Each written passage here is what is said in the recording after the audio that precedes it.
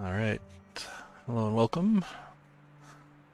I'm going to continue with playing through the Wintermute episodes here.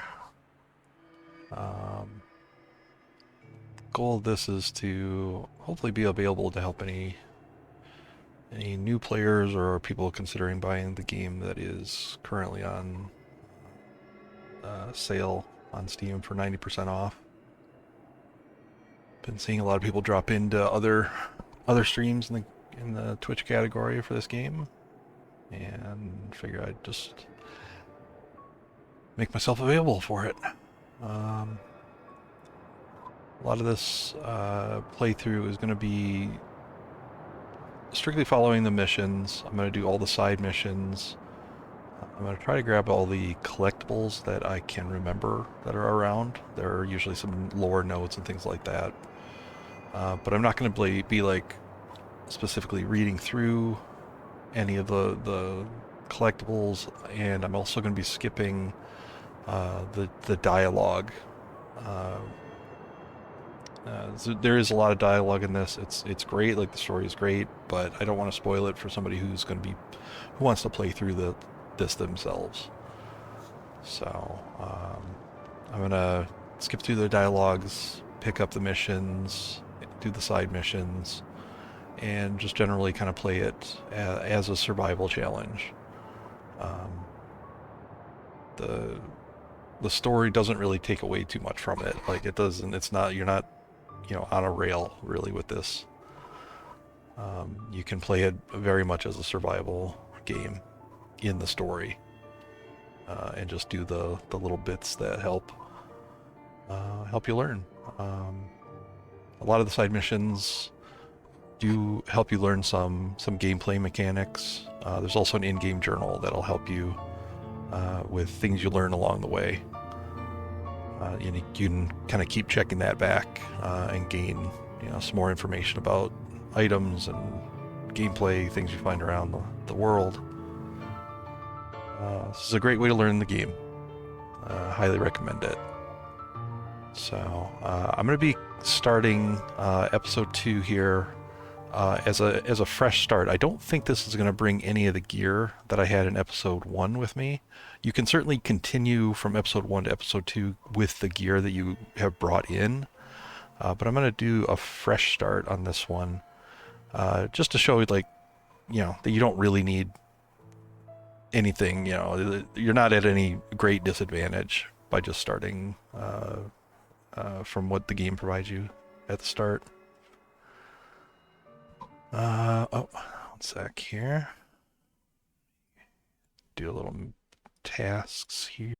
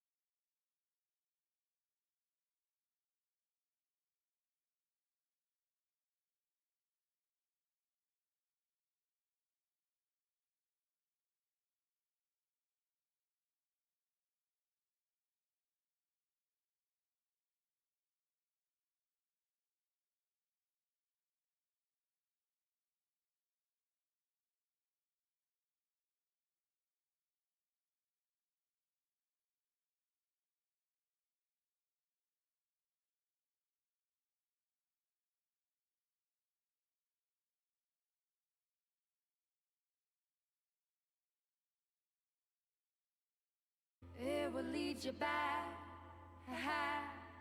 to me?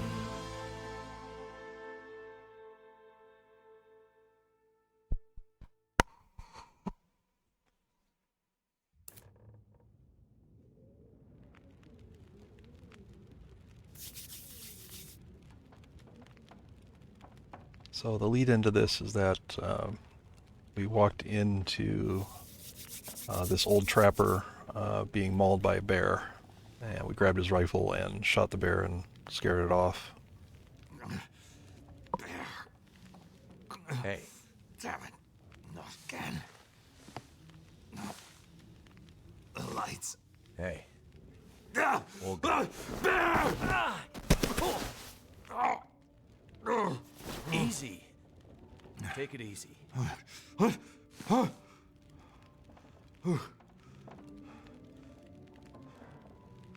are you?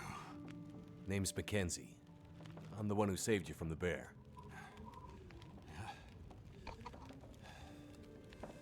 Kill it? I don't think so. But I hit it. Maybe scared it away.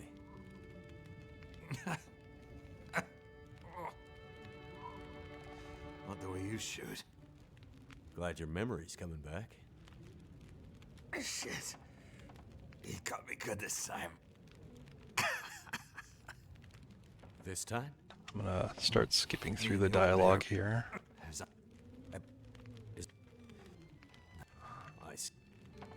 The gist of this is that the trapper is pretty beat up and needs some medicine. He also wants transistor parts for his radio. Wait. Hopefully call for help. You won't kill him.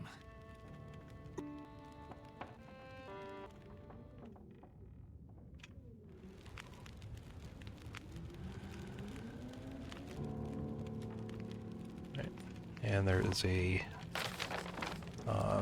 one of the benefits of playing Wintermute is that you are given a fully exposed in-game map. Shows you key locations. We're down here at the Trapper's Homestead, and all the way up here is the destination for our first mission. In survival mode, the map is obscured, and you can expose parts of it as you play with charcoal. But this is kind of the only time that you'll see the full map in game. So that another big reason why this is a great way to learn the game is because knowing your way around, you're really not given anything like a direction sense in the game in survival until you have manually exposed this map.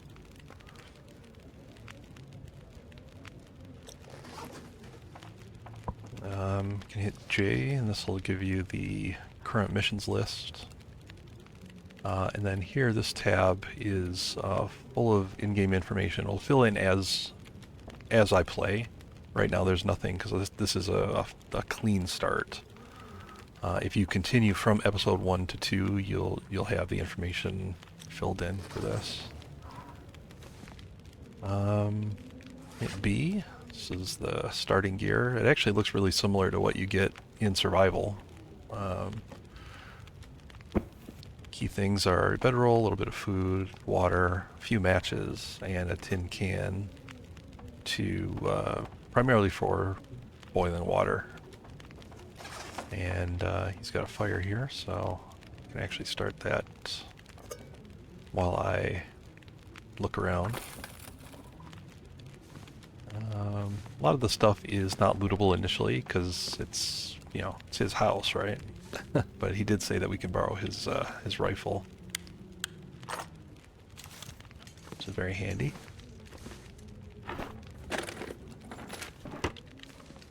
This is a workbench. As you play Wintermute, you'll gain access to some blueprints that you can craft only with the workbench. What have we here? You can kind of think of this here as anything that you can touch in here. It's something that he wants you to have.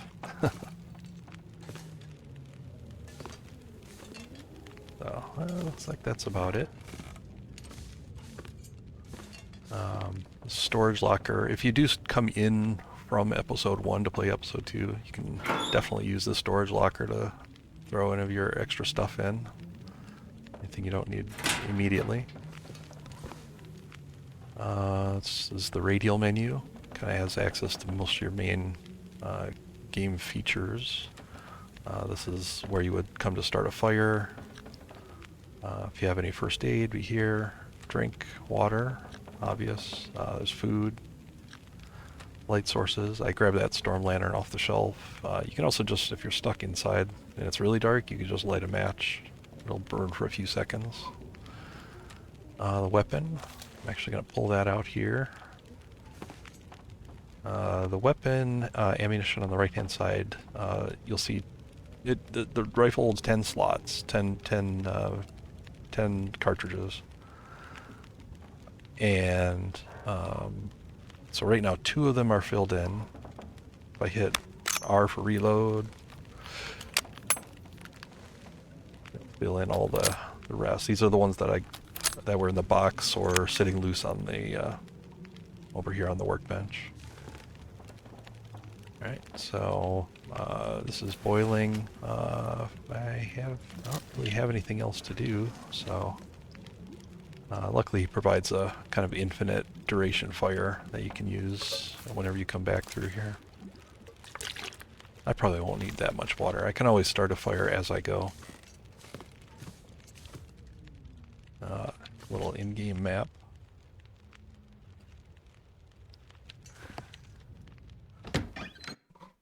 That trapper's my key to getting out of here. So, Better not die on me. got a bit of a walk here. Let me get a little further away from the house so you can see it. In addition to the exposed map, you're also given a directional arrow and position. So, there we go. Very easy to navigate with this. In survival mode, you can expose the map, but you're never given the directional or position.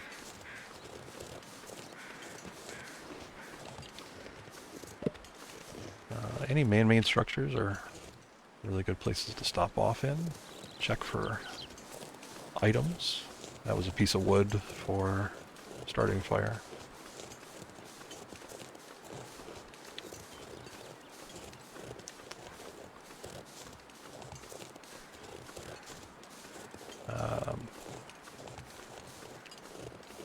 Sticks are very plentiful.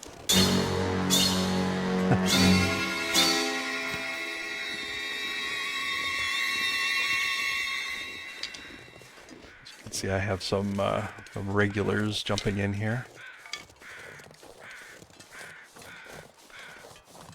Hi there, Games and Cookies. So I'm heading over to this. This is a railroad line. It runs right across the middle of the zone. It's really easy to navigate using that. Stop by this poor fellow. Just what I need. Catch it.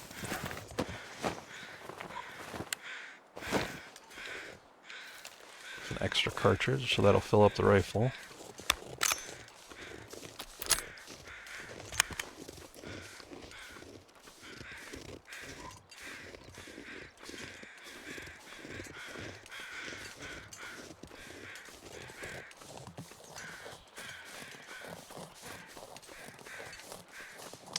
On the bottom right, every once in a while, when I'm walking on this hill, let's see if I can get it to pop up here again. Get this little red indicator. It's meant to be like a mountain. It's telling you that you're on a slope and that you're more prone to getting a sprain, like tripping and falling. So it's generally better to try to stay off those if you can. Obviously, you can go over some of these. Some hills or slopes are just too steep. These are birch bark. These make a health restoring tea. Let me pull that up. This way I can show you the journal. So it fills in as I found it. Prepare birch bark before brewing it into a natural tea. It'll gradually restore some condition. So your condition is your overall health meter. That's where the bar with the heart next to it is. The rest of the meters above that are all in order. They're temperature, fatigue, thirst, and hunger. And as long as all of those are above 0, you're technically you're passively healing over time.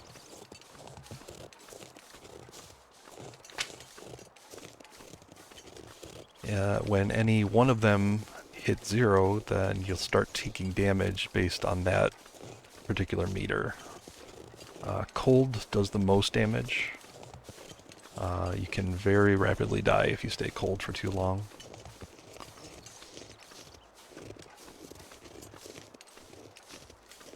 And you can see it's got double down arrows, so that'll mean it's... well, right now it's -8. Just indicates how rapidly that temperature is dropping. Each stick, if you throw it on a fire, adds 1 degree.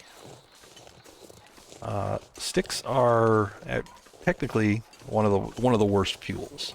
It's because they're so plentiful and they do renew. So, if you pick up sticks in an area every, a couple days later, especially if there's a storm, you can come back and the sticks will be back. So very plentiful, very easy to collect. They take no time. You just click on them and keep walking. But for what they do, for the fire duration and temperature that they add, they're actually fairly inefficient. So they're kind of something you want to use up first. This is the fire starting tab here. Logs like this, there's also a cedar log, are better for travel. If you ever find some coal, it's another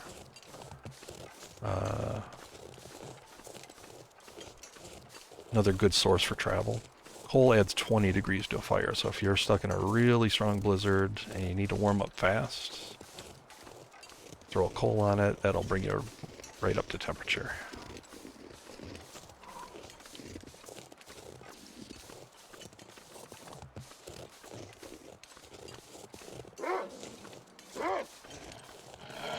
So, important thing with wolves is not to really panic. They will charge at you if you aim at them. I don't have a lot of bullets, and I'm not in any immediate danger with the wolf, right? I've kind of kept my distance. He's following me. But if I walk far enough away, you see he will kind of jog to keep up a little bit. But he won't really approach any quicker. If you're overloaded and you're walking slow, he will catch up with you, though. Well, if I run, he'd catch up. He'll do a little trot also. I think he's behind the tree. There he is. And he'll kind of reclose the distance. I can spend a little time outside here. There you go. Run for it, Marty!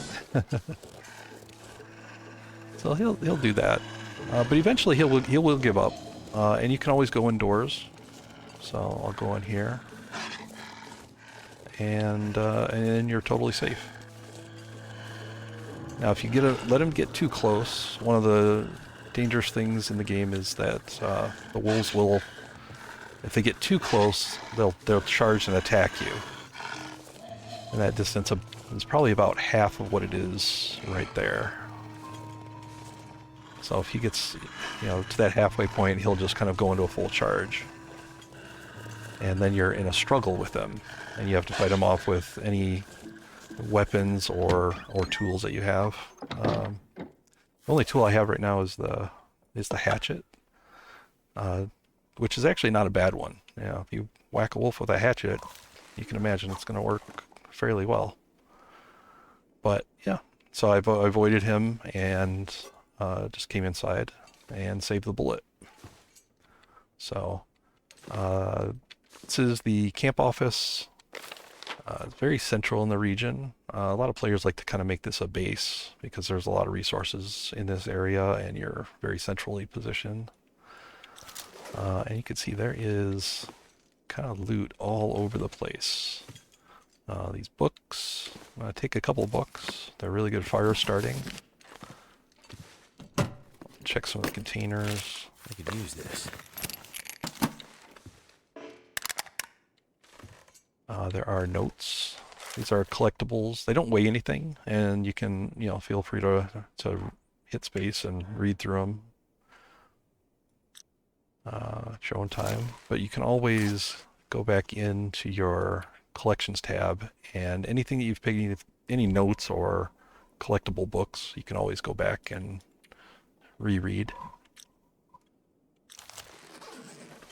Collections tabs will also have any keys that you pick up to open locked doors or chests or caches rather. This stuff will come in handy. Some more matches. It's a lantern. Now I already had a lantern, so first number here is the condition of the lantern. It's not really relevant for lanterns, but it can be for something like the tools and the gun. You don't want these things to get too low, otherwise they will break and become completely ruined.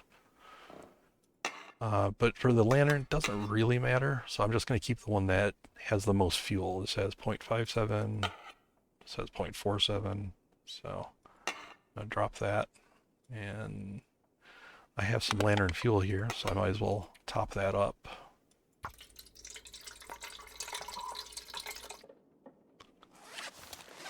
Now I can go to the lights tab here and that'll show up. And if it was dark in here, I could give us a light. Storm Lantern's really nice because it can't be blown out, so it's something that you could use in a strong wind if you really needed to. A lot of other supplies here. Whetstone. Very handy for sharpening blades. So what you can do for, like, say this hatchet, if I wanted to make sure that this stayed in good condition, I could just go in here, sharpen.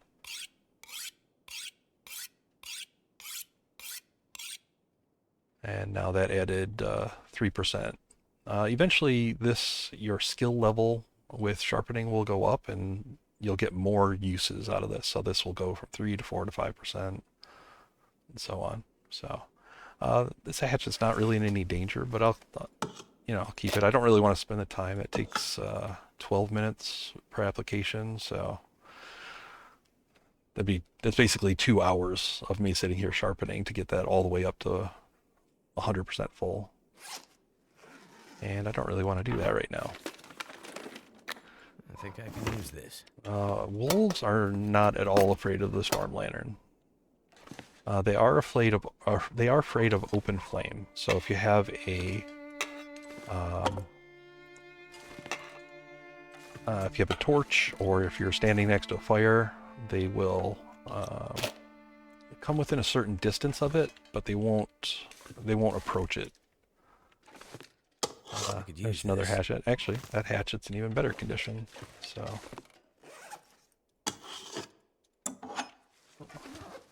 Really no benefit to carrying multiple hatchets, so I'm just gonna leave this here. I'll leave kind of any duplicate items that I don't really need immediately here.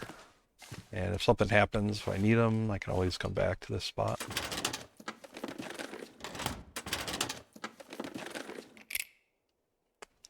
It's one of the keys I was talking about. Key to one of the Mystery Lake cabins.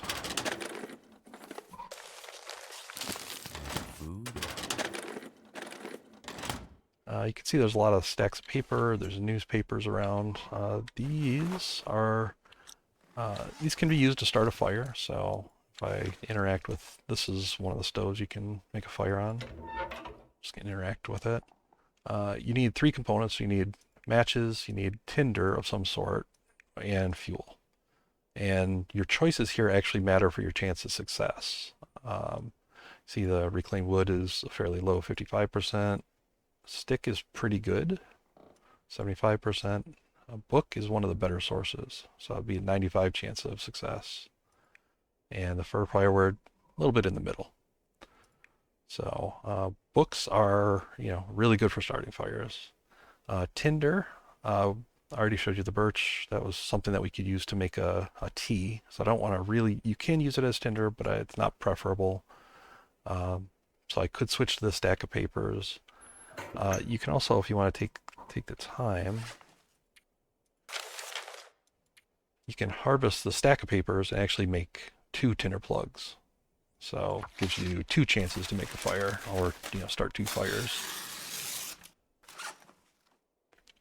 So now that'll show up here. Yeah, it's tinder plug, and I've got 2 of them. So that's pretty good. Oh, some more rifle ammunition. This is a cooking pot. This is kind of a better version of your starting can, right? So these you can place them via this menu. You can just kind of select it, and it'll pop out. You put it on a stove like that. And if that fire was on, I could make water. It holds more water at one time. The can is pretty small. Some of those. Another can. Lots of cans around. And I don't necessarily need them because I already have these cooking pots. So just leave them around. You're also free to use any storage. If I didn't want these necessarily to be out here, I tend to use storage like this primarily. I don't like to set a lot out in the world. I like to kind of keep it organized. All right, more bullets, some gloves, a book. So the books that you find in Wintermute are they start side quests. So if I hit this, that's the text. If I pick it up, so there, starts a side mission to go catch a fish at a fishing hole. The books like that you find in survival can be read to increase your skill level in whatever skill it's related to. And the skills are like fire starting, fishing, rifle firearms, and all of those have 5 levels, which you can improve on. Each level giving you a new benefit.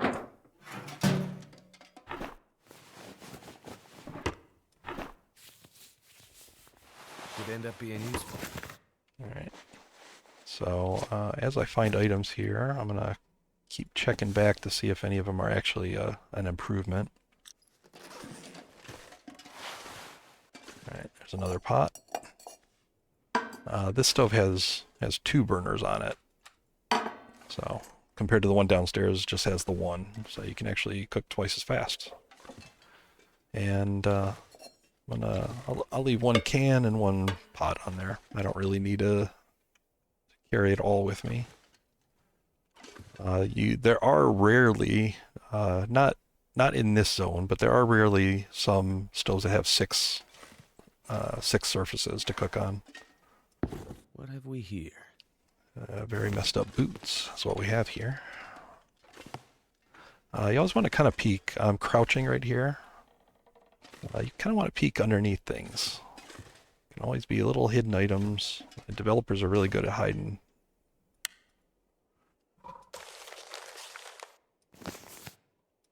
Another little pamphlet with some information. If this is any good to eat. That actually added something to the journal. So let me take a look. Probably places, Mystery Lake. So long explanation about what this region is all about. It was mostly used for summer recreation on the lake. Best be prepared for anything. There's also some logging, hunting areas, all that. So there's a bedroll. Now I already had one, so I'm actually going to put, that's another kind of key item I like to set out. visibly rather than throwing in a shelf somewhere. Let me catch up on a couple things. There was a tea that I picked up, an herbal tea. This is what you can make using this box of herbal tea. You cook this on the stove with a little bit of water, and you can make this. Don't dwell too much on where all the teacups will come from. That's just kind of a who knows.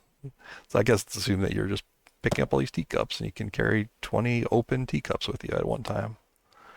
But this gives you promises restorative benefits and more peaceful rest. I don't know if that added here. That didn't.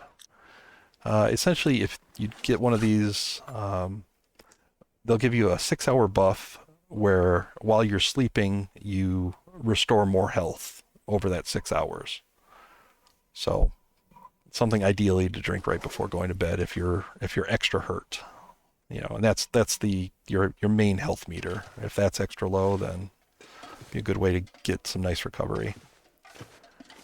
All right, the bedroll can be placed out here. You can actually set this outside also, and it provides a place to sleep. You can go up to 12 hours, but one of the gotchas with this is you can see that there's a calorie store. It tells you how many calories you're going to burn during this 12-hour sleep. That's how many you're going to burn, and that's how many you currently have in your store. Your maximum store is 2,500 calories. So I'm about halfway there. But what's not displayed here is your thirst meter. So the thirst meter is on the lower left. It's the third one over. That holds, if it's completely full, that will cover you for 12 hours of sleep. It's a little bit lower. It's only 10 hours in higher difficulties on survival, but for Wintermute, it's going to be 12 hours. So what you have to be careful about is when you go to sleep is not only your food, you don't want to run out of food in the middle of the night, but you also don't want to run out of your thirst meter. So you tend to want to eat and drink right before going for a nice long sleep. So let me pick this back up. Oh, it does also give a little bit of a warmth bonus. So while you're in the bed, you get +4 degrees. It's the same sort of, it's the same menu as you would see in one of these in-game beds, but these tend to give a better benefit. Yeah, this is +6. Indoors like that, like this, I'm warming up right now, but I'm not warming up terribly fast. And that's more or less just based on the equipment that I have at the time. These are a pretty ratty pair, so I'm gonna harvest them for a cloth.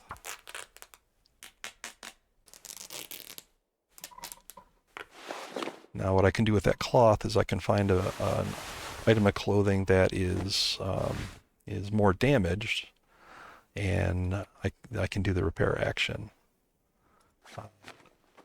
The warmth of a piece of clothing is directly proportional to the percent condition of it. So these first two stats, this is its base warmth and this is its windproofness. So it's like the extra warmth that it provides you against the wind chill.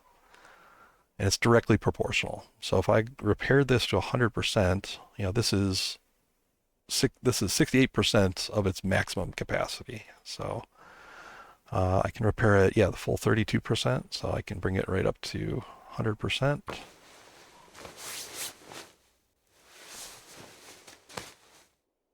There you go, 100%. And if I go back and look, there we go, fully recovered. These are really messed up boots. So I could harvest them, but this takes a really long time to harvest the leather. And then with that leather, I could fix these ones. But like I said, I don't really want to spend that time right now, so I'll just drop them and leave them maybe if I come back here, and if I've got the time, I'll take care of it. So that's about it for this place. I'm gonna keep walking. Just realized we lost our outro. Yeah, I did a clean episode start. So if you played through episode 1, you'll bring all your items, all your inventory, all the clothing that you had gotten from episode 1, you'll bring it into this episode. But I did a clean start on this just to kind of show that that's not necessarily needed. All right, so here at the camp office, I'm going to follow these train tracks all the way up to the dam here. It's a pretty fun lookout place up there. Very scenic.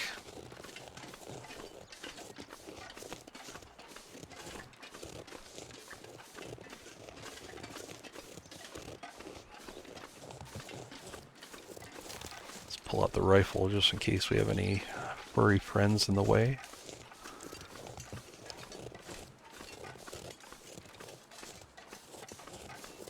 Better find some water.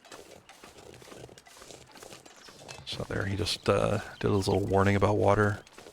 They'll give the characters will give verbal warnings based on their overall condition, just to kind of keep you up to speed.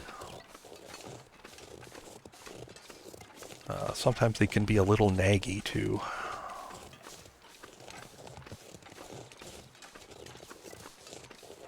But those verbal warnings are triggered based on like certain percentages that the meter is depleted.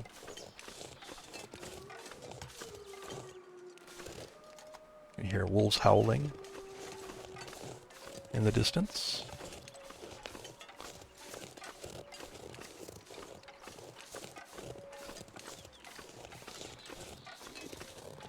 Can be kind of useful so you know what you know, if they're coming up. If I had heard a howl coming from ahead, I would be a little bit more on guard. So, stop in here, let's see what's available. Nothing.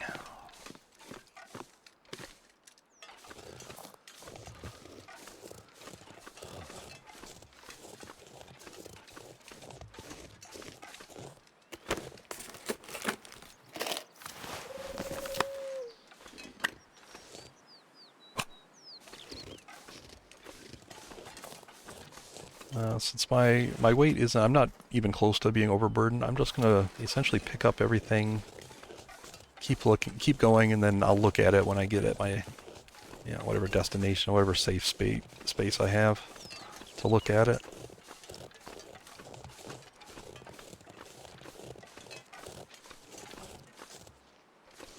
I don't know if you can hear that, there's a wolf over that.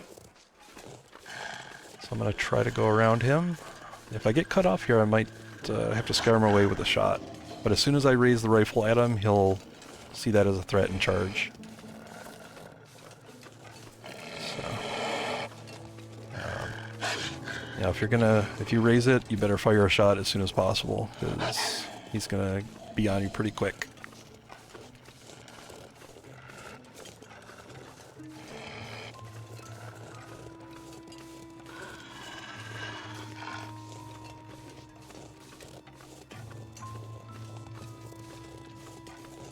As long as I got around him, you see, I'm getting some distance. He will kind of trot to keep this rough distance right here.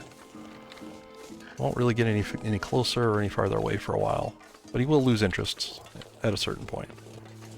Especially if I go inside. If I go somewhere he can't reach me. So, you know, something like this train car.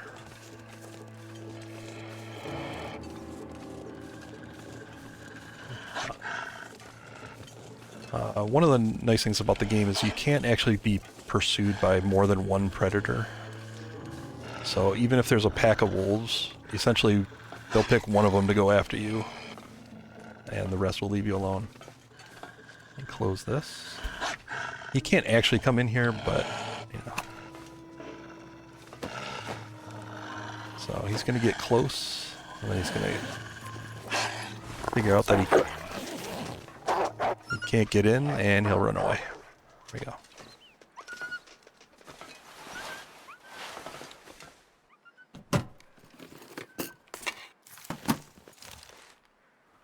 Again, crouching to look at any hidey spots.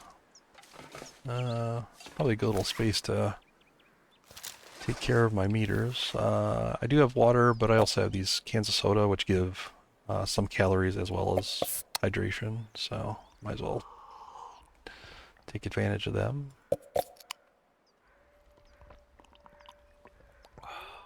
That should leave me good enough for a while. Let's see what the journal filled in here. Oh, it's really just the collectibles. Alright. Oh, and there's the survival skill.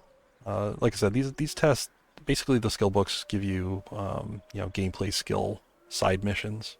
So it just says catch fish. We'll do that later. Let's take a look at the clothing. I know I picked up a few items. Those are pretty good. Yeah.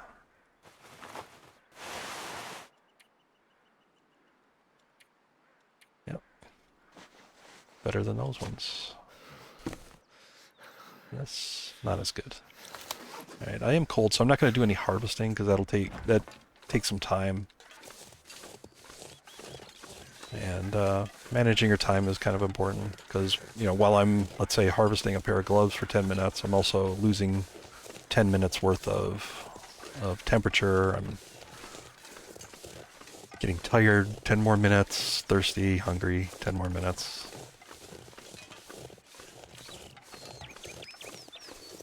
So, just going to continue following the tracks. The zones that you encounter during the Wintermute are very central gameplay regions. So when you take this knowledge onto survival, you'll be passing through these places pretty frequently, and kind of the knowledge that you gain from playing Wintermute, in addition to the the full map visual that you have, can be a big help. Oh. See if I can keep my distance and get around him. I need to find some place to escape this cold. Alright, I can also sprint just a little bit. Keep that distance. I could have went down the hill and kind of gone the long way, but felt like I could get around him. You can always play it safe though and just book in the opposite direction.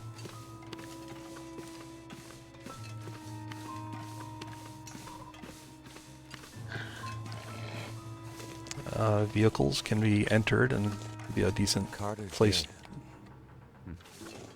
This place has seen better days. Decent place to avoid the wolves for a little while. That'll come in handy. You can also loot them. So now that wolf might still be around out here. I'm going to give it a second. I don't see him. But sometimes they will kind of keep walking, and they'll like walk right by the door. You don't want to... Yeah, there he is right there. He's on the bridge. I can't tell. Okay, so he's walking back to his starting point there. So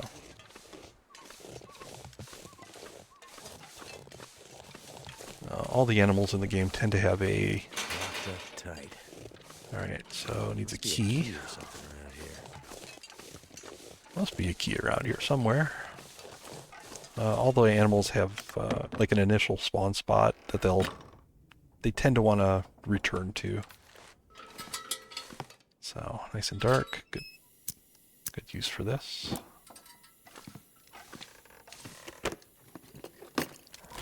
Excellent. Excellent.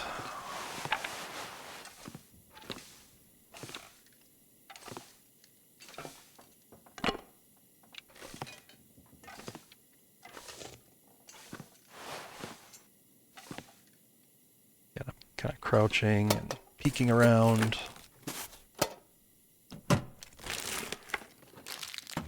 Trying to defeat those sneaky developers. Must have been really good at Easter egg hunts. Oh, chicken here. Oh. I'll just leave the lantern on. I'm gonna check this other trailer too.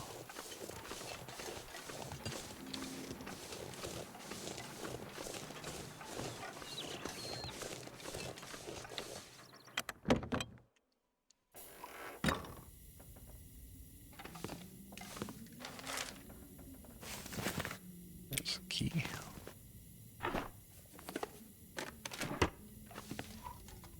How many books do I have? I like to carry a couple books for starting fires. Very handy, but their books are actually quite heavy. They're 0.5 each.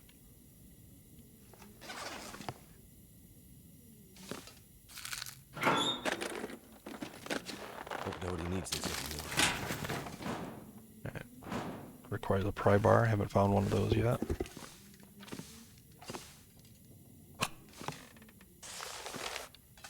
Alright, that's medicinal plants book. J. There we go. So it wants me to find all these components for teas. And some bandages. I'll show you what all those plants look like. Another sewing kit. I think I've got 4 sewing kits right now. 3, alright. Lots of bullets. One reason why I'm also not shooting is because this gun is in fairly bad condition. You know, it would only take a few shots to make that in danger of breaking. All right. I think.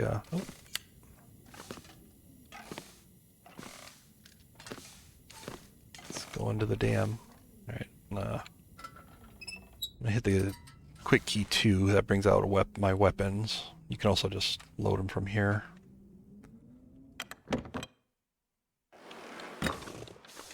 Just in case there's anybody out here. These are the reishi mushrooms that were part of this side mission here. I need to make 3 reishi teas. So, grab the mushrooms, and then at some point we'll sit down and prepare these.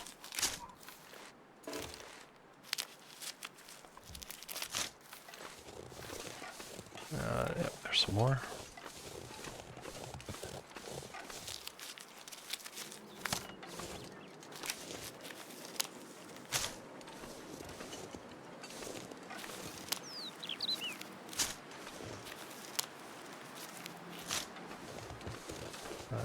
Reishi tea acts as an antibiotic.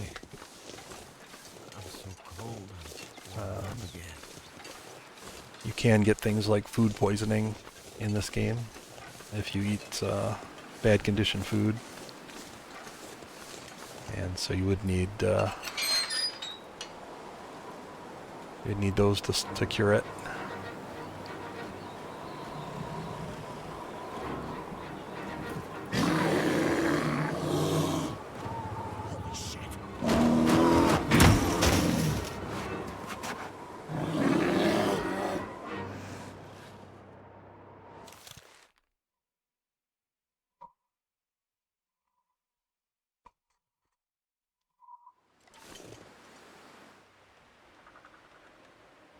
Unfinished business with the bear, he said.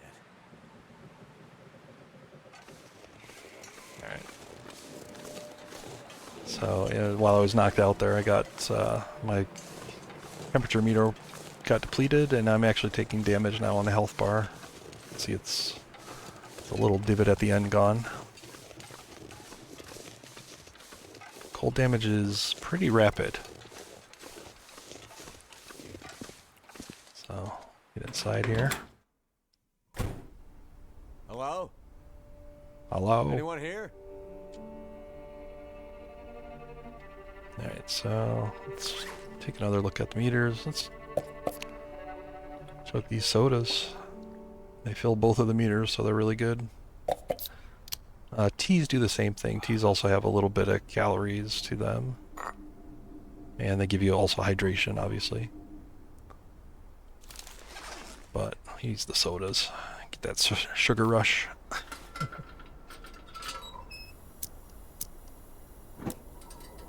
Alright. Let's see what there is to see around here. Alright, Woltook. I think I can use this. We're officially Canadian now. Puts it right on.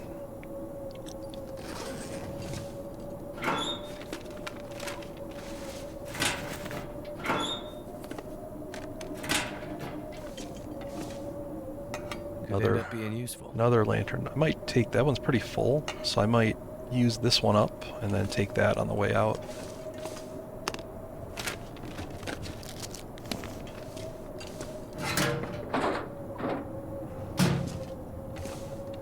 There's a cup of coffee. It's the old Hinterland logo.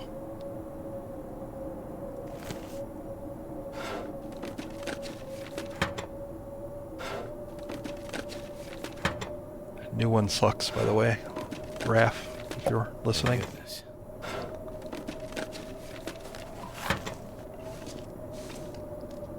The new one is just too corporate. Seems like the quakes did some damage here.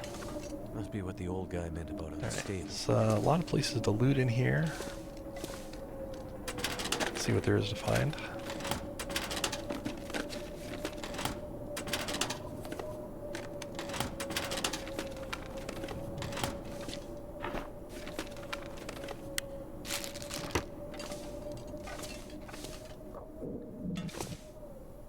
Rifle cartridges.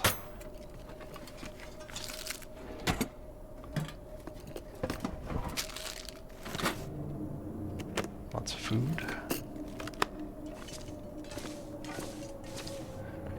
I tend to search things in a pattern. You know, either go left or go right, and then swing back around.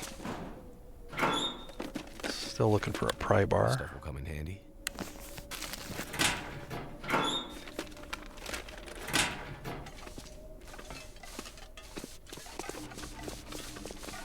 Down here before I continue on.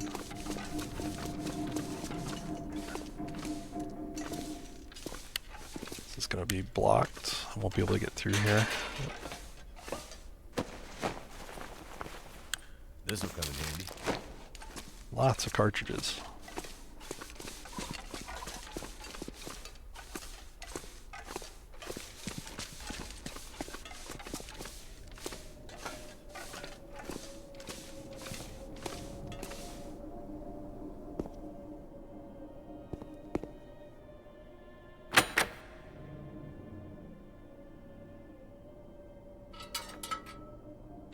Looks like this thing isn't opening unless I can get the power working again. But that's a problem for later. I have to get those radio parts.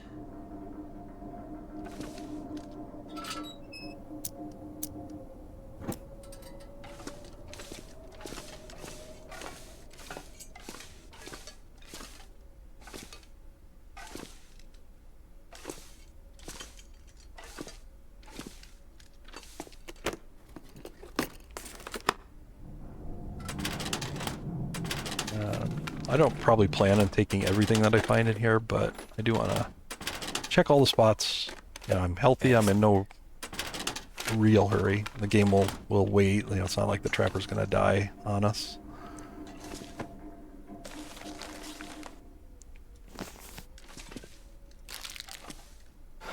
But I want to loot all these places, and then I can pick and choose what I want to take with me when I leave here.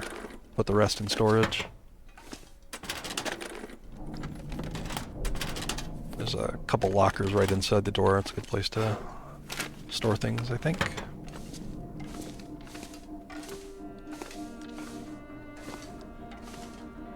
Sad music.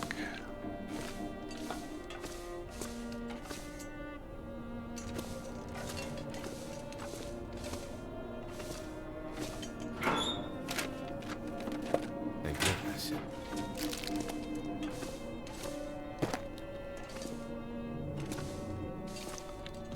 So some food in the game, you know, these, you know, they're sodas, right? So they give you hydration and calories. But a lot of other foods, you know, dry canola bars,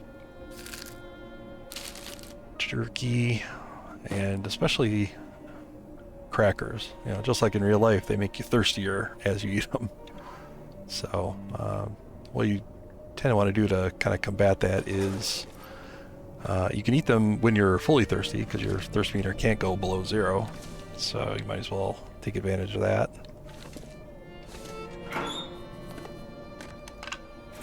But you tend to want to eat up first and then drink. And both of those like right before you sleep. So that's what Mystery Lake looks like in better days.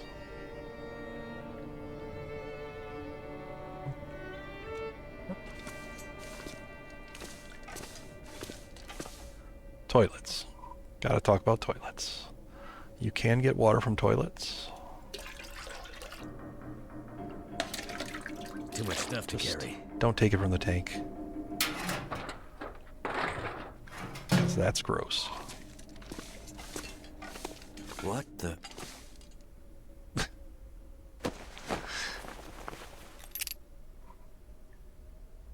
Key to the admin office at Carter Hydro Energy. That's this place.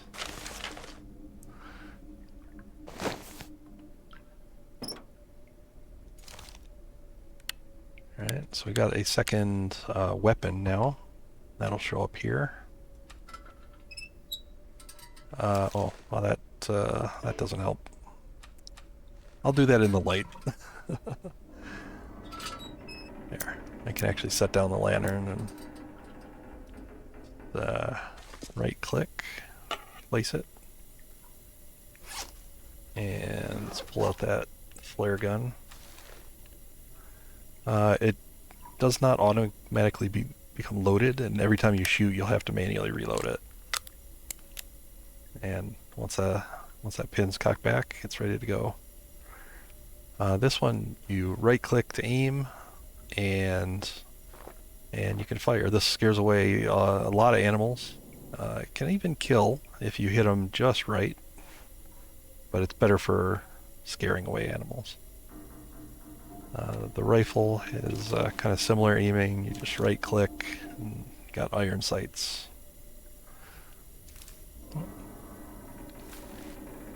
If you ever need to put away something that you're holding, so let's say I'm holding the rifle, you can always hit H, and that'll put away, that'll holster whatever you Might got. have to drop some gear.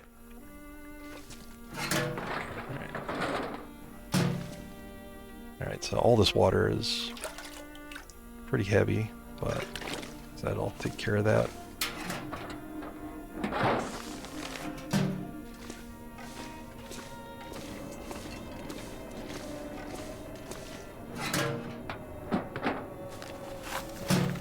Go. Let me drop off some stuff now, just so I'm not heavy. So your inventory, you can actually sort it alphabetically by condition and by weight. So let's throw some of this heavier wood and stuff. I've got books to start a fire, so I don't really need all this wood right now. I can put some water in there. Scrap metal I don't really have a use for immediately, so put that in there. Leave a flare or two for future. If I come by here, I might pick them up. You can also go by like the category, so I don't need these papers or newsprint. Clothing. Still need to kind of evaluate clothing, so let's do that. This little tick mark means there's multiple things that you could be wearing, and the vest can only go on this inner jacket slot. So if I switch this, now I can put Mackenzie's parka on the outer, and now I'm wearing them both. That's pretty ragged, so this is probably better. Yep.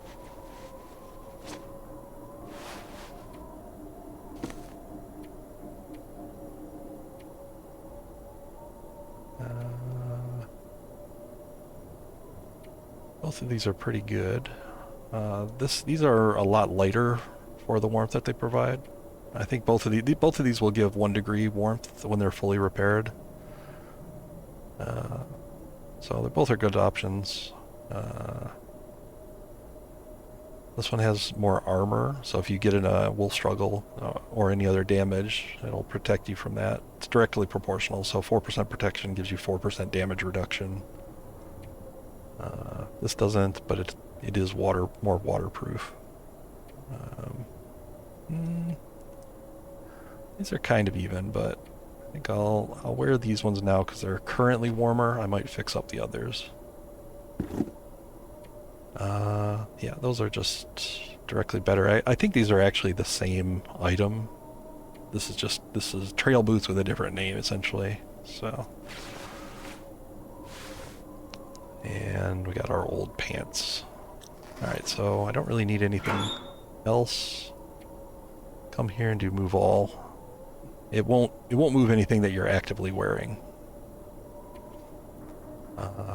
Food. I already put away some water. I'm going to take back out another half. Keep all the food with me. Most of this food is pretty light. The things you got to watch for are things that are in cans. Those can be heavy, but all these other things are fairly light to keep around.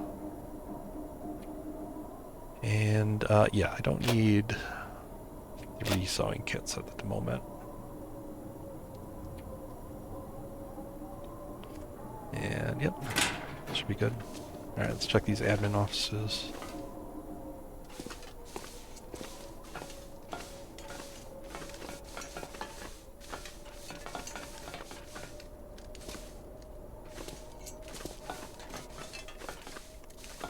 So if you've been going for about an hour, if you've joined, I'm just playing through the Wintermute story. But I'm not doing I'm skipping any dialogue or cutscenes that are particularly spoilery. But I'm going to do all the missions and side missions, as well as just kind of do the basic survival thing. This is still very sandboxy, you know. It is a story mode, but it's very sandboxy, so there's really there's no real reason to avoid it if you're strictly a survival type player. And it is a good learning tool. Take this food. The permadeath is turned off. You've got a full map. And also playing through this can earn you some achievements and feats that you could use later.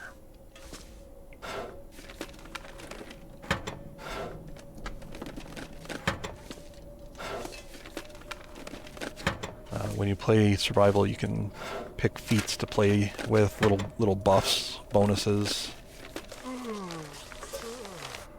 Alright, coffee. Aid station. That sounds like what the trapper needs. Oh, need the key.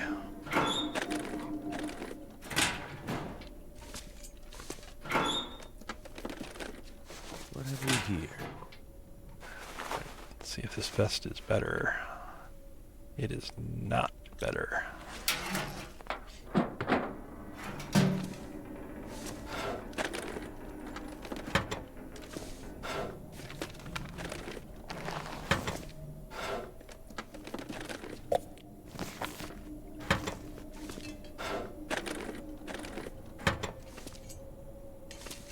Must be something we can use to fix the short way. Finally a pry bar. I can start opening.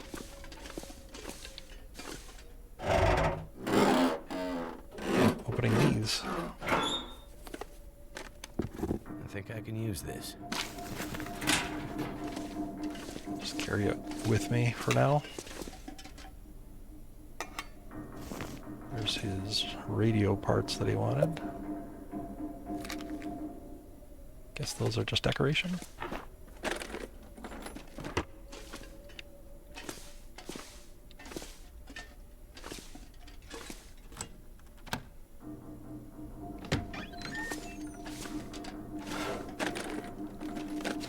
I can always use more food.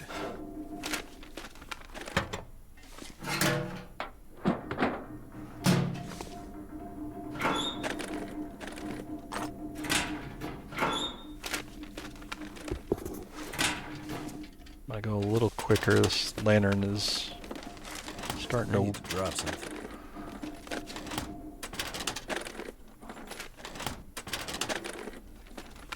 Starting to run out on this lantern.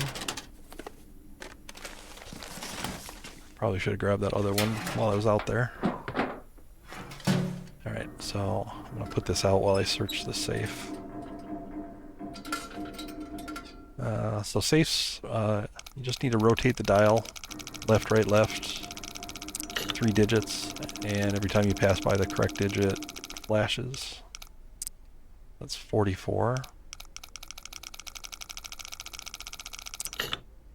That was about 6 or 7.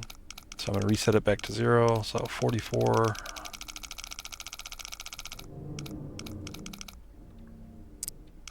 Then something like 7.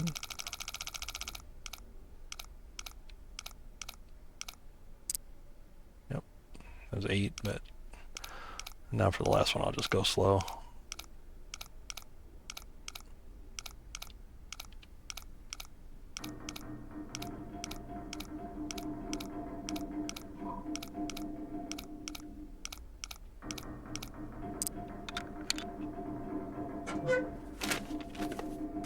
Hope nobody needs this anymore.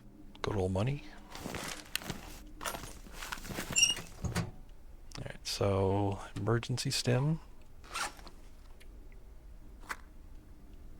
If you are really desperately low on health, this will give you a boost on your main health pool bar, HP bar, and it will also give you a short burst of energy, so you get 1 minute of full energy, which means you can run for a full minute in real time. Very, very good for getting out of trouble. Alright, I'm just gonna light this. If this runs out, I'll light a flare, but they're a little intense indoors.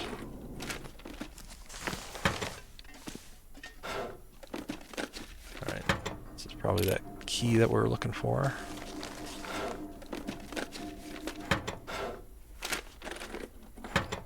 First aid station.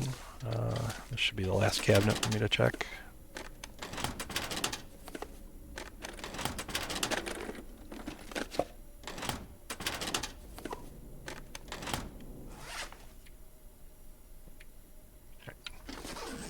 Just checking to see if I picked up any extra lantern fuel along the way here.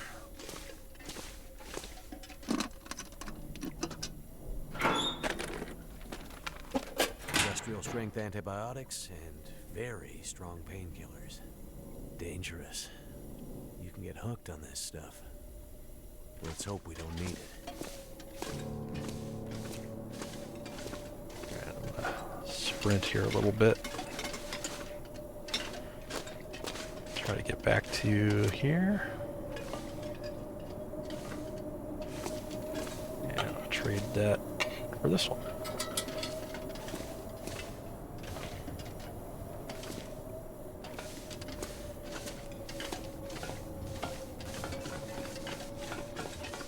Finish checking this stairwell, go all the way to the top floor here.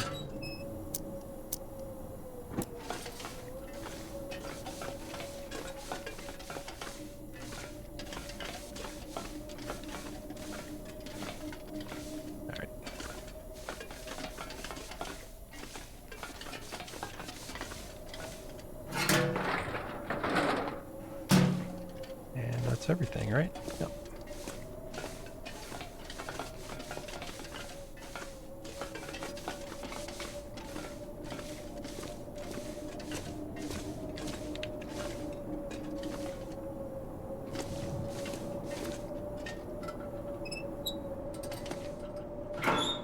Alright, let's do another inventory check. Cash is great, but it can really only be used for starting fires. Yeah, let's do that. I'll take that. So now I've got 3 regular tinder in this for starting fires. I could eat anything right now. Let's take back this fir wood. Antiseptic that we found, that's good if you get in a in a struggle with an animal, so a wolf or a bear. They tend to cut you up pretty bad, and that'll keep the infection from hitting you. Let's move all. I'm going to sort by condition, because I want to see if there's anything here that might be worth saving. We already checked that was not better. Let me check this hat. The boots, those are his old boots. We know those are not better. So that's not better. So I'm going to leave this. We know where this is. If for some reason something happens to our clothing, we could always use this to exchange food. Probably not a bad idea to leave some emergency food here. I'm going to leave some of the better condition stuff. Let's leave that. We'll leave that. Beef jerky is pretty high calorie, so we'll leave that. It's a good 2 days worth of food right there, probably, if you're careful with it. Yeah, sewing kits can stay.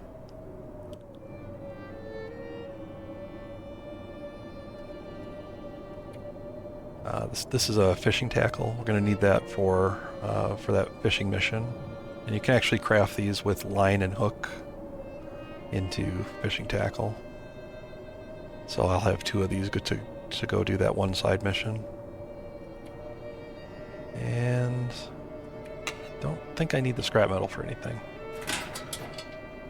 Alright, it's kind of dark here. You can essentially flick the storm lantern, get your directions.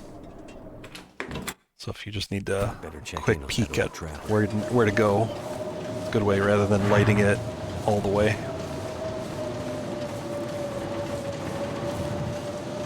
Alright, so pretty awful weather here. This is not something you want to travel in for very long.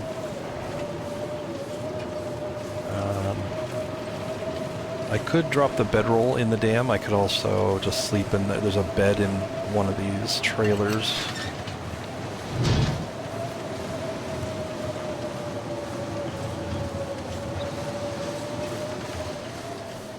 But yeah, this is pretty terrible weather. Good time to sleep. And there was a bed right here on the floor. Let me see if I can fumble my way to it. There it is. And let's eat.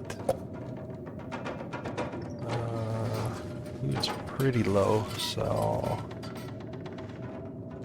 I'm gonna eat some of these first. These have 250 calories, so I'm gonna eat them first. These have 350. It's kind of why I left the beef jerky in the locker. Condition is a factor. I'm gonna try to eat just the better condition stuff. Save the others for if I'm a little more desperate for food. You can also sort this by condition. It's another good way to do it. And then these are you don't get food poisoning from sodas, so I'm just gonna drink these. Get hydrated. Get a few calories along the way too.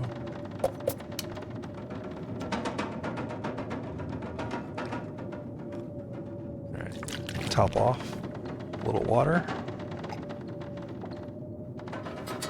And then there's the bed.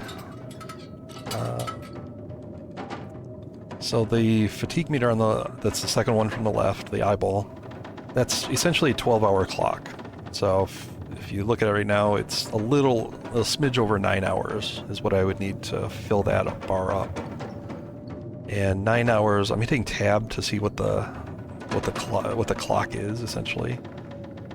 And that's a 24-hour clock. You get 12 hours of daylight, 12 of night, 12 of day. So that looks like it's about 3 in the morning. So 9 hours would have us wake up at about noon. That's pretty good.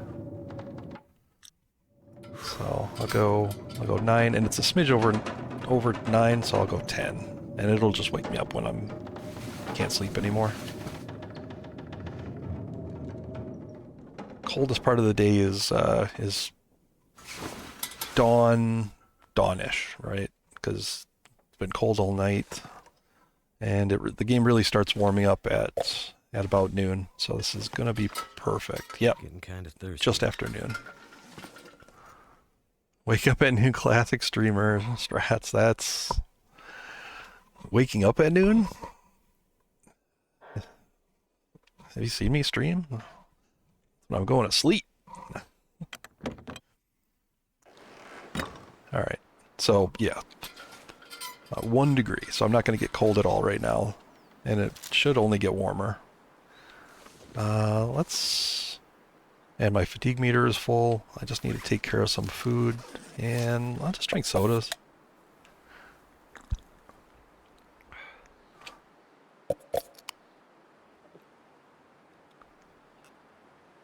I like to use up the sodas as much as possible first, because water actually has a use. You can brew teas with water, whereas sodas, it's just hydration and calories. So I consider it something to use up first. Alright, so I'm going to walk down by this river.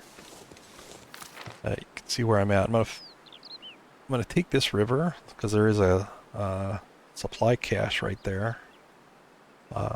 This river empties out at the main mystery lake. That's the camp office. It was like kind of the first building we went into.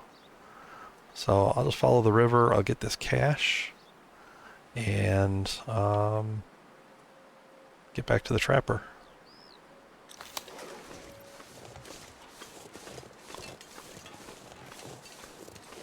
And actually, I think this cache isn't on the river. There's there's kind of a side trail here. You can see this kind of lighter area here. There is a side trail, so I think that's where you have to go to get this. But then it goes right back into the river.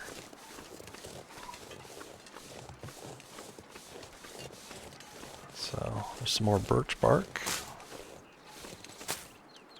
These will make for some delicious teas later.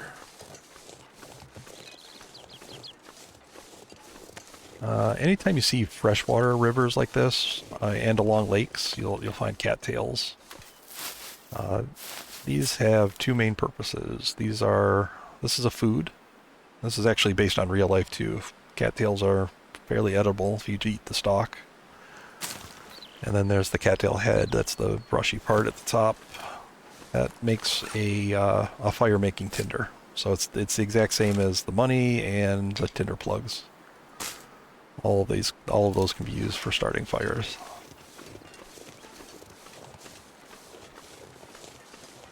Those do not renew, but they are pretty plentiful.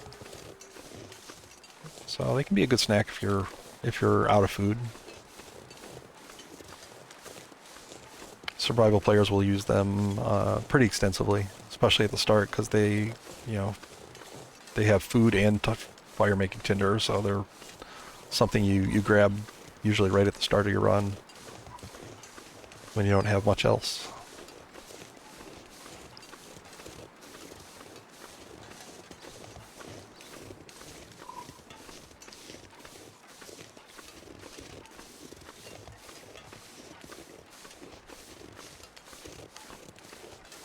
Alright, so here's that kind of wide open area, and there's wolves. Alright. Alright, so it's going to be hard to kind of avoid those right now. So this is probably a good way to demonstrate fire and wolves. So I'm going to start a fire here. Try to make this highest chance of success.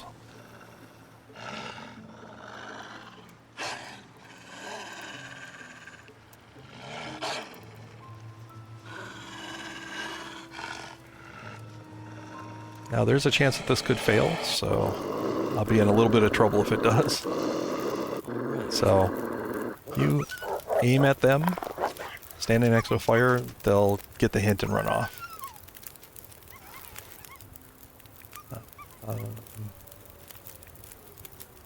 Add this. And fires, you can take torches. And you'll get usually torches in, you can see the condition on the lower right. You can get torches that are between like 20 and 50% out of a fire. These are actually some pretty good ones so far. You can also craft 100% condition torches that last a really long time. But it's also just as easy to take some from a fire like this.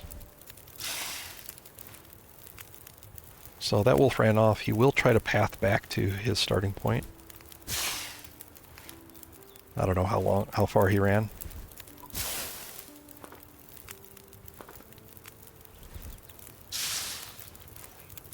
I'm not sure I can carry much more. So what I was doing was extinguishing them with the left mouse button, and then putting them into, and then holstering them or putting them away. So now they're in my inventory. You can see the conditions. Condition is directly related to how long it'll last.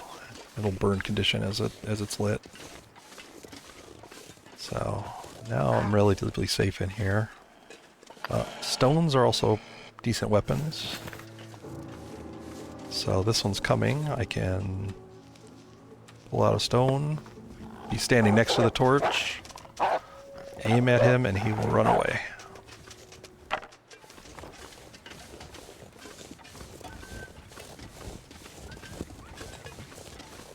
This trick obviously doesn't work if it's too windy. If it's windy and you've got wolves, that's when you might want to consider using a flare.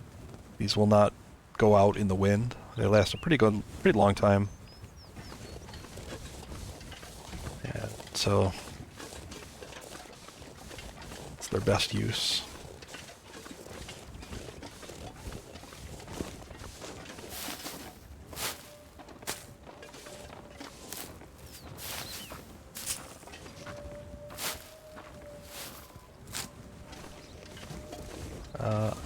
You know, obviously with the deer, I've got a rifle. I could be hunting if I needed the food from a deer.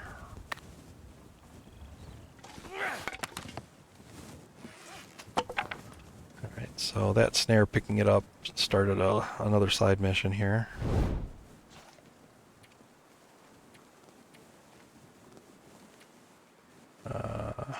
Where is it? I don't think it may not have triggered fully or something.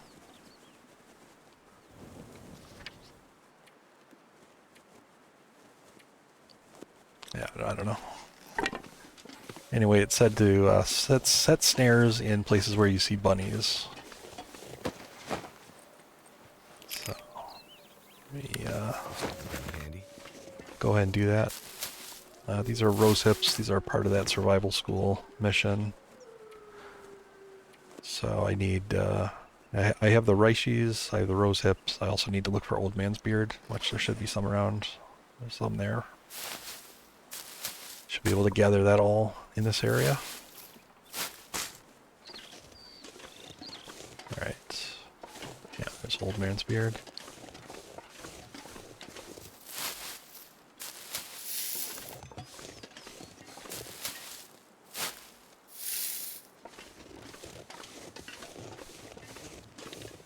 So, setting a snare, you go into the campcraft, there's the snare, and it gives you a little indicator. You just want to put it in the area of the bunnies. These don't technically catch bunnies that are roaming around. Like, you don't have to put it in their path or anything like that. They just, they will check, after they've been sitting out here for a while, they'll check to see if they have caught a rabbit. And so you'll just find a dead rabbit caught in the trap. And there, that torch was dying off, so I threw it to the ground and I lit the next one off of it.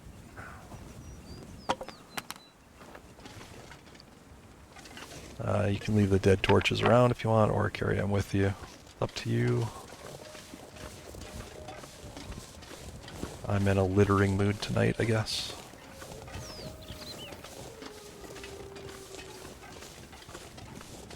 Alright, still looking for that cache, and it looks like it's in that cave right ahead.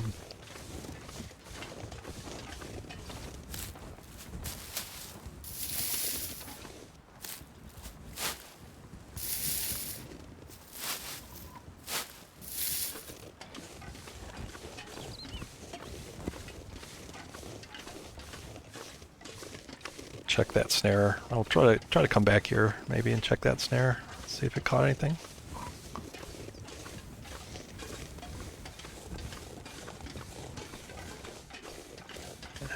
Talon's Cave. This looks like it's the cache here. It's this little box. Well, well. What do we have here? It's MRE, water, End up being useful. coffee.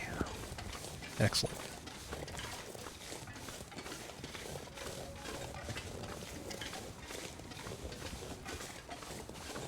So coffee works pretty much like real life. It will restore part of your fatigue meter.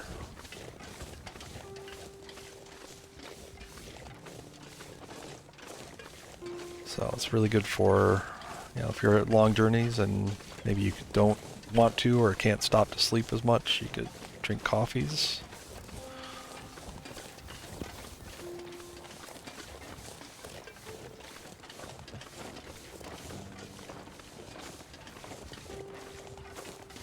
At some point I'll stop and maybe do some hunting.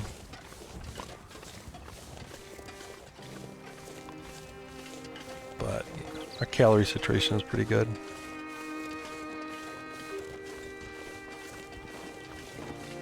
Probably should have put that snare here.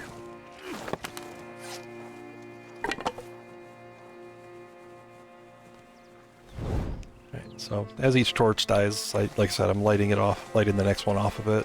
Just to keep everything going. I don't have to use a match every single time I want to have a torch. I can keep protected from any wolves that might be around. And some more old man's beard over here. Some rose hips.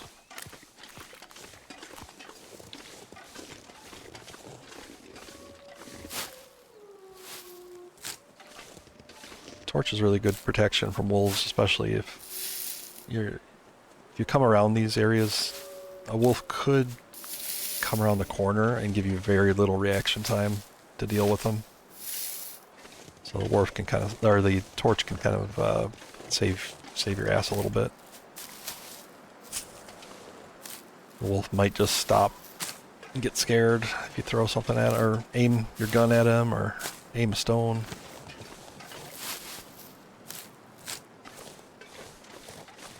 Now, if you cut the corner too close, and the wolf is, let's say the wolf is like right here by this tree, and I just come around this rock, and he's like right in my face, the torch is probably not going to protect you, because he's just too close, and he'll just leap in your face.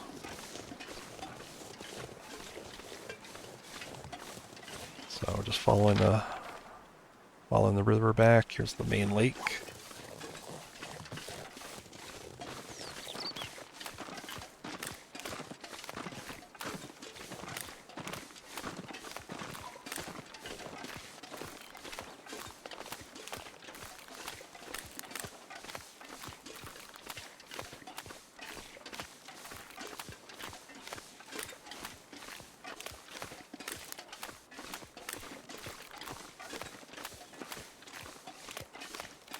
So every once in a while, this deer is actually kind of running for danger right now because he's running towards some wolves. If a wolf gets too close to a deer, they will start to pursue it and will kill it. You can also force that kind of confrontation if you drag a wolf. Let a wolf follow you over near a deer. You can have the wolf kill the deer for you. Then you just scare the wolf off, like you would if he was chasing you.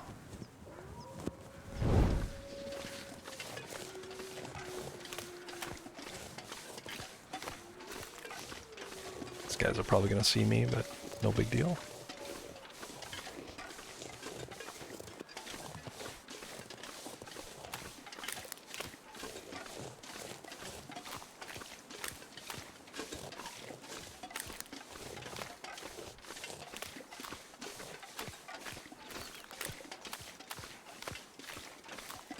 See me every once in a while, I'll just hit tab and I'll be checking the time.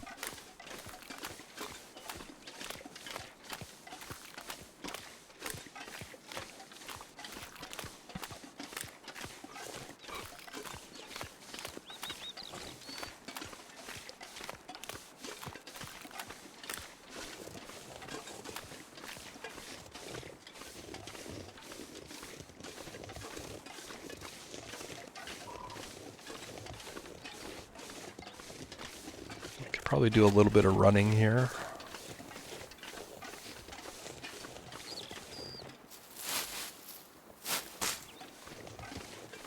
Should be a couple more rose hips here. Not in any particular danger, but you know, running, sprinting, you can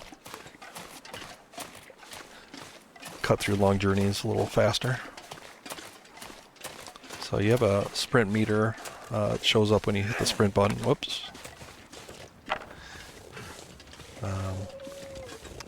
The red portion of the sprint meter that you see is a limitation of clothing. So some clothing will reduce your sprint meter, maybe because they're just heavy or awkward, bulky.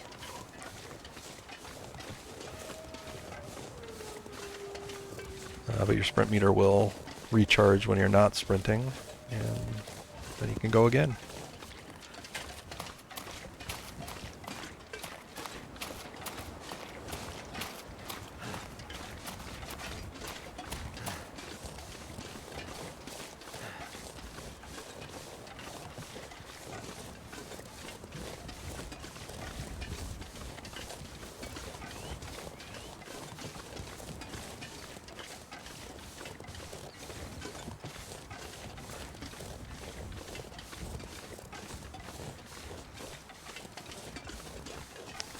Relight the torch.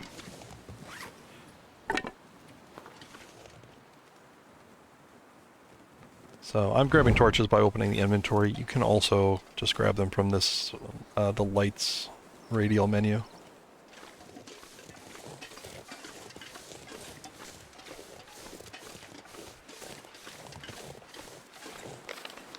So I'm heading directly for it. There's a big hill over there. Probably have to go around it. And the wind is picking up. This might blow out my torch. Which is kind of fine. Like I said, I do have flares for windy days.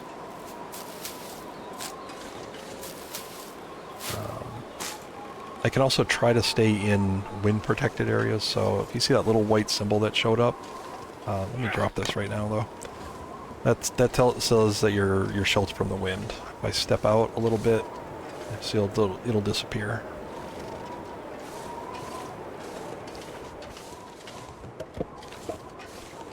So what I can try to do is try to stay into some wind protection.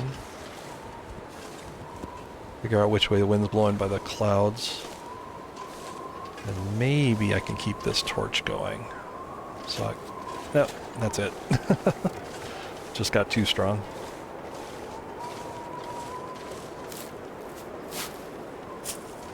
Being in wind protection also affects your temperature. So there's a wind chill of 11 here. If I get behind this tree in wind protection, now it's only -1, and I'm actually overall warm. So I actually go from warming up to cooling down just by stepping out into the wind.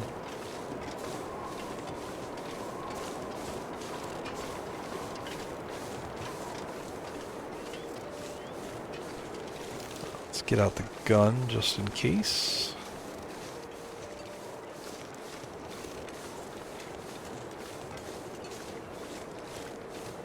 So I've got the 10 cartridges that are loaded in the rifle plus 33 more. That's a lot. So I'll probably leave some extra I should have left some extra ammunition at the dam.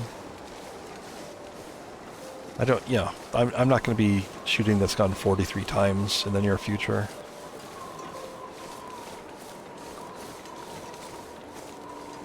So I can, you know, kind of save on the carrying weight by leaving that behind.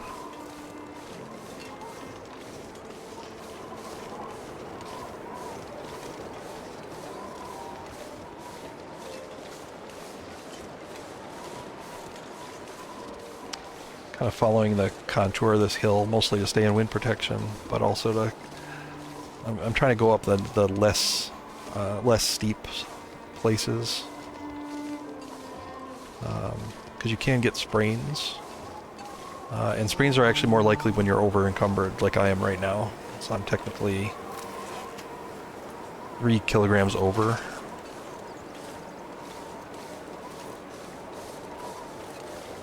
So if you're on a slope and over encumbered, it increases your chance of taking a sprain. You can sprain your wrists or your ankles. Ankle sprain means you won't be able to run anymore, you won't be able to sprint. And spraining your wrists means you can't hold items. So like the rifle is a two-handed weapon, if I sprain a wrist, I won't be able to hold it at all. I could still hold the distress pistol, flare gun, because that's just one-handed. But if I sprain both wrists, then I'm out of luck. Same thing with stones, these are one-handed.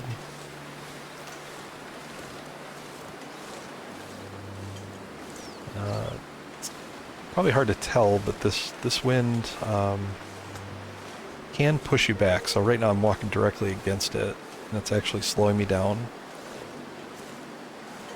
If I get in wind protection though, you see I suddenly sped up as soon as I got in wind protection. Let me do that again. Slow, slow, fast. So, another good reason to stay in wind protection if you can. But there's no options here. Short distance. I'll be there soon.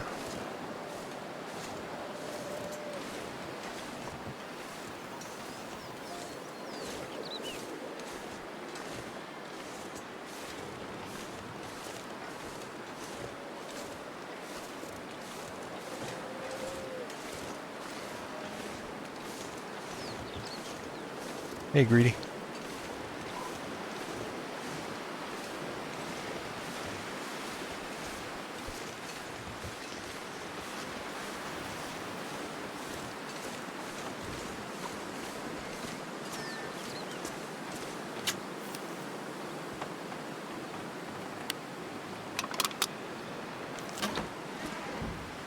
Just a little bit of lantern fuel.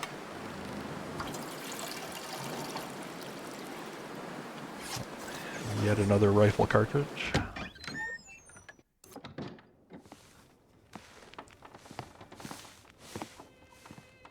So I'll be skipping a lot of the dialogue here while he gives us our next mission.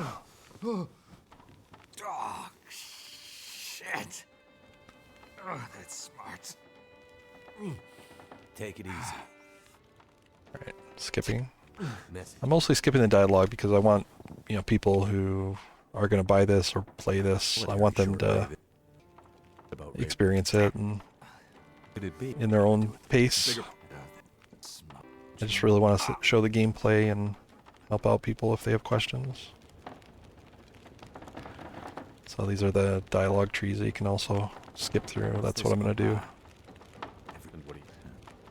It's going to look like he's stuttering a little bit because I'm skipping through all these lines. Mostly one you have, but Well, there, you said.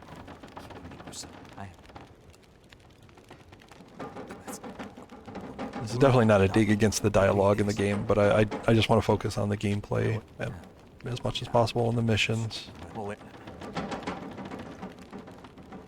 If I did the dialogue, I would be here for multiple nights.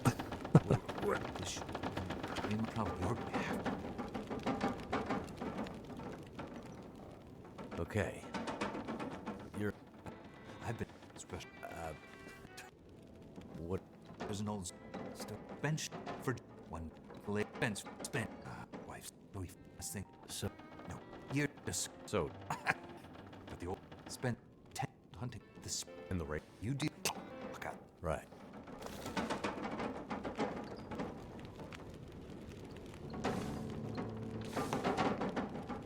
So, short version is he wants us to recover a legendary spear from the hunting lodge to protect ourselves from the bear. But this is probably a good time to let's put these out. Make use of his magically infinite fire here. Make some extra water. So to do this mission with the teas, this one here, you have to find, harvest, and prepare. Prepare is a specific action in the game. It's done from the crafting menu, and so you basically take the raw materials and cut them up, get them ready. So this takes 15 minutes. I think I can get 2 done while that water's boiling.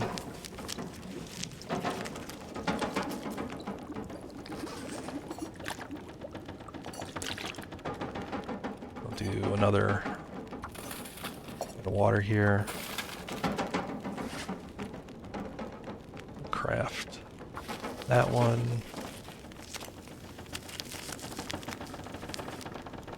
And then the rose hips.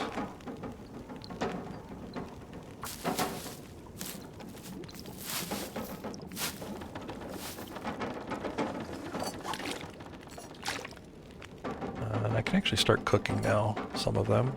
So I need to make 3 of these mushroom teas and 3 rosehip teas. I'll just start them off. And those take 10 minutes. Takes 15 to prepare, so I can prepare one of these while those 2 are cooking.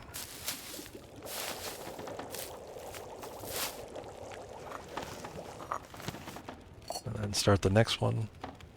So to prepare tea, it takes a little bit of your water supply. That's why I made water first. There you go, and I can prepare another one while those are going.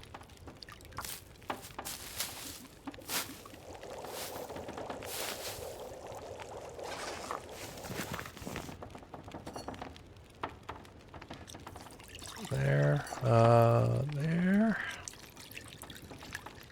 Now I can craft, start on the birch bark. These take only 5 minutes, so I can actually get 2 of these done while those 2 cook.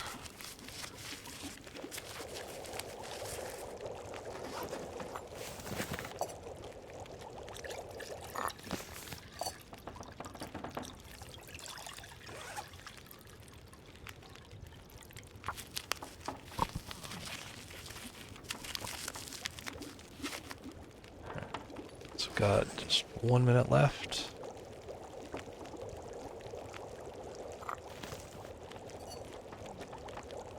There. And I can actually start making either the teas or coffees. Let's make coffee. Again, this fire is infinite, so I don't even have to worry about that. The ruined torches, so these are the ones that hit 0 and have used up. You can actually just convert these back to sticks. It's actually a pretty fast operation. It's only 2 minutes of game time to convert them back. Convert that lower condition one also. It's always good to be doing like something else while you're cooking.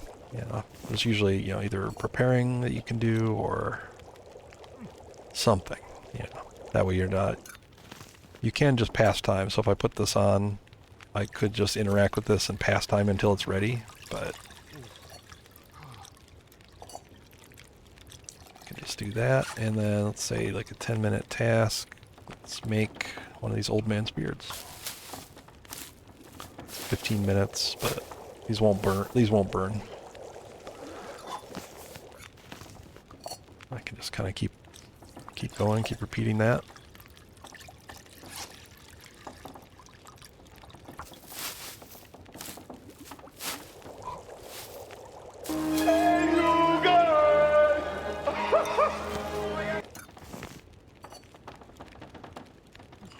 Hello, Raiders. Real Uncle Craig. I don't think I've run into you before. How's it going? What else can I do? Oh, I can make another rose hips. How's it going, Uncle Craig? Were you playing Long Dark? Frosty Tools isn't telling me what you were playing.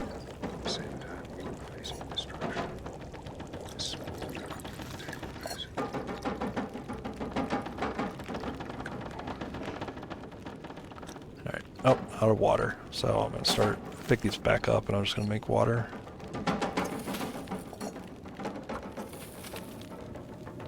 How's it going? Fleet guided you here. Well, hello, Fleet. How's it going? Oh, you were playing Mortuary Assistant last. Well, thank you very much, Fleet. I don't know if you're familiar with the Long Dark, but that's what I'm playing. It's that's my main game. Usually always playing this. And tonight I'm actually playing the Wintermute story, episode 2 of Long Dark. The base game and the story mode are both on a 90% sale on Steam right now. So been seeing a lot of new players and interested players come through and watch streams and ask questions. Well, thank you, Fleet. Yeah, but the game and the story mode are the bundle with those two are on a 90% off sale right now this weekend. And so I'm just playing the story and kind of talking through, some really basic survival stuff. Anybody who's, played this a lot is probably going to be bored with me talking, but I'm playing strictly through the missions and I'm skipping any kind of dialogue or spoilers, because I want people that, when they go to play this to not be totally spoiled. And it also lets me kind of get more into the gameplay quicker and, help with that aspect a little bit, kind of show how, I'm a more experienced player with the game, right? So, and just to show my general approach to how to play it. It's a great investment. I mean, $3.49 US, I think, right now. But it's 90% off whatever your currency is.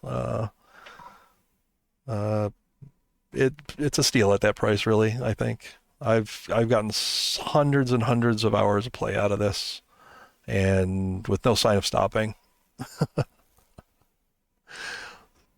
And the story is pretty good. The story is something you usually play through once, and I'm gonna get back to this and kind of let this cook. The story is something you play through once usually. This is actually my third time playing through it. I played it on console and PC, and this one's more of a welcome to anybody who is interested in buying it. Hey Tiffany, I've been watching for you and others play for a few months. Finally snagged it about 2 weeks ago. Now it's on sale. It's still worth it. Trust me, you're still worth it. It's a great game. It's very atmospheric. There's some beautiful visuals. There's it's got great lore. Very repeatable play. Yeah, Lippo, exactly. Whatever the price, it was worth it.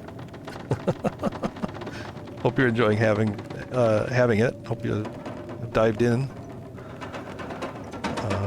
But like I said, I'm playing the story mode, and I'm just kind of talking through my survival tactics. If anybody has any questions, if anybody's sitting out there maybe considering buying it, or feel free to lurk if you want. That's fine too. But if you have any questions, shoot them my way. If I don't know the answer, someone in the chat probably does.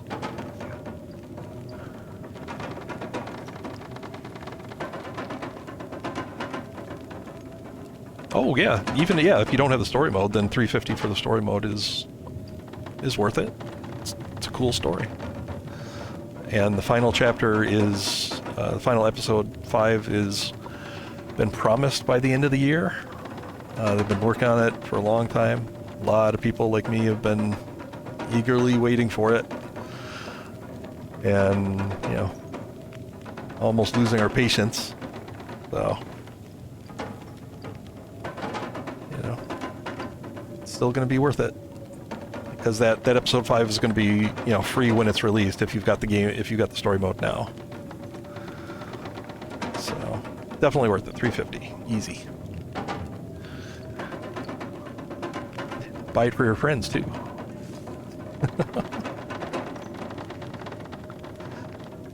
But yeah, I've been helping this trapper. He was attacked by a big ugly bear, and it wrecked him pretty soundly.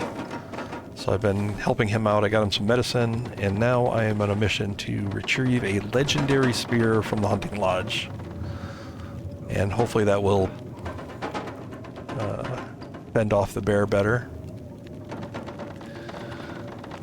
There's also some side missions. The side missions in story mode are to teach you basic you know, survival skills. So fishing. These are medicinal teas and other items. There's also some hidden caches around the lake. Extra little goodies. So, and right now it's a blizzard outside. So that's why I'm inside cooking. Good time to keep out of the weather.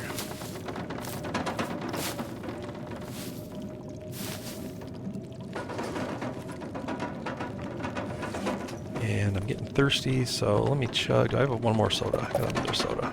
Eat that. Can also munch this cattail stalk.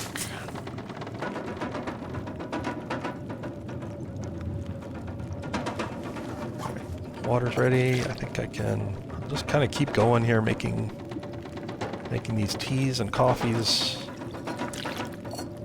That way I have them available to use down the road.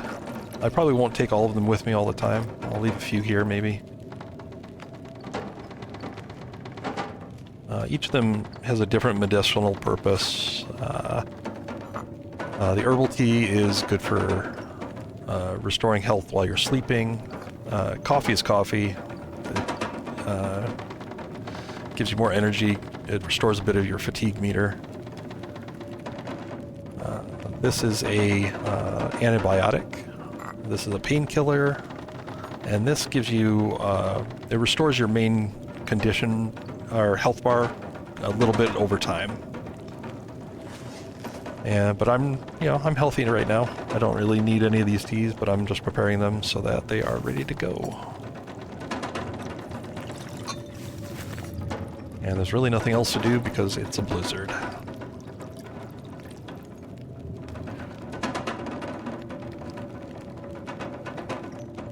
Playing and watching is a lot different. Yeah, you'll find a lot of people that, you know, like me, I'll be playing on one screen, watching somebody on another. So if they get a wolf jumping out at them, you know, at the same time, it could scare me. Plus, my jerk chatters keep triggering my sound alerts and trying to make me get jump scared. Doesn't work very much though.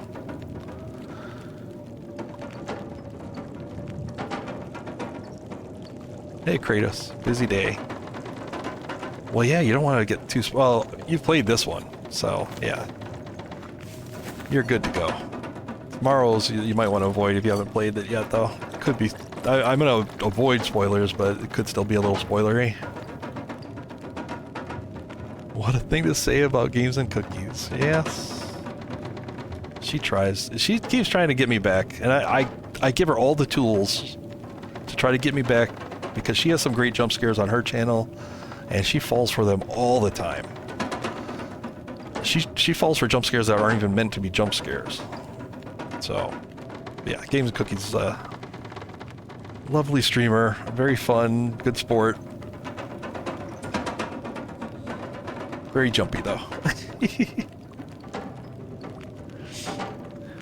So, yeah, it's getting late at night here. It's like about 10 o'clock by the game clock here.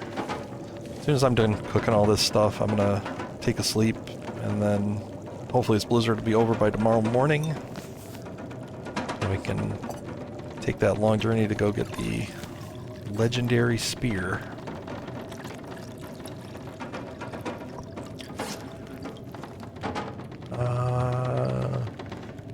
Alright, I only have one bandage. I usually like to carry 2 bandages, so I'm gonna make 2 more.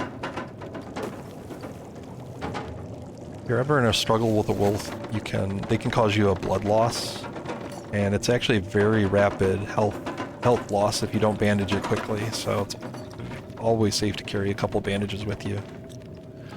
And a lot of water. Let me make some more water here.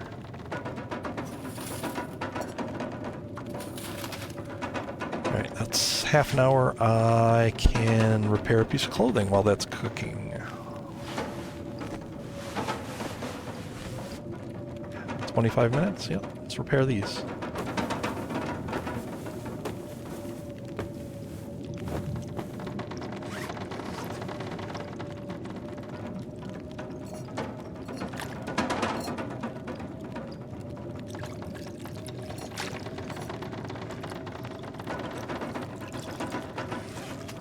I think I'm actually 1 piece short on this one.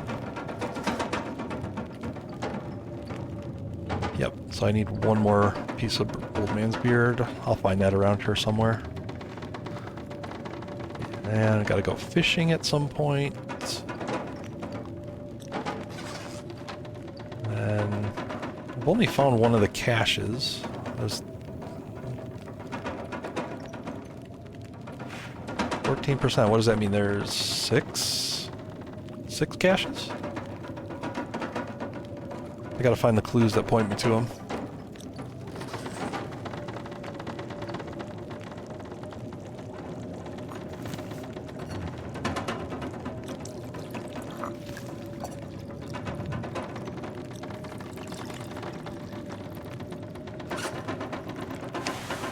It's only 9 minutes. I don't want this to boil or burn away, so I'll just pass time. I don't have any like short duration tasks anymore, so I'll just wrap this up.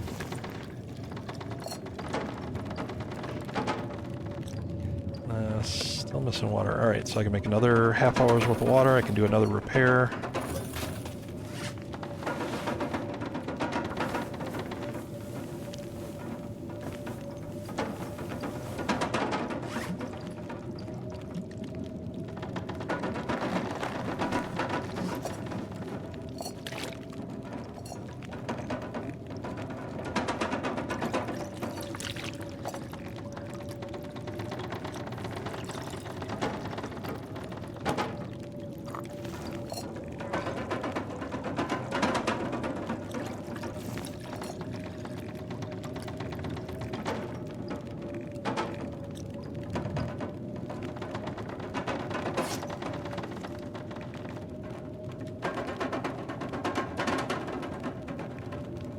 Need to make a little bit more water.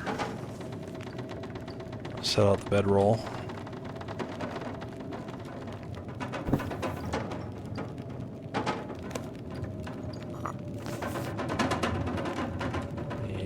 Drink a little bit more. Let's make. So there's two steps to making water. There's the melting snow part, and then once it's melted, it'll boil. So this melt snow part takes 30 minutes. That means the overall it'll take 1 hour for this to boil completely. So I'll get 2 of them started. That'll take an hour, and then I'll sleep an hour.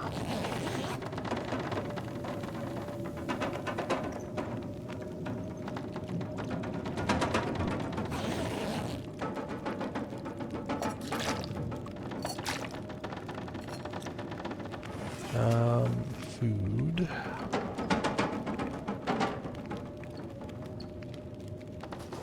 Food's good. I don't really need to worry about food. Just need to take a drink, really. Let me make some more water. I'll do this for 2 hours, essentially.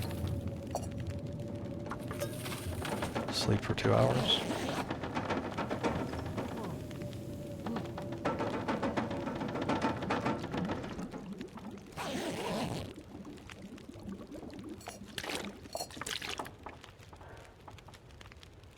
I do 2 more hours. I don't think I'll be able to sleep that long.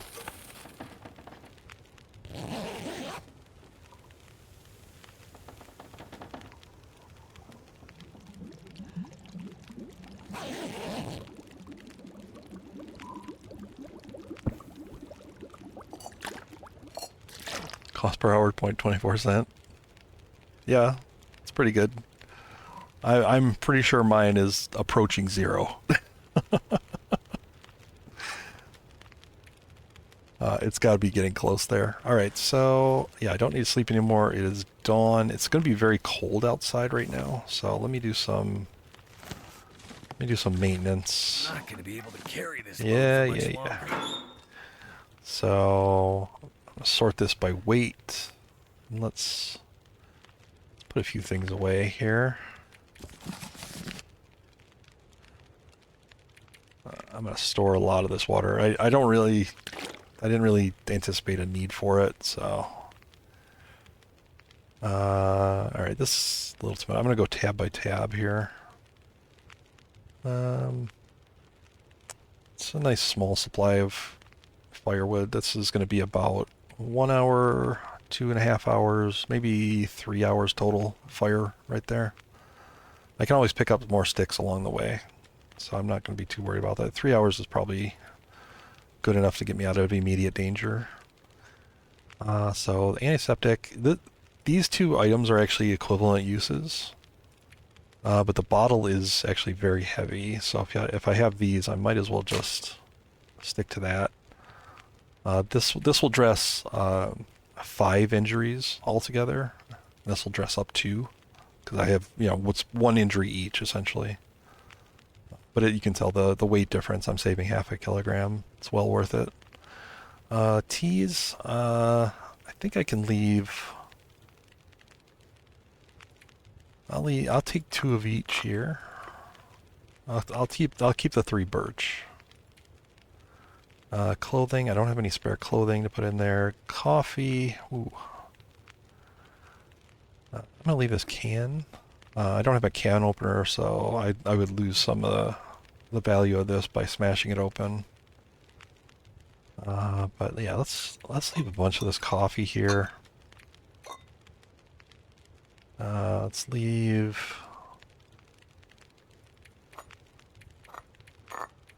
Yeah, we'll leave all these.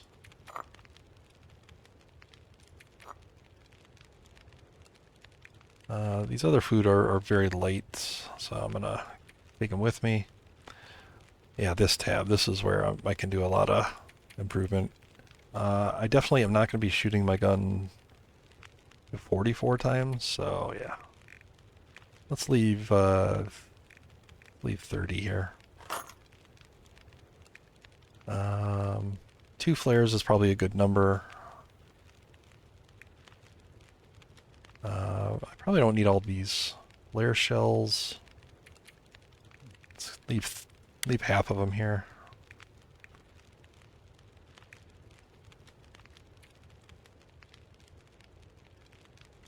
All right. Yep. I think the rest can stay. I can make a second fishing tackle. Let's do that. I like very optional, right? 2 pots is very optional. I could leave 1 here and get by with 1, but your basic campfire and most stoves like this, they do have 2 slots, so it means I can be doing 2 things at once, cooking 2 items at once. They are pretty heavy though, so definitely an argument could be made either way. Yeah, that's I can do that. I'll leave 1 here. I'll take 1. It saves a whole kilogram, so definitely a good argument for it. If I had a can, I might. One way you could get by that is maybe carrying a can. Can is very lightweight. It can be used for boiling water, making teas. Not in the same quantity as this can, but it's definitely usable. I think I left my extra cans all at the camp office, though, because I didn't really think I'd need them. But yeah, can totally get by just with the one.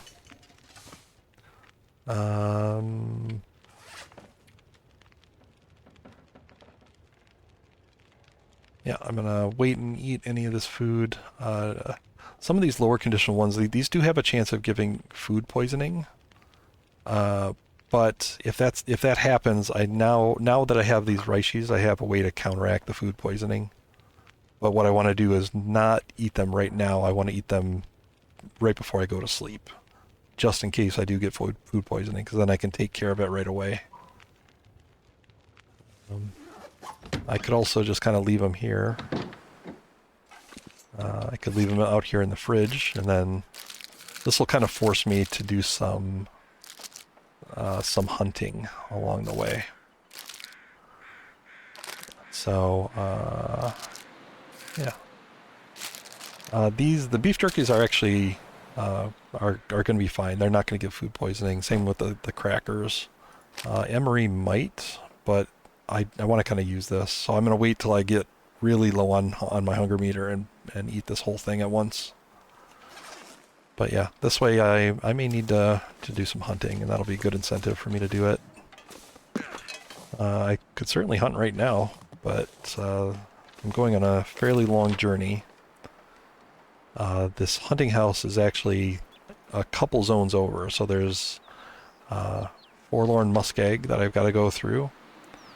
And, okay, so this is the exit to Forlorn Muskeg. The map kind of is rotated, so this Forlorn Muskeg, technically it's the Mystery Lake map that is rotated. Normally this railroad is actually going east-west, but the map is rotated for visual purposes. So that's this entrance. So I've got to cross all the way through to here, and then go to Broken Railroad, and then all the way up here. That's where I'm ending up. So this is kind of a, it's going to be like kind of a long survival journey. And I'm actually not starting it out too great because I'm half cold. So let me go back inside. Wow. Lippo's referring to a mission that I did in episode 1 where you have to find food for an old woman. And she doesn't really care what the condition of the food is. The mission doesn't check the condition of the food, so I gave her the worst conditioned food. I don't feel bad at all. Alright, let me drink before sleeping. I'm going to sleep like an hour. That should warm me up. I've got 3 bars, so I'm going to be warm by the time I wake up. I shouldn't have stood outside just yapping at the coldest part of the day. Make sure to pick that up. All right, only 2 bars down cold, so that's better. Might need to make a fire along the way, which is just fine. I'll do that if needed.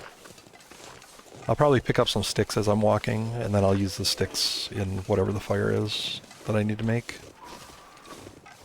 Sticks can get pretty heavy if you don't use them up. They're actually one of the first things you should probably put on a fire.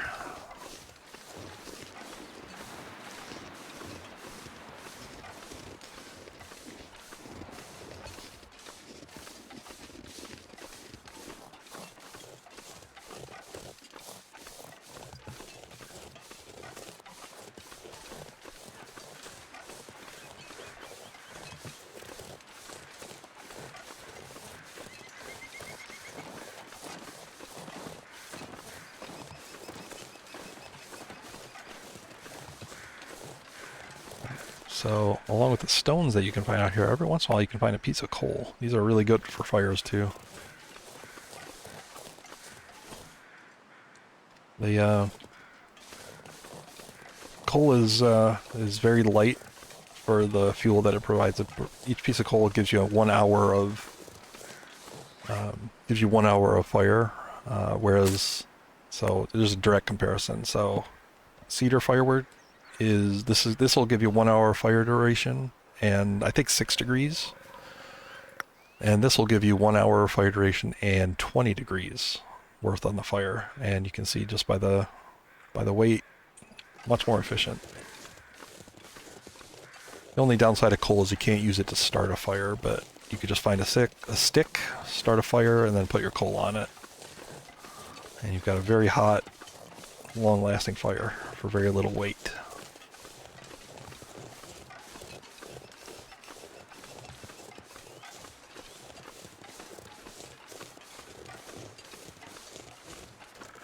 I'm going to kind of pick up the pace a little bit. I can always, just because it's cold, right? I want to try to cover as much ground before I have to make a fire. There's a wolf up there, so be careful.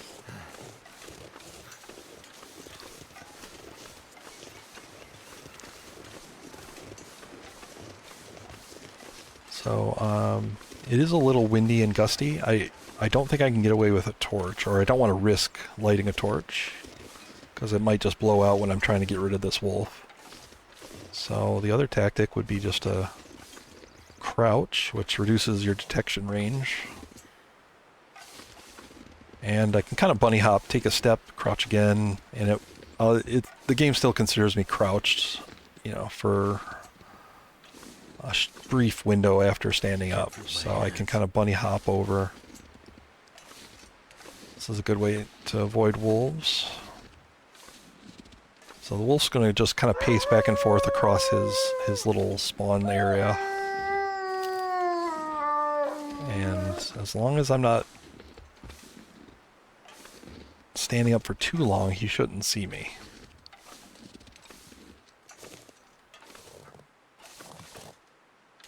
Alright, that's probably good enough. Keep my eye on him.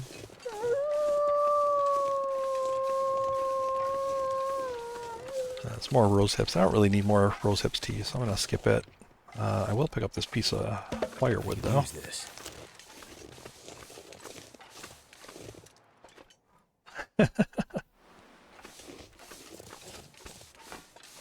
I don't know. That's a good question. Maybe I shouldn't call it bunny hopping. I don't know what a better term would be.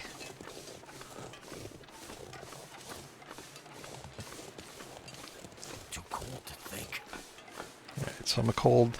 As soon as my cold meter, or the temperature bar, went to 0, now I'm starting to take damage. You kind of see it starting to inch down a little bit. Cold damage is actually the worst of the meters, so you're going to take a lot of damage from being cold. But I've got a pretty large health bar, and there's a sheltery place up here that's that red.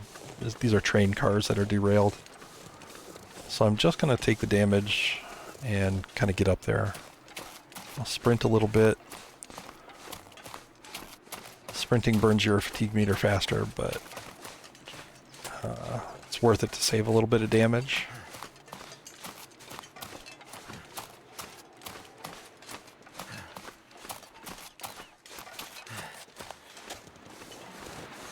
Some wolves over there. Just try to keep the head on a swivel and make sure I don't get too close.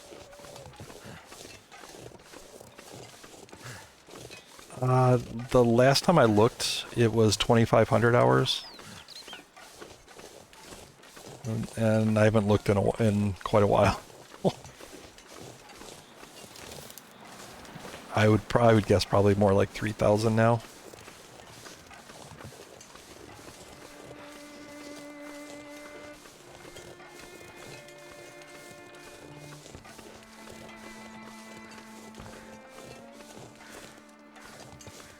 It's another antiseptic bottle. I tend to like any loose items. I tend to pick up and then leave in more central locations. So, like, I wouldn't want to leave that antiseptic bottle just lying there on the snow. I'd rather pick it up and drop it off in here. All right, some other items here. Better take this food. Pretty good. Bedroll. I already have one bedroll. But let me check the condition. Yeah, I'm actually gonna leave the better condition here. Because sitting outdoors, it actually takes damage over time, and I can always repair my lower condition one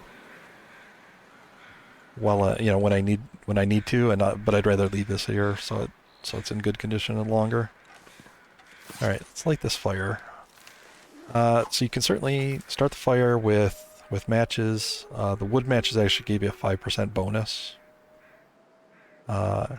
Tinder doesn't change it. Your choice of fuel, though, changes the chance of success quite a bit. Sticks are pretty good, but books are better. But this is still a 5% chance that it might fail. So I'm actually going to use torch.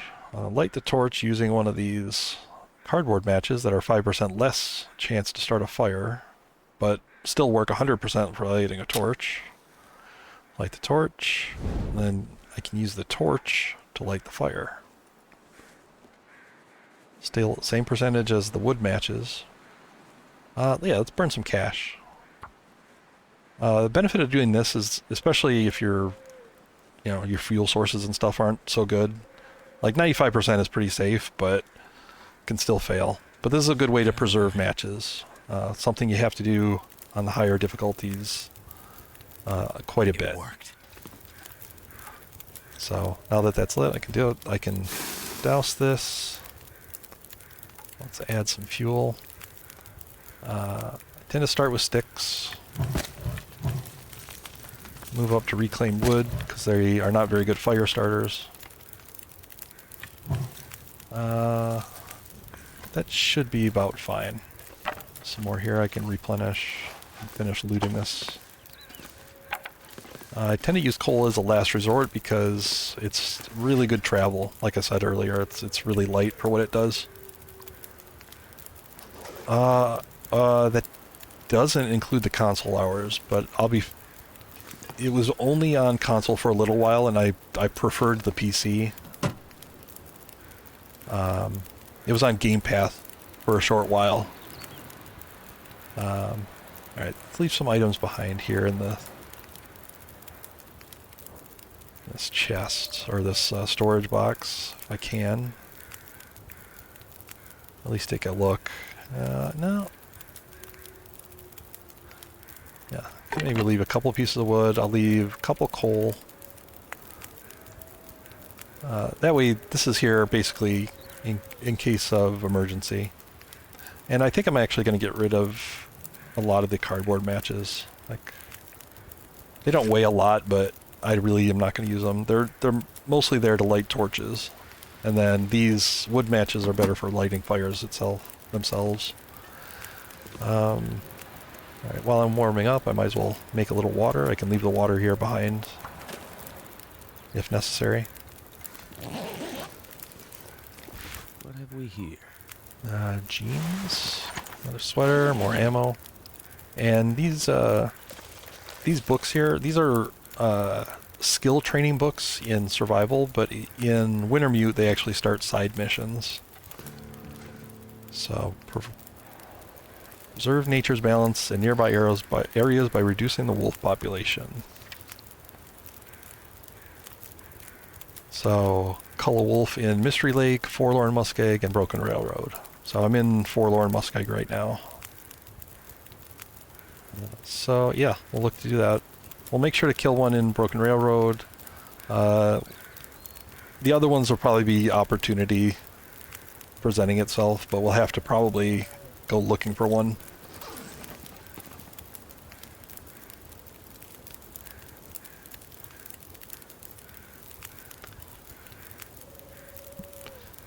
And I'm really just going to sit here until I've warmed up completely.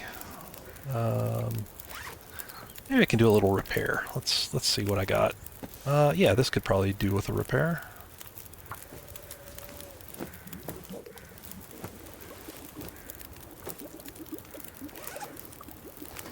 Alright, and I'm almost warm. Can I cook anything? Still don't have a can opener, so I'm leery about using up soup, so I think I'll leave it in the box. So maybe if I need to. If you don't have a can opener, essentially, if you don't have a can opener or a knife, these, you end up smashing them open and you lose a few calories out of them. Put this in here too.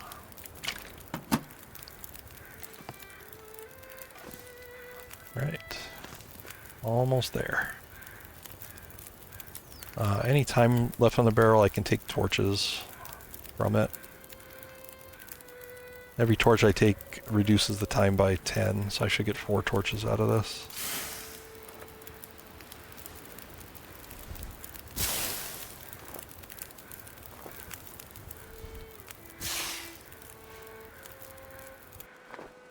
Alright, I'll warm it up. I'm gonna have to leave something behind. Let's leave a little bit of water here. Take a drink. There we go.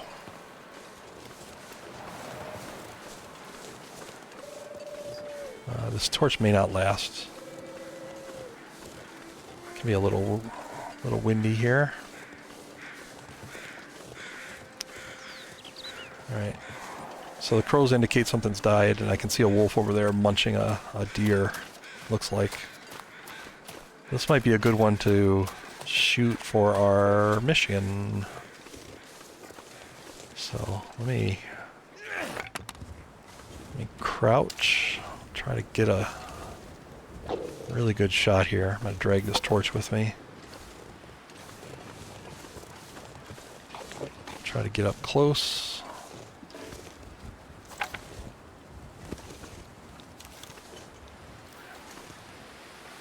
We'll just kind of try to shoot him right in the head. There it is. This rifle ejects its cartridges. This isn't really used for Wintermute, but you can pick these back up and you can actually recraft. You can use them to recraft cartridges. So it kind of makes them renewable a bit. Yeah, easy shot.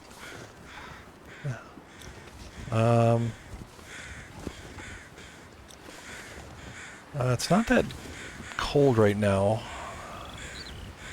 I have a feeling the wind's going to blow this out, but I think I'm going to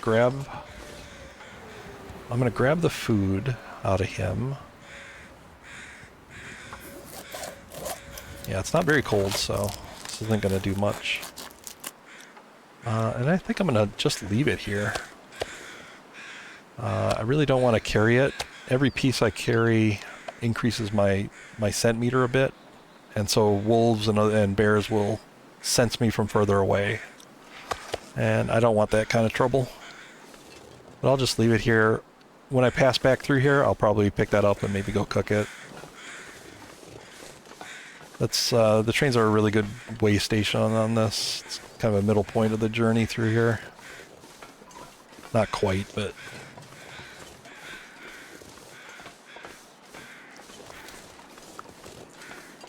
you can actually, kind of freely explore this area if you wanted. I kind of know from past playthroughs that I will be coming back into this region, so I'm just going to kind of make a beeline for the main mission objective here.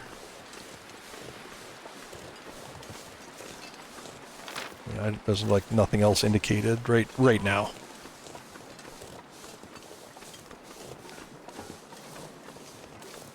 I'm cooling down a bit, so maybe I can run just a tad.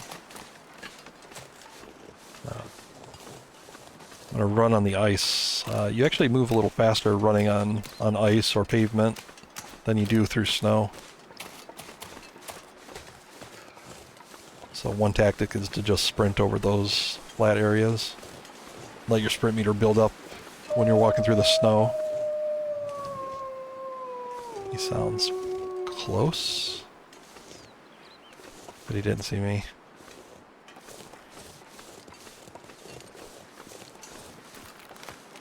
Over there's another crow's tattling that there's another carcass over there. No basin sidetracking today. You never know. I'll find a way to get sidetracked.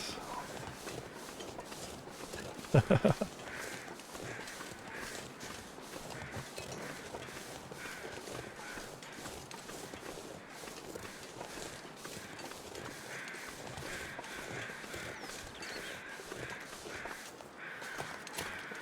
give it a little run.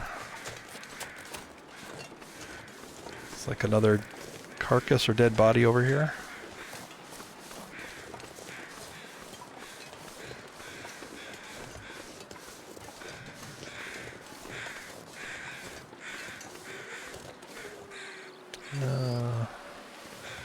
I don't really need that. I'll take the scrap metal with me. It's a lot of wood here. Wow. That's what she said. Heavy. All right, where's this carcass? Is he on the other side? Okay. Can't get through there. Do I have to go all the way around? All right.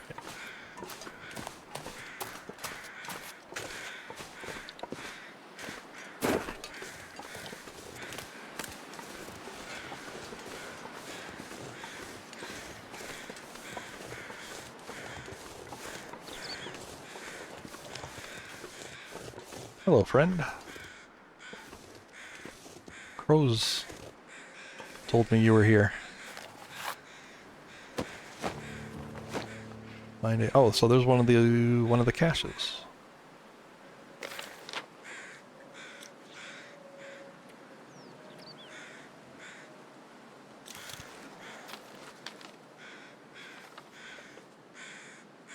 All right, so we're going to be entering from here. So let's just close to the entrance there.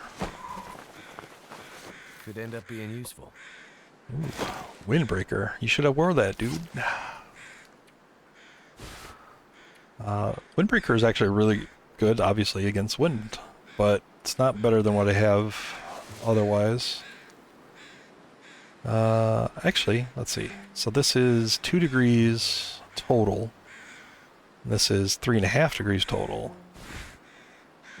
So actually, if I do put the windbreaker on the outside, windproof and waterproof only have an effect on the outermost piece of clothing for that slot.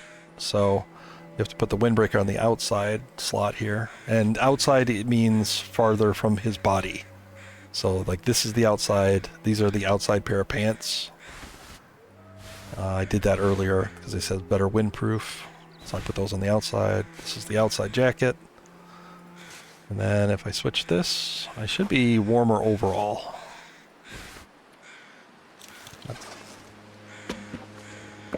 At least in wind.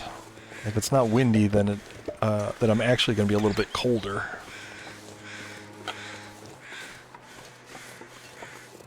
But only by 0.5 degree. I think it's worth it for since I'm outside right now.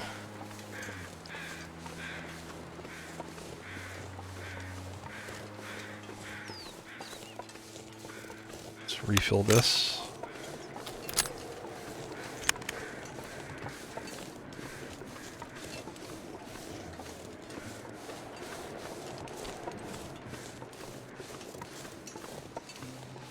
Try not to cut corners too close, because if a wolf comes around, he can just bite you right away.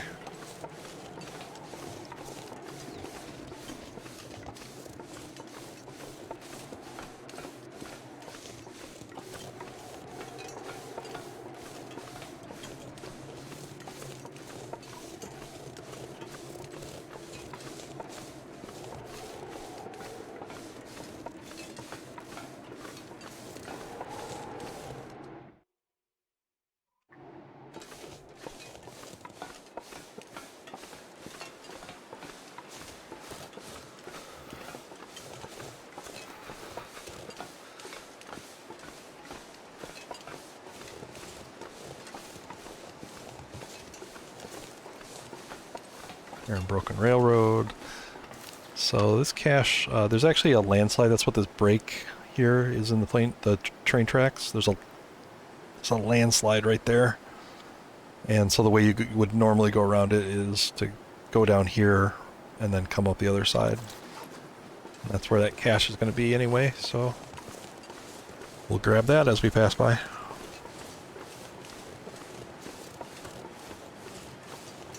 And I think I'll sprint just a little bit.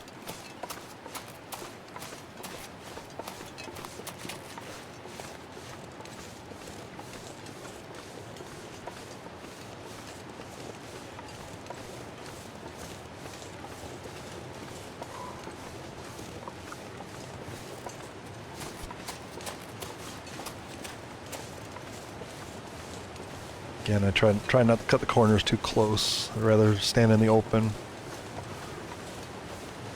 The sooner you can let a wolf see you, the sooner he'll bark and let you know he's there.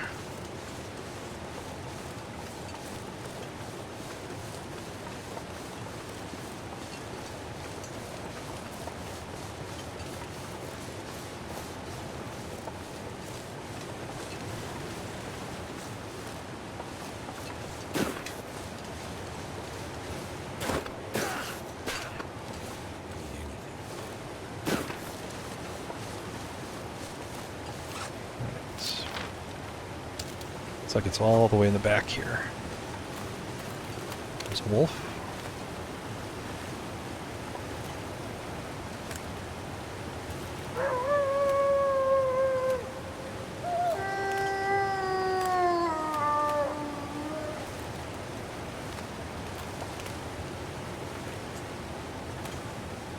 He's walking away, so I think I can sneak by.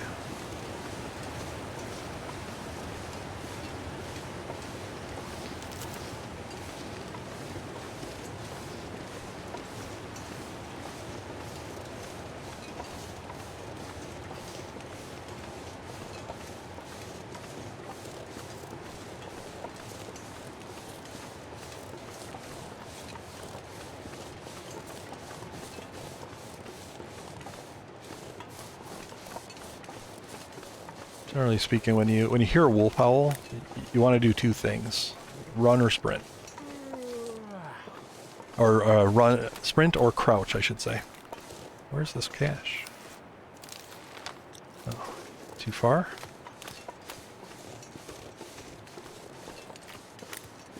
And whether you sprint or crouch is probably dependent on how far away that wolf howl is. There it is. I knew I'd find something here. I could use this. Nice. Socks and undies. It's like Christmas. Alright, ooh, those are pretty wrecked. These are good.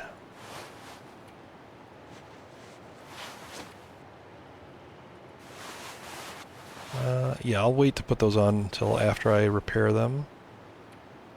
Oh, that's a pretty good sweater. Jeans are not going to be better than either of these. And that's obviously better. Okay. Alright, so let's backtrack a little bit here. Alright, starting to warm up, so it's, you know, with the clothing and the time of day. So I don't have to worry quite so much about sprinting to avoid cold damage.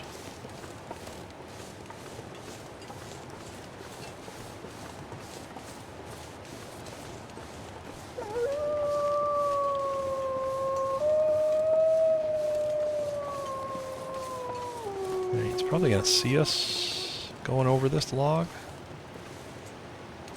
But let him try to figure out how to get to us.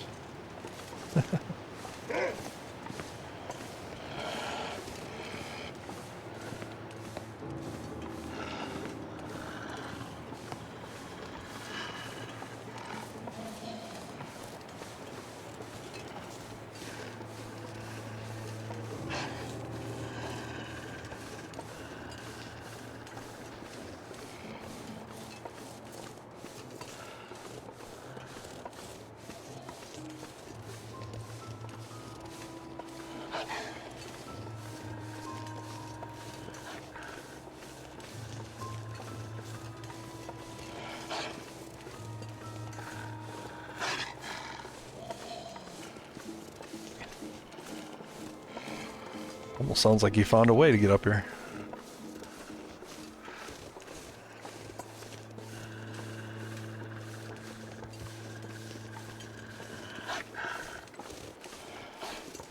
Looks like the wind is calmer and not as gusty. This would be totally fine to light a torch here for safety, but I'll just go with the gun.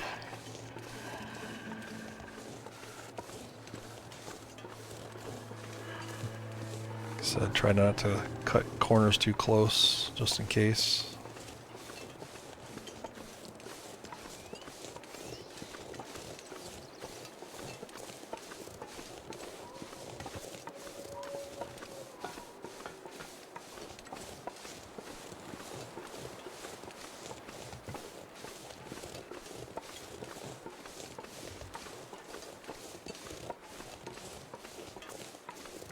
It's a great time of day to be traveling. If the wind turns, like say blizzard blows in very suddenly or something, I try to find a protected spot to make a fire and wait it out.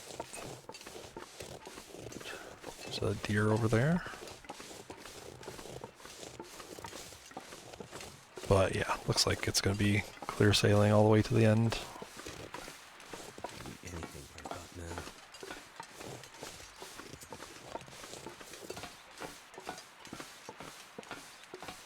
Alright, so food meter.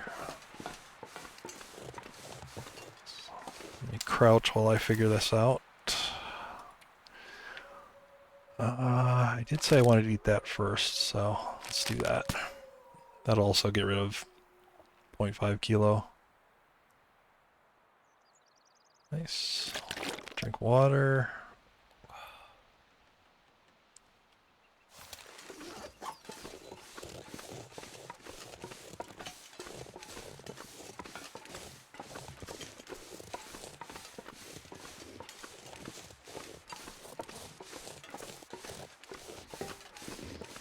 This game kind of sets unreal expectations. You can literally eat and lose weight.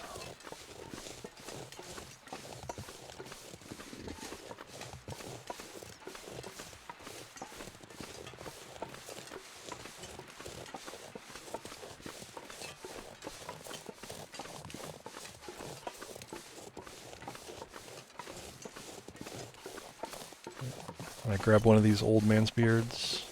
Need them for that one mission. I just need one of these.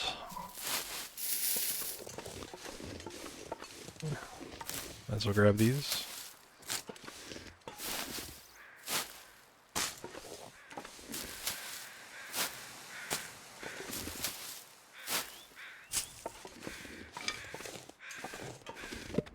Lots of firewood.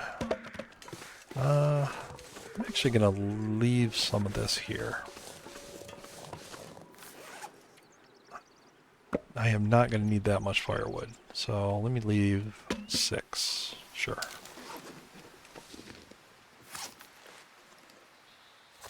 Then when I pass by here, I can decide whether to take it back.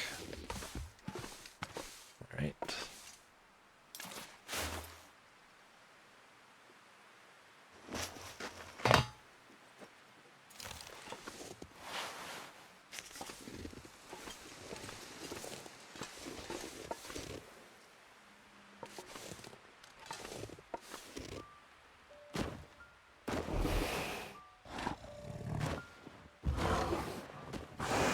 Oh, shit.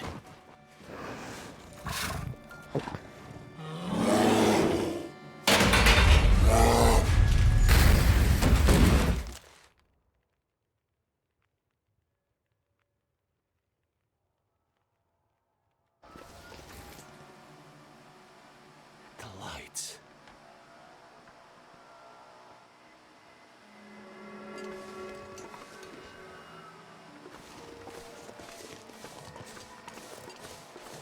Is that a campfire?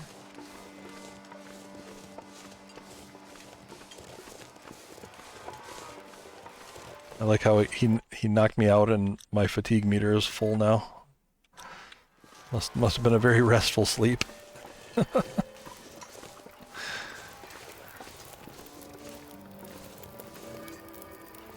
So this guy, he's a very interesting character, don't get me wrong, but I'm going to be skipping all the dialogue.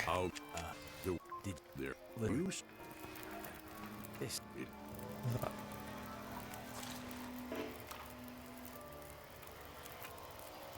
The there.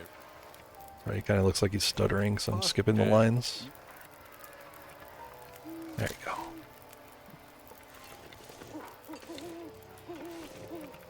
Alright. So during the Aurora, you got Aurora wolves.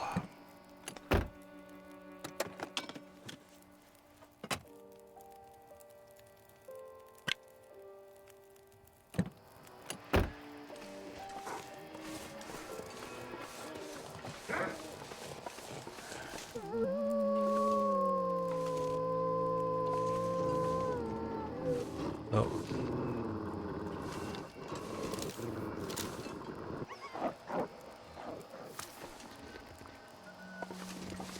Damn. Freezing.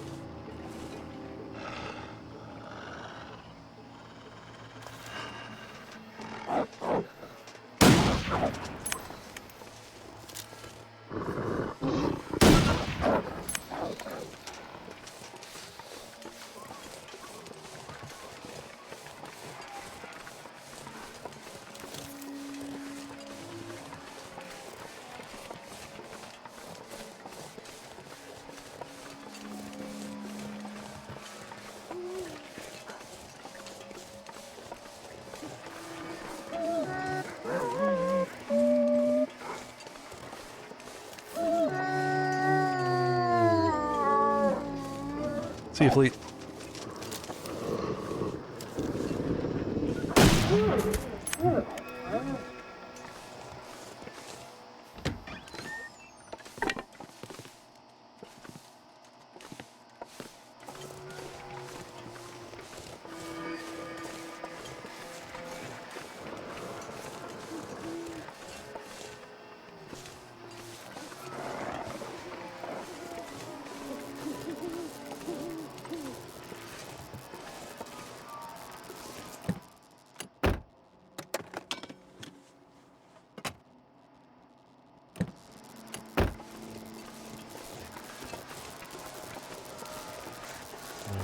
Check this last one. I'll get inside and warm up.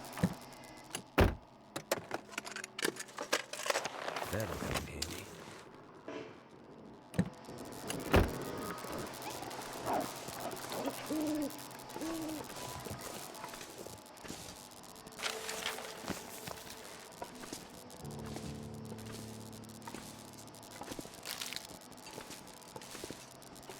The far side of the lake near Mystery Lake Cabins.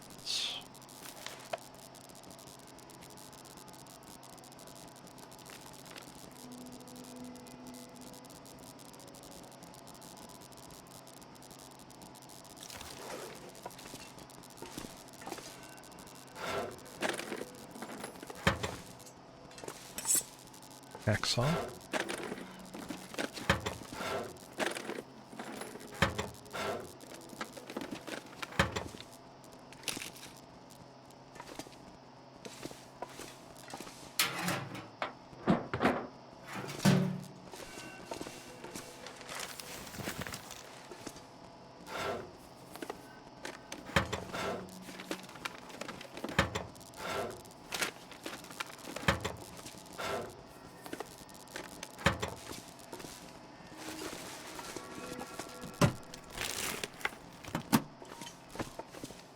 So this little graffiti gives a bit of a hint as to how to deal with the Aurora wolves. They hate the light. Anytime the Auroras are on, if there's light like this, the wolves actually kind of treat this. There's one The wolves kind of treat this like fires, like campfires or torches. They won't approach if they have to get near the light.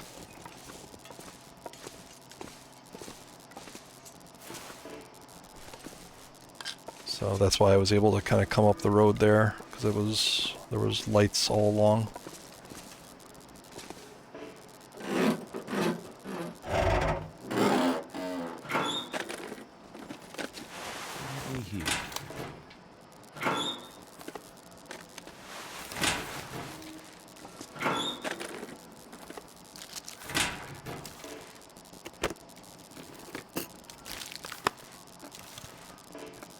Kind of gathering all the stuff. You can certainly sleep in this bed if it was warm enough, but you'd be cold right now, so I'm gonna go indoors here.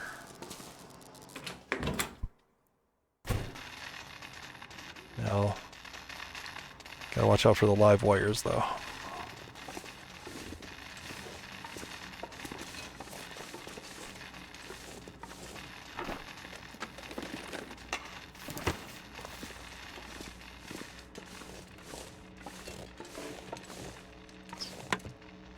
Turn on a little music.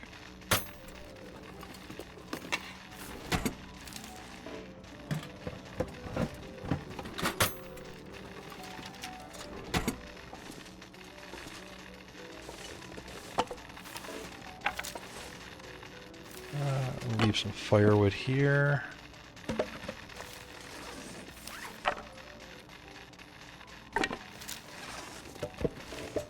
Just keep like one of each.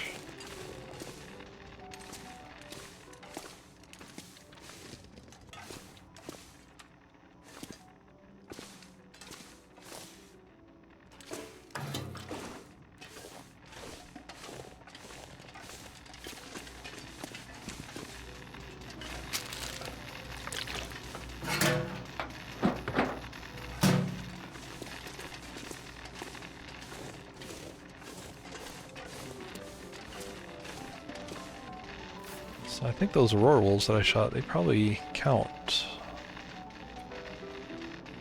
Yep, call a wolf in Broken Railroad region. So that's all set. I just need to kill one in Mystery Lake when I get back.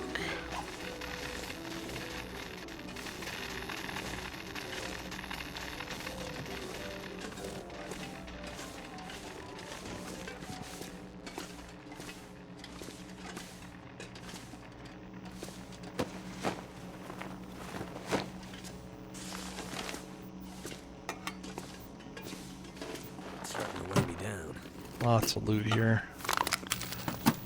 Almost none of it I actually really need.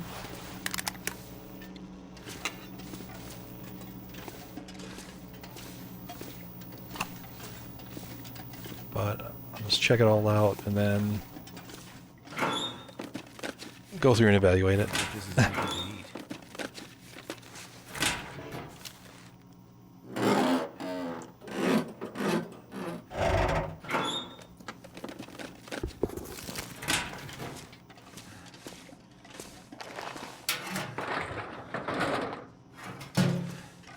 I'll leave the water there.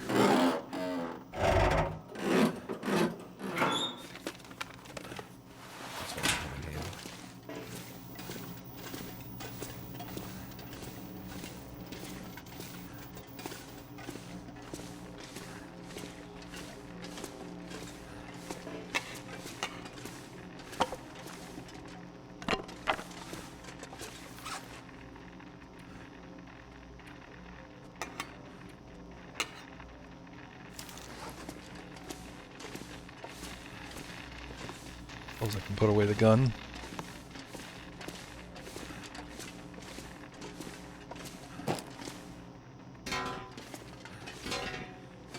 I'm gonna leave all these tools, the coal, all of this.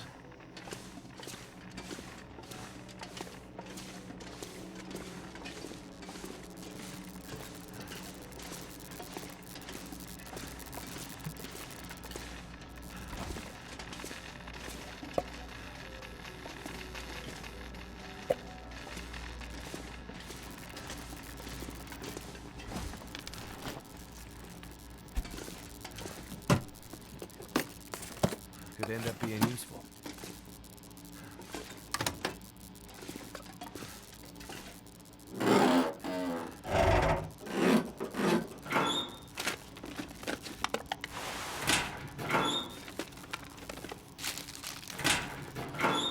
I really don't want to travel anymore during the aurora.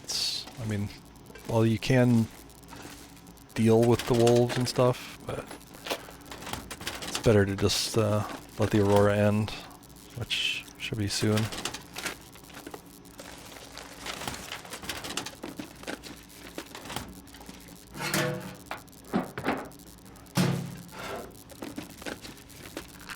think I can use this.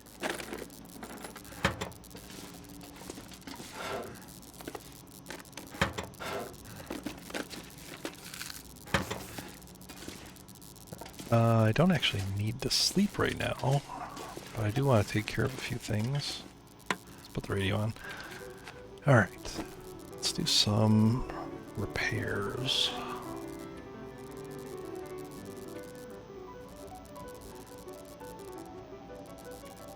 I think I've got a ton of cloth on me, so I might as well just fix all these items. That'll pass time until the daylight.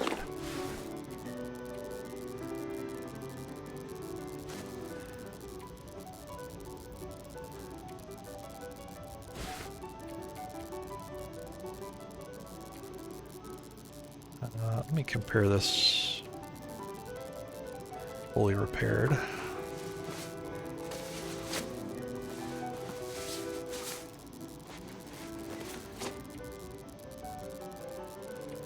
Alright, so overall this gives 3.5. This will give 4. So better. This gives 4. Yeah. The rest are all downgrades. Jeans are a downgrade. These are an upgrade once I repair them.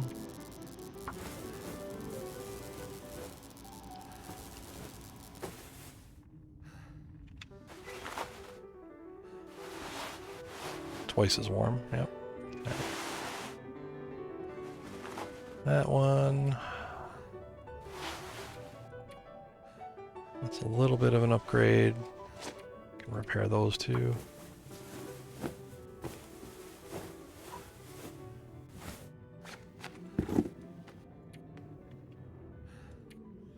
I don't have... These would be an upgrade if fully repaired. I don't have the materials to do it. And, actually, I do. I could harvest these driving gloves, which are pretty terrible. Well, they only take 10 minutes to harvest. Get the other one.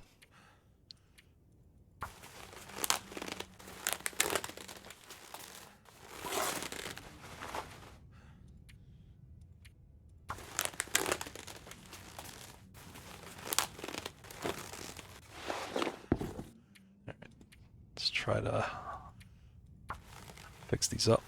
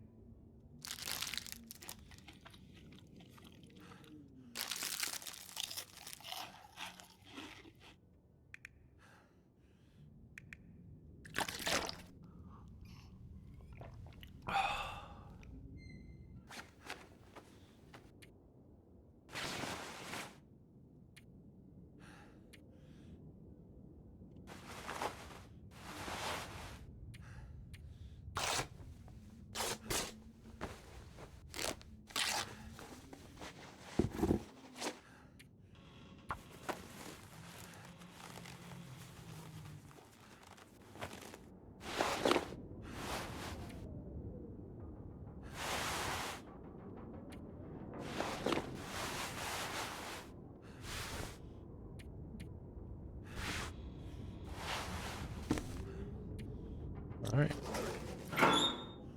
Clothing is good. Put all the spares in here. Still super heavy.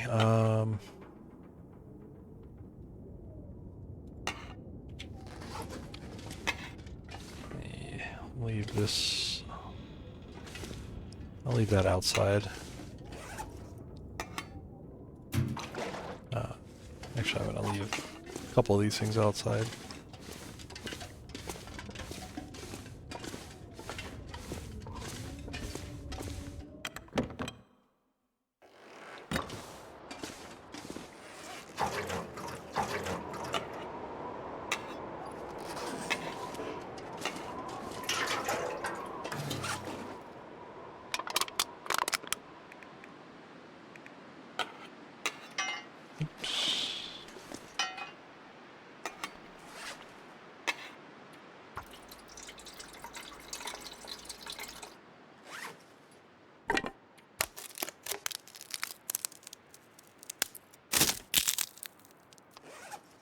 Mostly just filling time here to get to the warmer afternoon.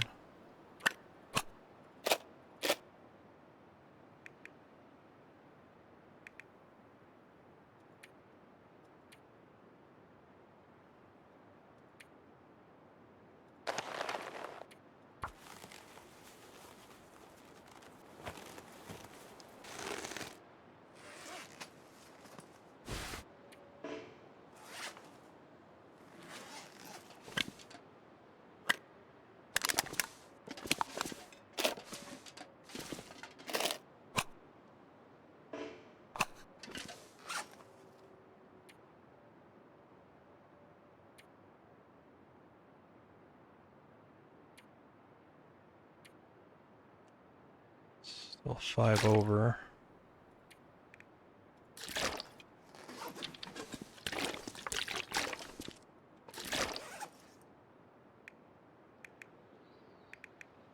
I'm gonna leave a canned foods. That'll help with a little bit of the weight.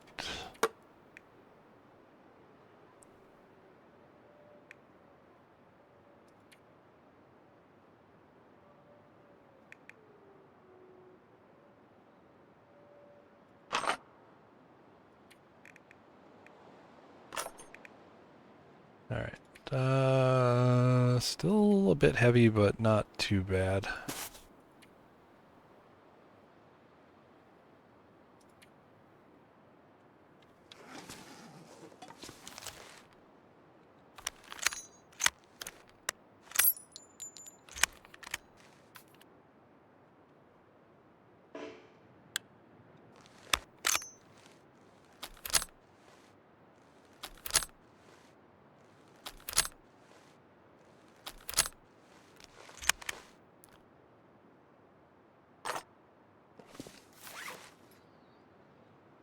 Gun is kind of the biggest offender. I don't think I'm going to need the hacksaw. I don't think I'm going to need that.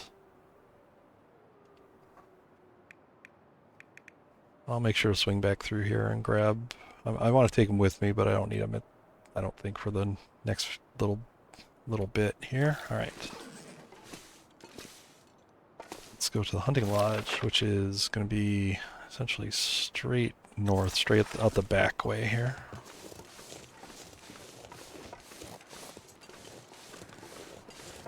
It's actually up on a hill, so I'm going to have to kind of go around.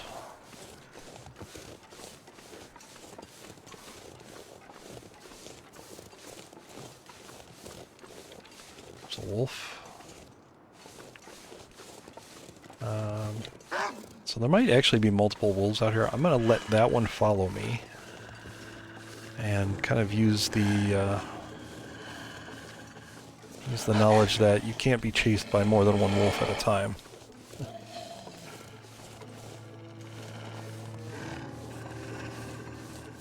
See, like that one's... So they've switched.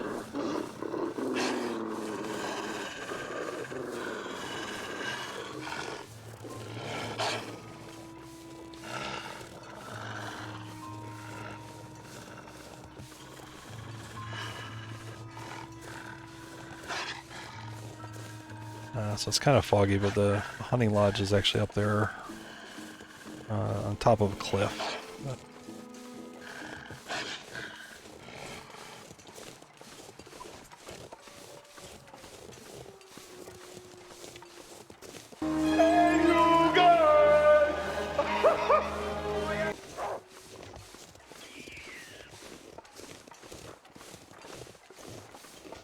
Hey, Nemesis darling.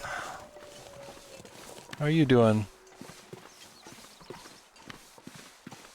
What were you up to?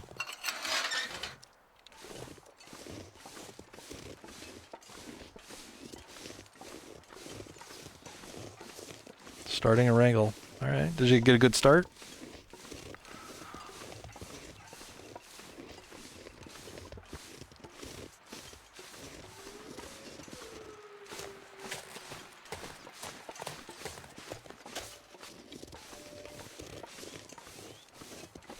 So it's actually midday and I'm a little tired, so I'm gonna chug a coffee, as one does. And that actually gave me a small bump on my fatigue meter. Just gonna do that a little bit to stay ahead of it so I can kind of keep moving. Had a great start in Ash Cannon, then yeeted myself off a cliff. Oh no. That's not how you do it. Yeah, I'm really liking the Desolation Point starts. Nemesis Darlin is another great streamer, and she and I are both working on Wolf Wrangle, which is a player-created challenge played on interloper level difficulty in survival. And essentially the goal is to kill 100 wolves in 50 days using just the bow and arrow. And, yep. So, you know, I have one that I just started. It wasn't a Desolation Point start, but it was in Pleasant Valley, and I basically rushed down to Coastal Highway. Not quite as efficient. I really like the Desolation Point start, though. Wow. This must have been really nice once upon a time.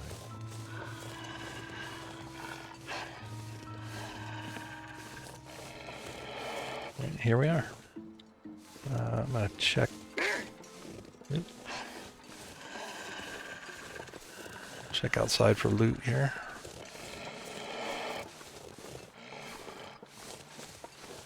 Don't really need the rose hips, but alright. Now I'll go in. Now, to find that. Yeah, that's what I did. I started on that side of the region and booked it, grabbed the sweater and the matches. I did literally nothing else. I just grabbed those and then headed to the mine to get to DP. Yeah.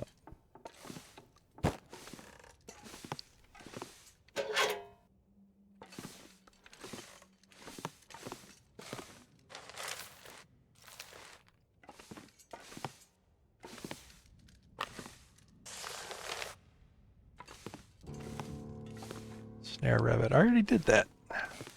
But this, I think this is the actual side mission now. I already did place a snare. So actually, maybe this will.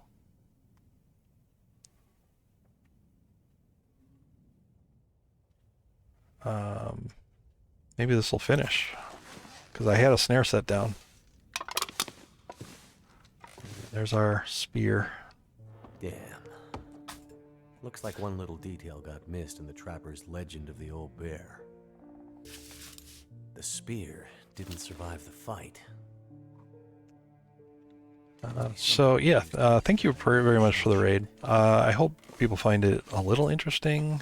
If you're a veteran player, this is probably going to be really boring because it's just me babbling through, a bunch of gameplay stuff.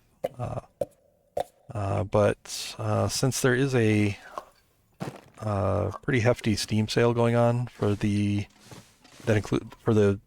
bundle that includes the base game and the story, I've seen a lot of people, interested players, new players, coming in to other streams.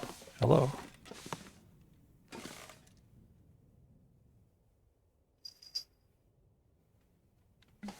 Coming into streams, asking questions like, hey, is this a good game, or how do you do this thing? Is it food or? I'm sure this is totally safe. Yeah, it's fine. So I figured I would just do a playthrough of Wintermute, and I'm skipping all the dialogue, and I'm trying to avoid some of the better spoilers, because hopefully people will play through this themselves.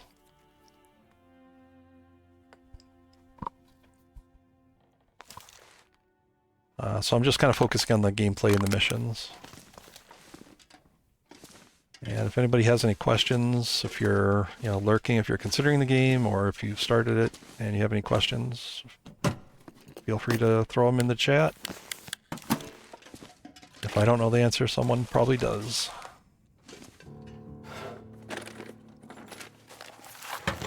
Yeah. Actually don't need that. Very heavy here.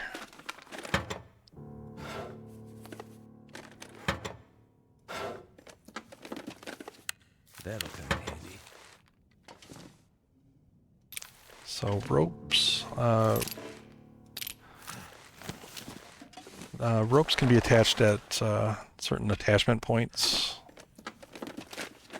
and then you can climb up or down them to Feels like a lot of gear. give you a shortcut. That was a gun cleaning kit. So I should repair the old guy's rifle before it breaks. But anytime you find a rope, generally speaking, there's a place to put it somewhere close by. And at this location, there is an attachment point. So I had to go all the way around to get up here, and the rope climb can make it, once you attach the rope there, it can make it a shortcut. So I'll kind of go out and do that right now. Ropes are very heavy, that's why I'm moving so slow.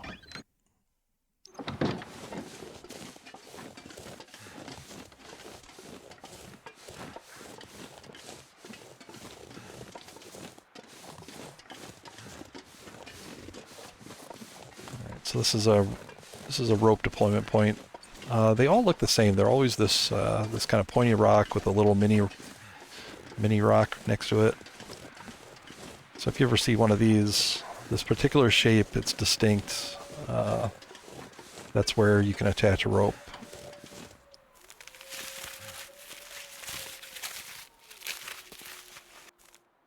There you go. You can also take it if you wanted. Usually not necessary to do that. And it's foggy, but the maintenance yard that we came from is all the way over there. So probably when I leave here, I can just take that rope and get there quickly. But I am encumbered quite a bit still. You can't climb ropes up or down if you're encumbered, so I'm going to have to try to fix that situation.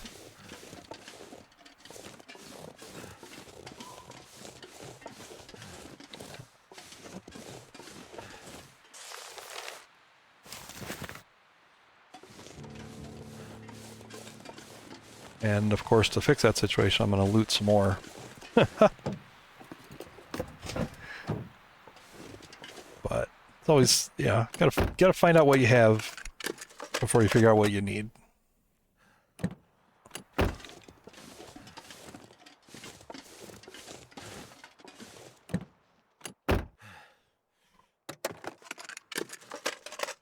Yep.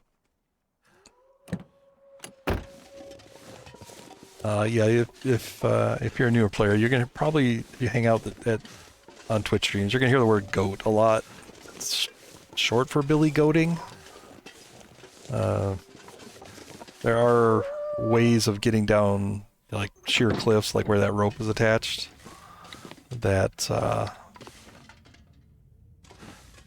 involve just basically going off the edge and taking little falls or little walks to get by it Oh, it's so heavy right now. All right, I've got to really decide what to take.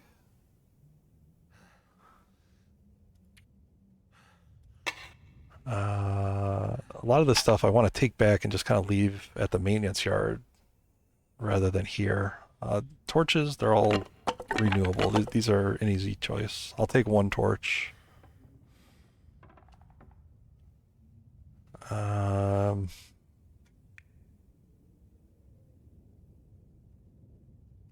might need to set this snare.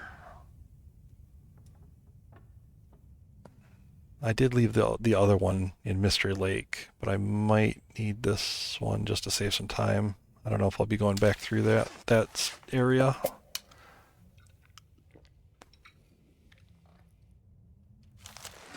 Let's leave this heavy food.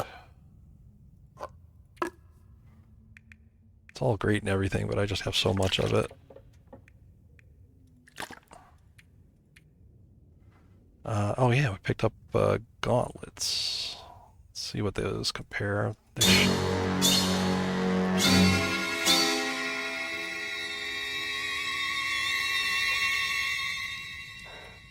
Alright, so these are much warmer when fully repaired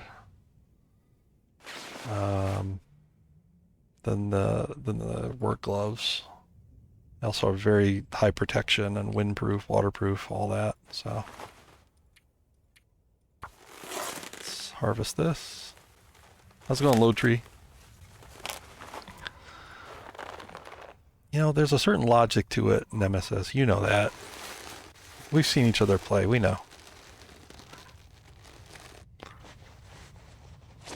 All right, 100%. Nice. Very warm. I mean, the main problem is this gun. So heavy. I still haven't even checked upstairs. There might be some decent clothing upstairs too. Yeah. Let's take a look.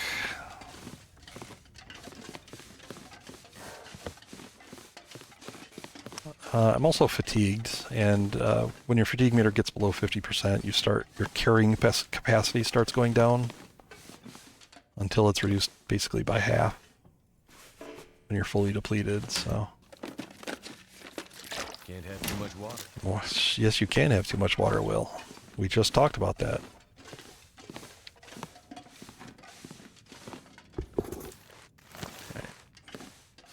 Again, I'm just grabbing everything. I'll take it downstairs. We'll sort through it at the...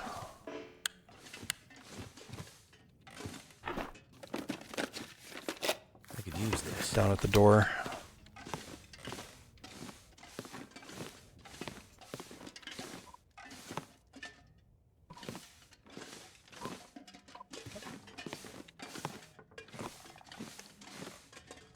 Mentas, did they add timber spawns in story mode like they did?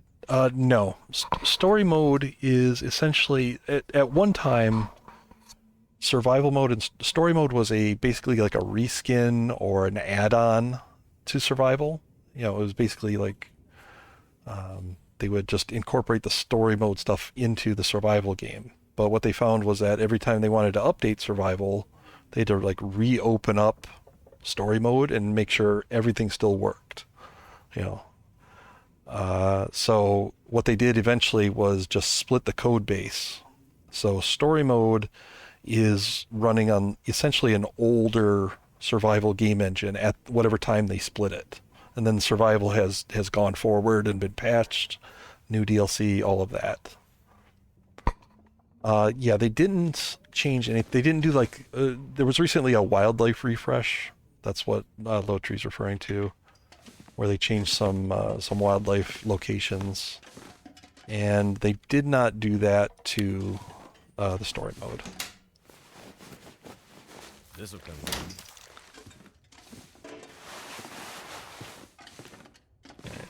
Actually, I can harvest that for cloth. I've got 2 more of these. That one's pretty wrecked, so I'm just gonna harvest. Is it better to sleep before 50%? It's a tough thing to that's a tough thing to answer because it's going to be situational. If you're carrying a lot of stuff and you're worried about, you know, about this carrying capacity issue, so this is what you're carrying and this is what your theoretical max is. Your normal maximum is 30 kilograms, and it's reduced right now because I'm tired. And if my fatigue meter goes down all the way down to the bottom, this will become 15 kilograms. So essentially, the game will be treating me as if let's say that's 40. Right now, I'm only, 11 kilograms over. But, when this drops to 15, I'm going to be severely overburdened. I'm going to be very slow. What have we here?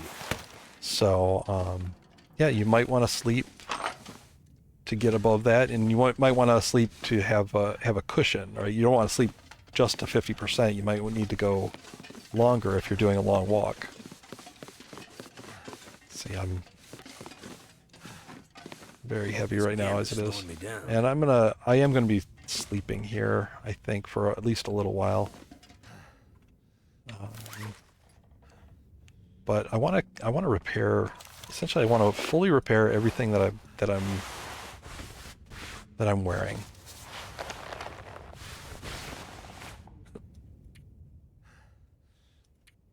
Those are the same? No. There we go.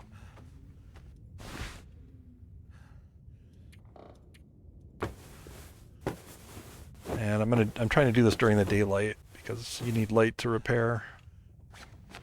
So those are good.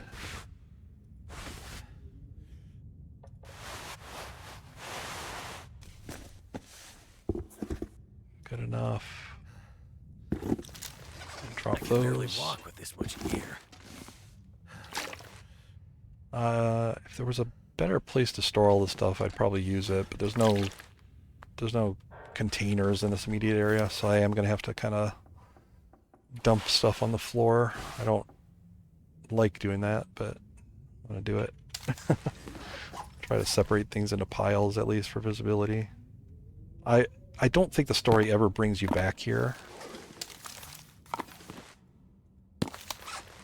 So this is all going to be never seen again. Let's drink these.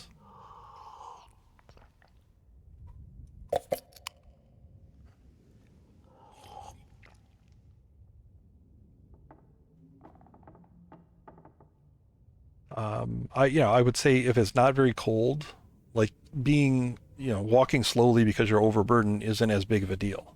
If you're in a blizzard and you're overburdened and you're walking slow, then it is a big deal.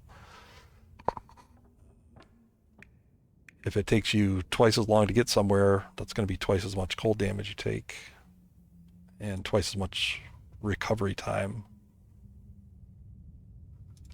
Yeah, I don't need all these. I got a ton back.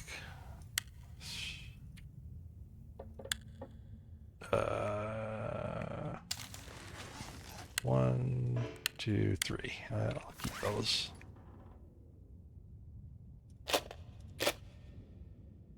Like I said, I feel like I have to keep the snare because I don't want to bother with if the other one is already triggered, then I don't want to have to go all the way to it. I want to be able to set a new one somewhere.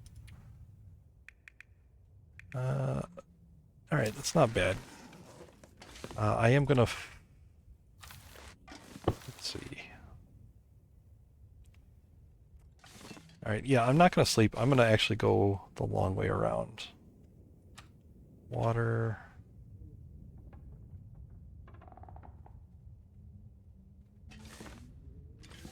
Yeah, I won't take the rope. I'll go back the way I came.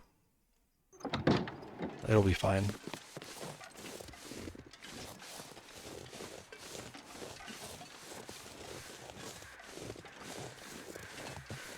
No, I don't think that backpack's there in this.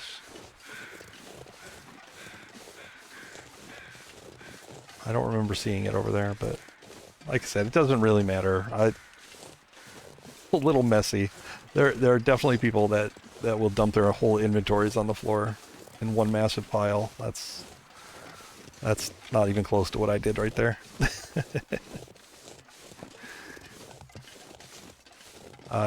My personal preference is to store things in containers as much as possible. I find it easier to organize that way.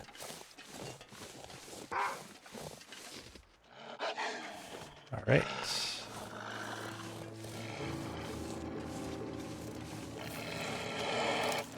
I do have one torch. Yeah, I'm gonna light that, so.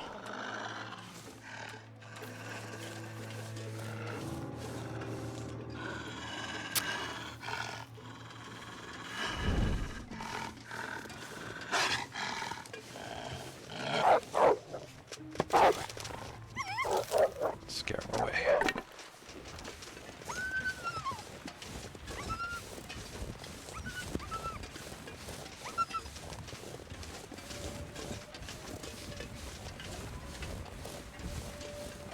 You just want to see me do some wanton destruction of wildlife, don't you?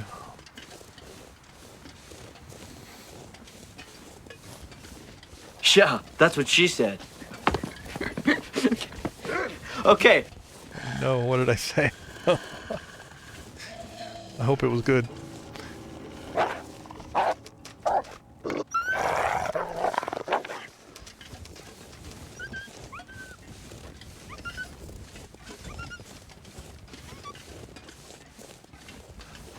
I think I left 20 rifle cartridges back at Trapper's, so plenty.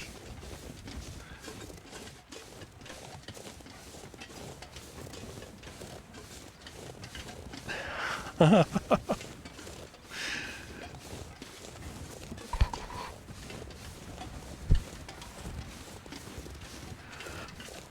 know, watch out, Gray. You might just get an interior design stream full out.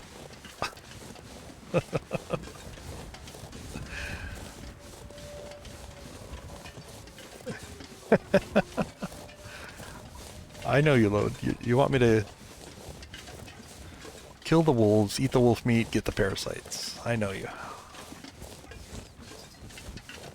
You don't fool me. Did I turn the wrong way? Hang on. So not paying attention right now. Okay, good. I'm good.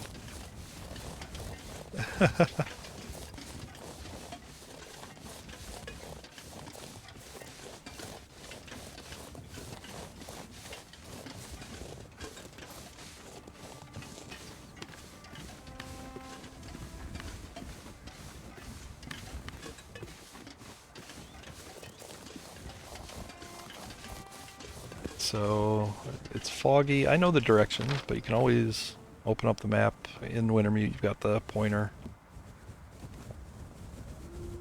Oh, I forgot to get this. Oh, I gotta go back. I'm not coming back up here. I didn't know that that's where the cache was. Darn it. Alright, let me make a fire here. Get a couple torches. I know I just left a whole bunch of torches back at the cabin. No, I'll use a flare. It's fine.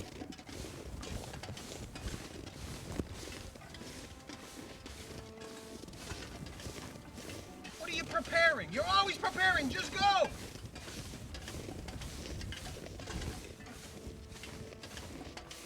No. Alright, get this flare ready.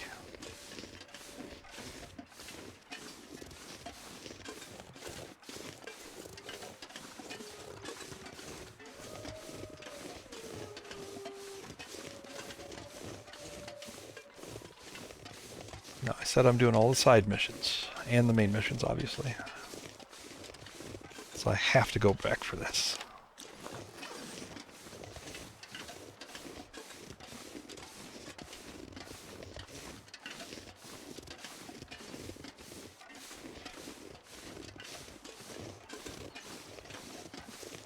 But I think this will give me the chance to go back and I'm gonna try to make it to the hunting lodge and just sleep. We'll deal with this cache in the morning.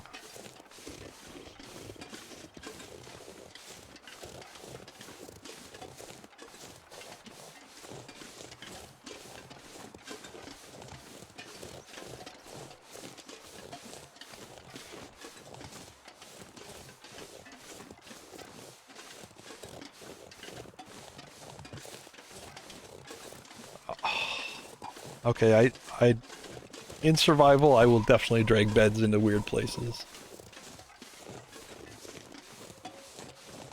But they're not weird for survival, they're weird for aesthetics. Oh.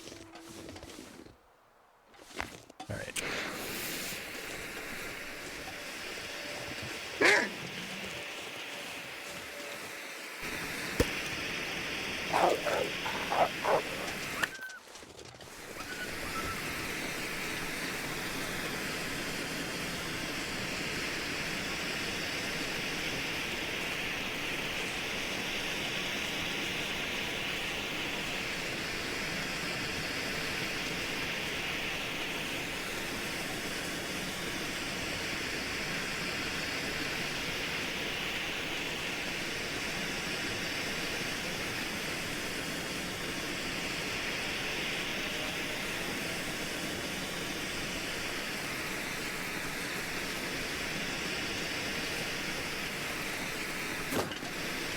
So which is the one that you hate the most, Ray? Is it the bed that I put in the kitchen at the farm? Is it the bed that I put halfway through the door at Mountaineers? I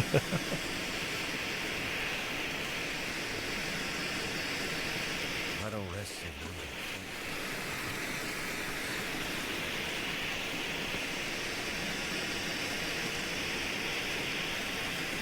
Alright, so this is well fed. Perfect timing.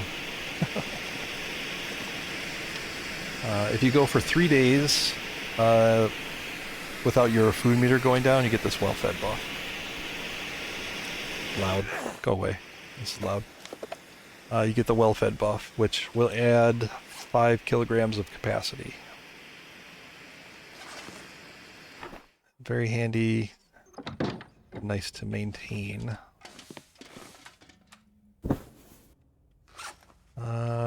Let's see.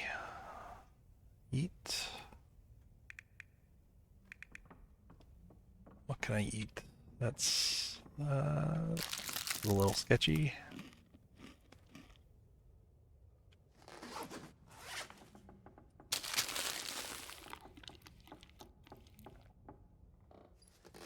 Good enough. Drink, and then I'm gonna sleep all of it. Electric chair. I'm just gonna sleep. It looks like about 10, 11 hours. Do that.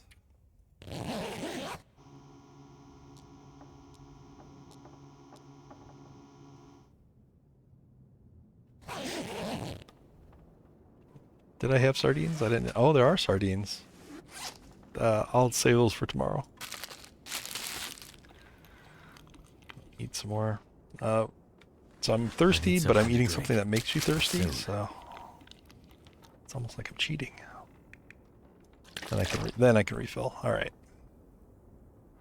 Look at that. Now that I have well fed, I'm easily under capacity. Let's pick that up. All right, it's gonna be cold probably.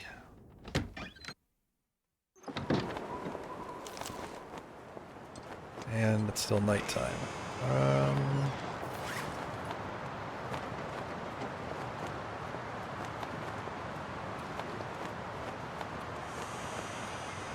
Alright, I can use another flare, so it is windy, but I can use a flare.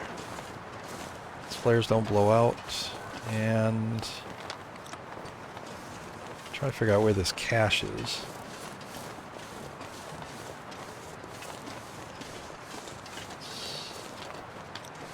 Somewhere in the hills? This direction?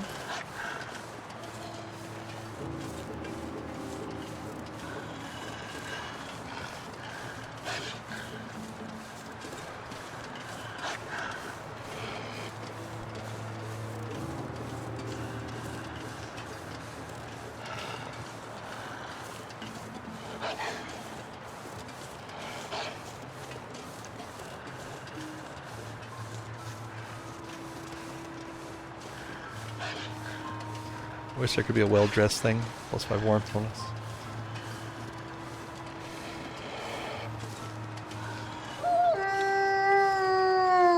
Alright.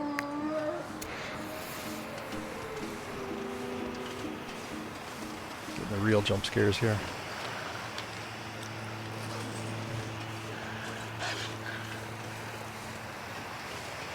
There it is. Here it is.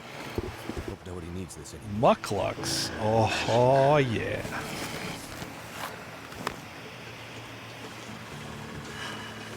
Locate the hidden bunker.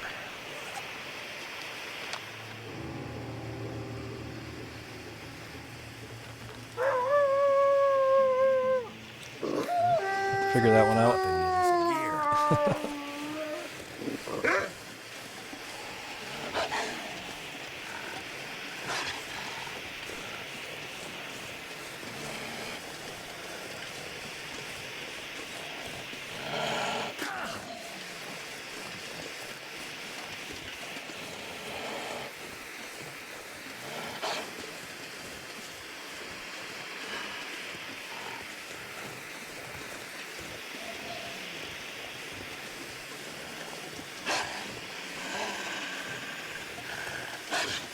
If you're playing this, feel free. You have so many rifle cartridges, you could just kill these.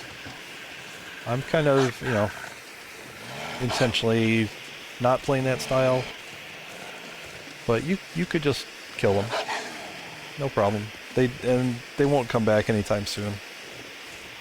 Takes days for them to respawn. They'd be out of your hair. Be much safer.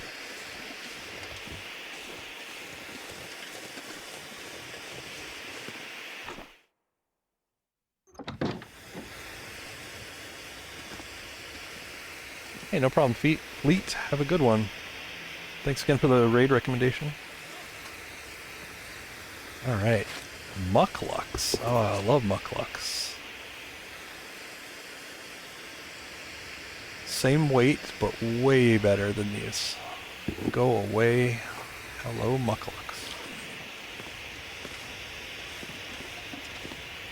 Let's go this way. Oh, I'm still heavy? Oh, I'm not heavy by much. I think I could take the rope now, though. Just need a sip of water. There we go.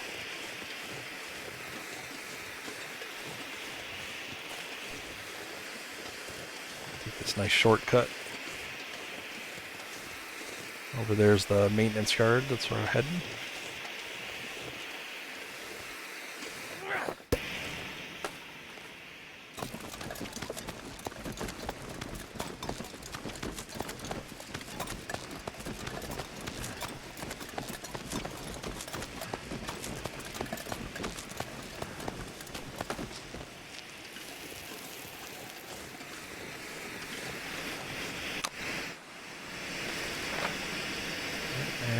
There's another cache out here somewhere.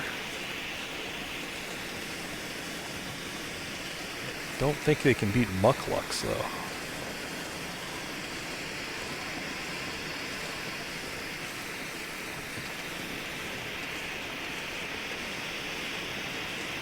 Looks like a new day is dawning.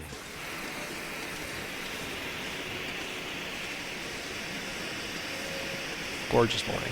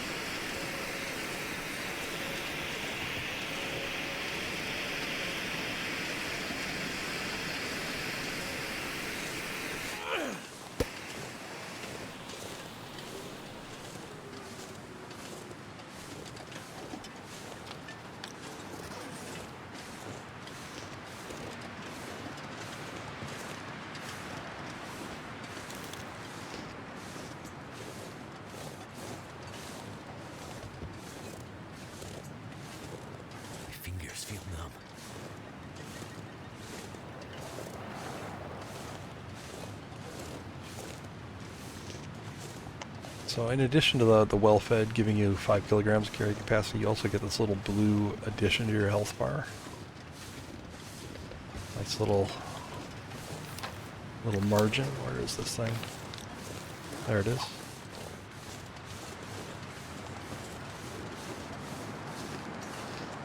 I've been looking for you. That'll come in handy. Could you see this? Could you say that in a more creepy way, Will?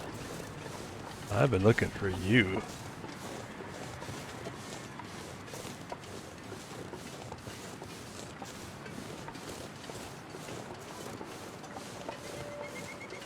I need to drop something.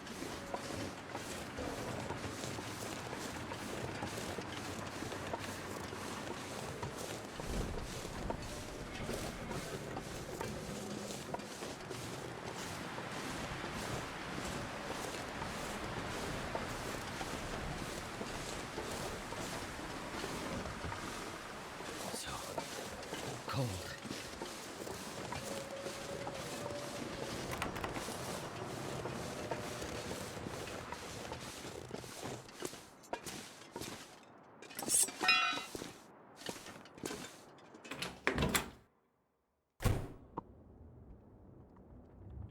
So, current mission is fix this broken spear at the forge.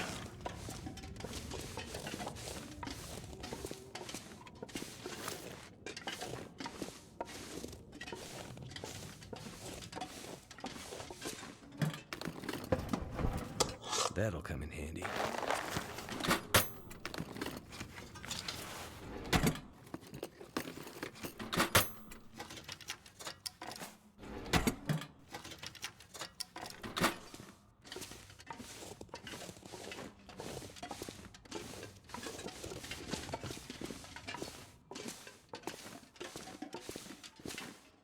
This gear's starting to slow me down.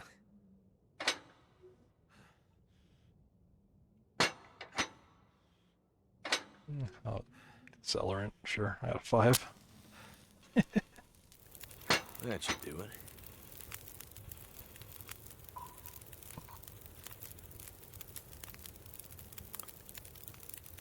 Let's do this.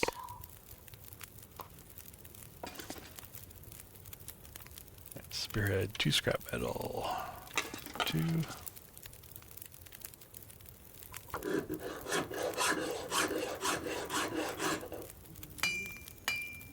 Guess I can add blacksmith to my growing list of skills.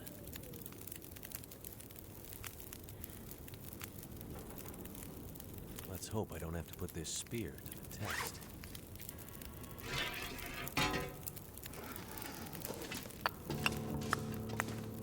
This coal wasn't needed. I'm going to take it with me. I'm not going to be able to carry this load for much longer.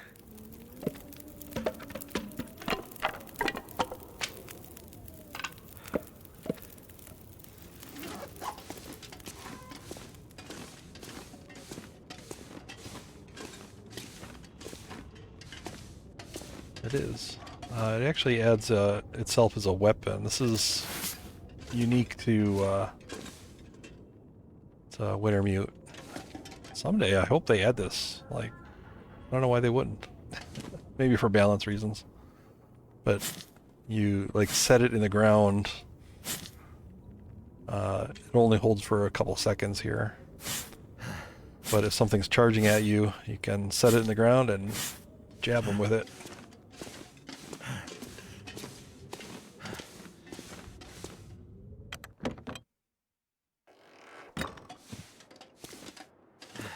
Alright,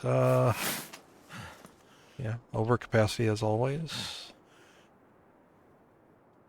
Let's go, yeah,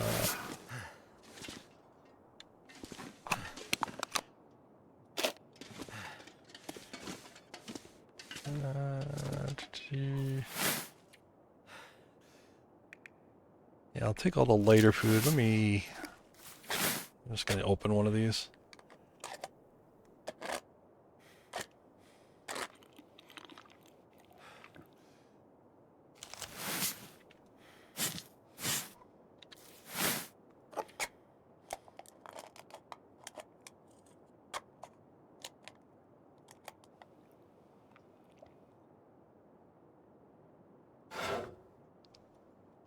Alright, let's really leave a bunch of stuff behind.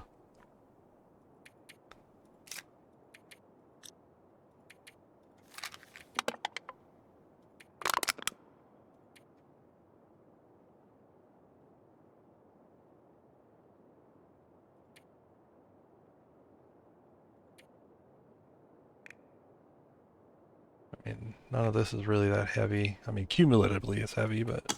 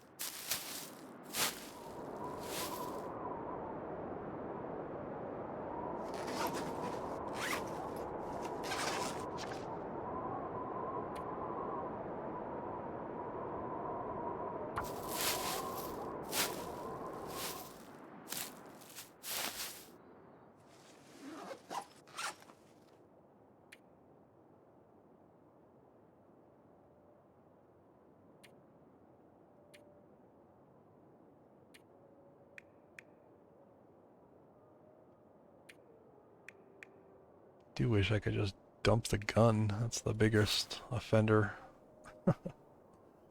by far. Yeah, I think I might have to just be a little bit over capacity. I don't think the game will bring us back to this region at all. Alright,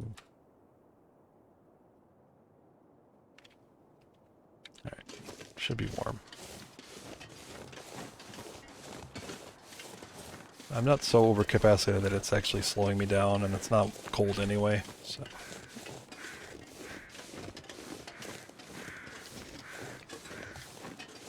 How much does the spear weigh? Oh, it's not an item, right? It's just kind of a feature. Alright. Oops. Windows pop up.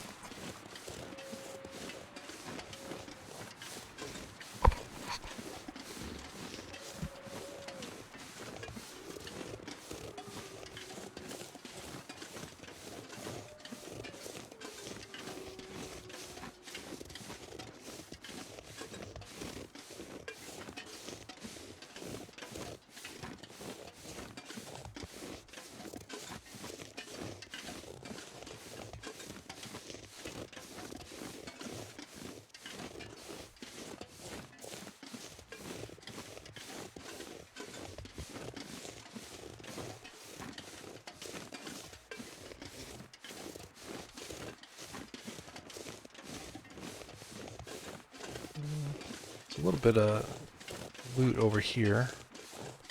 Did I get everything in this region? I don't have any more caches or anything. Alright. Just gotta see if there's anything over here. Hey, Eklon.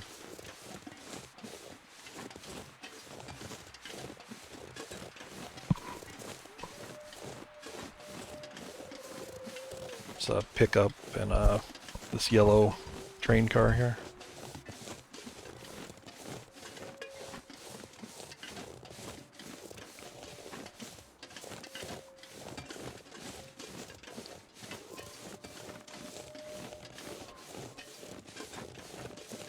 I'm honestly shocked with the number of veteran players that are hanging around in this stream. I thought this would bore you to tears.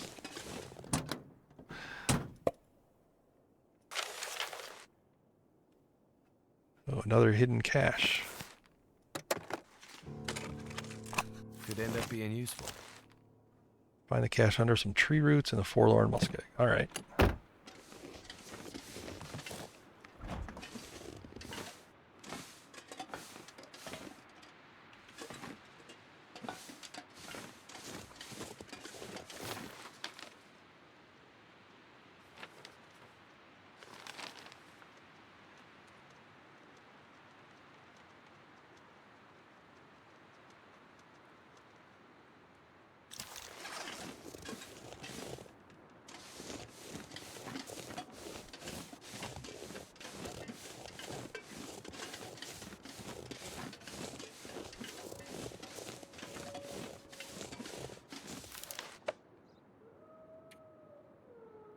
Alright, I think I'll go straight to Jeremiah, because he sends you into Forlorn Muskeg for more missions after this one.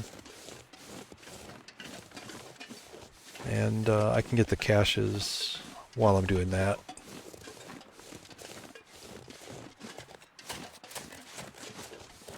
And I better not run.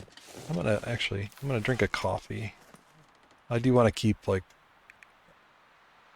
above 50% fatigue as much as possible. So I could just take some coffees and do that.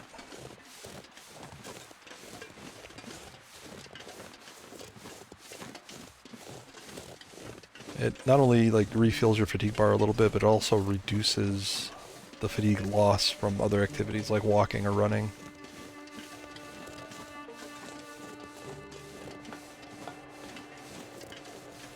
For a short duration, 1 hour.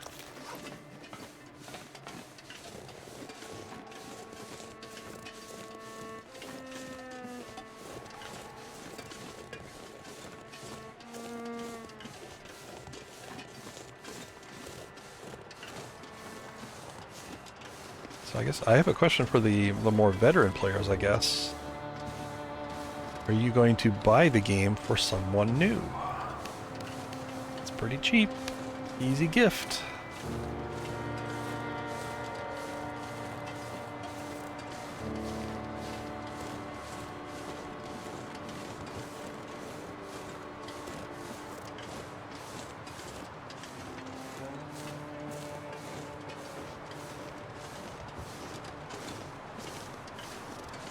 Or are you like, I've already bought it for everybody I know, why haven't you done that? Alright, I'm gonna try to keep to the wind protection here, so I don't get as much pushback. It's not much wind protection here. Pretty much walking straight into the wind, so that's gonna slow me down a lot.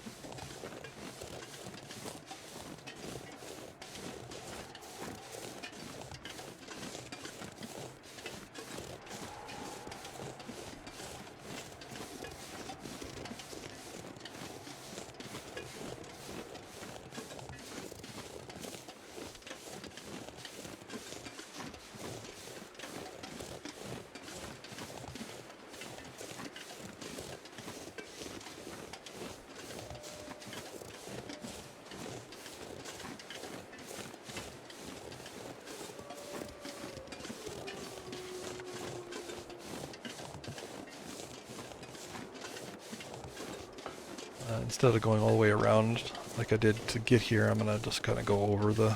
It's much easier to go over this from this direction. You can just kind of go straight over the landslide.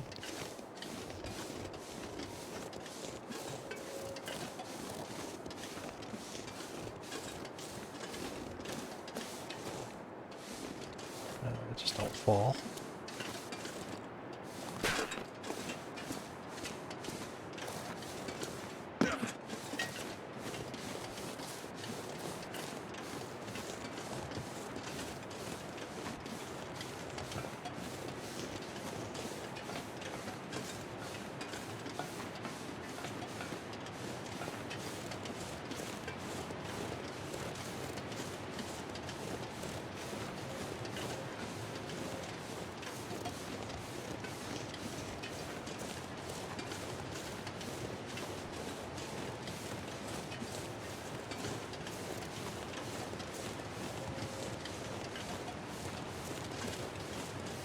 Hey, Stefan.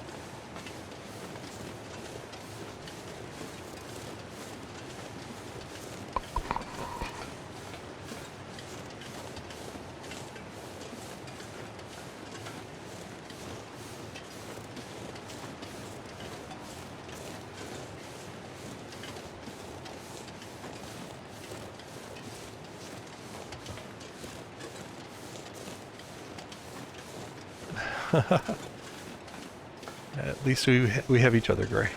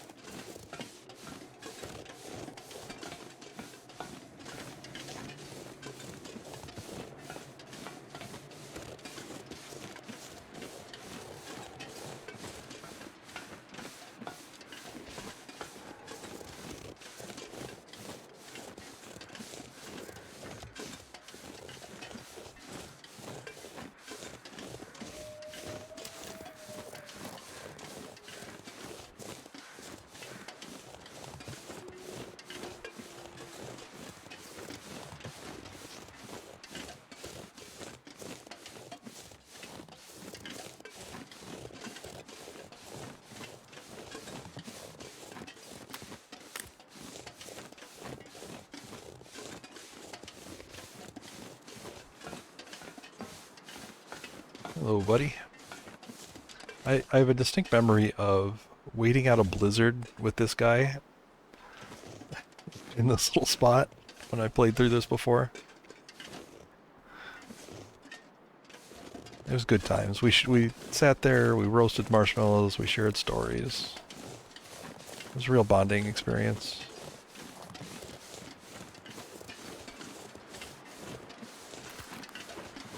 Hey, Stefan. I'm going to estimate about 3,000 right now. I haven't looked at it recently. But I think that's about right.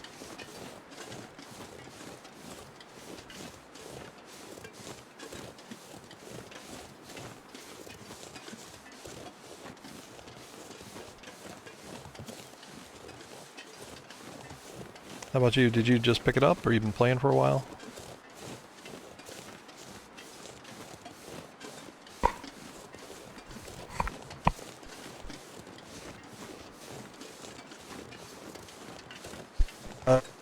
I would, but Wintermute is I don't know. It doesn't work right. Because it's like a separate instance of the game. It acts funky. I got a Windows message pop up, and it minimized my game. So I don't really want to mess with it right now.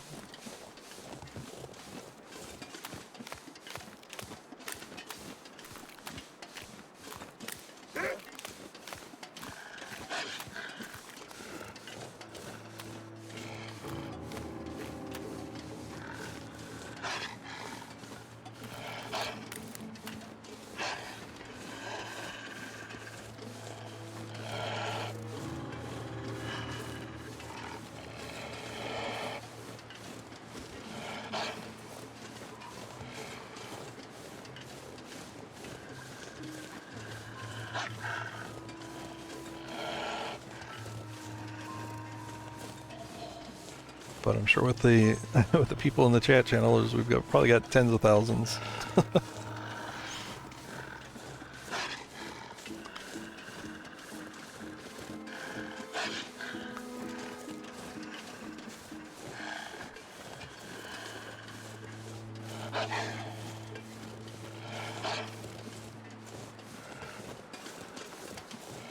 Say the short version is, if you're thinking about buying it, you know, if you're saw the sale and you dropping in to check it out on Twitch here.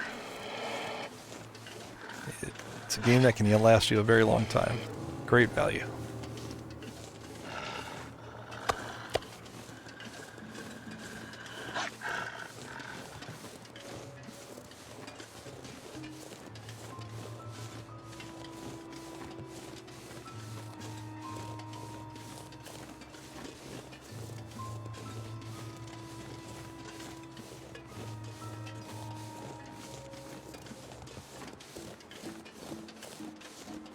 So I'm going to stop into this waypoint. I'm actually not cold, but I'm going to stop in here and try to get rid of this guy. I'll drop a little bit of my fire making fuel, like the coal, in here. This will be kind of, I mean, it's a good waypoint for when I come through here. I'll leave these venison also nearby. Don't think I'm gonna...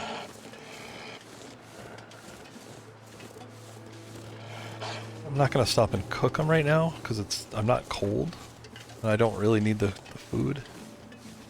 But I will just kind of leave them here.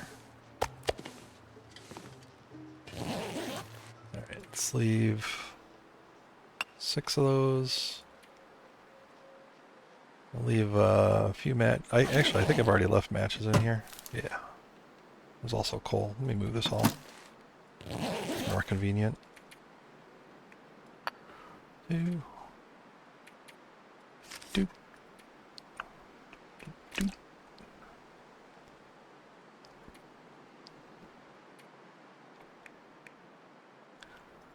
Sure, I'll leave one of these packs off. Herbal teas.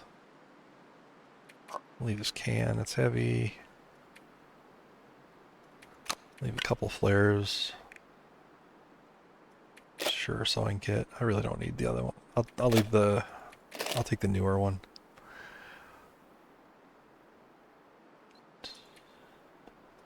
There we go. Actually, I'm almost down. Almost down to weight.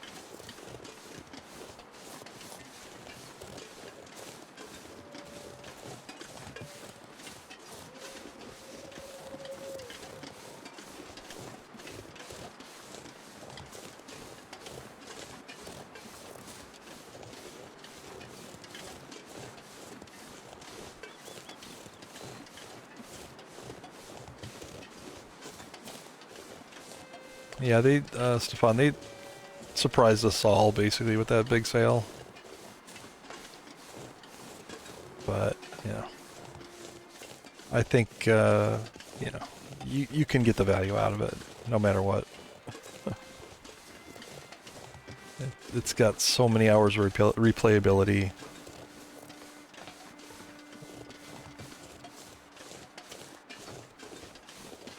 I mean, the Wintermute story is probably, it's going to be, for most people, probably a one-time playthrough. Well worth it. But then, you've got the in-game challenges. Those are really good. There's the survival. There are player-created challenges that you play within survival. There's custom difficulties. You can change a bunch of settings in the game and kind of tailor it for how you want to play. It's very nice.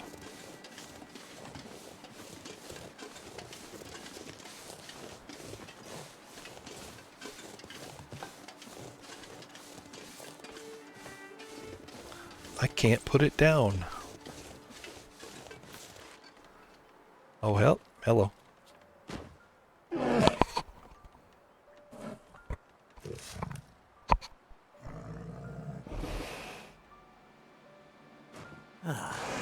Not feeling so cocky now, huh?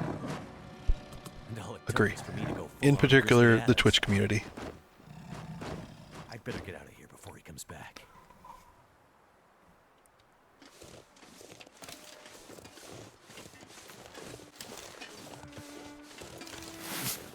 Get out my spear. Poke him.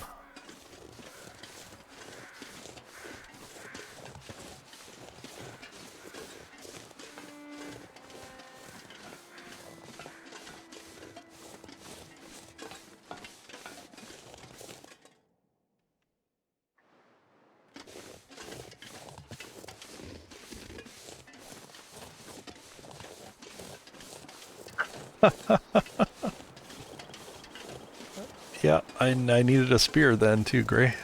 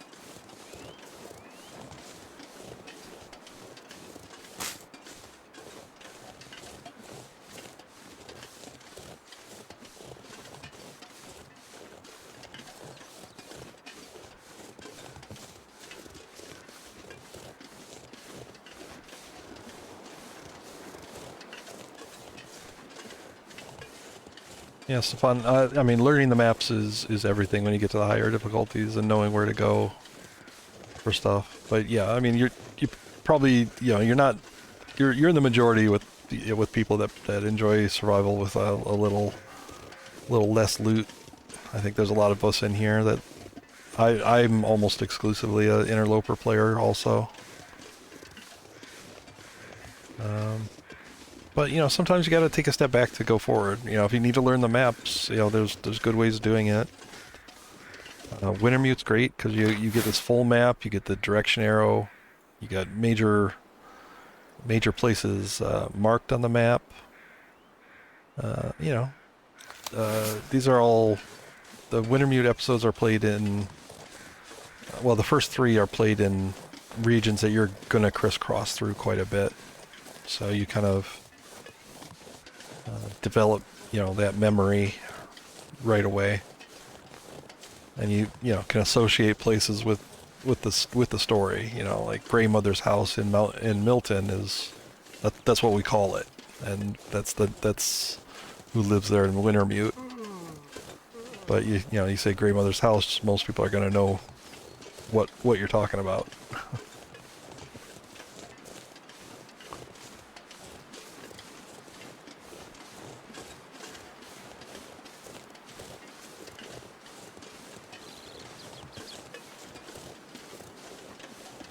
Now I'm playing through I'm a interloper player experience. If I was playing this, if I wasn't streaming this, I would never be overburdened and encumbered. I would probably ditch the rifle right away. First of all, because it's too heavy. Did you find it? Let me pause this for a sec. I ditched the rifle just to save on the weight. And you can play it however you want. You can just say, okay, I'm just going to ignore the rifle, and play it that way. Add your own challenge to it. It's going to be easy to survive in, but you're going to learn the maps. You're going to learn these very central locations. And then episode 4, it takes place in a region called Blackrock, and a lot of people that play only survival have no idea where to go in that region. They're afraid of it. If they get a spawn in Blackrock, they abandon the run immediately.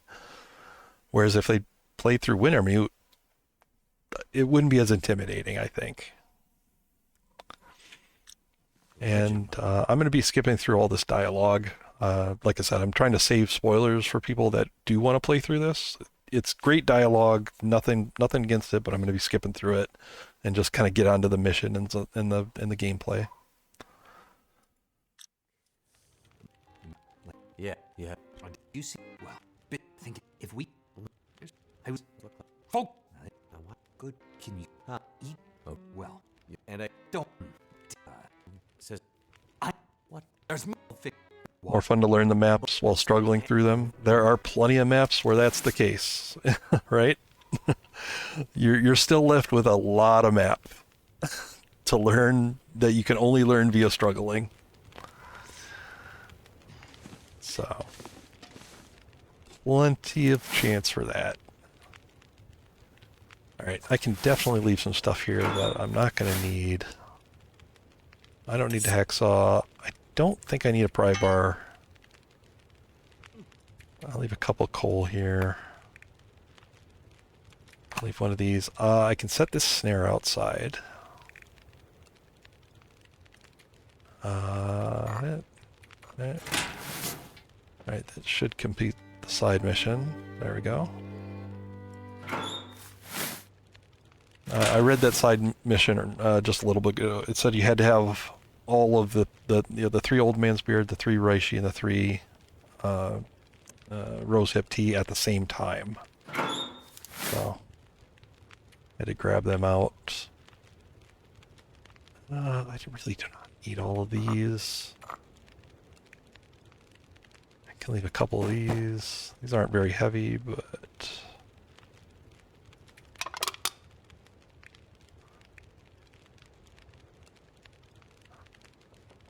inventory management is a big thing.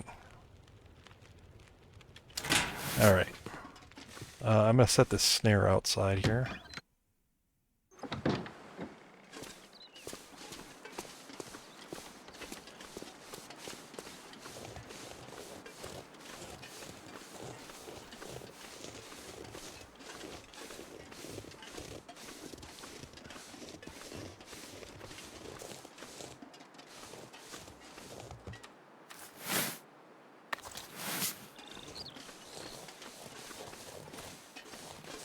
I think that's a bunny area. I don't see any bunnies out, but I think in Wintermute that's a bunny area. Alright, so mission now is retrieve transponder parts from each of these towers in Forlorn Muskeg. Gotta kill a wolf here somewhere. We gotta fish at some point. Oh, I've already snared a rabbit, so I think this triggered on my previous snare, probably when I walked into the region. There's that cache. This will take care of later. Talker cache in Muskeg. And a hidden bunker that can only be opened when the Aurora is active in Forlorn Muskeg. Great.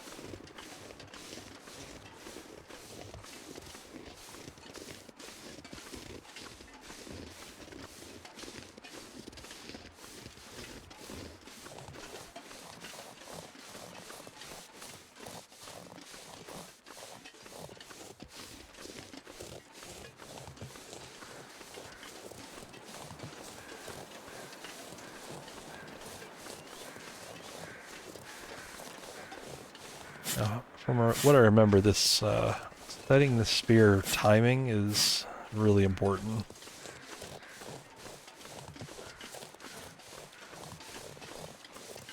Because you got little delay, and it doesn't stay up for very long. So that's what she said, but yeah. So I might practice this a little bit. I think it works on wolves. Maybe I'll get maybe I'll try it on a wolf.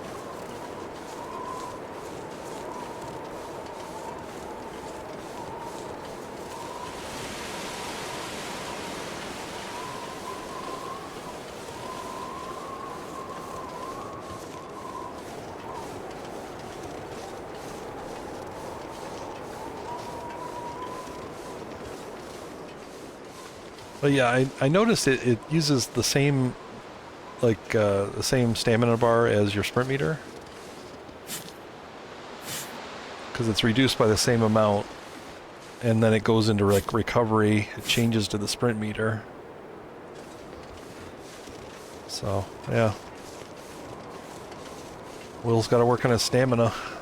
Well, that's all it is.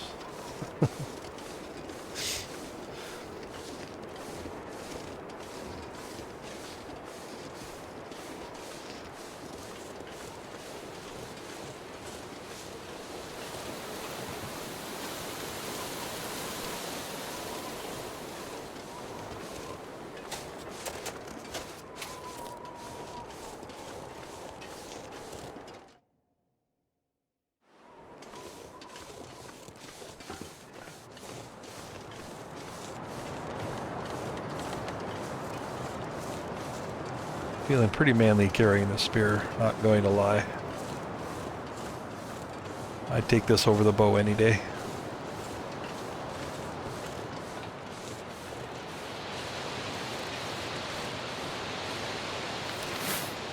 Alright, two things south. Yeah, okay, we'll go south. We'll do this one first.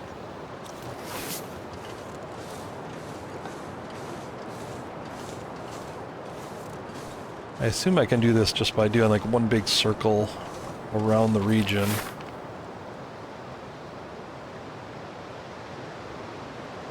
Yeah.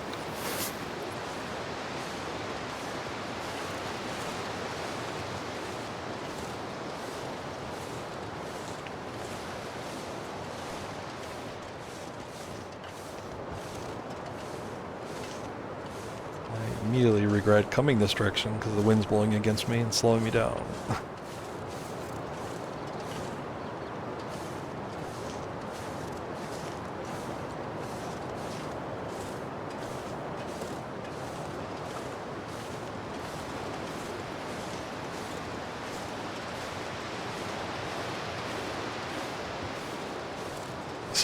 So Caroline and Gabe's and Cookies could play together. I don't know. That would be that may be more dysfunctional than you can imagine.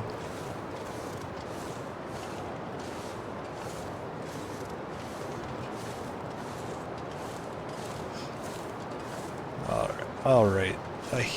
This is one of the features of the game I kind of hate the most.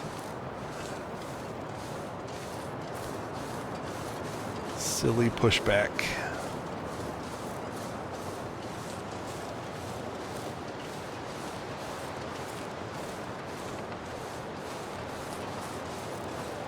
Or carrot time.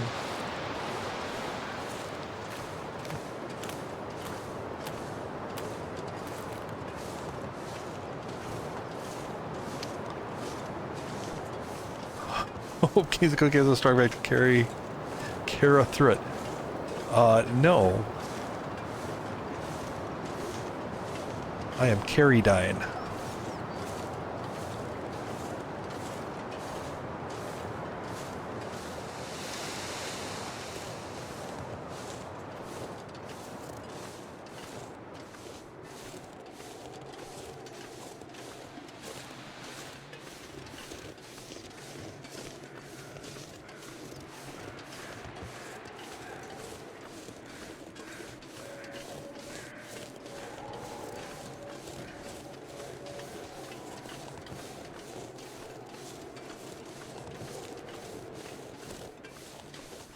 Oh, hello.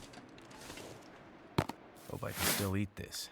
Can totally trust peanut butter you find in the snow. All right. Oh, come on. All right.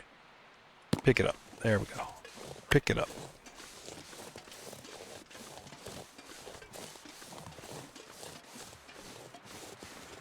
Peanut butter. Oh man, that's gonna, you know who that's gonna summon.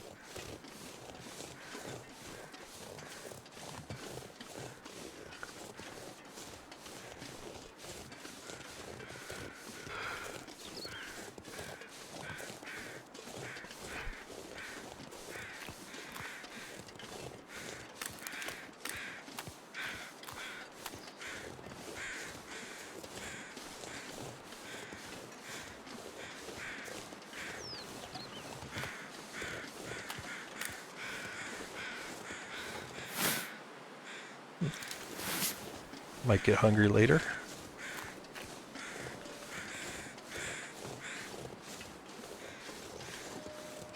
Of course, if that happens, I'm just gonna eat my peanut butter.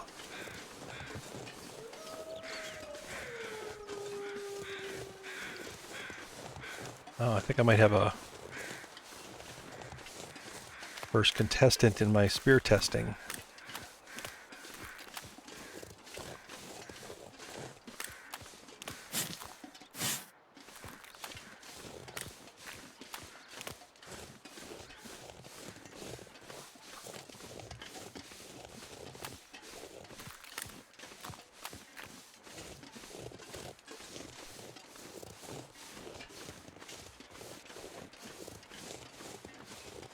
Peanut butter.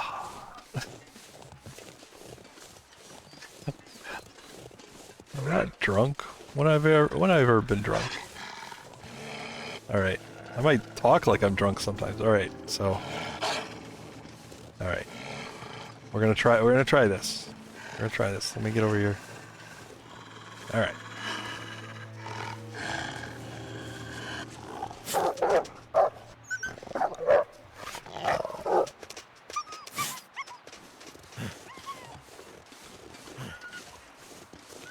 Intimidated by my spear.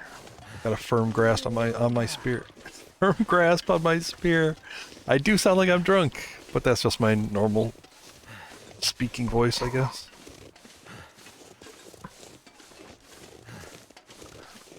I don't talk good. Alright. Oh, shoot. There's a cache somewhere here, right? Where is it? I think it might be up there.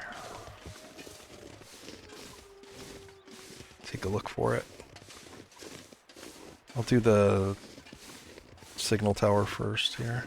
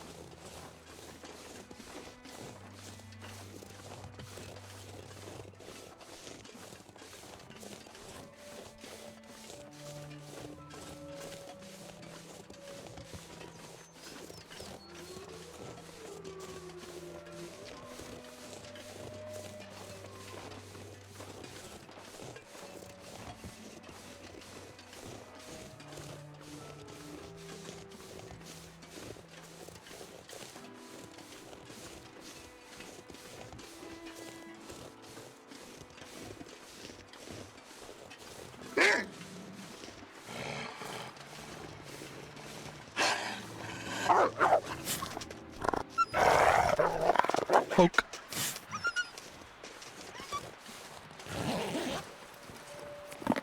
Food or It's all the peanut butter up here. Oh, hello. Oh, jeez.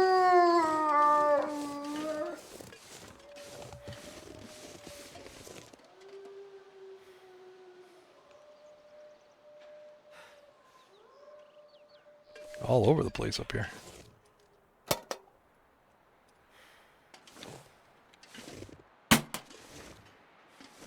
What am I supposed to do here?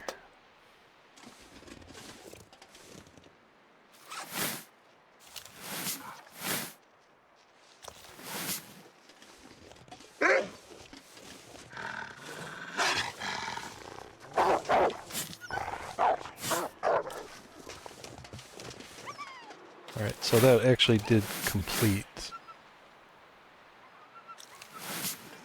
Didn't see any message about getting something out of it, but it worked.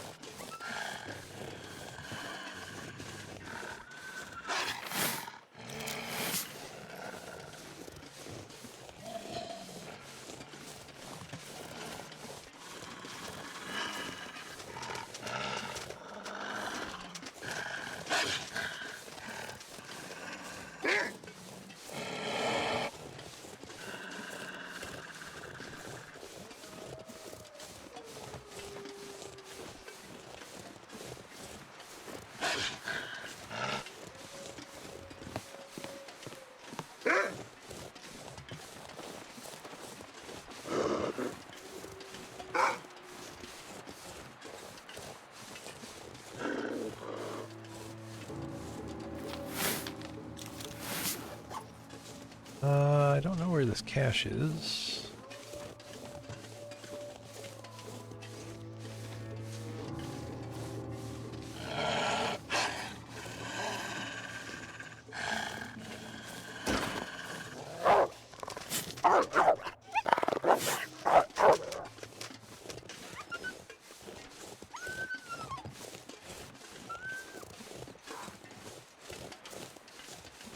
It seems to be working so far. It's very intimidating. Can I get through here? Yes.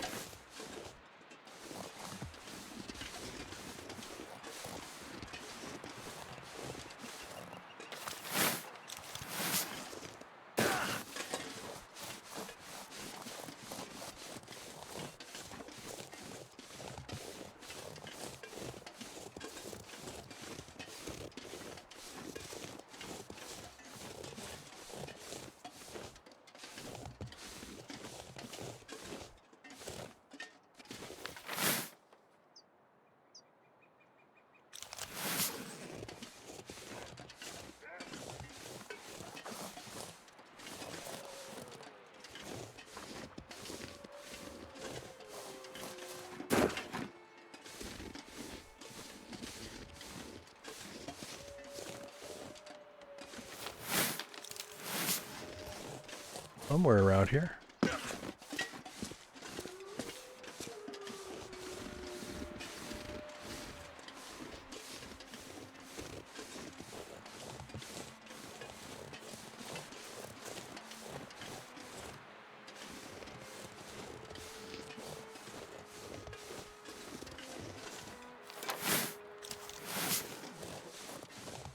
Sun's setting. It's gonna get a lot colder soon.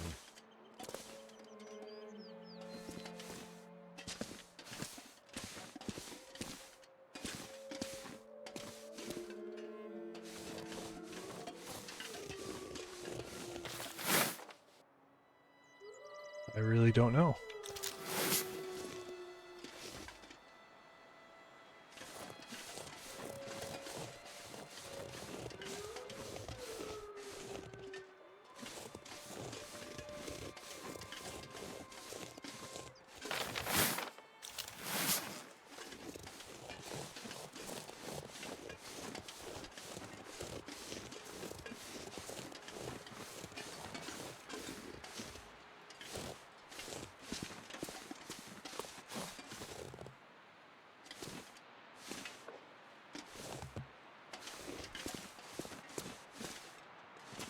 Guess I came too far down. Maybe it's at the top there. Oh. Wait. Oh. Dang it.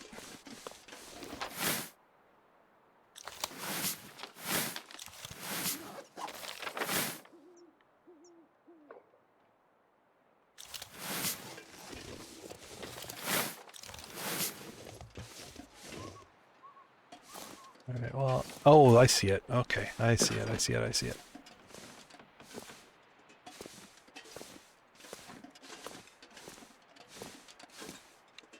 That's what I'm looking for.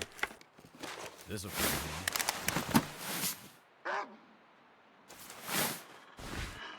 in. Now these are not as good.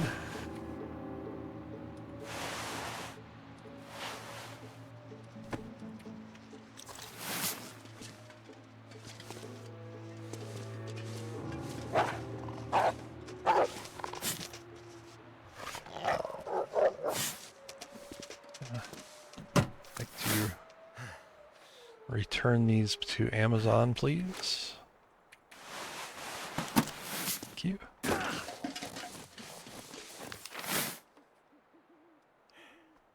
Alrighty.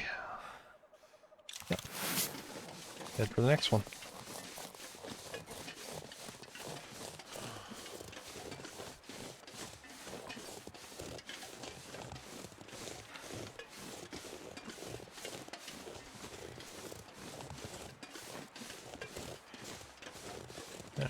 More long walking here.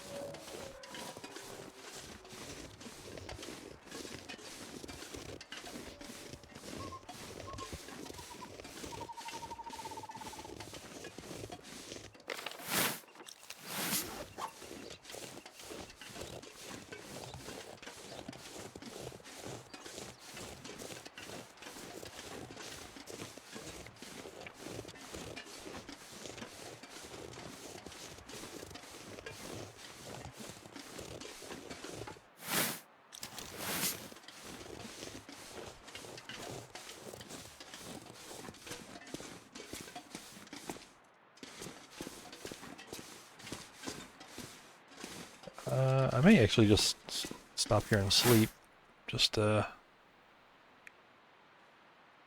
keep it going. I need to make water, though. Yeah.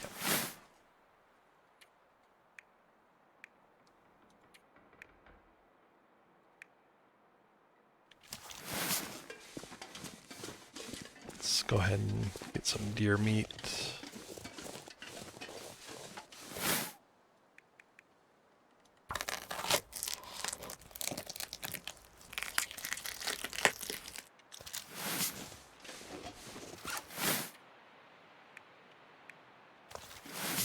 That's right, I don't actually have any torches on me.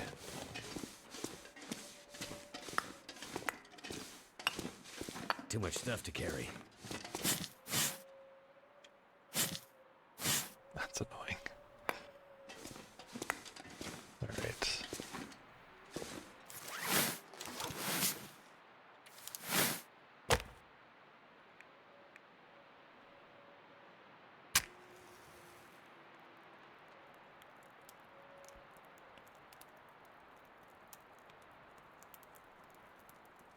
Come on.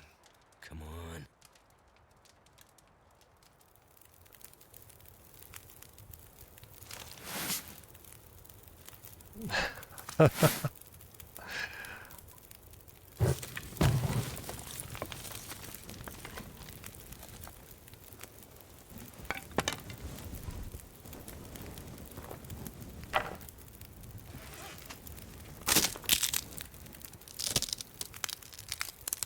Sleeping for 3 hours is...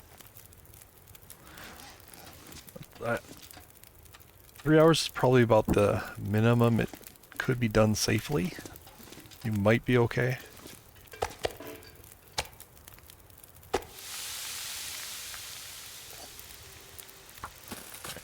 Put that on for an hour and I'll sleep an hour.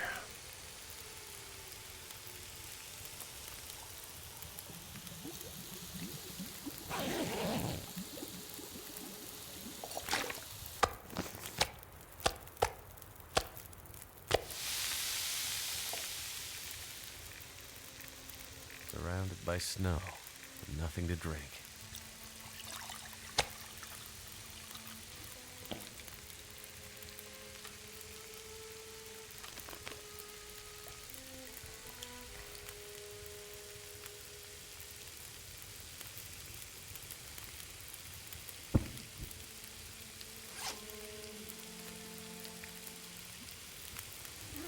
Alright, there's more shelters down the line here.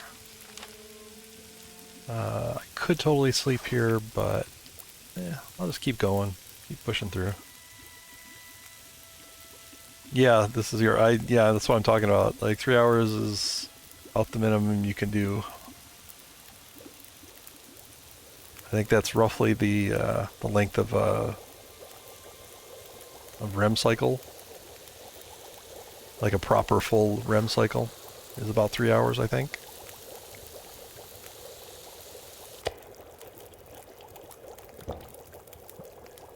you wake up too much before that or after it, you can feel like crap.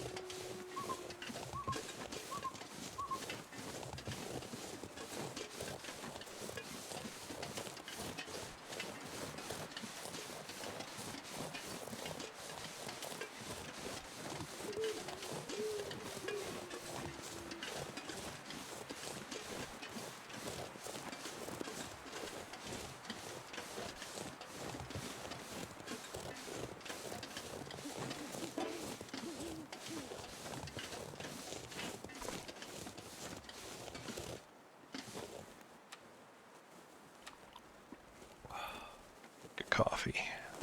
I have so many.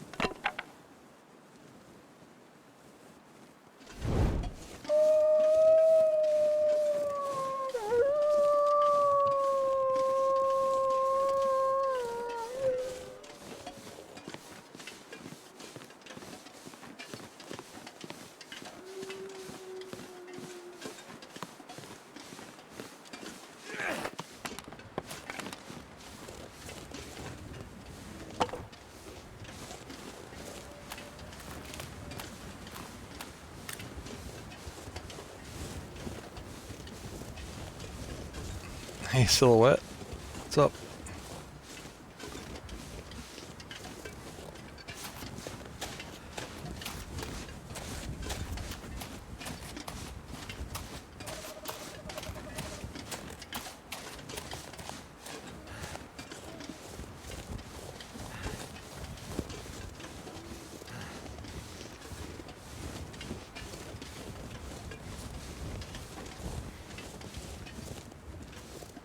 There's going to be a ton of supplies here that I really am not going to need. I'll take some cartridges. This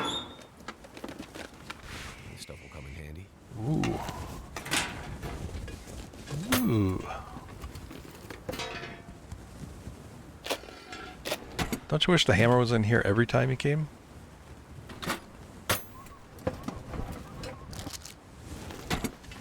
This is another forge. This was like what was in I'm the not sure I can Broken carry much Railroad more.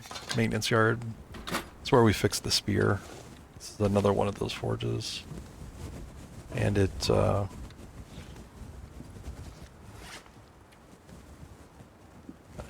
you can craft some improvised items with it. Hope nobody needs this anymore. But in Interloper, the hammer is famously almost never anywhere near where the forge is. So you have to go looking for it. All right, Took. Took.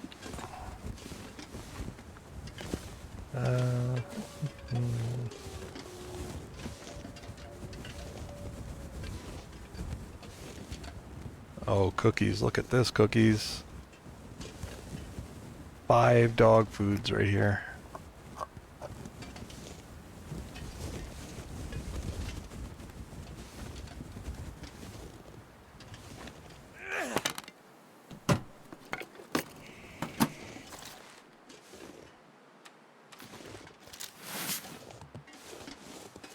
I'm probably going to have to drop every single one of them. I just have so much stuff. This game is so generous. 7? 5, 7? 8.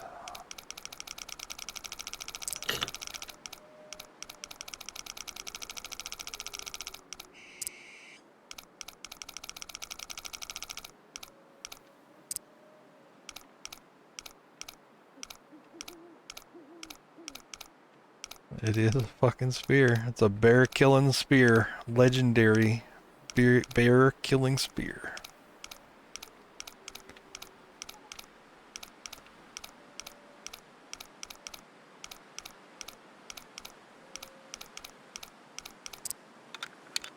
I think I can use this. Rabbit skin mitts.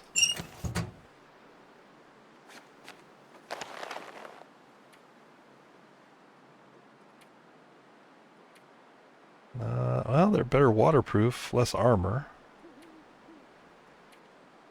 but more stamina reduction. Well, gosh.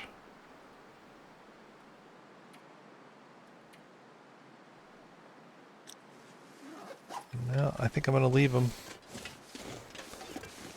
I think I like the armor, but a little bit better. And more sprint meter.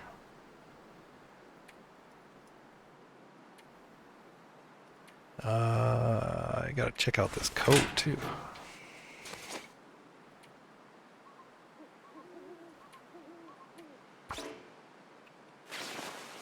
Can't repair in the dark.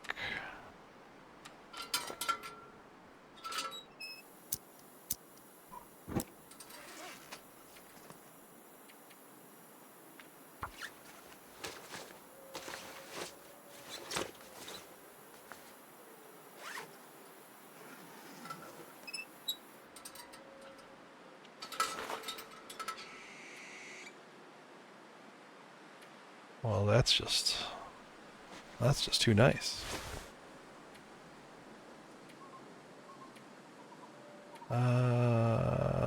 Keep the lighter one.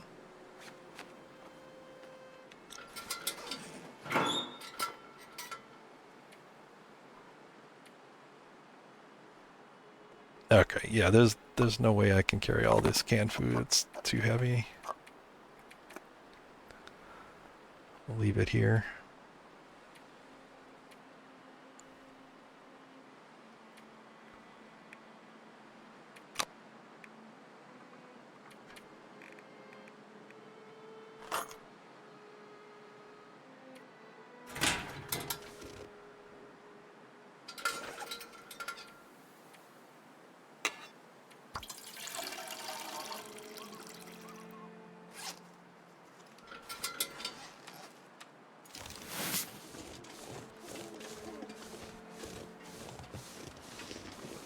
Extra foggy.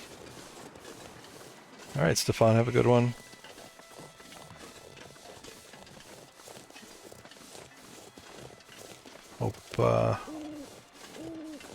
hope you make it through the day.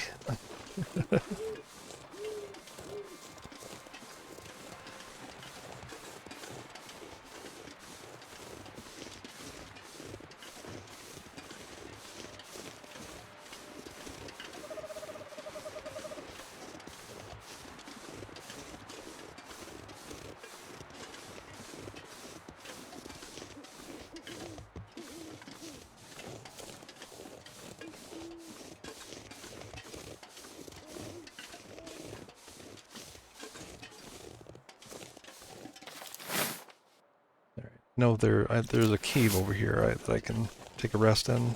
I think I might just sleep it off and continue in the morning. Or midday, rather. I think I need to lay down.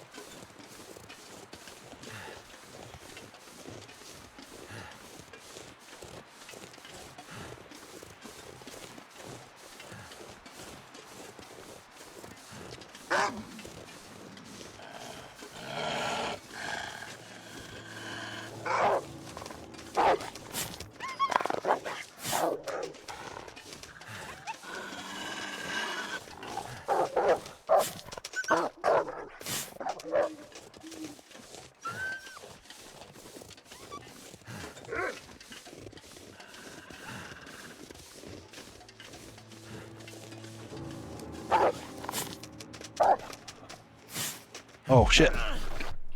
The sprint meter ran out. Alright. That's fine.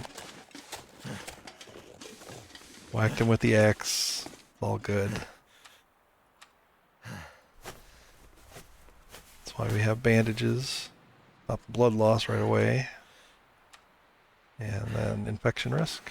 Get rid of that.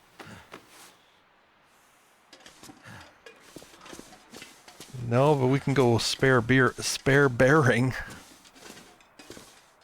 Alright, yeah, it's very warm in the back of this cave. Even warmer when I'm in the sleeping bag here. Alright.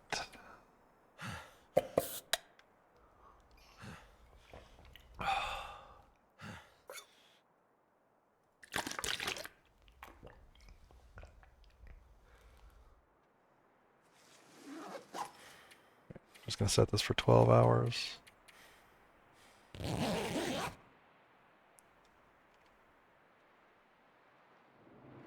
If you're worried about blizzards or anything like that, you can sleep in lower increments. You just won't heal as much. My health was pretty much full anyway. Didn't really matter. I'm actually all out of other teas. I'm gonna drink one of these just for the hydration. I'm all out of water, but I don't really want to make a fire and do all that.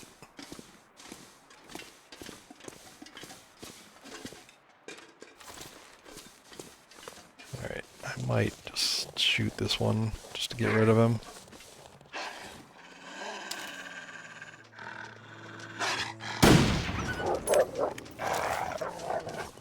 Missed, but scared him away. Good enough.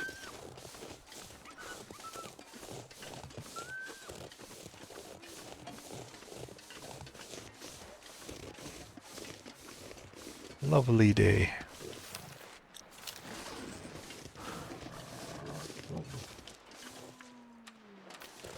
That's the bear. That's the bear.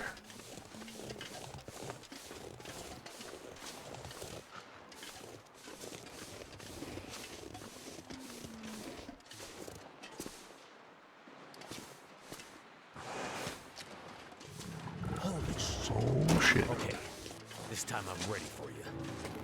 Come on.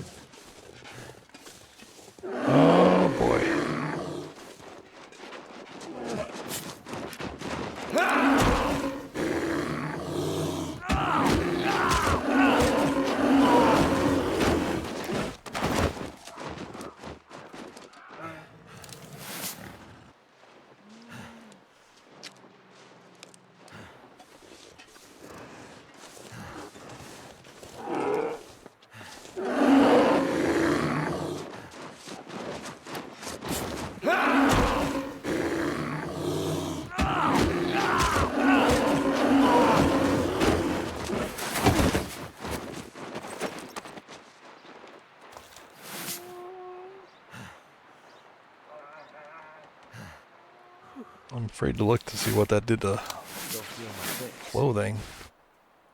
Which means I'm not dead. Huh, nothing. Maybe a little bit. Might have done a little damage to the clothing.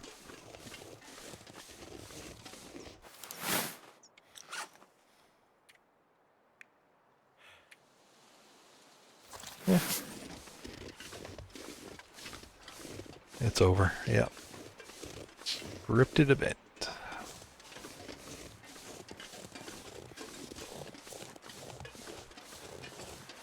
I assume it goes much worse if you don't set the spear in time.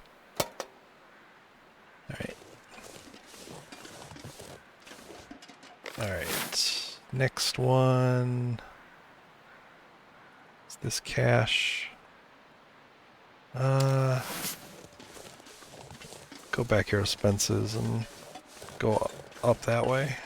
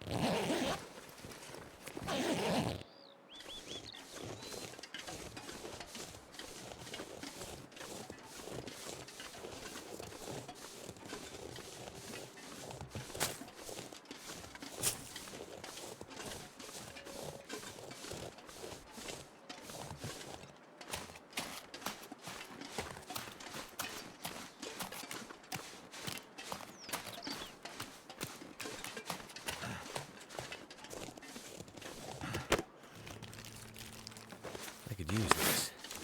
No, I can't. Let's do coffee. There it is.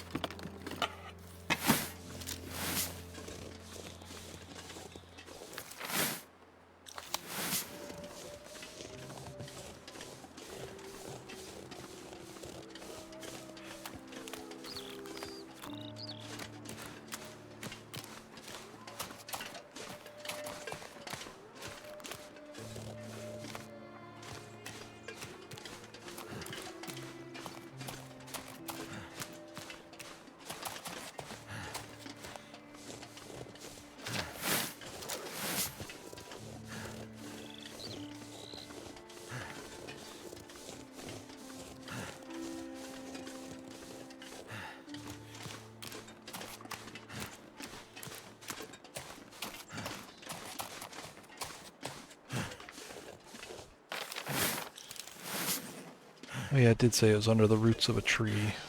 So that's it.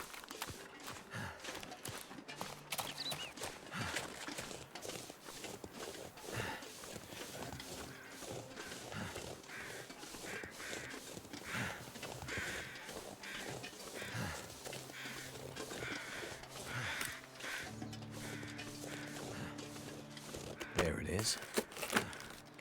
This'll come in handy.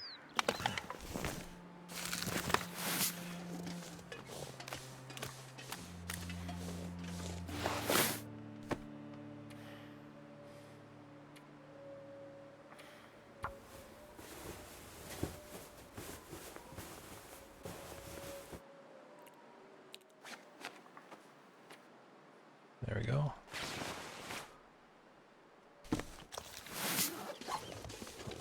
Look like a scary, scary dude there, but that's a really good head covering.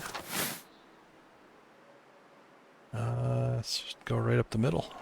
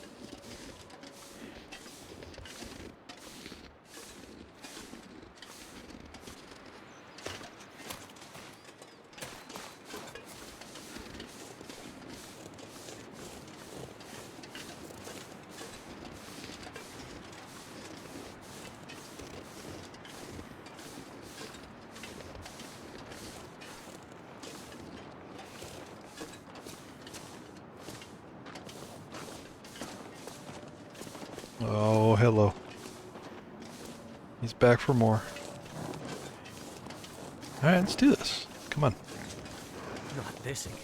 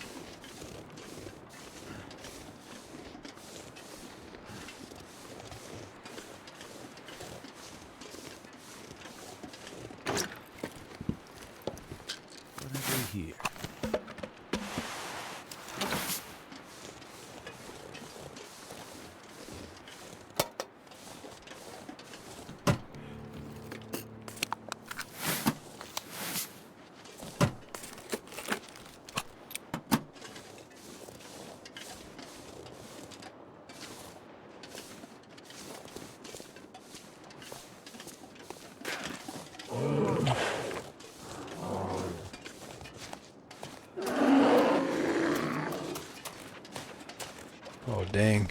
Alright.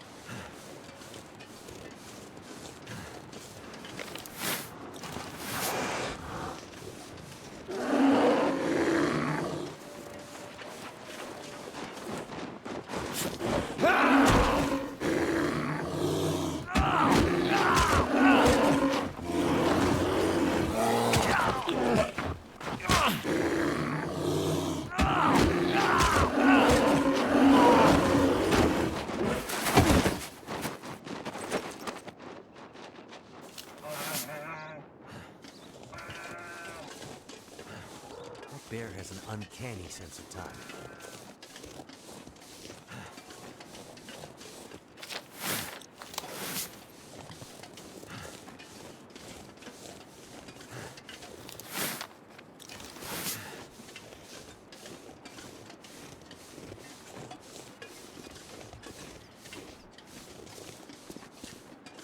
I've been looking for you.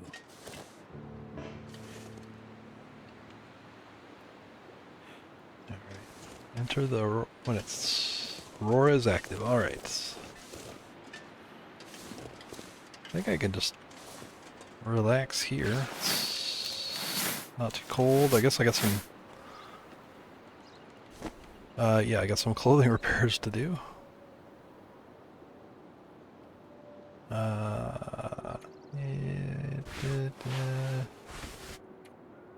I actually don't have the cloth to even do these.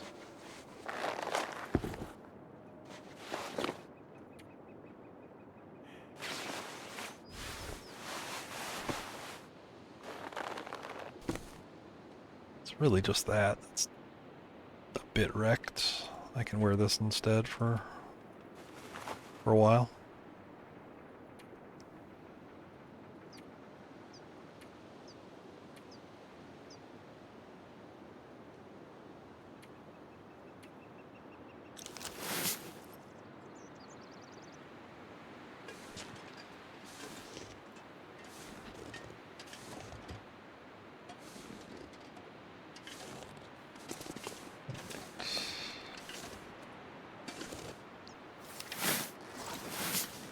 I think I'll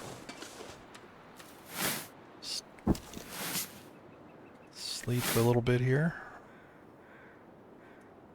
It's pretty warm.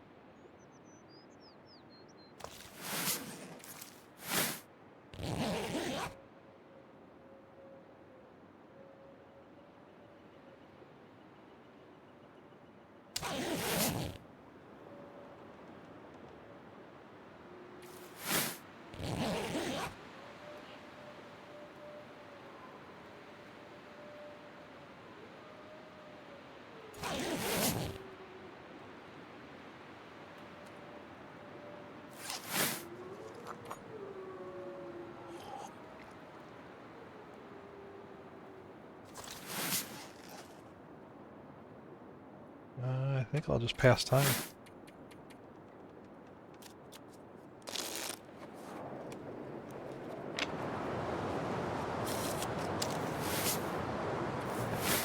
Too cold.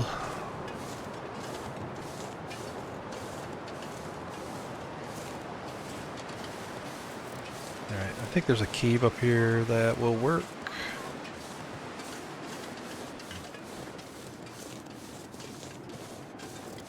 This may be something where I have to wait. You know, it's probably a random event. I thought maybe it would be scripted, but it might be random. All I can think about is I might have to live here for a short while.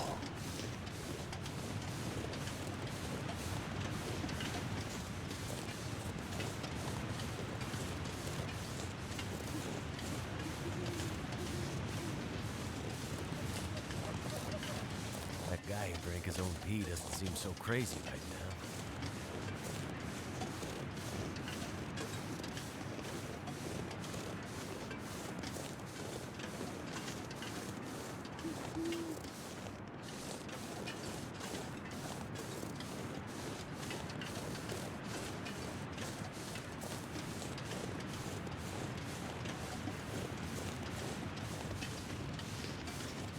It's actually warming up now.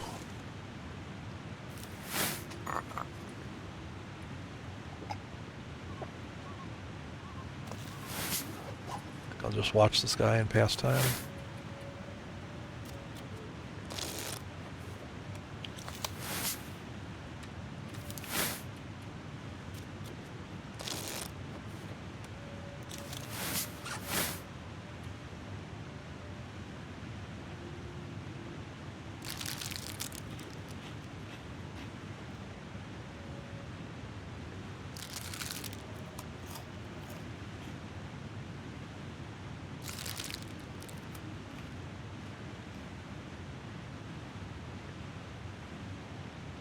Fell through the world in that cave?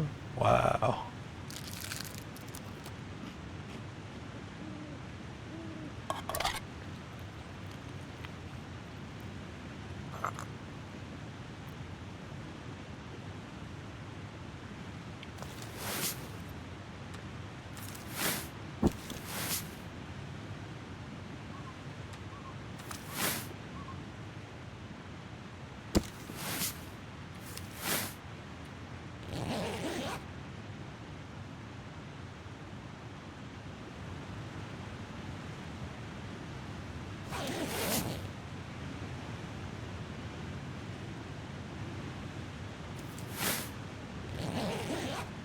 Well, it's daylight now, so I've got to... I'm gonna hang out here a day, probably.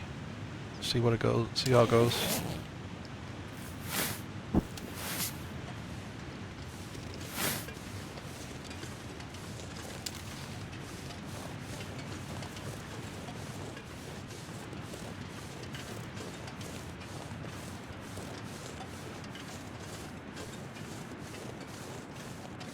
See if maybe I can get a deer around here. Sit down, make a fire, make some water. Just make a day of it.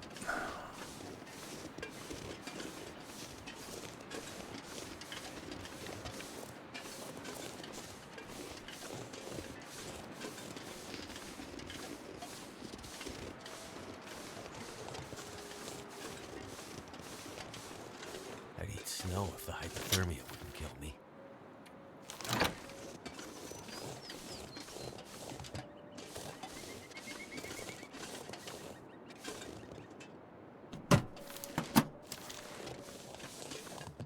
Was it the little red flag?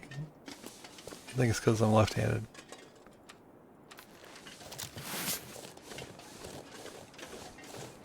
No, I get you.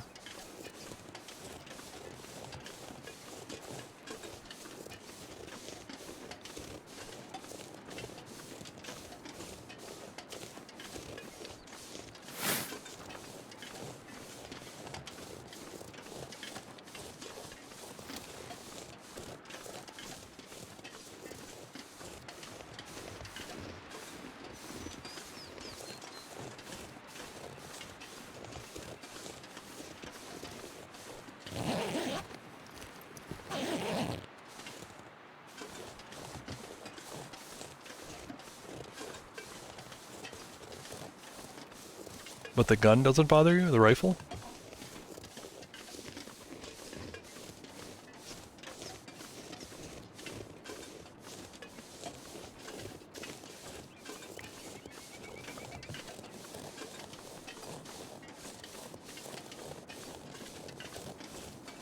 Oh, there's a deer. Just had to walk away.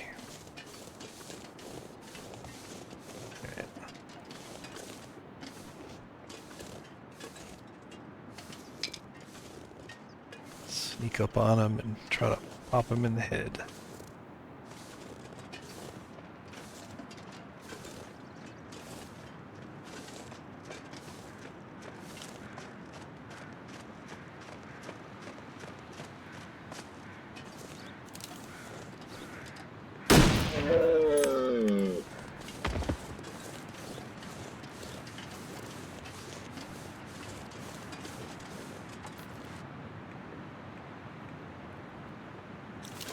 Wow, my hatchet took a beating. I think that bear, maybe.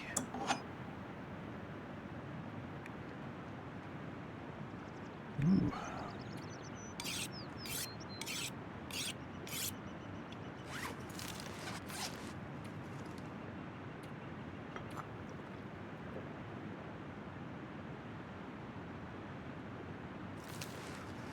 Yeah, it might be one of those things where it just, you know, it's made to look okay on like a 2D screen, but this position would make no sense to a real body. It does sort of feel like the hand is very low, like and farther away than it should be.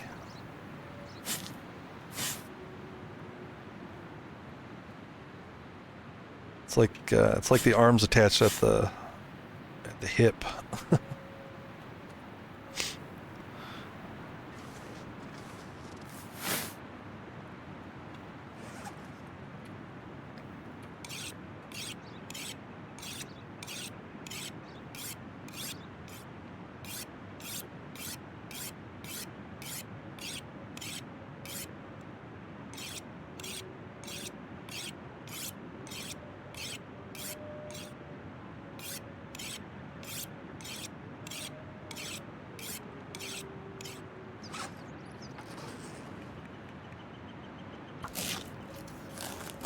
I would do anything for a drink like that.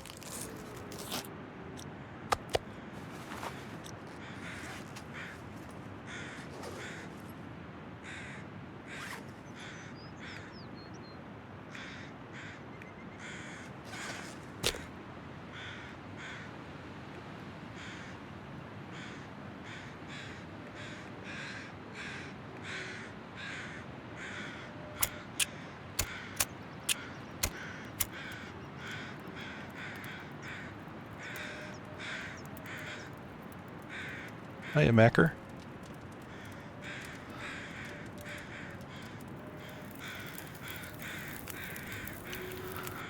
Macker backup. Pretty well. Did your original become corrupt? Are you...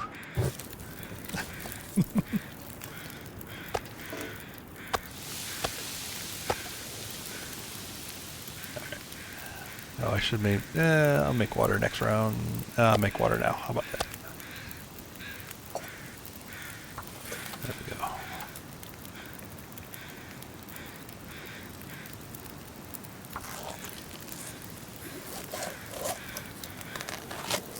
Too heavy.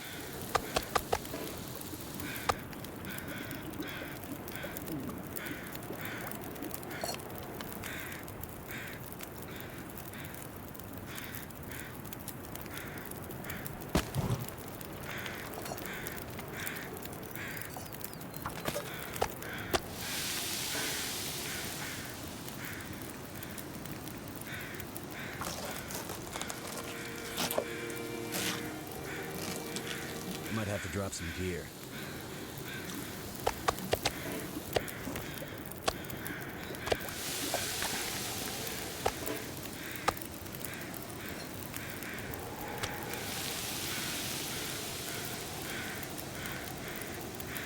Oh, since August. Ugh.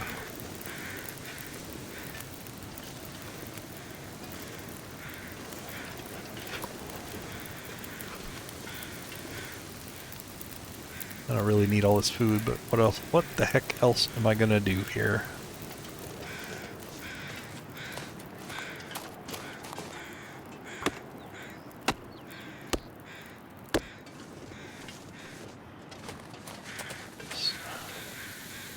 Rapidly pass some time, I guess.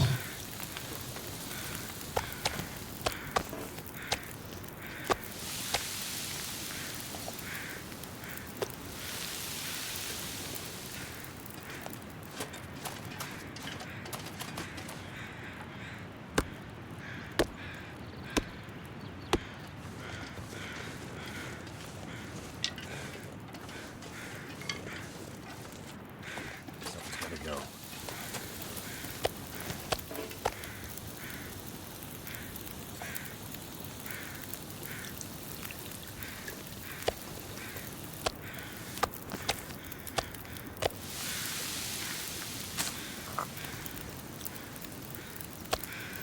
pack is getting kind of heavy.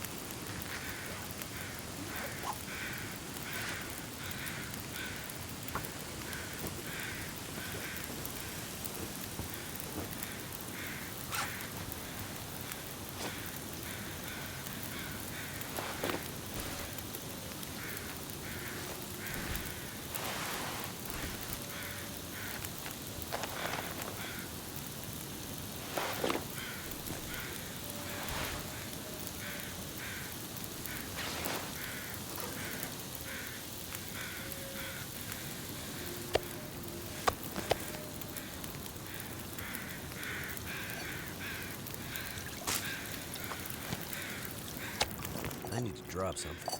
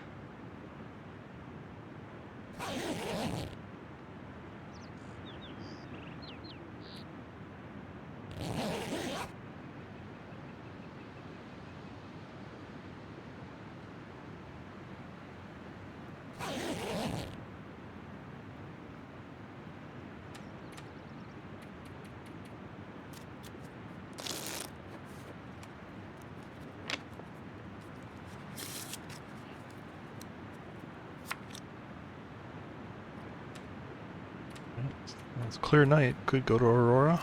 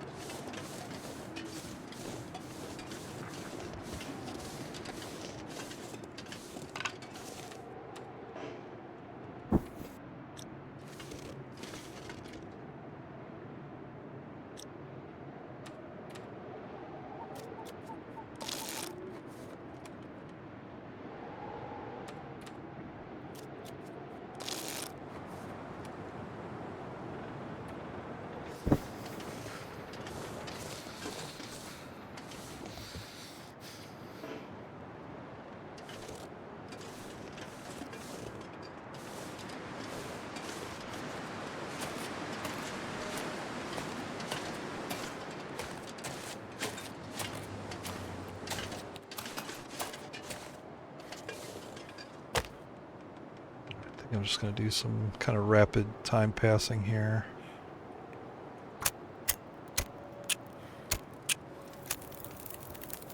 That did it.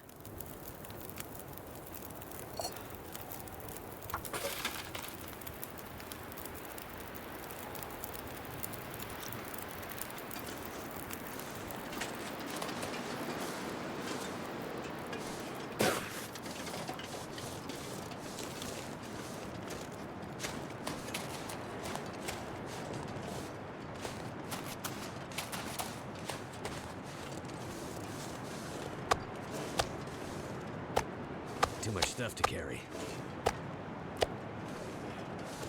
Just hang out el fresco until it's too cold to really manage that. But I'm technically warming up when I'm out of the wind, so it should be safe.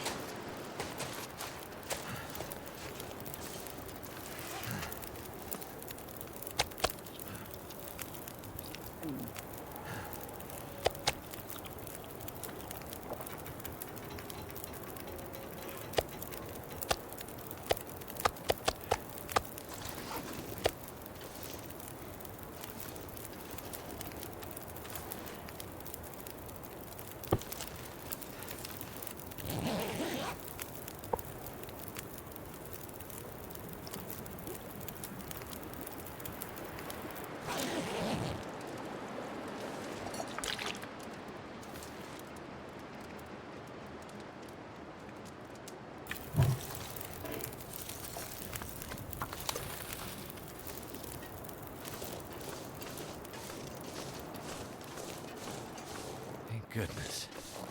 Made it through enough.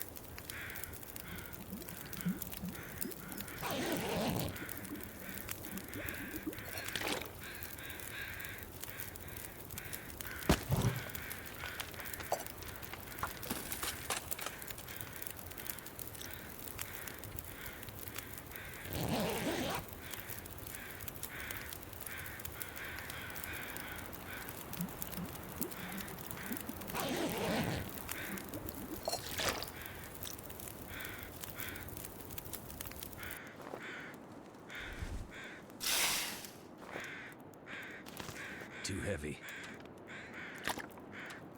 The water, tons of meat.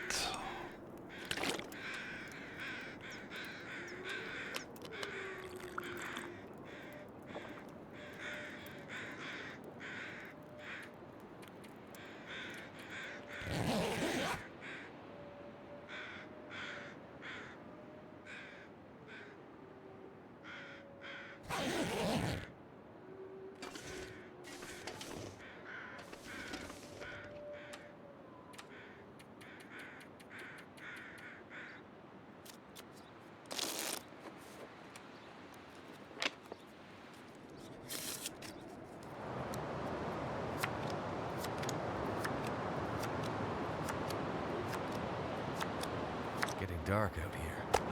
Time to look for shelter. I need to find something.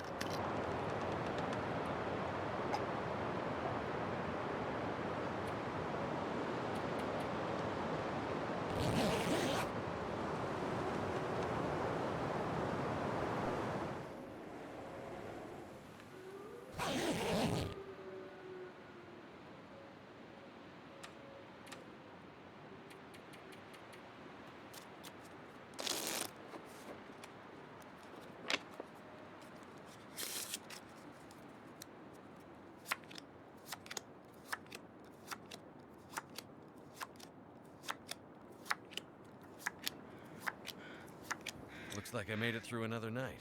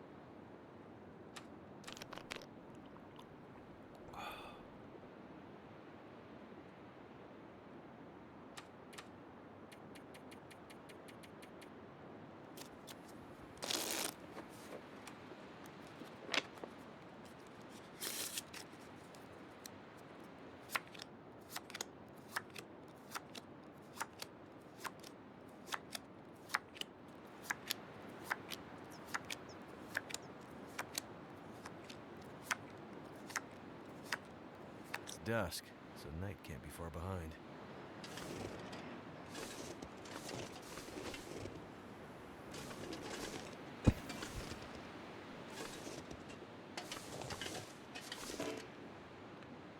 Cold is making my head feel thick.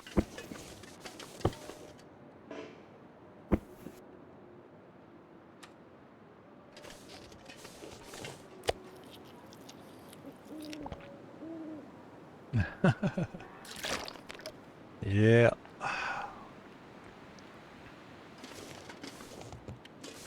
Someone holster my food supply that quick.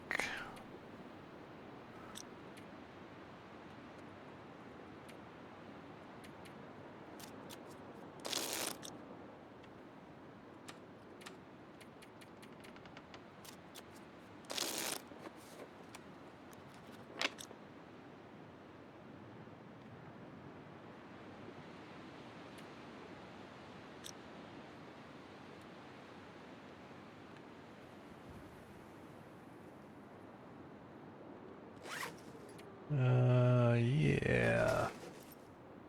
So cold. It is wanna lay cold. down for a bit.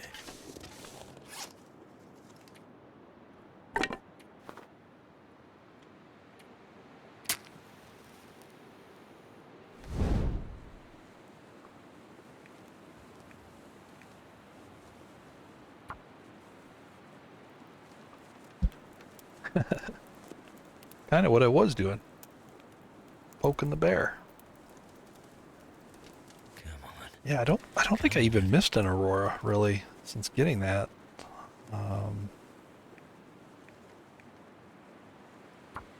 I think they're just, it's such an easy difficulty that there's just going to be fewer aurora. Come on.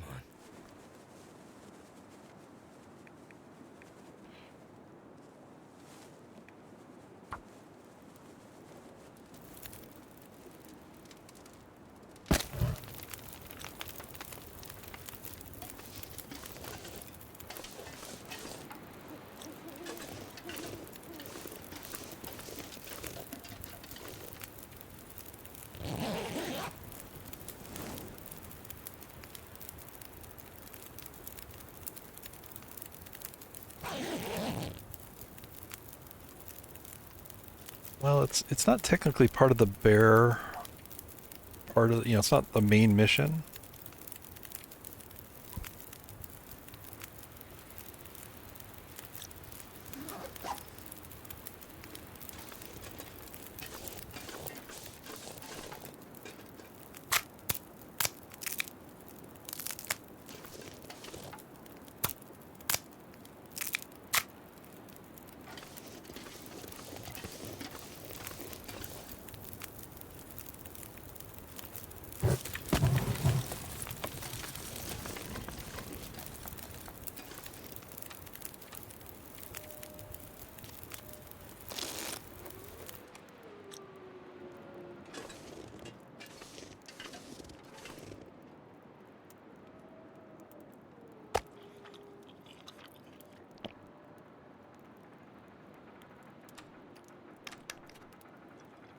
strip naked and do the Aurora dance.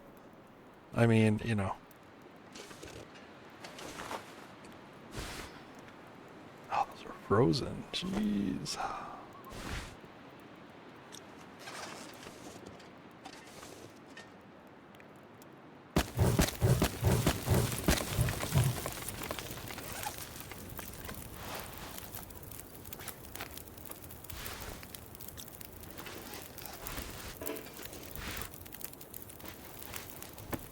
How's it just my pants are frozen and nothing else?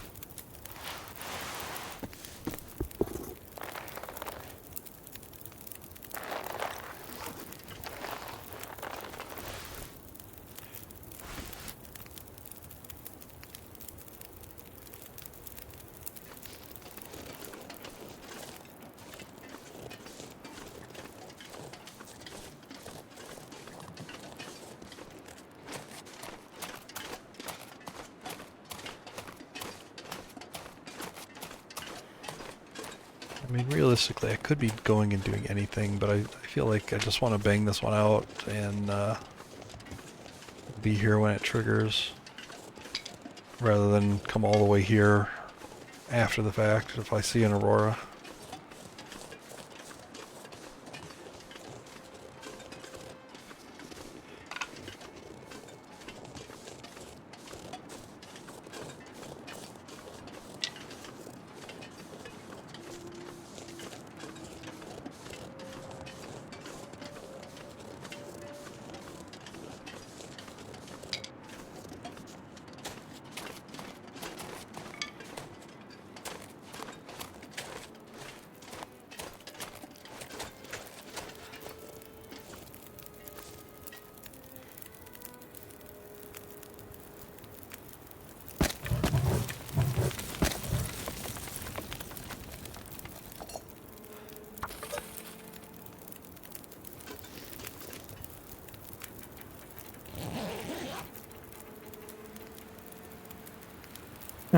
Exactly, we've all been there. This is my experience doing the boom can challenge for all except for the last one.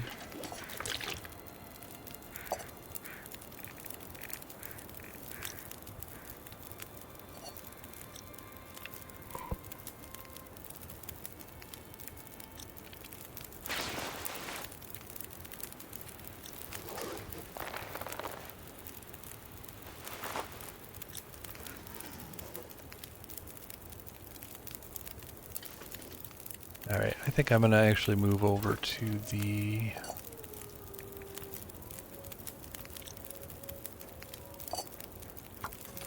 cave. I assume it's there. But my food situation, like I've gone through this entire deer. I'm going to need another one tomorrow. If I don't get an Aurora tonight.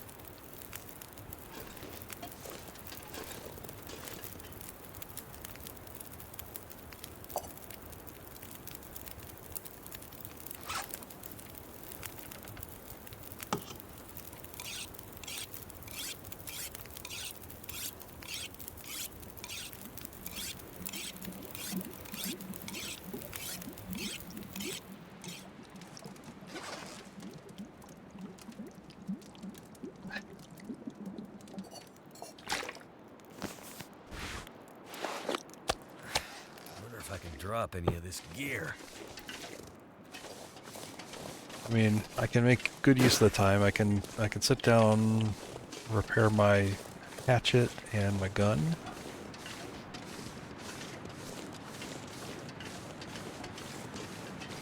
But yeah, I think I just don't want to sit outside anymore.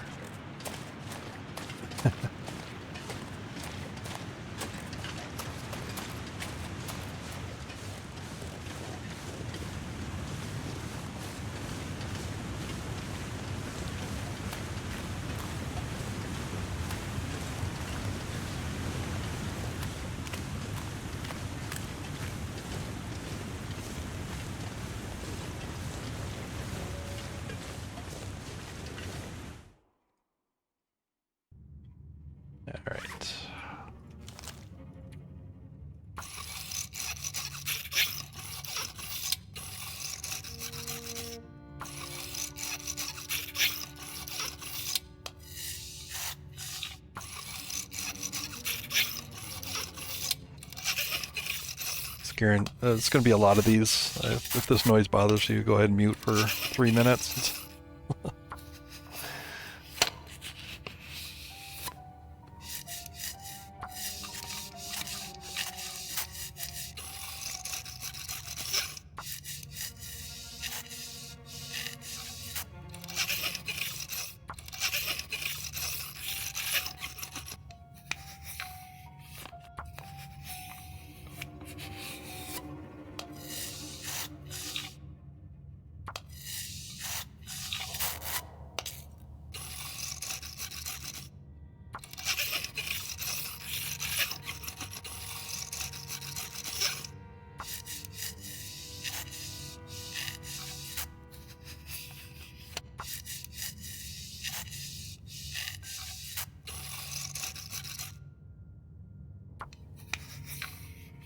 Repairing these things is pretty much useless. I mean, I don't have much more of the episode to go. But at least I can drop these cleaning kits and the sharpening stone.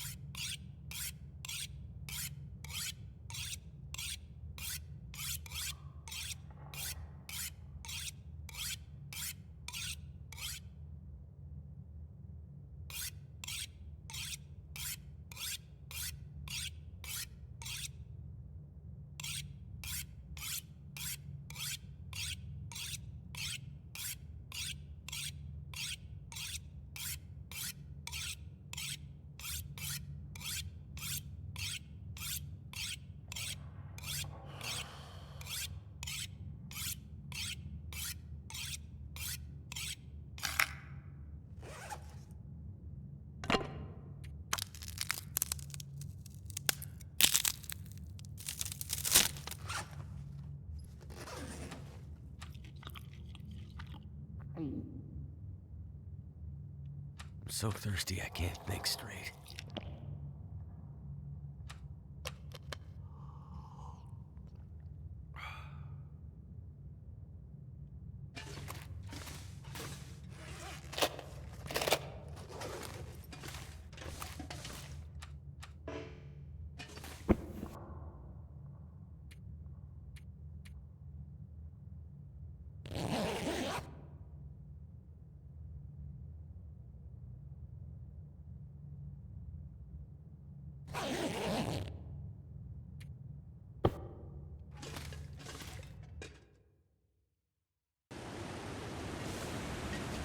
Well, clear weather currently. Let's see if it turns into an aurora.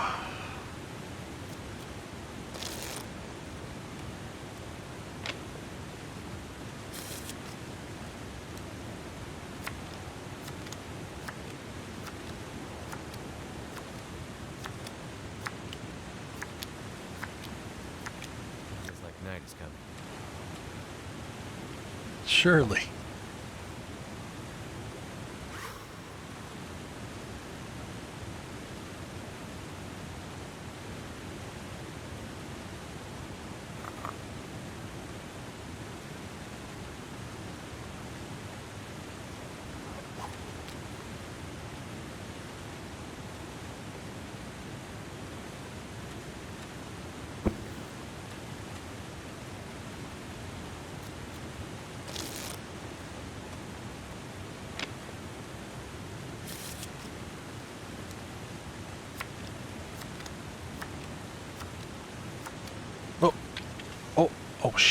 It's like nearly over. I think it's actually over. Oh my god, I have no I have no fatigue bar. It's over.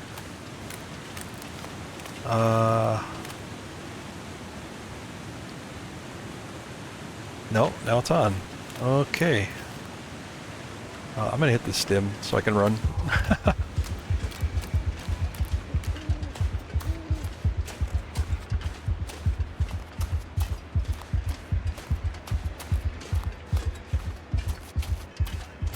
Actually, I hit the stim so I can go to the rave.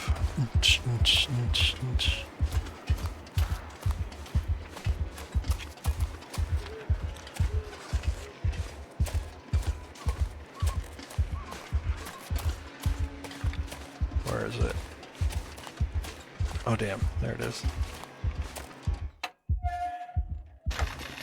All right.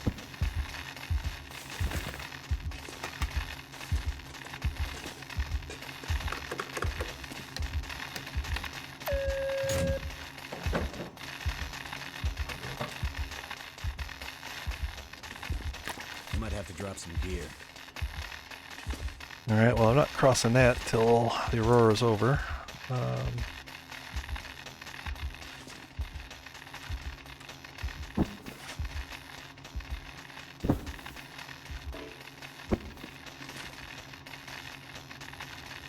could just lay down. Have a little sleep, right?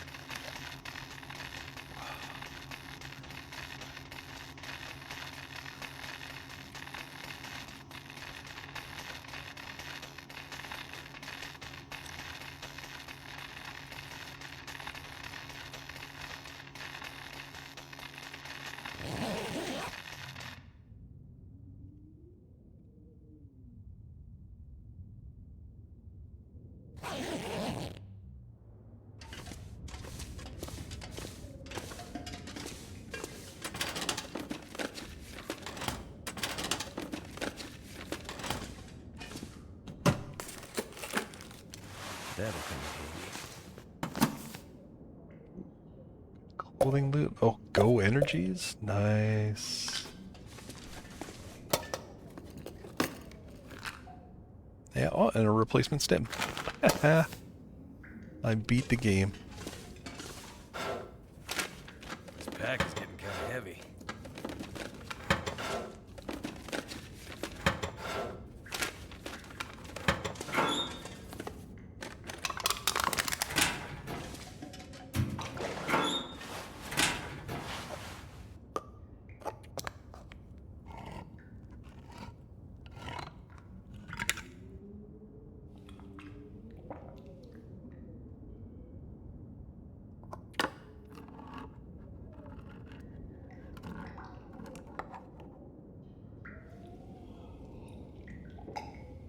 My stomach.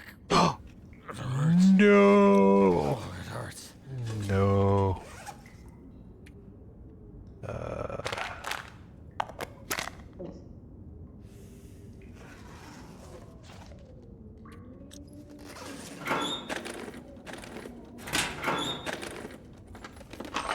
think I can use this.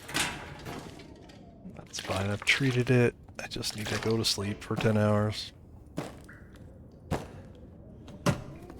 See, it hurt you. Yeah, you know what? You know, I know the game is.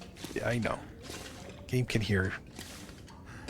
Punishes. Starting to weigh me down. Punishes you for your hubris.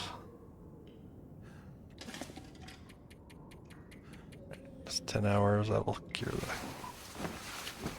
That'll cure it. And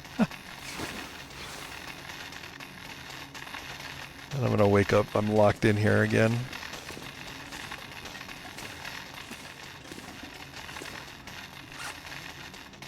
All right, game. You've had your laugh.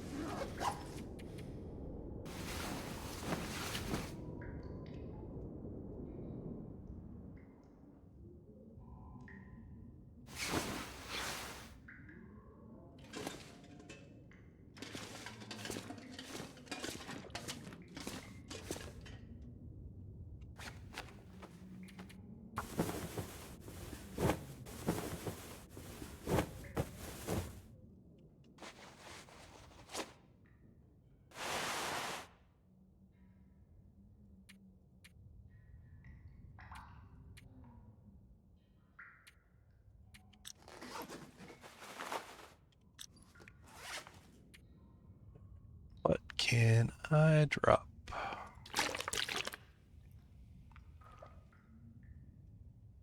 Oh, that's very heavy.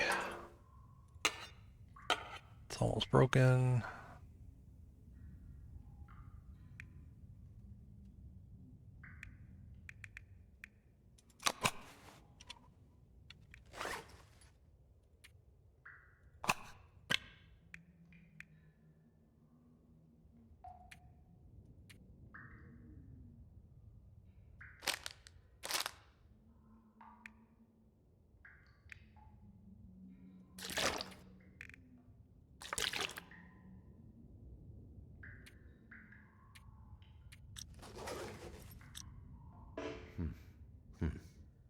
Wait, what? Looks like this thing is an opening unless I can get the power working. I can't exit till an Aurora?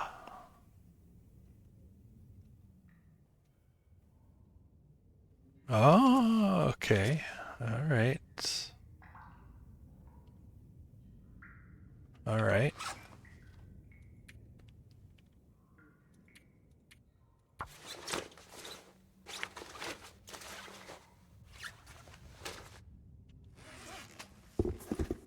Clever girl.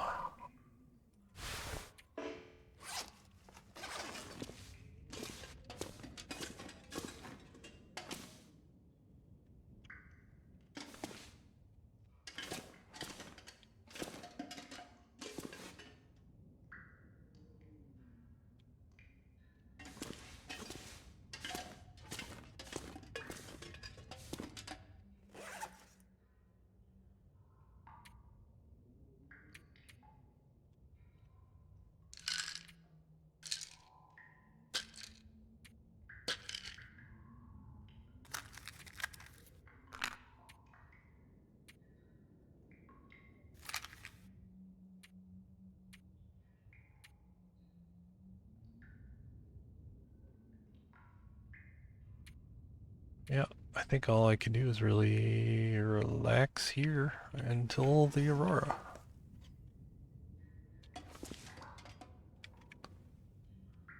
Alright, I'm assuming this is like similar events that you're not actually, there's no chance you're going to be actually trapped down here.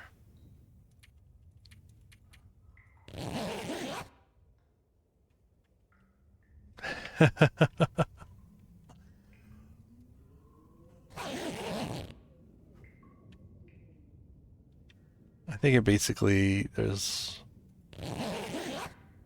it won't trap you down here. It was an Aurora last night, it'll be an Aurora tonight.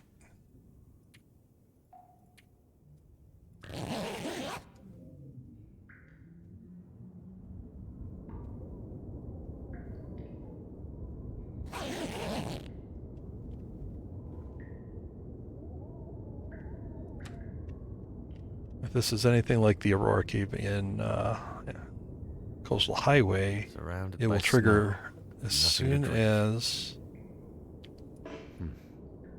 Looks like this thing is an opening unless I can get the power working. As the moon rises above the horizon.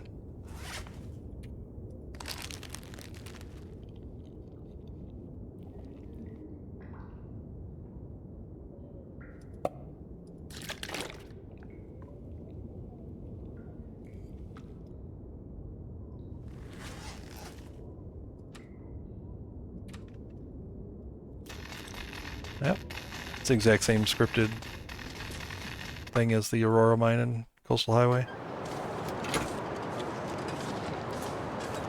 Alright. I think everything's done in here. Perfect.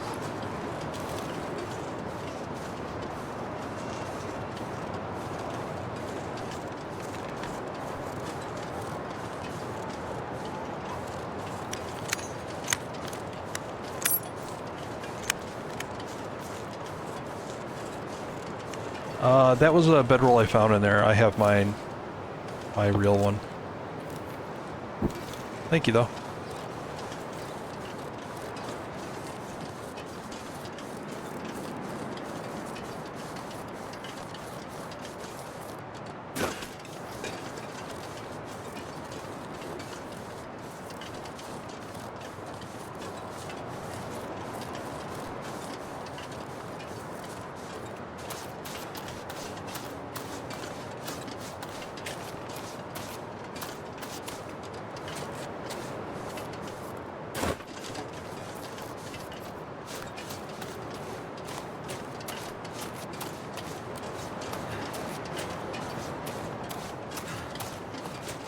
It's pretty troll though that they have poison, food poisoning level food in there. 16% condensed milk. That's what did it.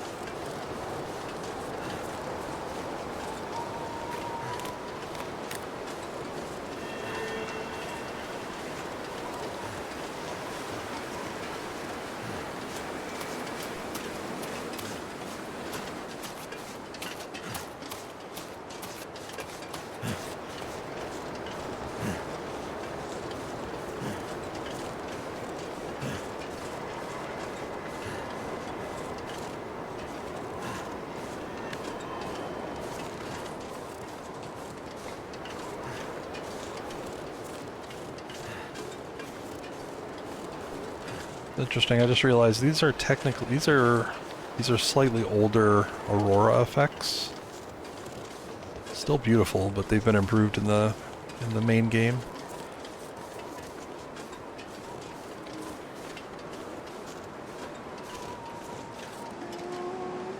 Oh, what? You son of a bitch.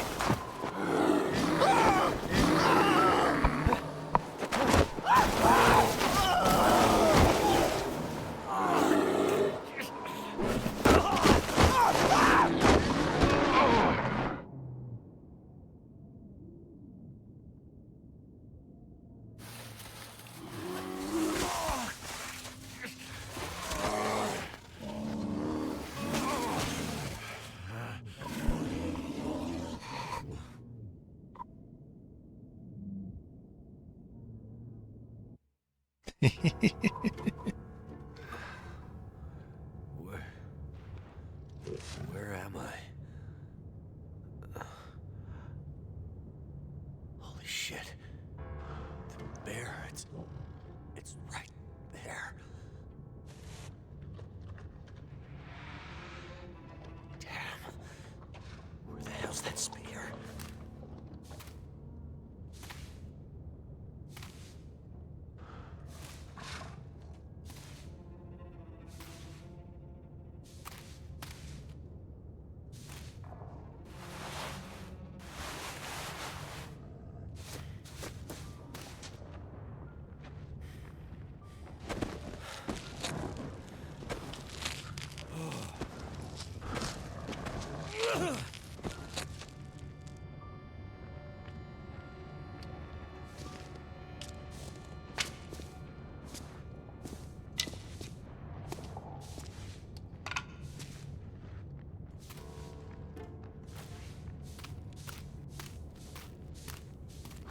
So this part can be a little spoilery. If you think you're ever going to play Wintermute, and I hope you all do at some point, feel free to check out any other Long Dark streamers for a little while.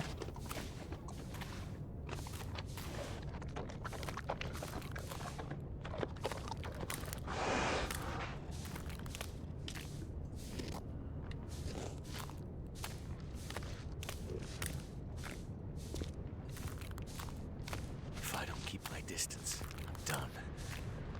Gotta find that spear.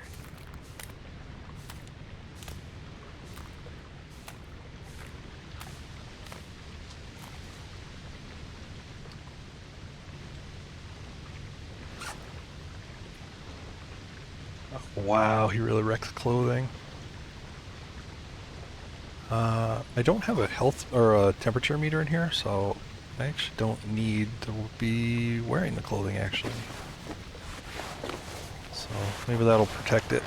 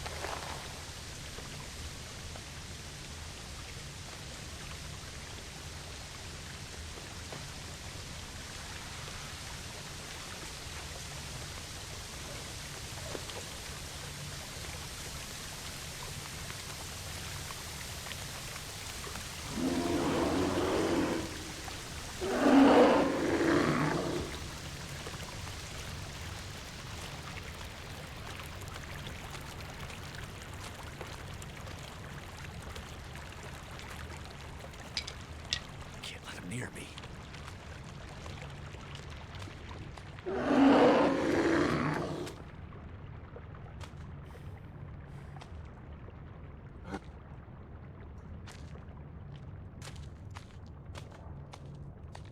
I don't actually remember the total solution to this. I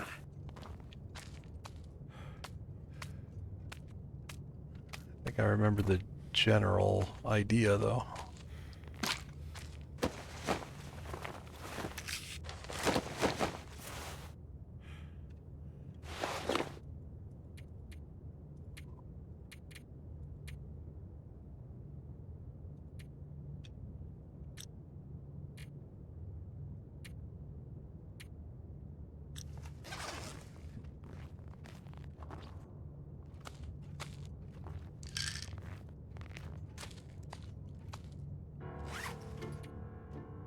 Should I be worried that they're giving me antiseptic, painkillers, bandages?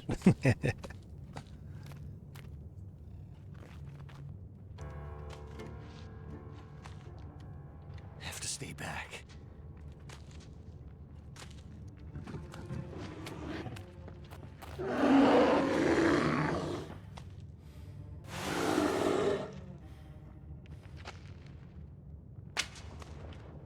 Give me plenty of cloth to repair clothing later.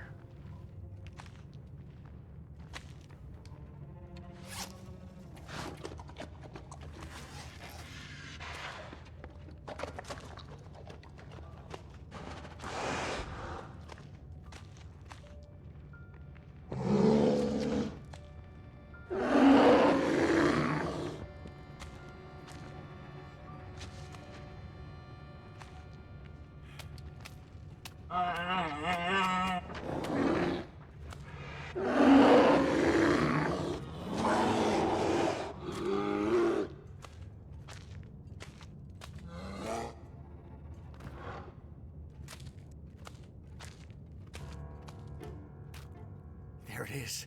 The spear. Somehow I gotta grab it. That'll even the odds.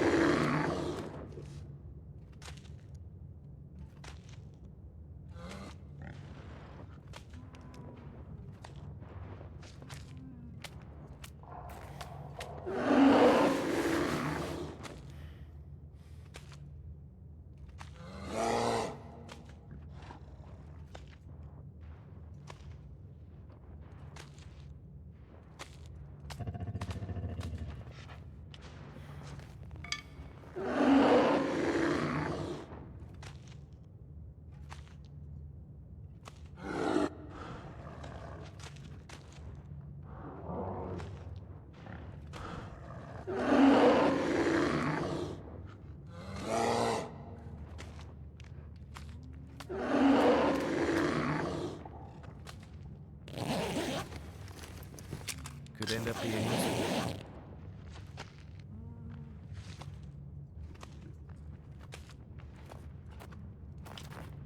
Gotcha.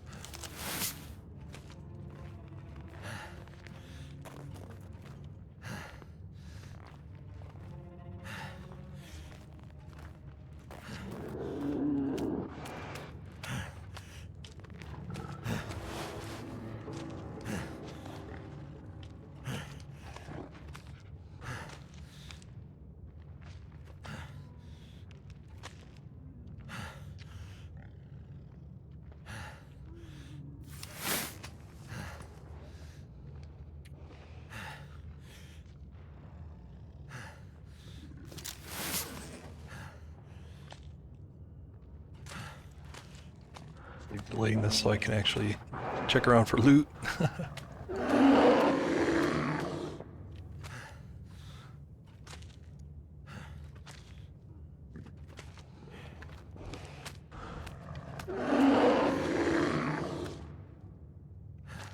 Alright, I think I've checked everywhere.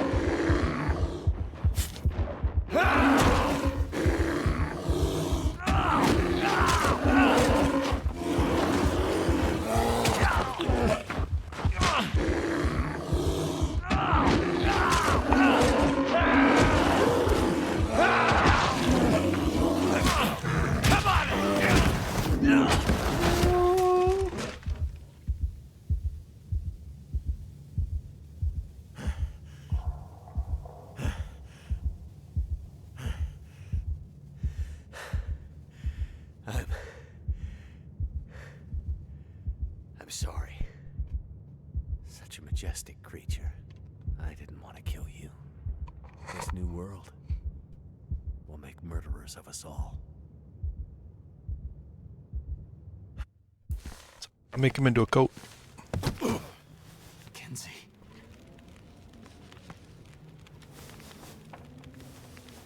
The bear is I dead. think early on you could harvest him at the end.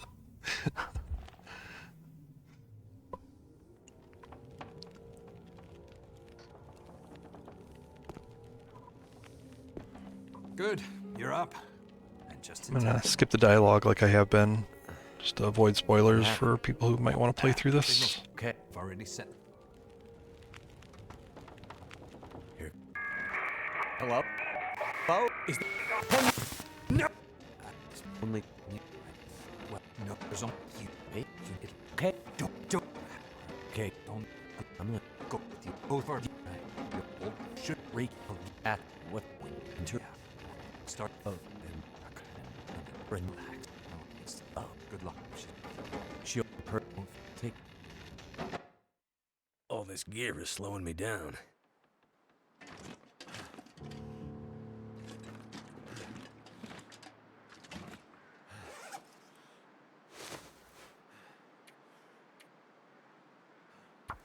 Looks like I survived another night.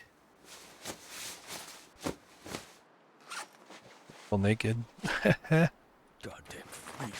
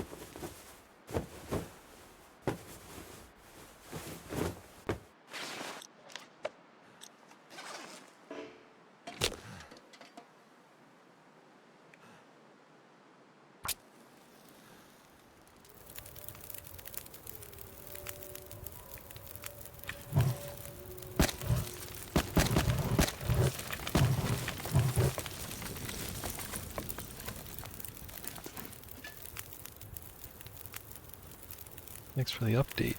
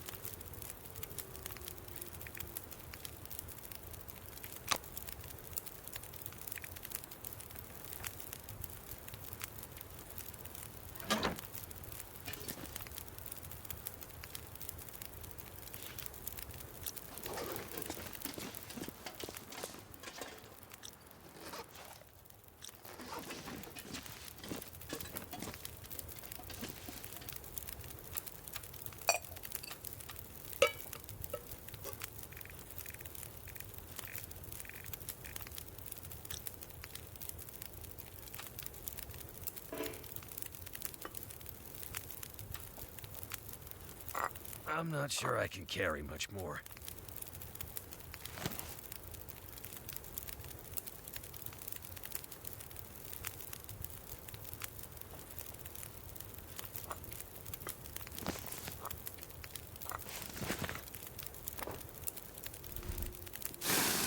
Too much stuff to carry. All right.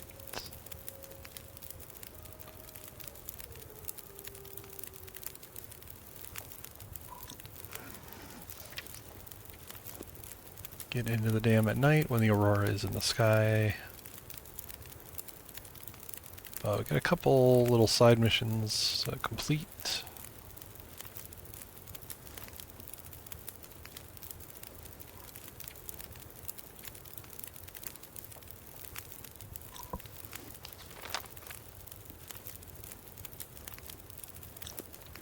Right.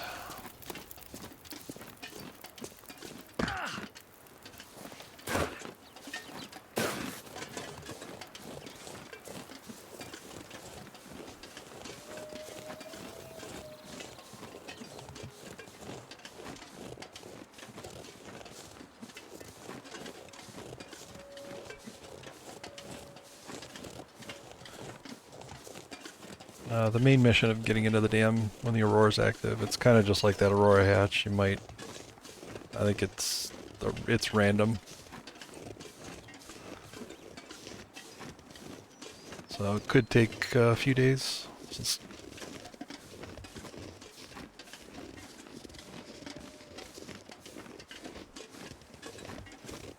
kind of how I think it eases you into some sandbox. Gives you time to complete side missions and explore a bit.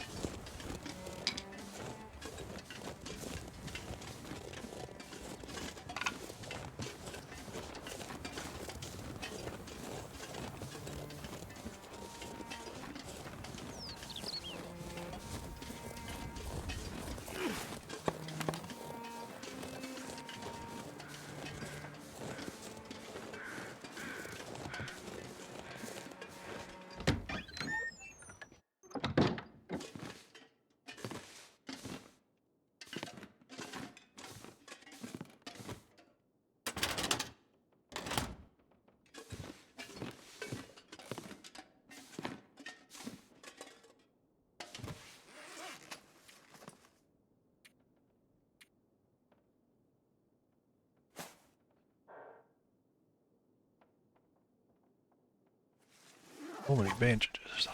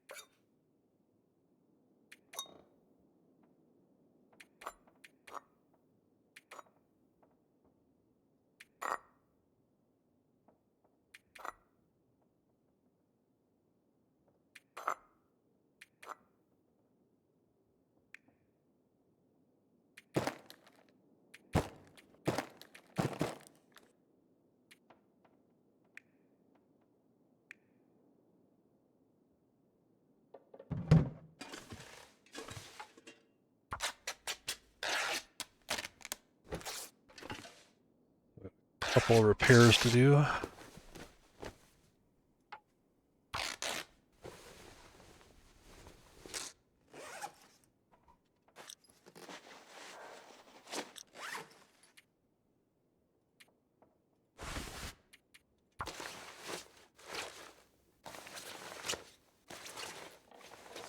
Hey, Dust Gaming, how are you?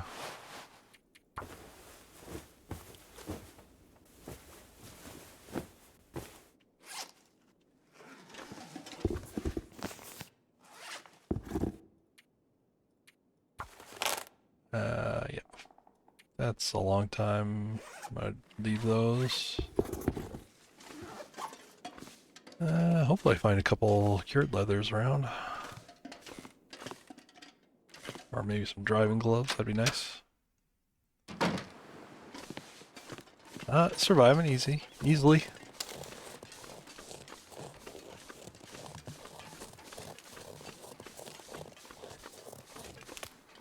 Just had a bear encounter that ripped up a lot of my clothes. But feeling much better now.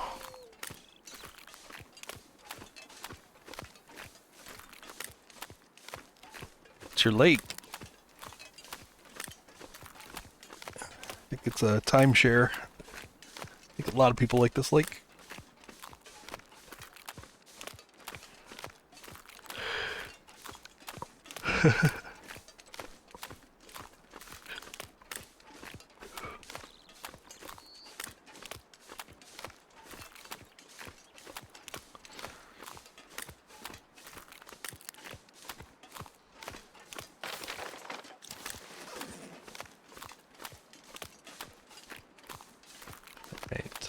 While it's warm, let's do the fishing side mission here. I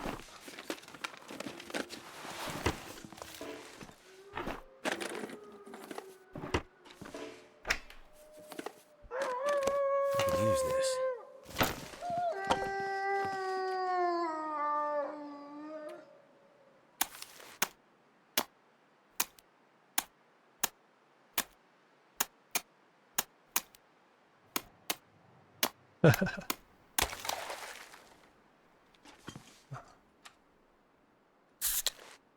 Well, bears are surprisingly easy to kill.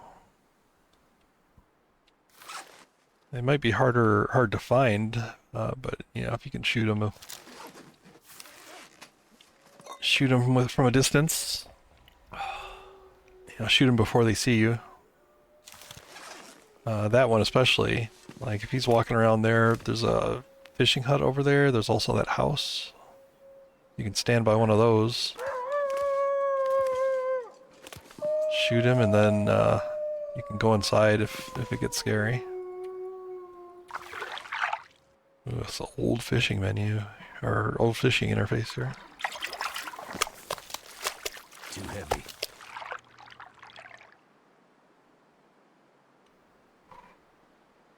Alright, did that complete?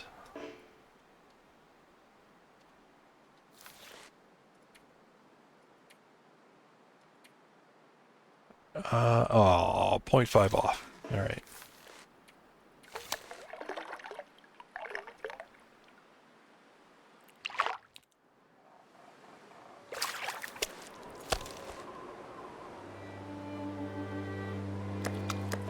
Alright. Fishing task complete.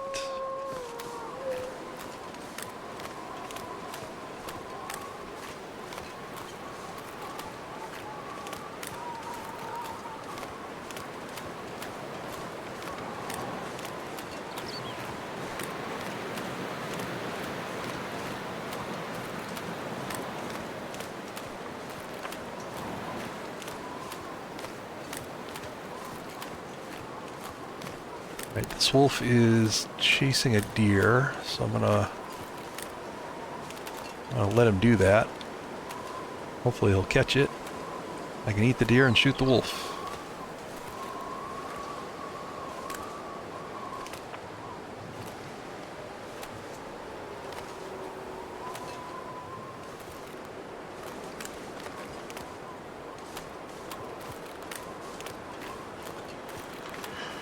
sunset. Ooh, hello. It's gonna get a lot colder soon. Decided to come after me.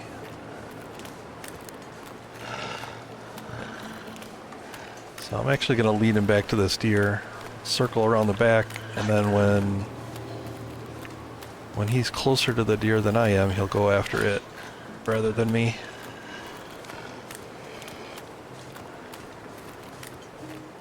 That deer is absolutely booking it though.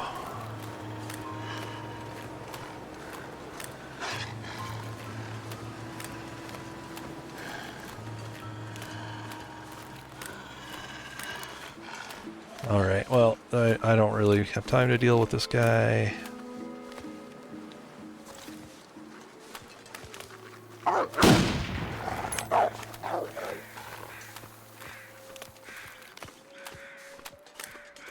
Oh, maybe he'll go see that deer. No, he went the wrong way.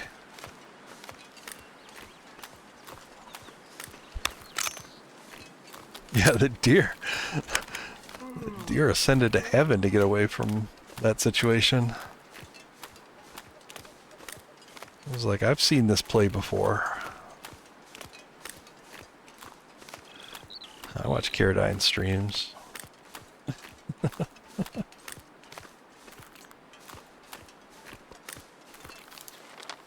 Alright.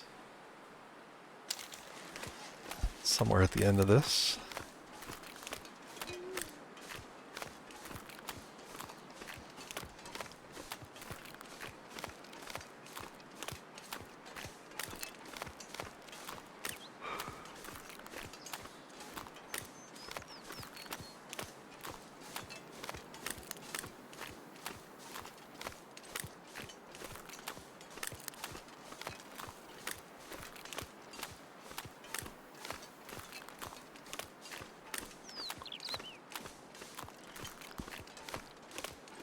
I assume this dead body has something to do with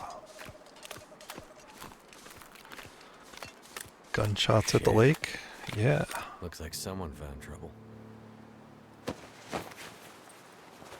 Hope I can still eat this. I hope I can still eat this.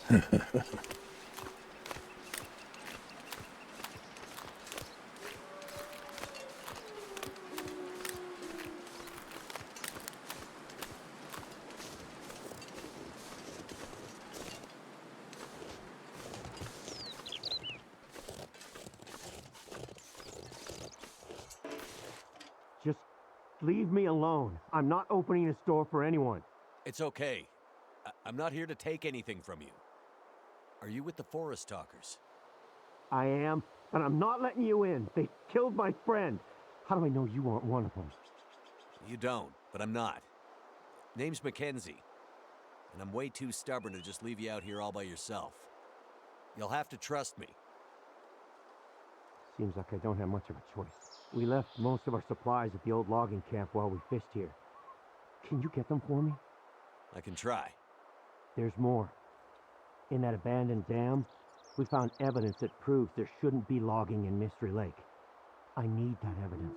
Documents nobody wanted to be found. We hid them until we could retrieve them. Under a floor tile at the bottom of the stairwell. If you can help me get the documents back, well, it'd be a huge win for the environment. If you care about, living in the world. I have a feeling the world has bigger problems right now, but I'll see what I can do. Here's the key to the trailer where we stashed our supplies. I'll slide it under the door.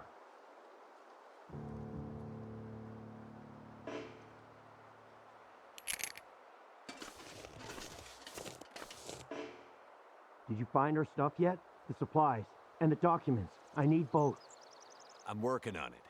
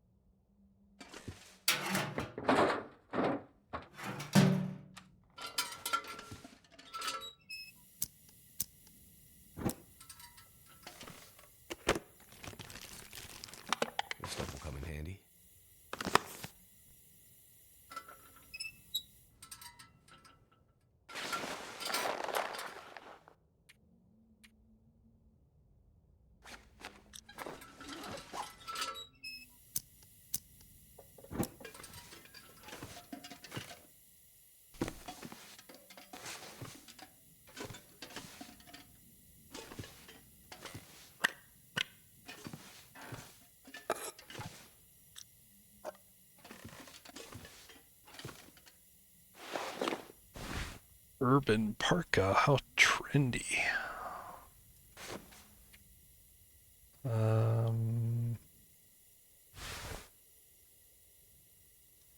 Yeah, that's not better.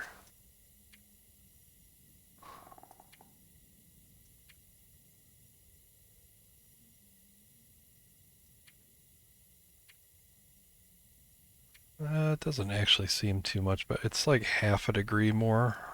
But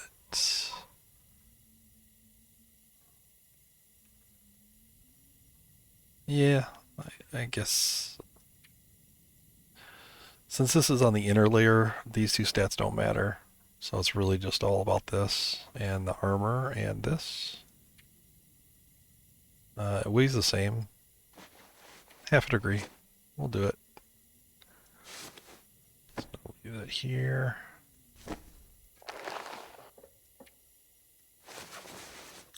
Just leave them here. Alright. Oh, coffee. Almost missed you.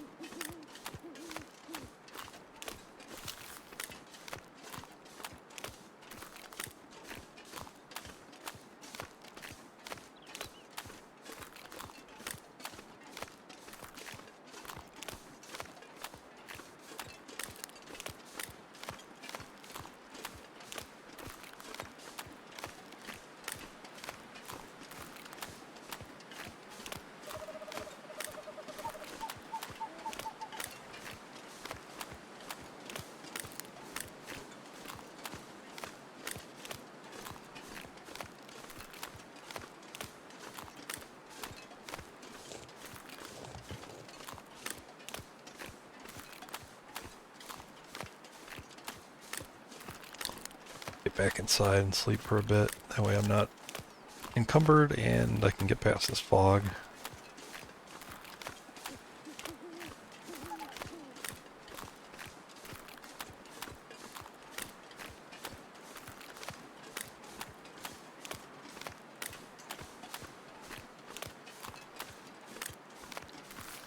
It's fairly warm. I could actually sleep in here. Just drop the... I'm gonna have to leave something behind. Drop these outside. And then put down bedroll. Should be safe as long as they don't sleep for too many hours at once. In case the weather changes.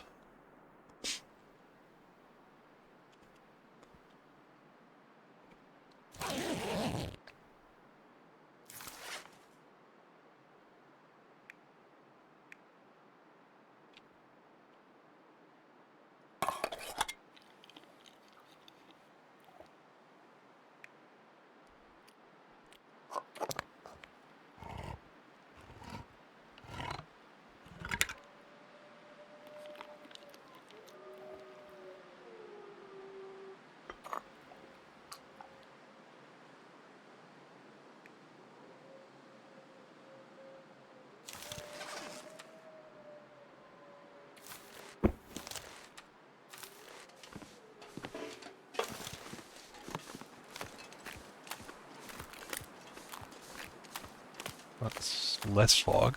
That's something.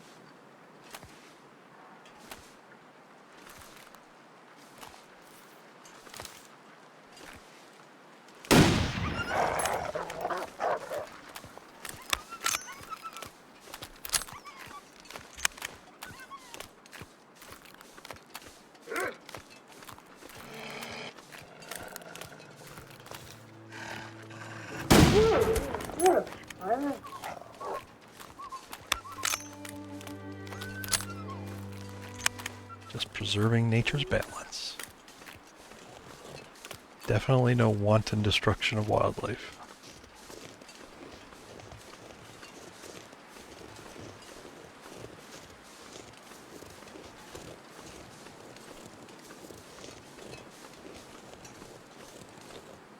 Alright, so I gotta go to the logging camp. I'm gonna stop off at the lookout.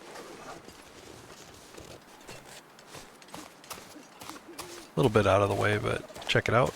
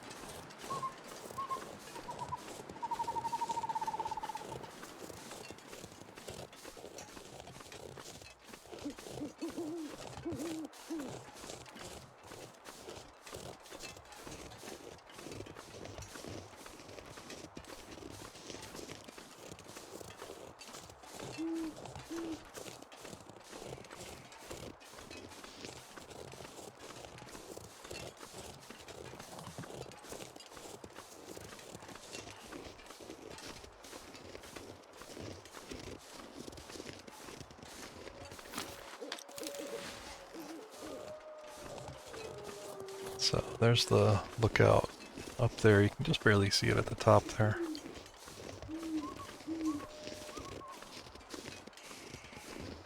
It's actually kind of tricky to get up there. It's the path isn't obvious. You can end up circling this little mountain and never find it really. But come up this way. It's probably the easiest way to get up here.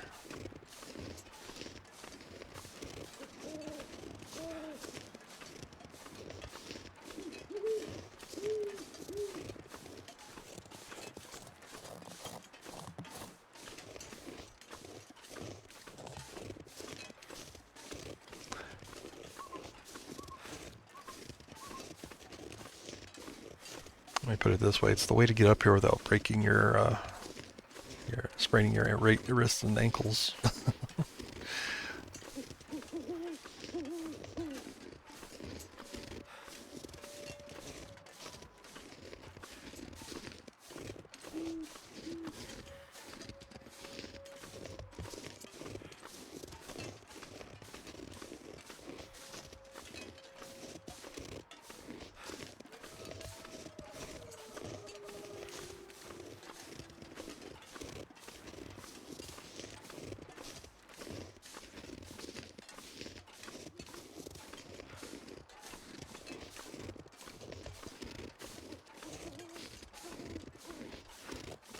Glad the fog is cleared up. Can actually appreciate the view.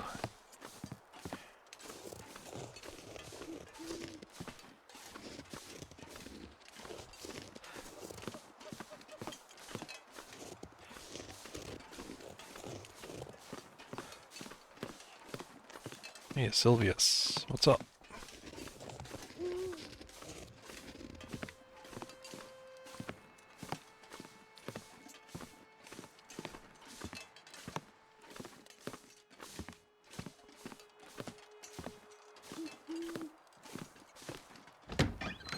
Sure, I'll help you. Just make more water, really. Just can't have enough water. Water, water, water, water, water.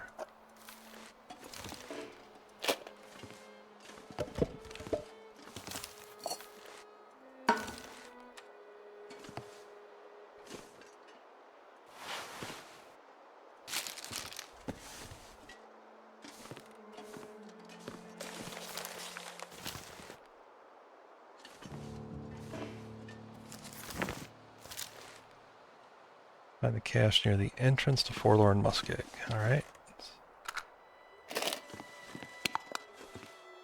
need to drop something.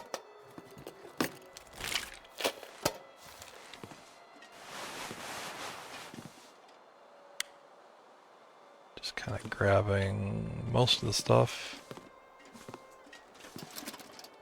Hank's lockbox key. Hank's lockbox key.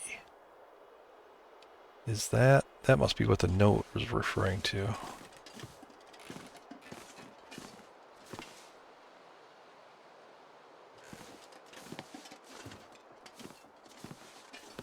Entrance by Forlorn Muskeg. All right.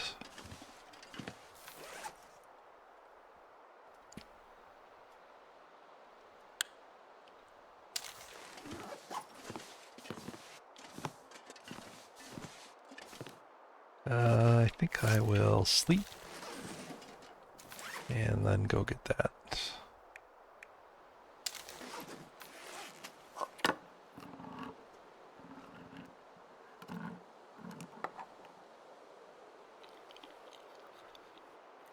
I don't know. We'll have to see if that lockbox contains propane and propane accessories.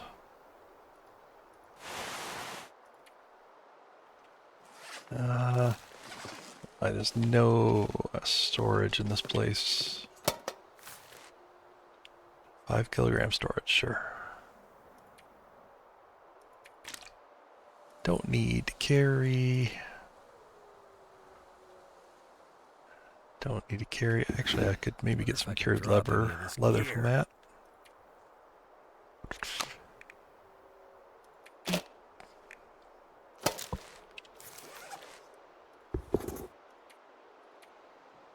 No, it's only one. It's not worth it.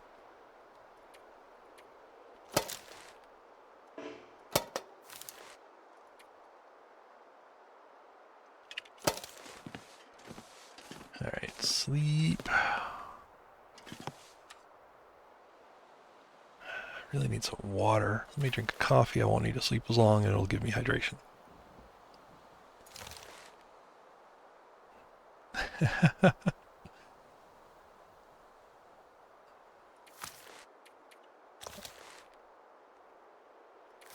Let's go 6 hours or whatever. Six hours, sure. I really need to know what's in Hank's lockbox here.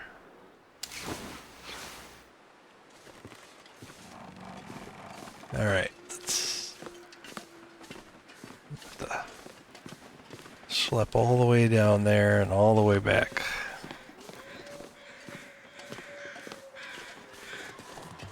All right.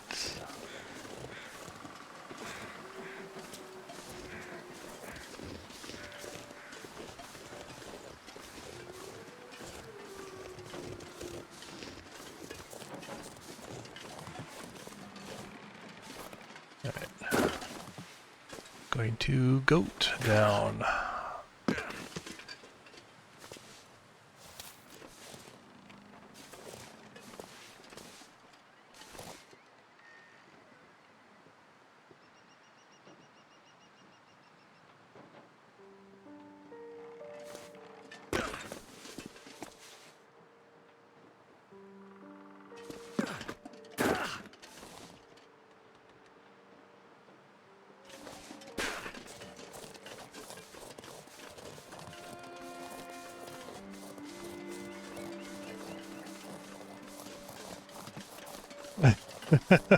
Then you woke up here.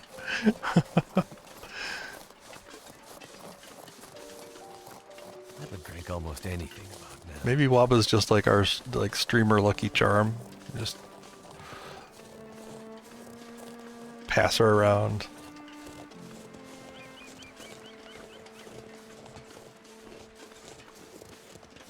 I mean, yeah, TLD is one category you could actually do that. You could just leave your stream open and we raid each other so much.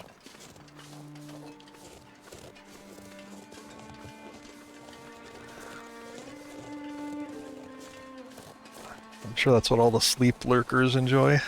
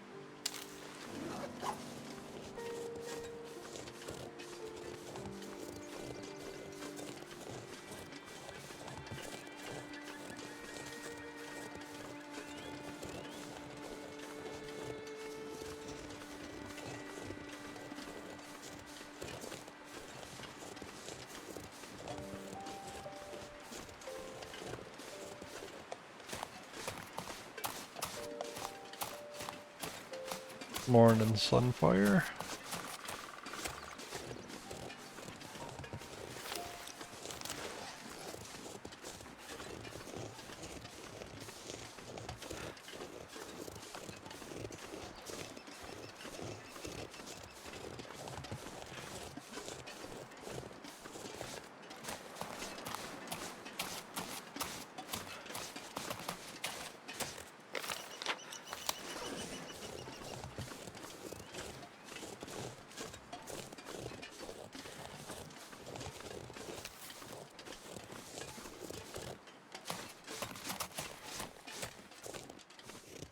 There you are.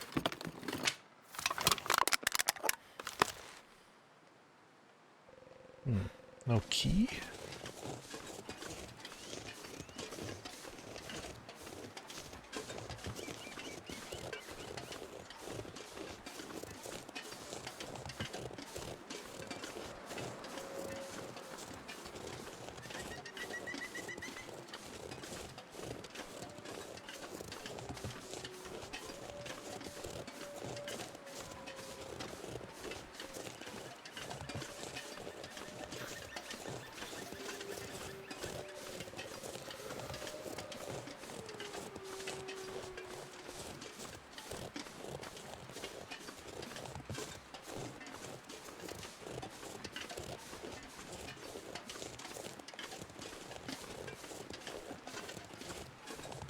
Yep, I'm playing through the story, Sunfire, for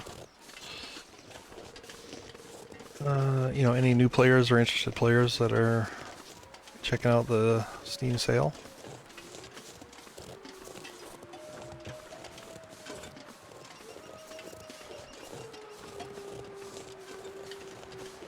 I'm skipping the dialogue and any really spoilery bits I'll either warn you about or try to skip them too. That way, you know, if somebody sees this and still wants to play through the Wintermute, which they should, yeah, always going to recommend to play through it at least once early on when you're learning the game. It's great.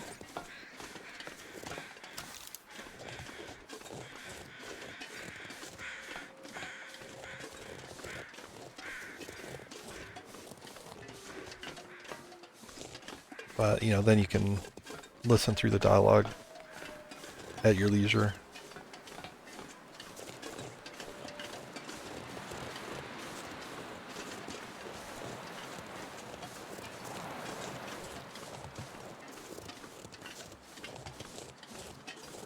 Right. I really want to know what's in Hank's cache, though. Hopefully I'll find his key soon.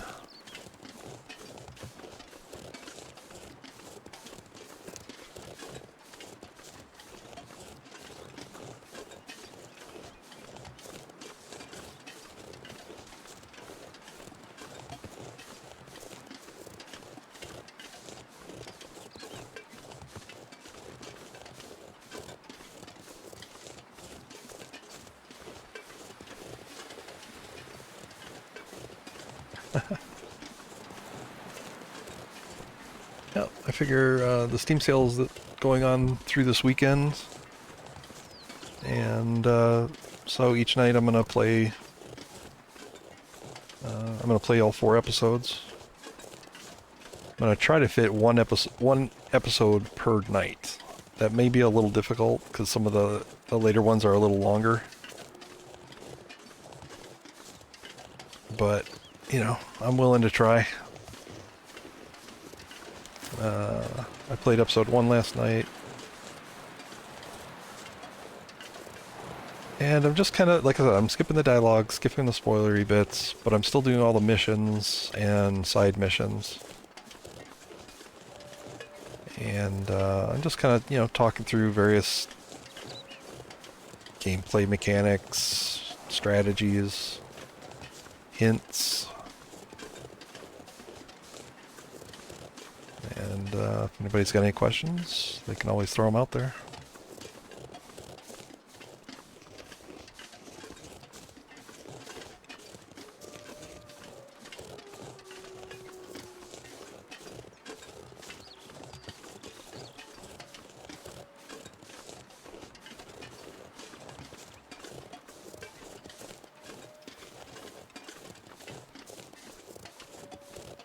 Yeah, exactly.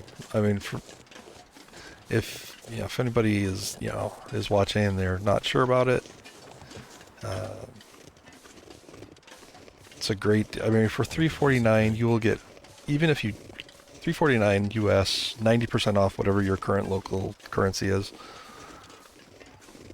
I mean, that's a crazy deal just for the story mode, which is going to have,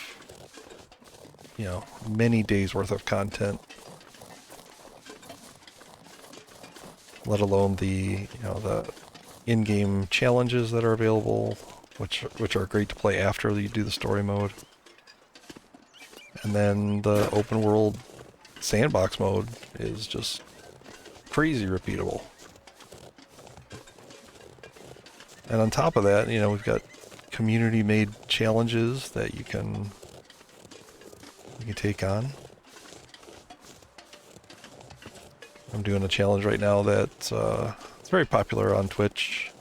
It's called the Wolf Wrangler. You have to kill 100 wolves in 50 days with using just the bow.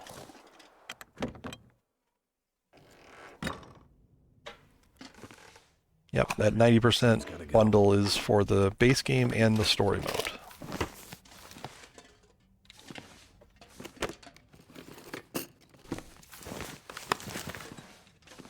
Pretty crazy price, and that's why, in a lot of people's streams, we've seen people come in asking about it.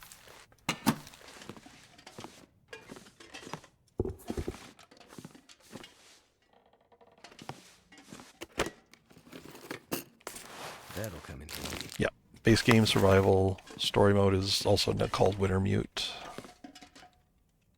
Oh, what's this? Oop.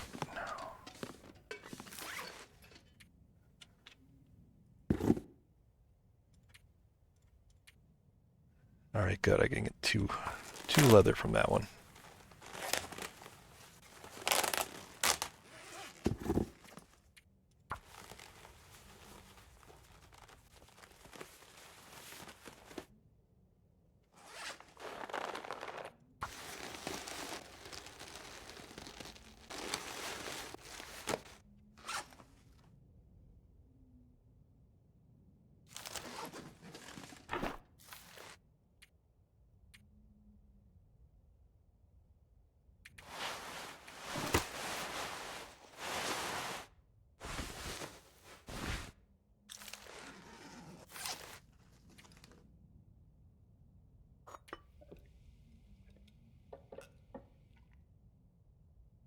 Mostly drinking my teas because I'm a little too lazy to stop and make a fire and make water. Normally you'd save the teas for their medicinal value. You can also heat them up and use them for traveling. So if you start getting cold, you can drink a hot tea and it will restore some of your temperature bar.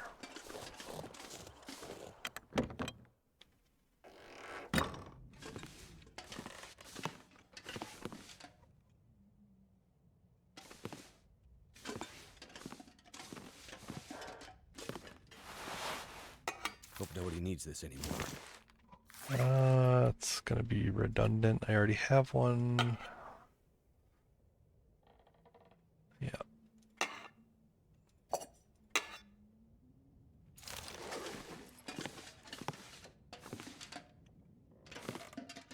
This is a jerry can. It contains fuel for this. Plant fuel. Could be useful.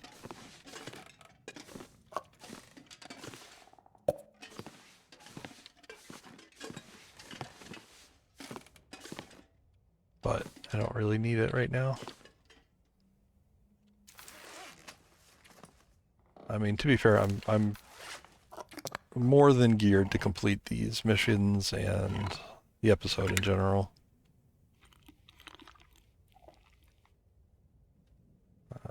Mostly checking these buildings for notes. Especially Hank's key. I need Hank's key. I can't live on this cliffhanger of not knowing what's in Hank's lockbox.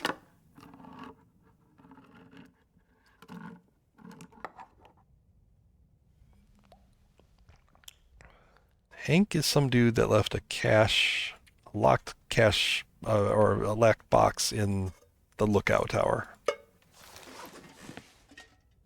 So his key exists somewhere out here.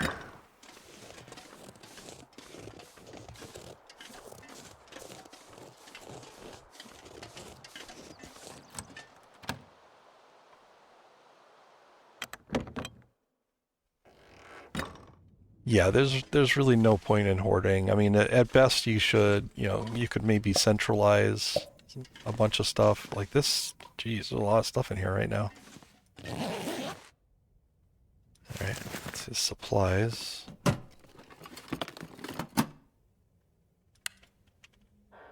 So much stuff in here. That'll be some upgrades.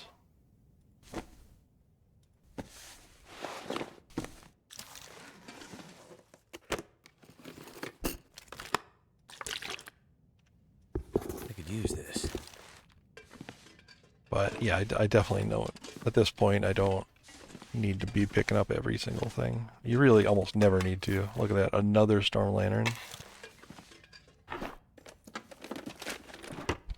It's a bedroll. I already have one of those. Could end up being useful. That might actually be an upgrade. Heck yeah.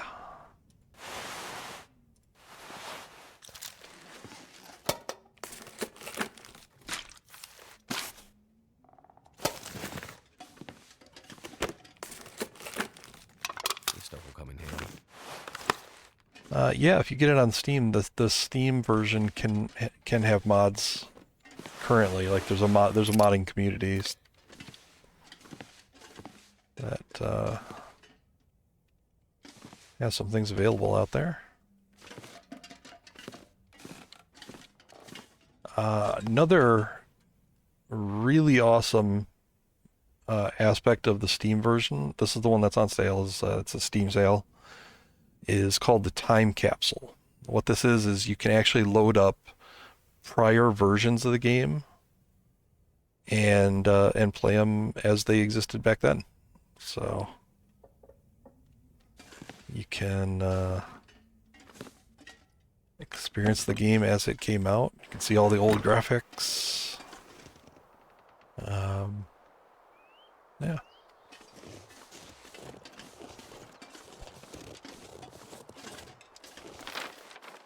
And this one here.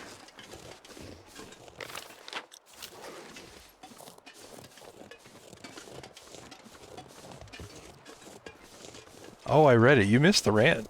You must have missed my rant.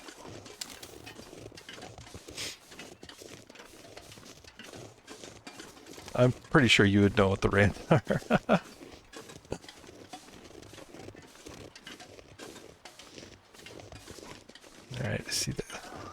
box up here.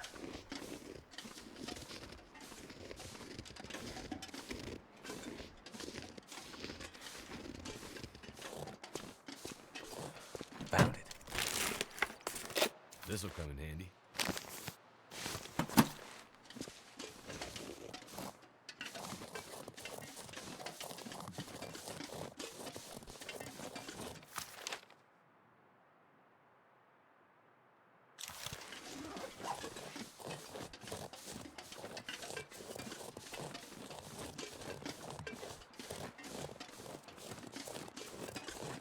Yes, the episode 5.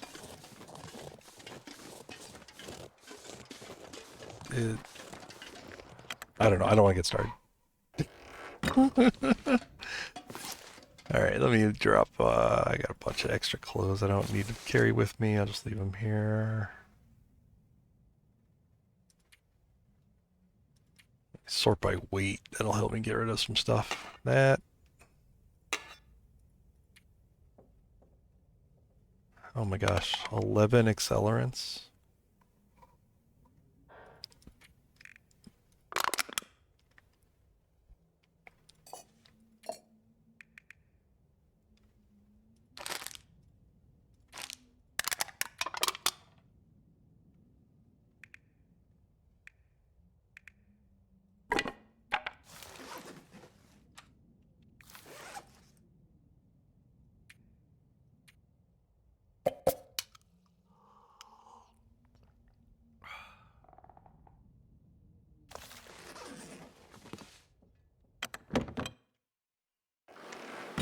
Sending me a whisper? Alright. Let me know if it's something I need to look at right away.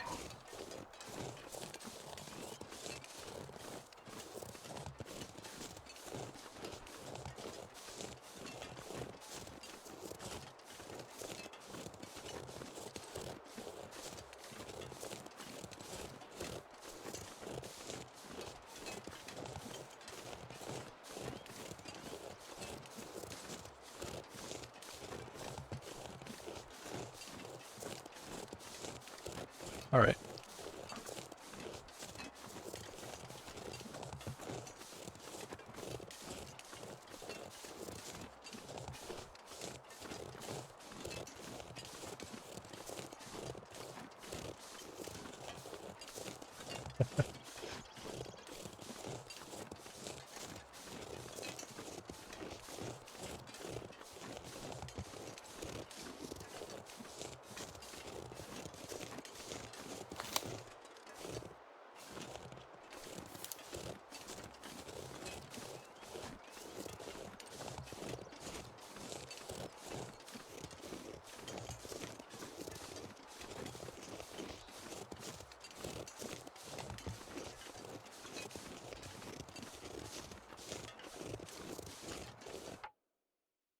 Oh, yeah, just one sec.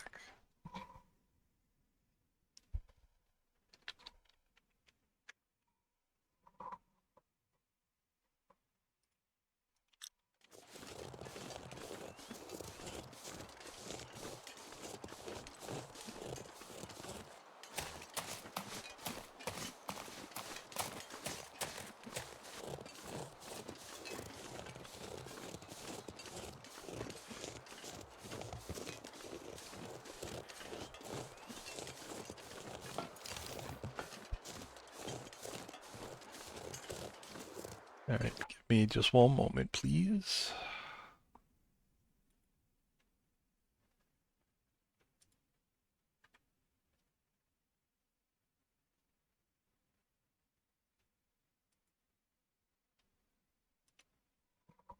Ah, okay, thank you.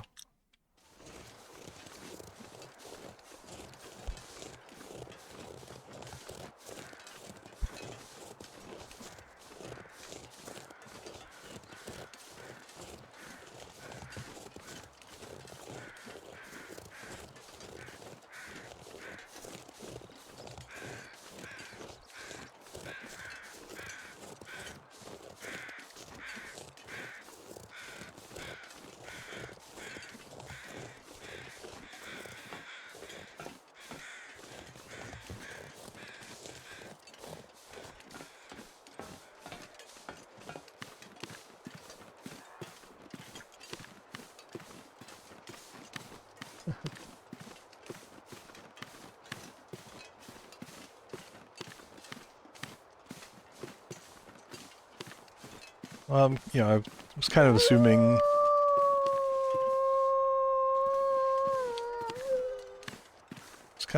That, you know, as you run around, you kind of catch. Oh, hello. You kind of, you know, pick up things as you go. You know, one thing leads you to another as far as the collectibles and side missions. Oh, Mackenzie.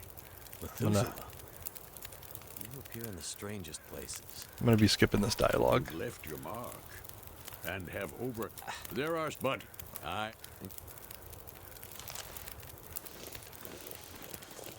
Fascinating character.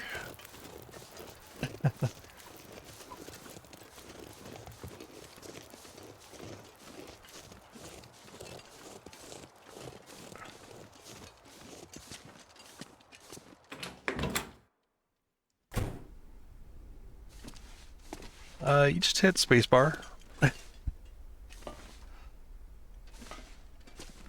I would suggest not. If you're gonna play through this, like, don't skip it. You know, you only really can experience this once, and then it's... where's this thing? He said at the bottom of the stairwell. Oh, there it is. There you are.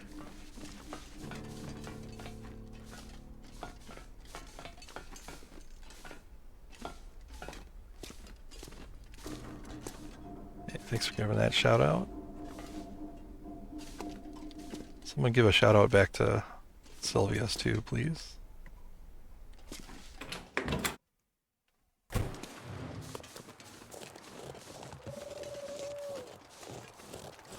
If you're new around here and looking for people to watch, Games and Cookies is hilarious, fun watch.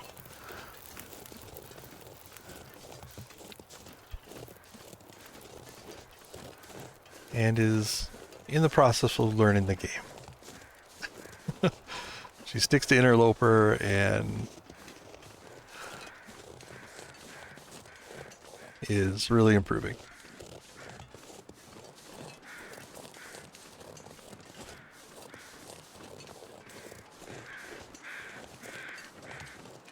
And Sylvia Slasher, very entertaining. Has a bunch of voice redeems, which are hilarious. Oh, hello.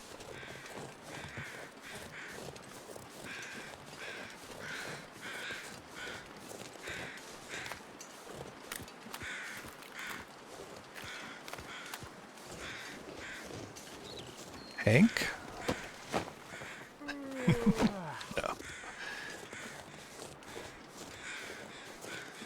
That guy was it's a prison jumpsuit.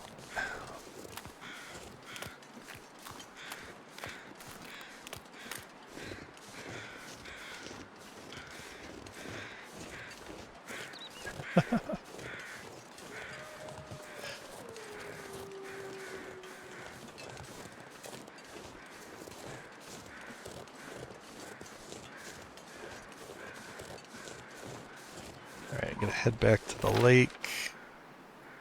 There's a little shortcut here. You can also follow the river, but there's also this shortcut. I don't know if it's short. I mean, I guess it's shorter. It's a little less safe. That river is... Until you get to the actual big lake, that river is pretty safe.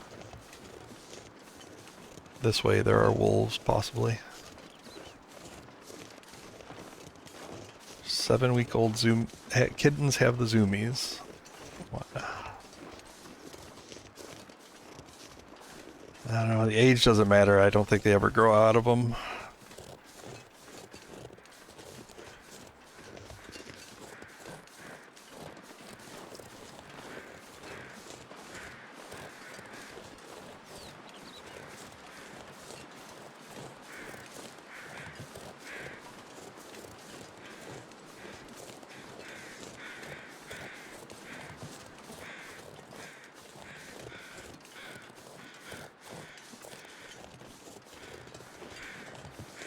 But yeah, I was talking about Sylvie. He's got some great voice redeems. He's also kind of a exotic location aficionado. He likes to hang out in very difficult, far-off places.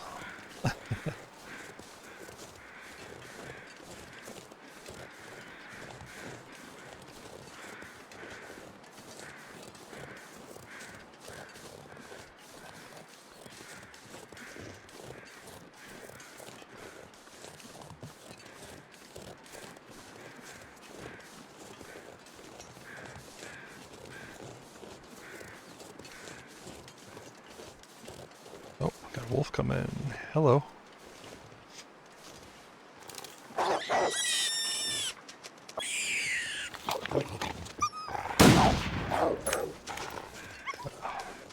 Missed him.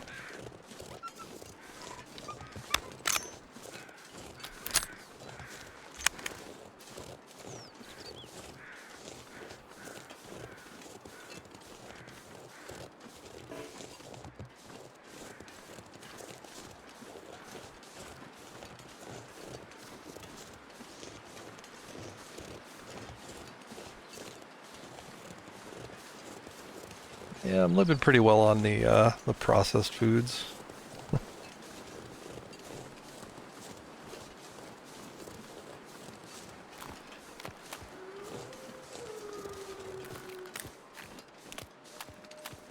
Well, if I can't find Hank, his secrets may have died with him. Can be something something that you can try to do if I can't find him.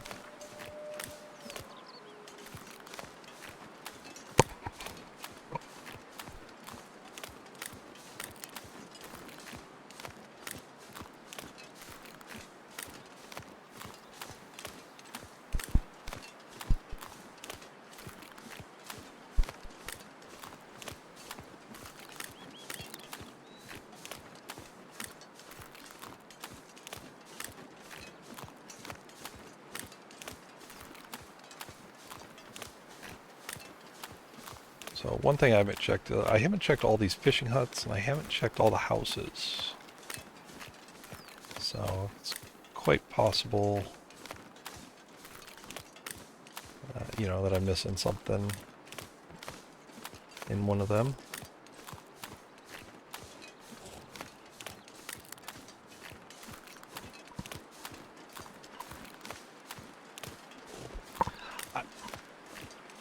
I don't, yeah, I mean, I don't think it's an either or thing.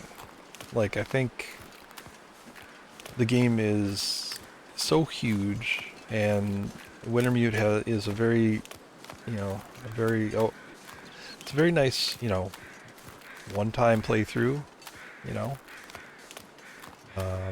This is technically my third time playing through it, but, you know, it's not something that, you know, I just fire up and just do. You know, this is kind of a special occasion.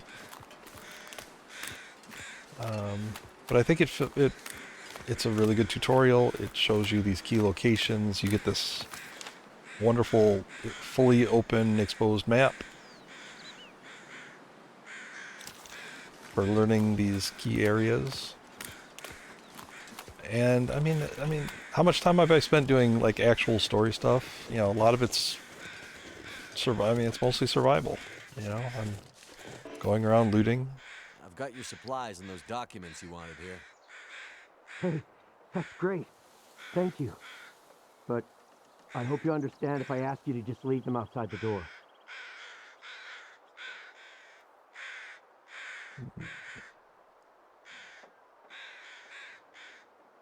Sure. Right.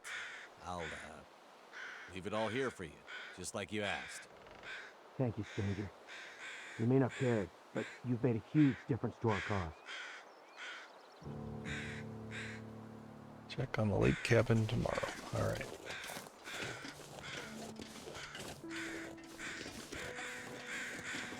I'll do that. I'll check out these other cabins. Sleep overnight and check on him tomorrow.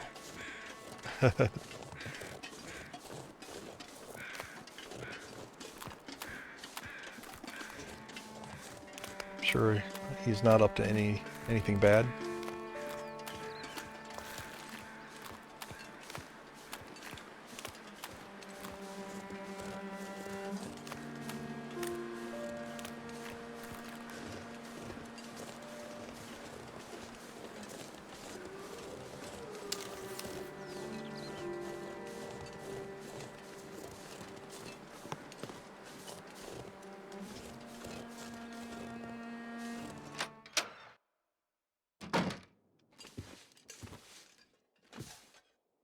I'm not sure I can carry much more. Repair clothing items. Oh.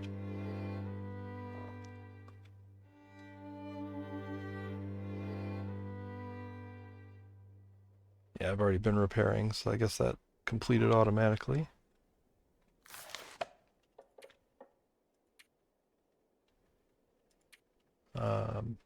Yeah, this basics of survival, this side mission is, it teaches you gameplay stuff. It's well worth it. Get great map knowledge, looking through all the, going through all these areas. Hidden supply cache.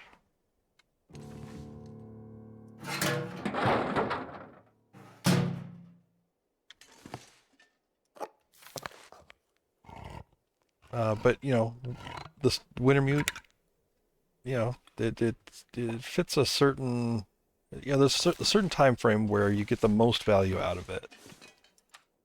And if you jump into survival right away, I actually think you take longer to learn the ins and outs of the locations in survival mode than you would just playing it through here and learning it in a much more kind of relaxed and directed way. You crisscross these zones so many times doing, the side missions, the caches, all that. It becomes second nature. In, a very short time frame. Like, I'm doing this all in one sitting. I've been going for 7.5 hours. But, you can break it up and you can stretch this out to 12 hours, really, if you wanted to. You could explore every single thing. I think I can use this. Gather up all the items, maybe centralize them in a base.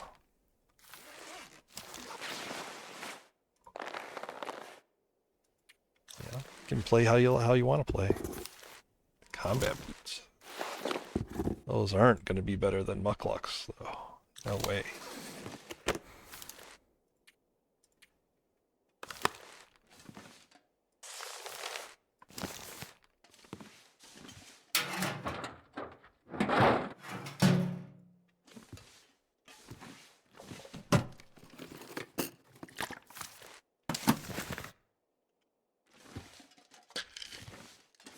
And you can totally play this as survival. Like, I don't have to be doing any of these missions. I could just live. This is a survival mode. It's on a lower difficulty.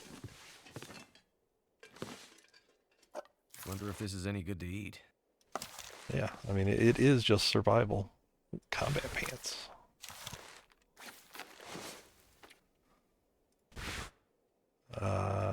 Yeah, those are going to be better than this. Let's wear those. I'm going to drop these. Let's repair.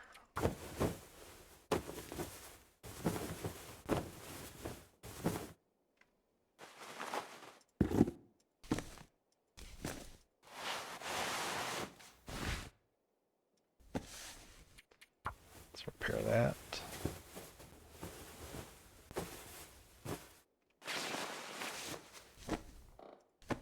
Even all this clothing is absolutely overkill. Like, I haven't been cold in several days, and that was when I was literally sitting outside intentionally waiting for an aurora to happen. So there's more than enough gear in here.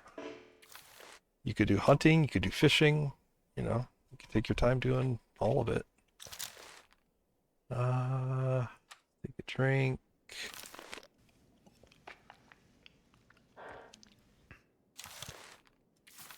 Sleep something like 10 hours. Yep.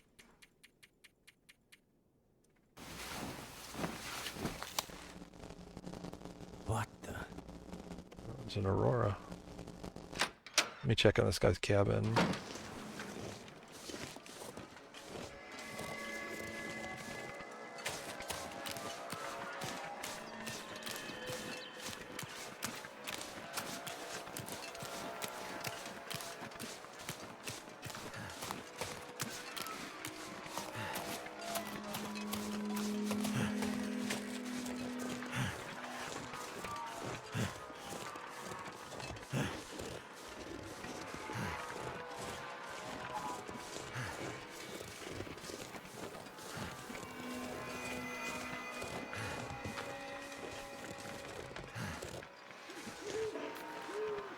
Hey, you still alive in there? Yeah, I'm still weak. Gonna rest up here until I'm ready to move on.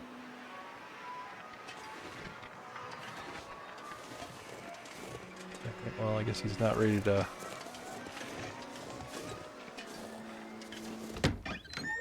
do what he needs to do. Let me sleep. 9 hours.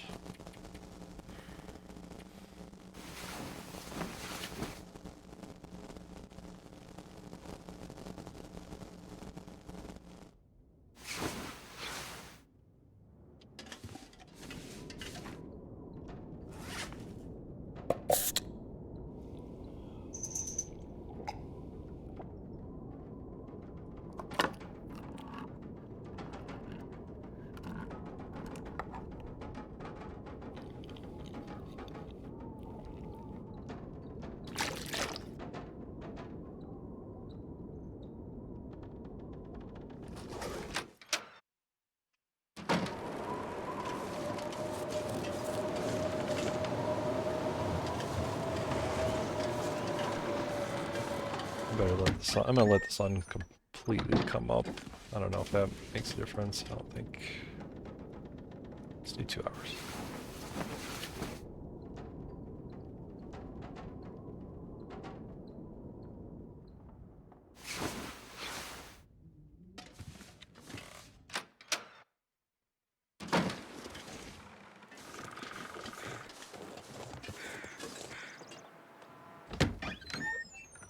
Let's see if they left anything useful. All right, bugged out.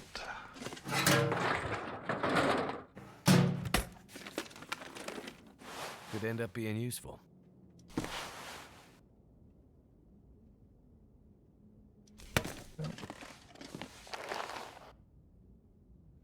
Deerskin pants.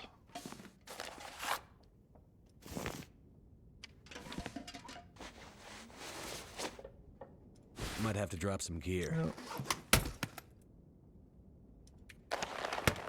As nice as those are, I've got better.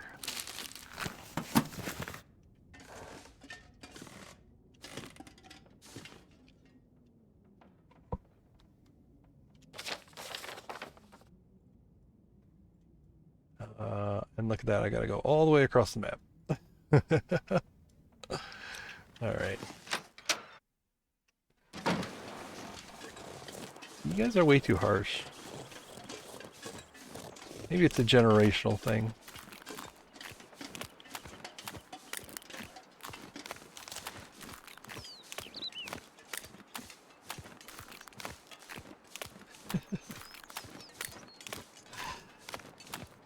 Sometimes you gotta make your own fun.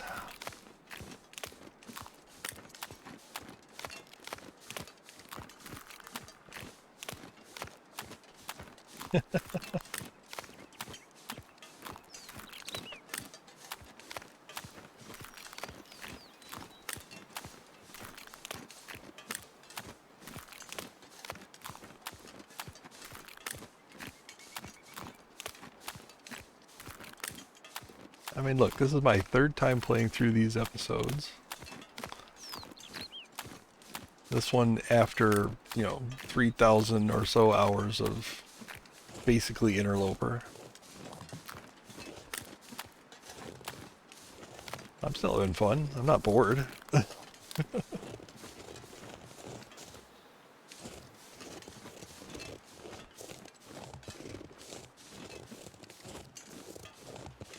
Now, granted, I wouldn't be doing this on my own,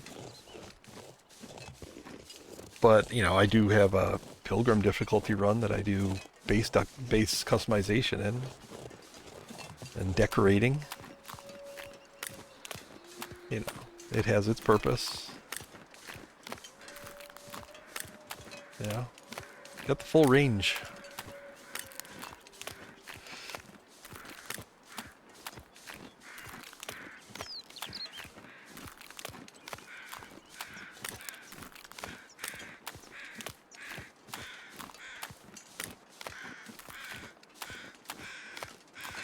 And it's been long enough. It's been, you know, quite long since I played this. You know, so I don't remember where everything is. I'm just winging it.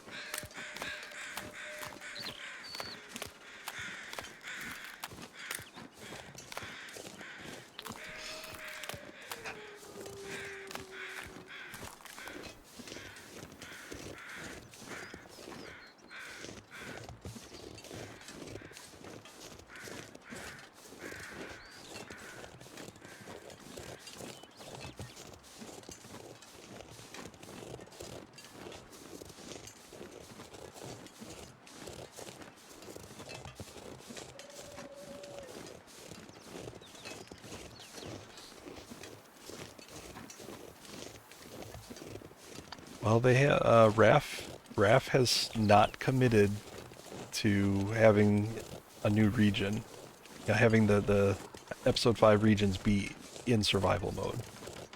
He's expressly not committed to that.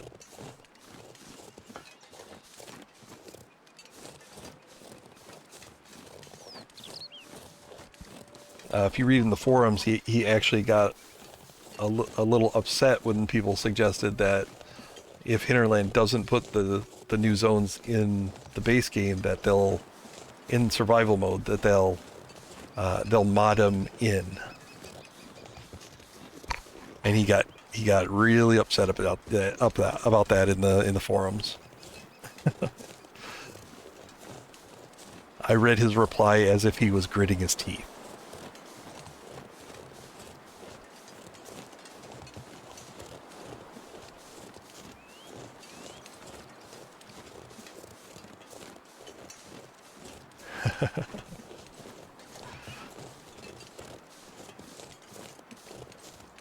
Yeah, he basically said, you know, if we make the decision not to put the new regions into survival, then it's for a good reason. And, you know, players should respect our decision.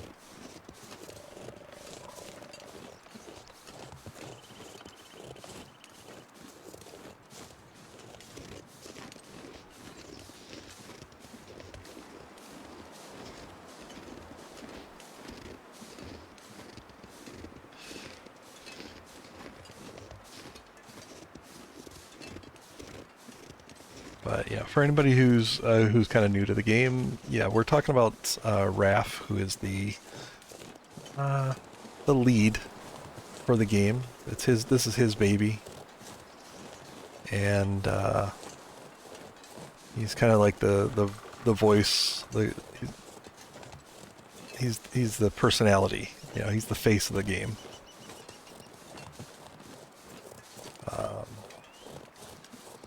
A lot of TLD players they love the game. They don't really like that Hinterland, the game company that makes it, is a little slow in development.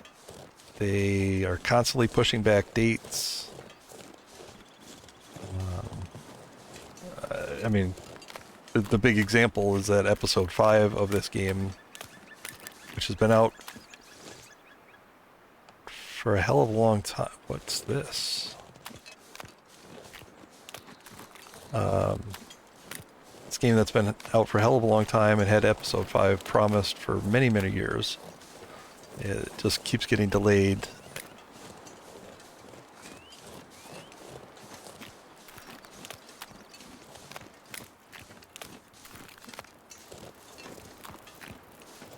do we have here?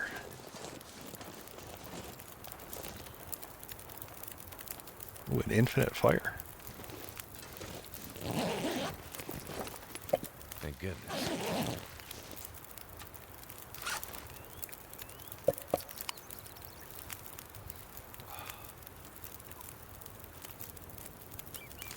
Exactly. Oh, it's got a hunting knife. Too much stuff to carry. Hank! Well, Hank! what do we have here?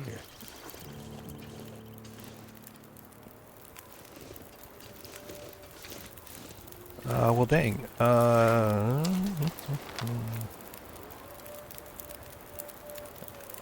Yeah, I'll get this cash, and then we'll go up to Hank's place. See if I have anything to cook. Might as well. Oh. Let me see if I have something to cook. Instantly delivers me a deer.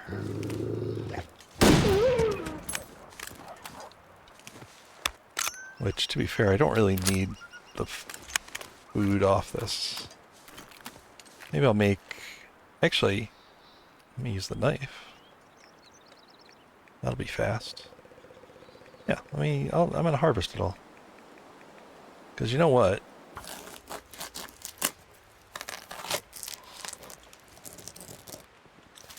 I might need a...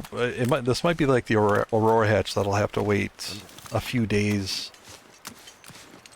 When I'm all done with the side mission stuff, I might need to wait for an Aurora to get into the dam. So cooking this might be a smart idea.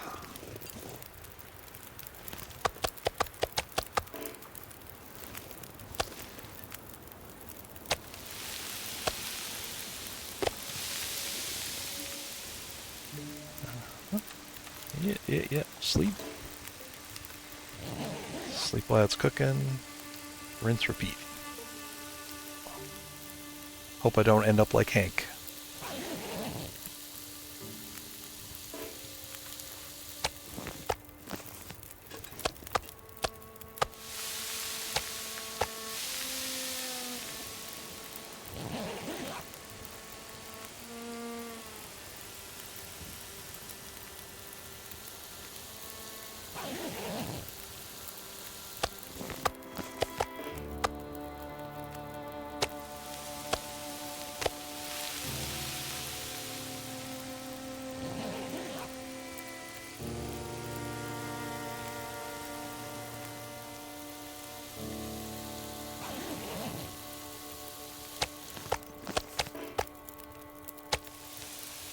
Make some water too.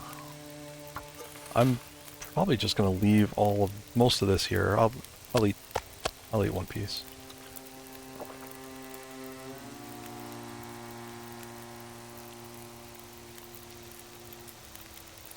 But yeah, I'm gonna leave most of this here. If I do end up having to wait for an Aurora, then I'll just come back here and grab it.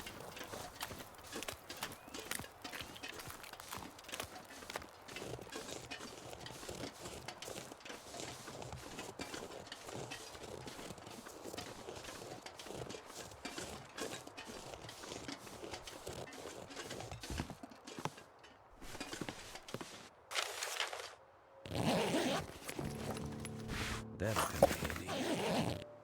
Hunt and kill a stag. Alright. Hello? Oh.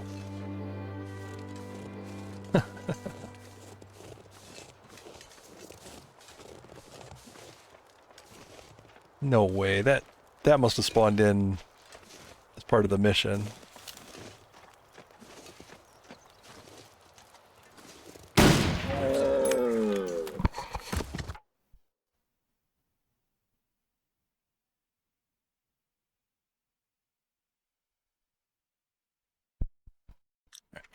Sorry about that.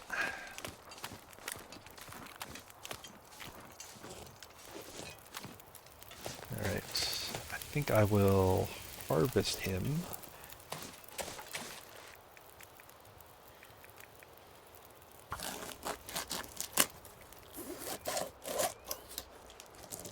back is getting kind of heavy. No! Oh! No! Hank! Hank, you failed me. Can I keep it going? Alright. Aw, lost my infinite fire. Wonder if I can drop any of this gear.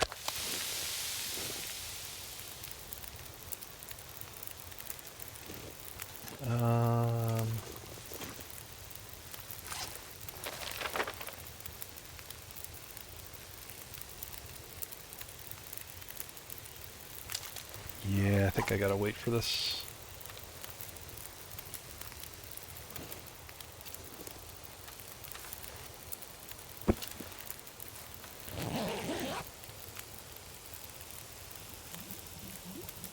Does no good, but passes the time.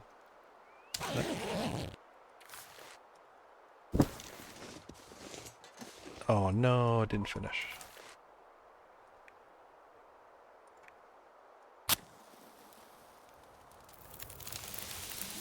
That should help warm things up. Too heavy.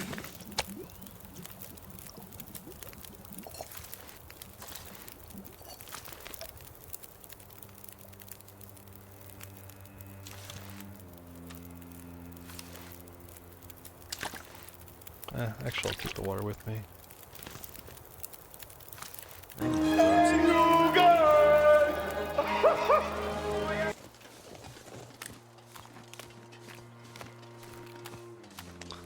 Hey, Zaryen. Thank you very much for the raid.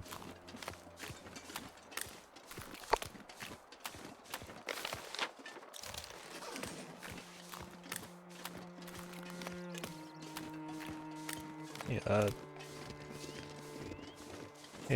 McMad or Twanis. I'm not sure which one you go by.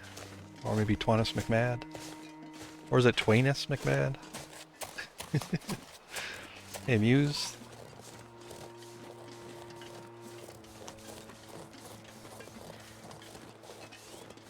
How are you all doing?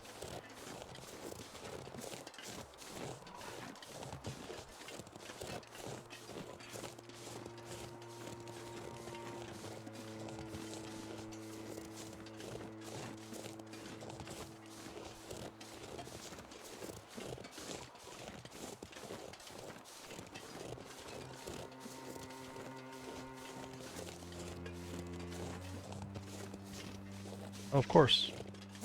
And don't mind Frosty Tools. He's a salty AI bot. It's not anything I can really take care of.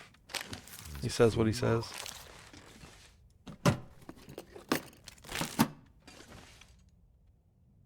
Yeah, I think I'll leave food here.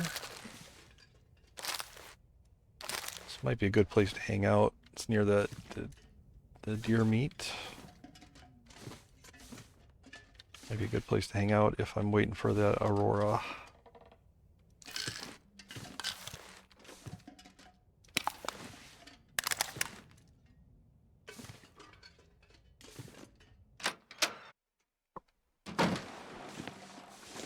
Keep going.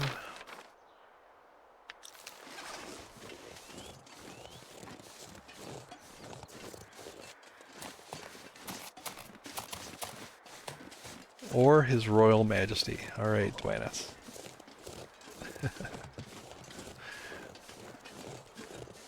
How's TLD going?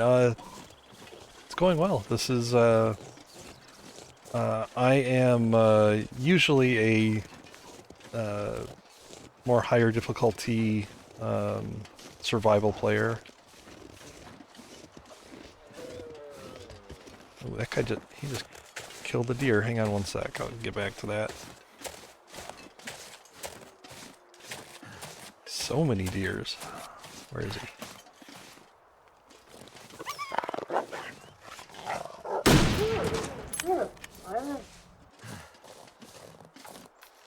Yeah, might as well harvest him too. I'll just leave it here on the ground.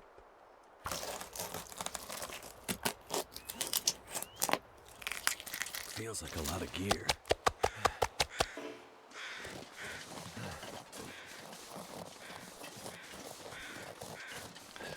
But yeah, like I said, I usually play interloper difficulty on survivor, survival mode, and I also do challenges. But every once in a while, I like to do some lighter content. And right now, there's this big discount on the game plus Wintermute on the Steam store. Shut up.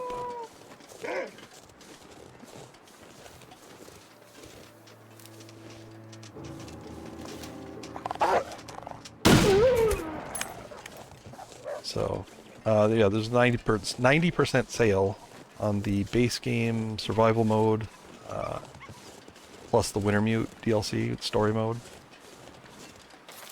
And I walked by my cache, and there's a lot of players have come into stream showing interest, asking questions.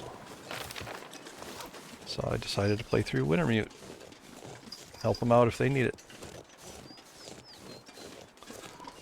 Yep, 90% off, huge deal if you haven't bought it. If you're interested at all, even if you only play the story mode and never, dive into survival, or if you only play survival and never play the story mode, huge deal. You'll get potentially so many hours worth of play out of it. Alright, there's just way too many jerks around here.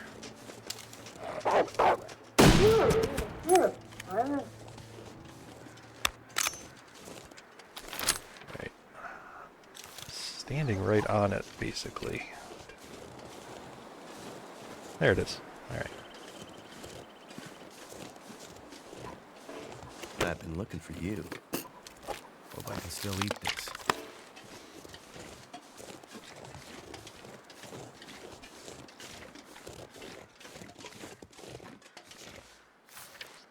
Alright, what's left? Hank's Hatch. Let's go check out Hank's Hatch.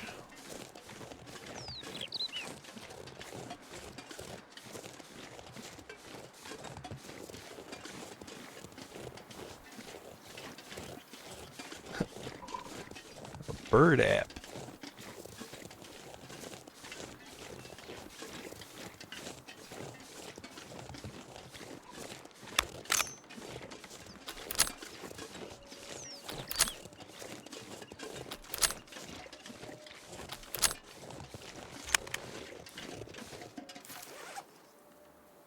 Not feeling too heavy. I'm gonna drop some stuff. Oh wow. Definitely don't need all these.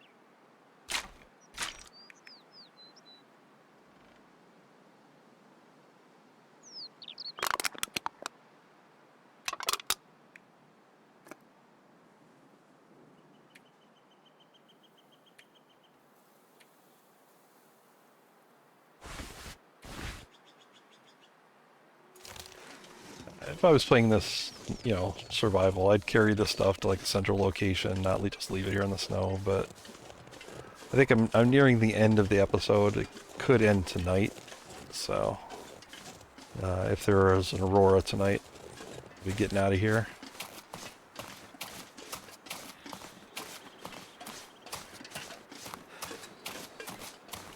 It's getting dark up here.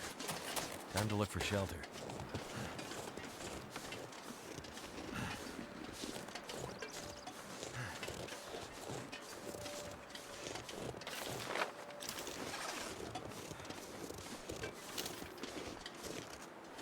Oh, woodpeckers. Oh, geez. I had one that kept returning, and he was pecking at the roof vent. and that noise would just go through the entire house. At like 6 a.m.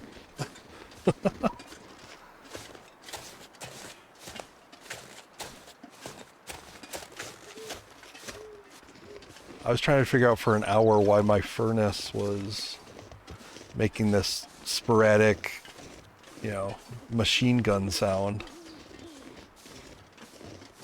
I think they must bang on the vents just because it, you know, amplifies it, and they can maybe call the ladies in from further or something. But yeah.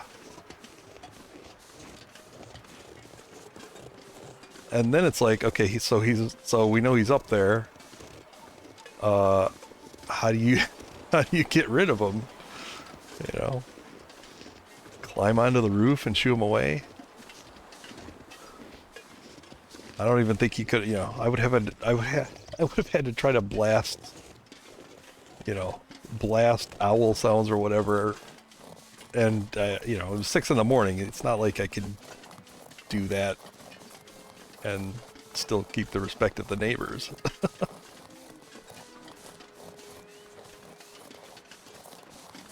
Finally found a particular spot on an upper wall that I could just kind of smack, and it would shoo him away. But he came back a few times. He must have thought he was a genius.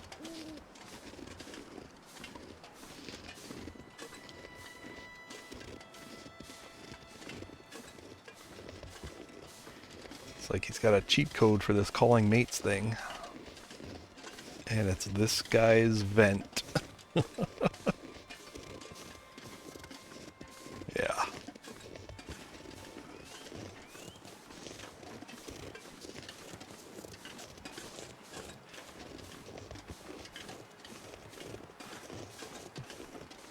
Well, aren't we all?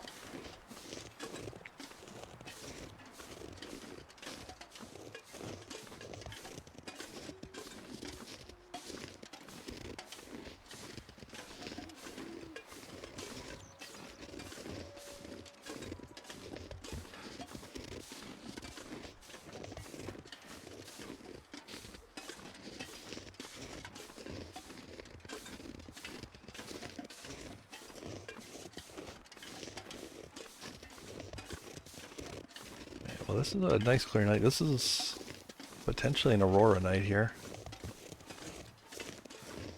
And I think Hank's hatch is my last side mission. Unless I missed something. Quite possible.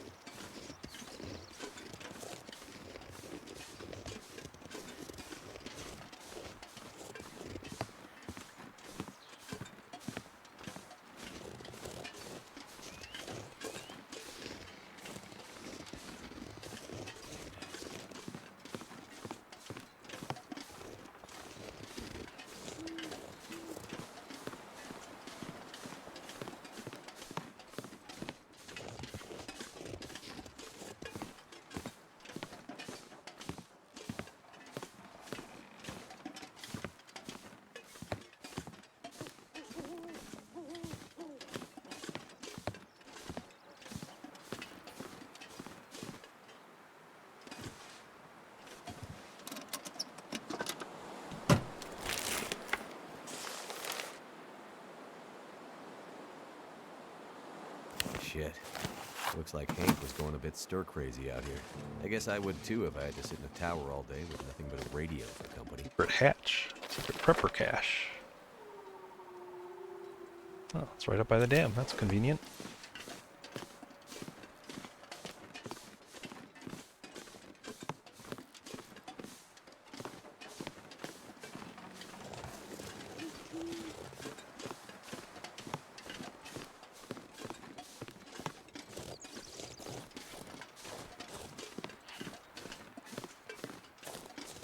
I take a little bit of a shortcut off of this.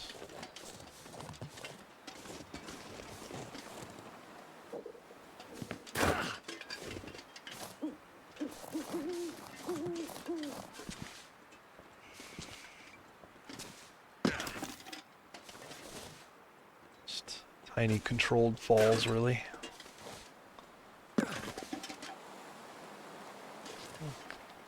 Call it goading, but we all know what it is, really.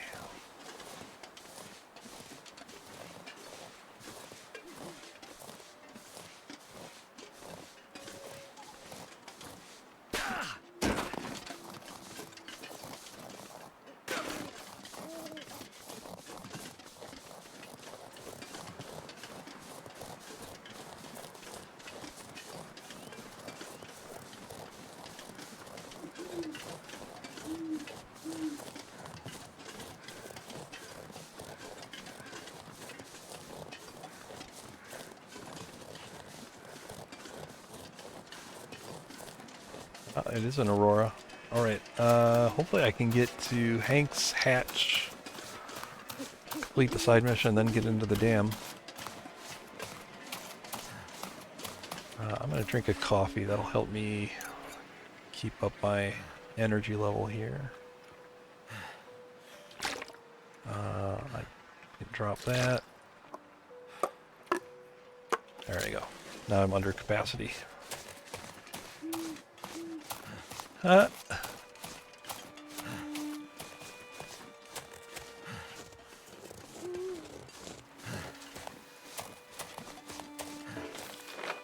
it's, oh, okay, so it's, I think it's up here. Did that aurora stop? Oh, I think it bugged out like it did for the other one. I think it's technically going, it's just, there's kind of a little visual delay.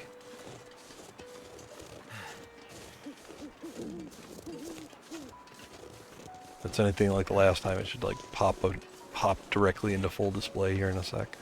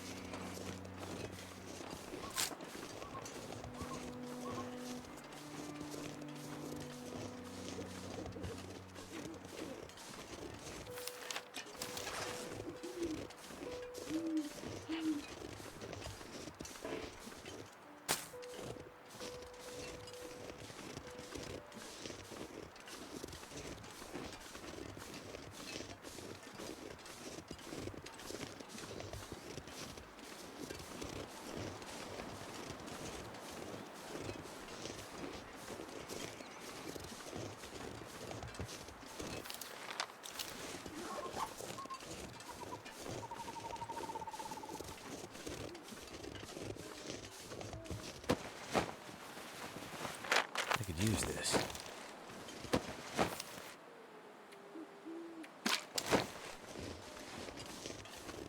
Aha! Here it is. Oh, I need the code. It's 451832.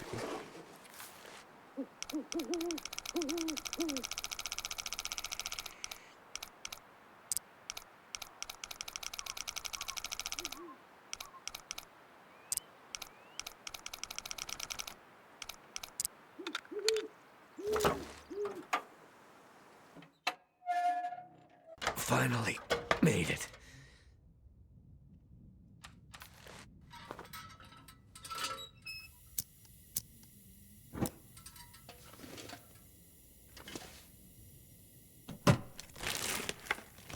This stuff will come in handy.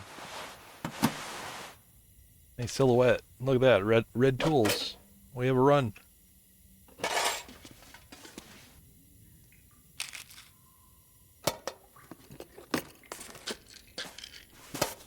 So much stuff in here. I think I can use this.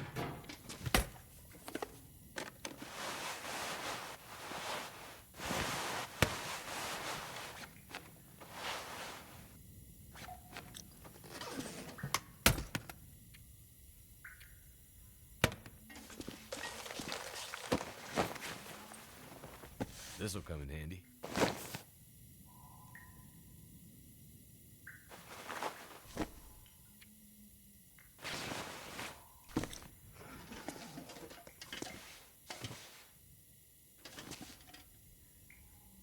Look at all the canned food. This guy was stocked.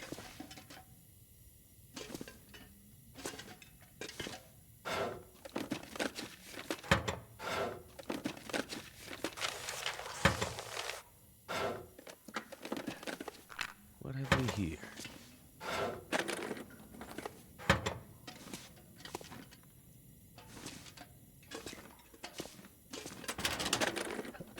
Make a good run.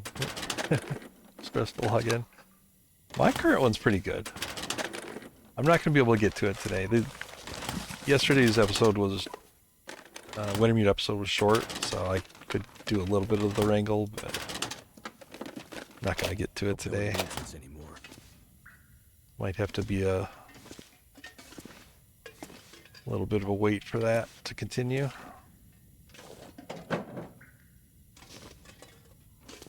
Alright, well, on principle, I can't leave the red tools behind. I might have to drop some gear. Wow, that Aurora did not materialize like I thought it might.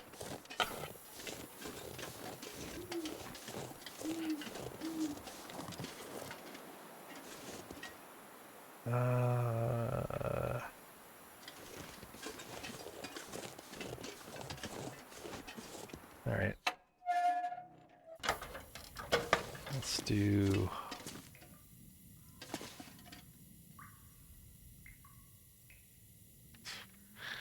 Let's take all this guy's food and water.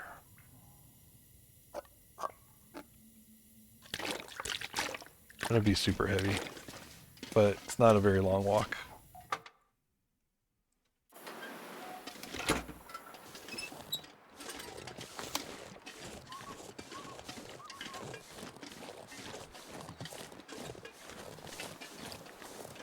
How did they die down there? That's a good question. You'll have to play Wintermute to find out.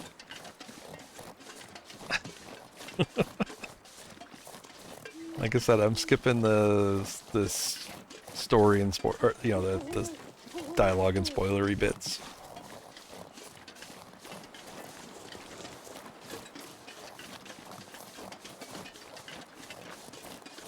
Yeah, I don't know what happened with that Aurora. It was like starting and then it ended.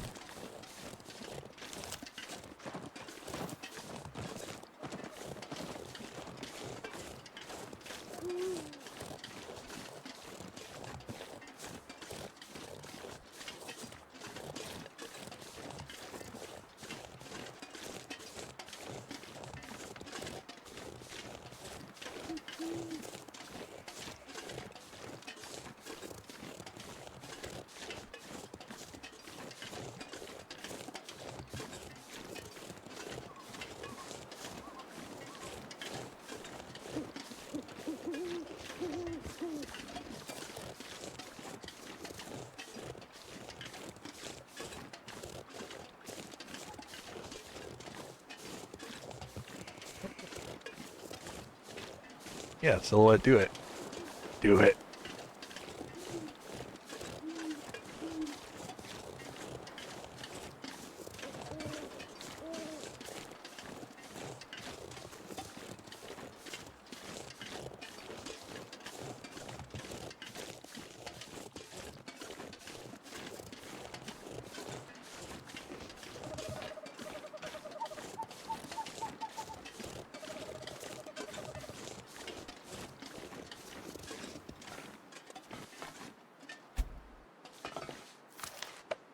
Alright, well, it's 15 degrees here. I can easily stay here. Look at all my pork and beans.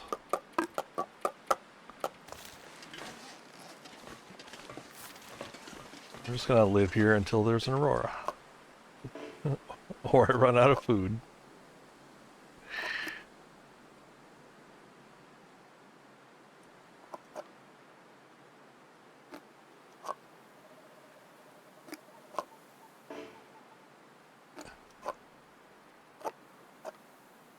Pork and beans. How much water? Right, probably not nearly as much water as I need. But good start.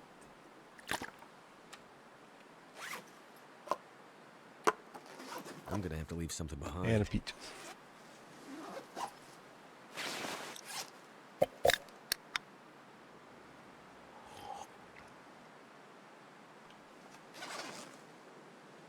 All right.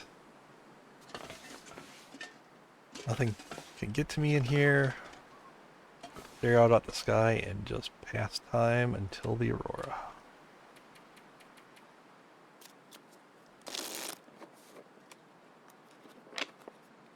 Any minute. Any minute now.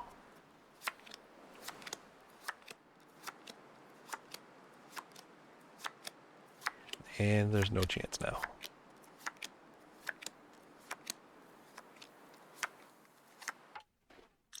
Wonderful.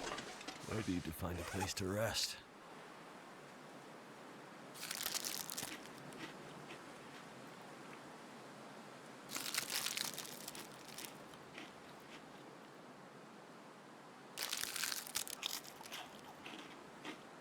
I'm going to intentionally eat all the sketchiest of foods. All right.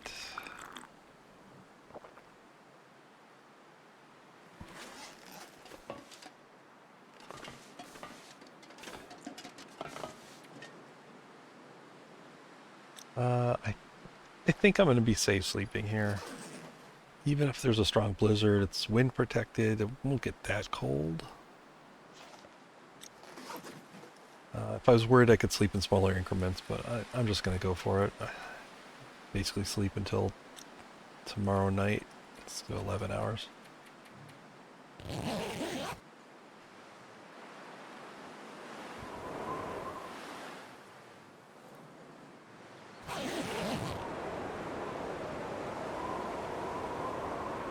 No problem.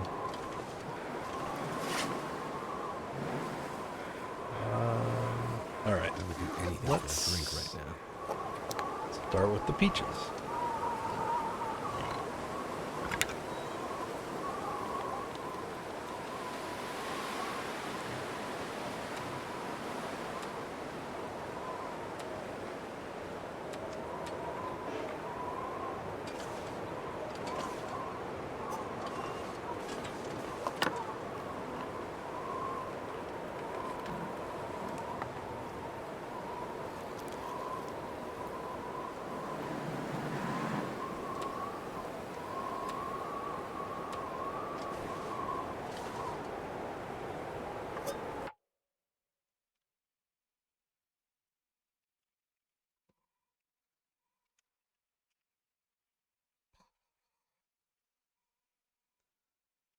All right, everybody, please go follow this silhouette lie. He's clearly committed to streaming. Give him a follow. Show your support. Set your expectations now.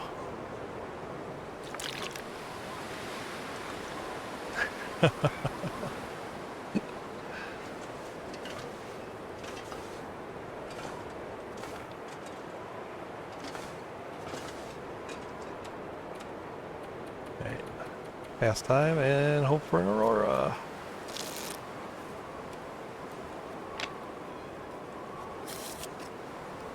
Dusk. The night can't be far behind.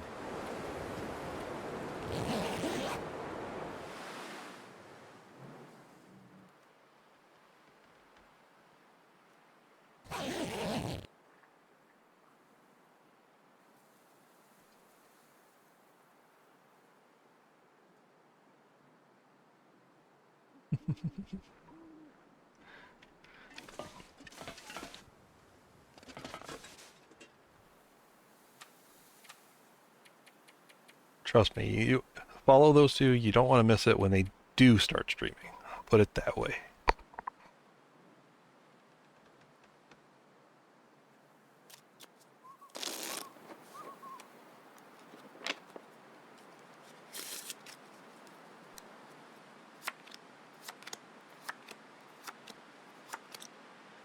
The more the merrier. That's the way to get rid of the social anxiety.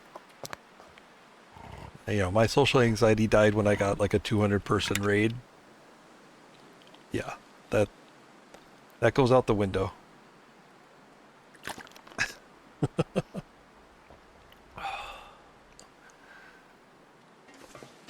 just got to be thrown in.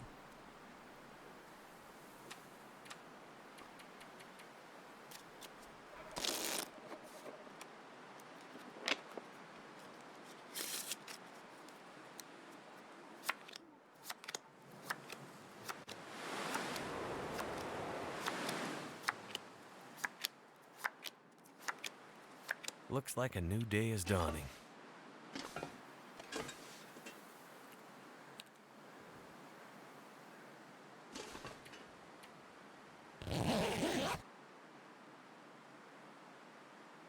Yeah, it was.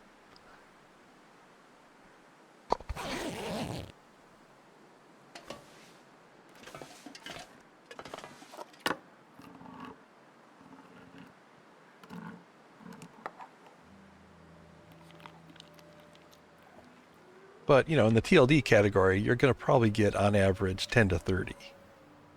Realistically. Depends on the time of day, obviously, but...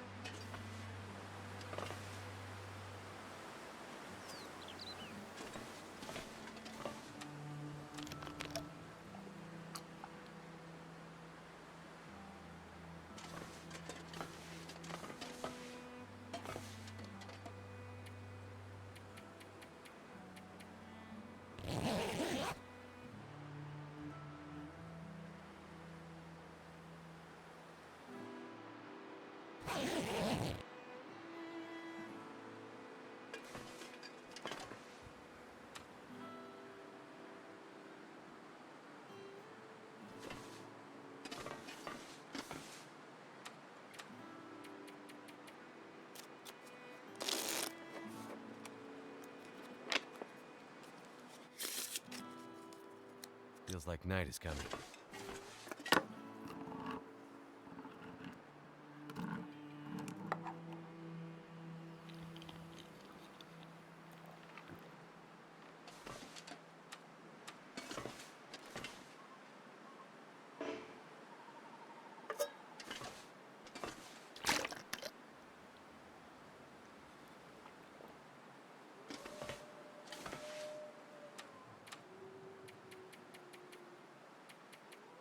I've also learned that I don't have to be, like, intimidated by, like, having to actually, like, entertain, you know, and come up with some big, exciting thing.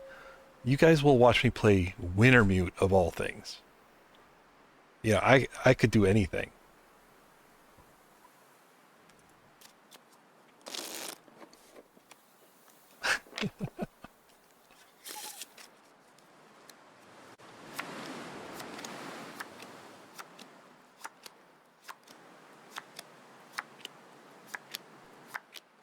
So yeah, there's very little pressure on anymore.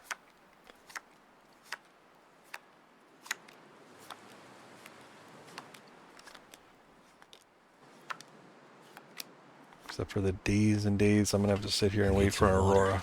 So I started with 10. I'm halfway through my pork and beans collection here. I have to go get my my venison pretty soon.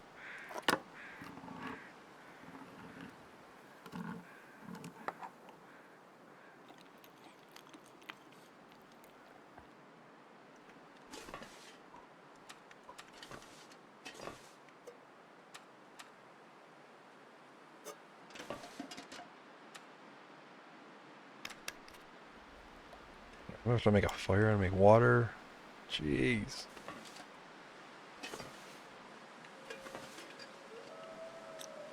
Literally just gonna sleep through the entire day. This is becoming like real life.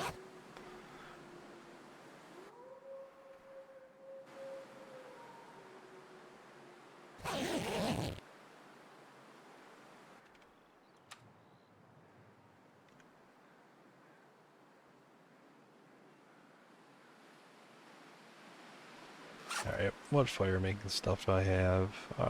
Yes. Sewing kits, always sewing kits.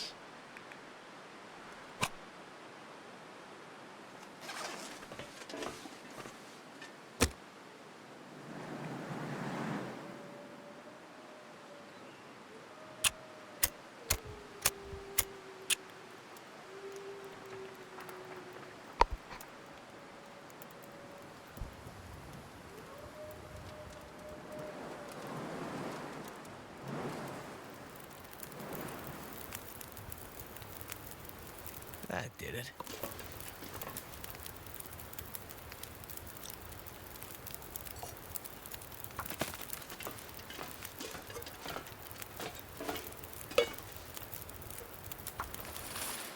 Sun setting. It's gonna get a lot colder soon.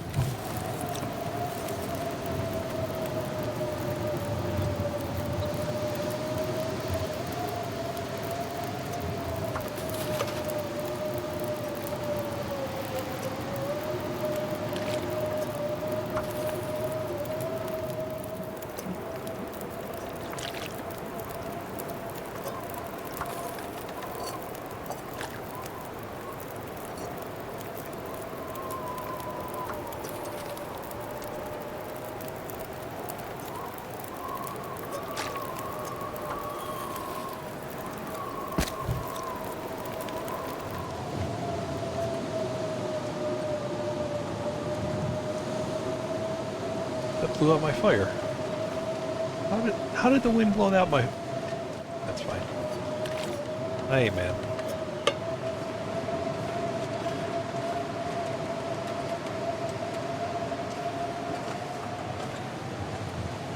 Well, there are spots that...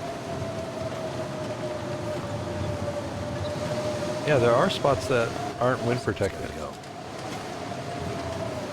Most are. Interesting. I thought this whole place was wind protected.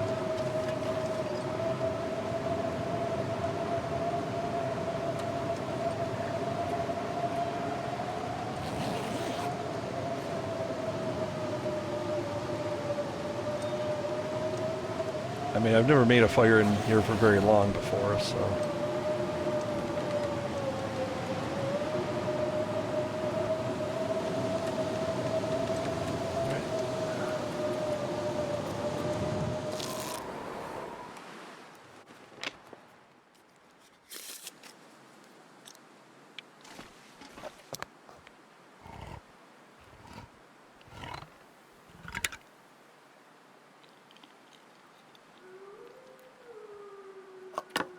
Can't feel my feet.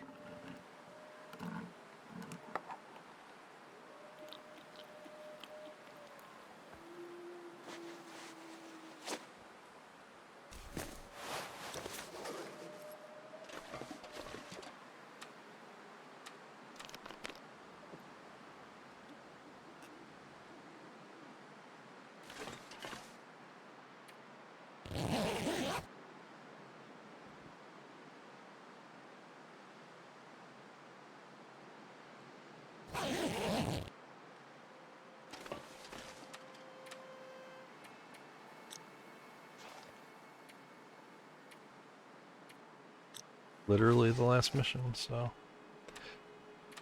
Keep going.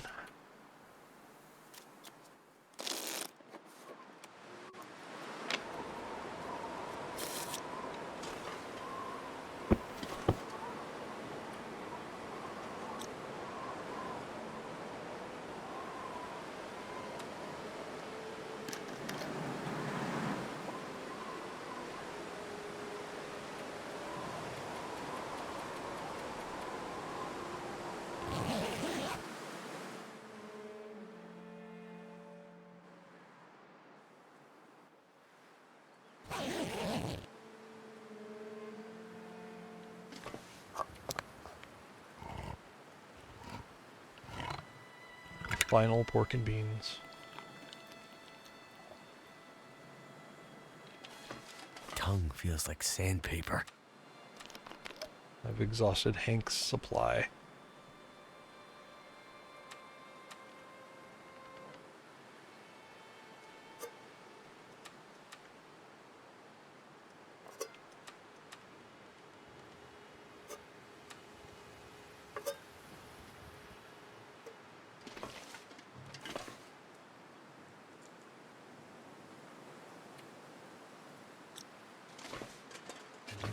Passing time.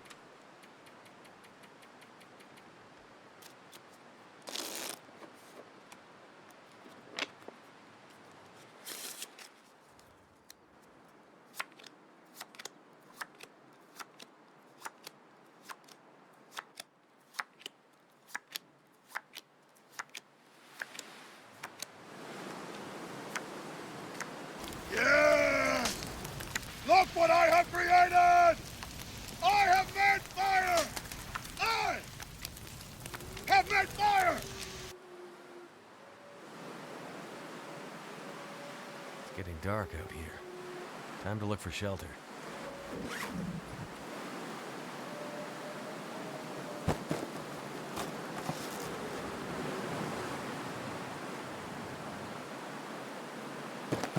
Alright, I'm gonna have to hang out here. I'm gonna have to go to where that supply of venison was. Try to figure out a place to hang out.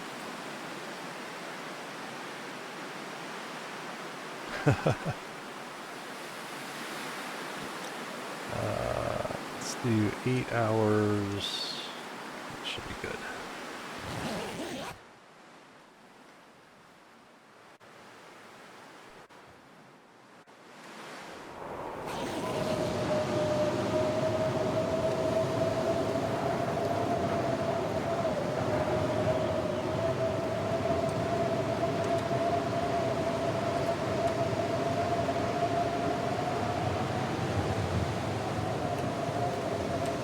Yeah, I mean, the food's around. I just, I was hoping I didn't need it. I'm hoping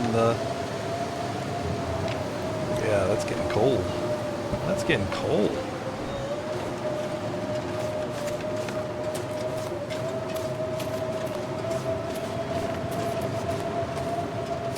Let's sit in the trailer.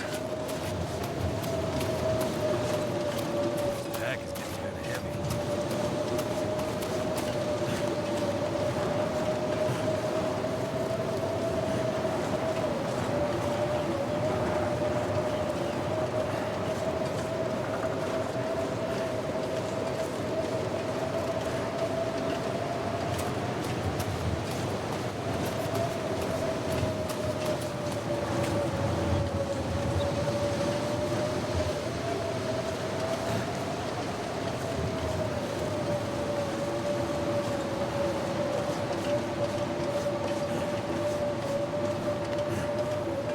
Need to find some place to escape this cold.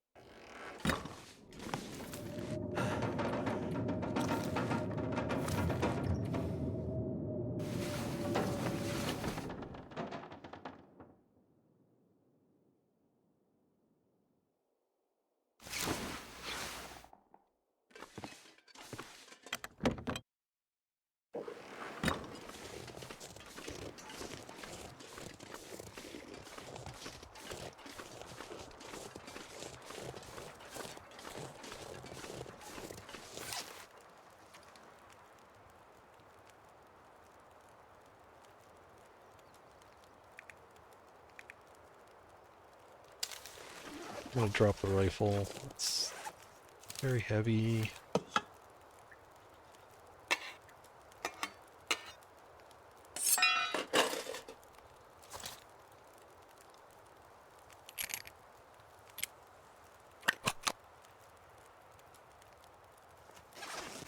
Be carrying back a bunch of venison meat.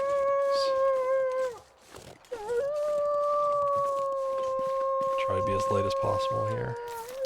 I can drop this water. It's dusk, so night can't be far behind.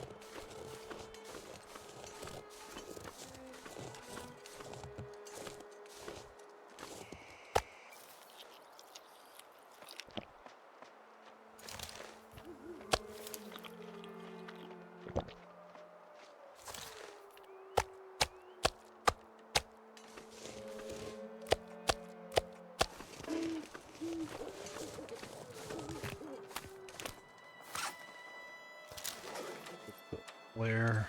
There.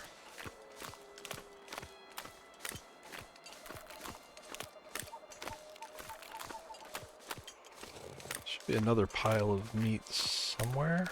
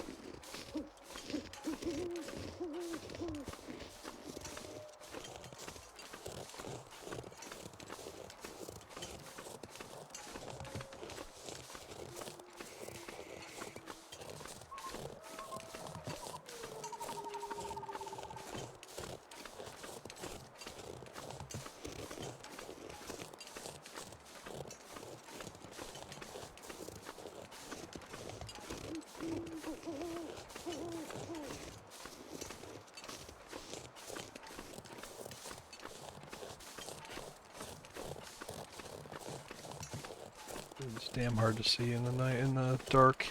I'm gonna head over to this cabin, stay there overnight. I'll look for the. There's another deer. Should be a deer body and a wolf body next to each other. I just don't remember where they were. Or I thought I remembered.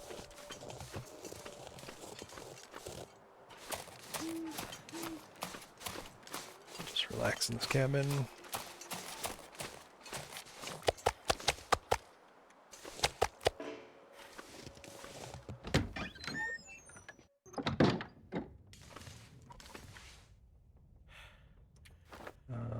Just gonna pass time.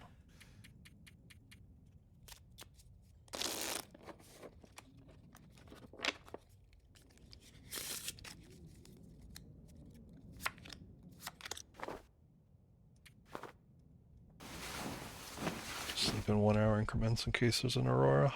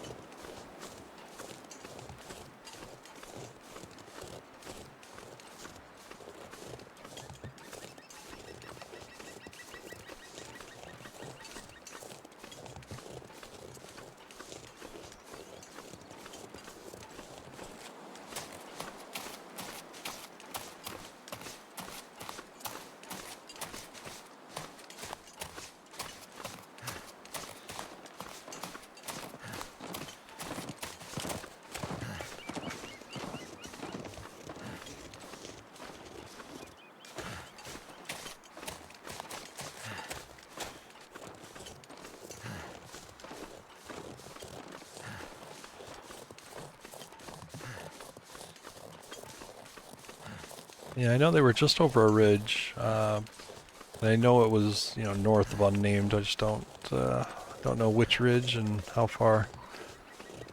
So I'm just gonna check them all.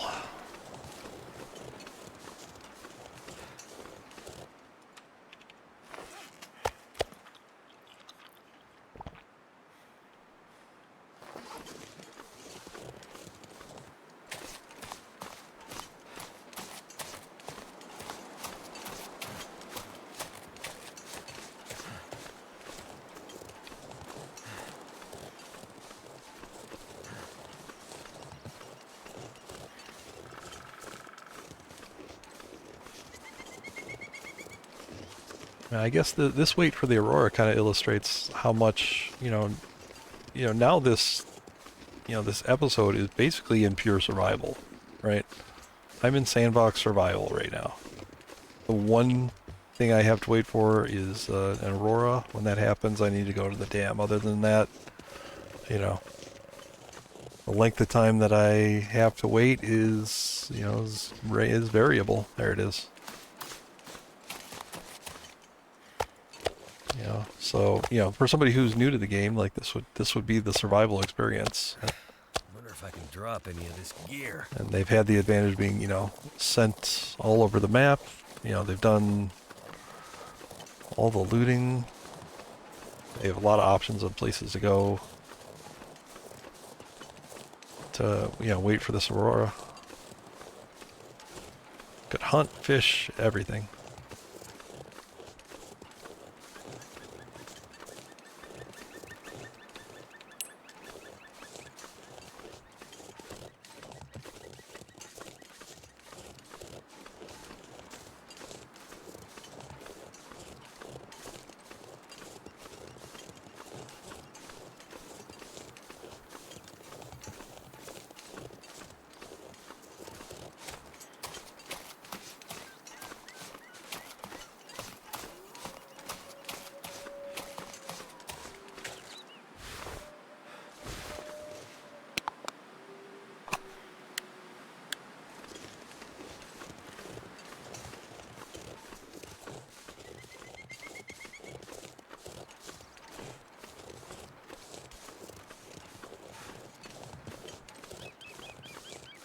So my plan is Methuselah back there. I think he's got another infinite campfire.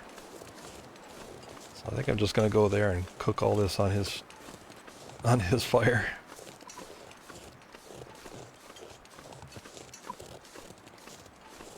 And then I'll just get back to my routine of passing time waiting for the aurora to hit. He was still there. I saw him during the blizzard.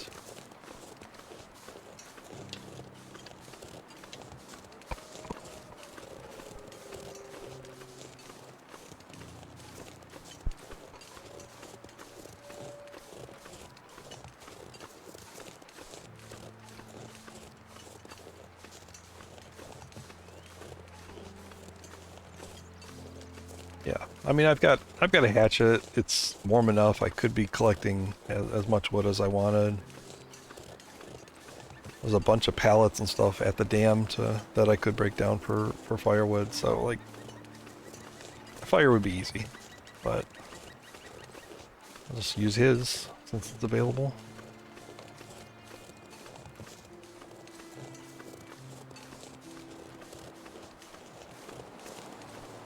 And also just trying not to get chopped here.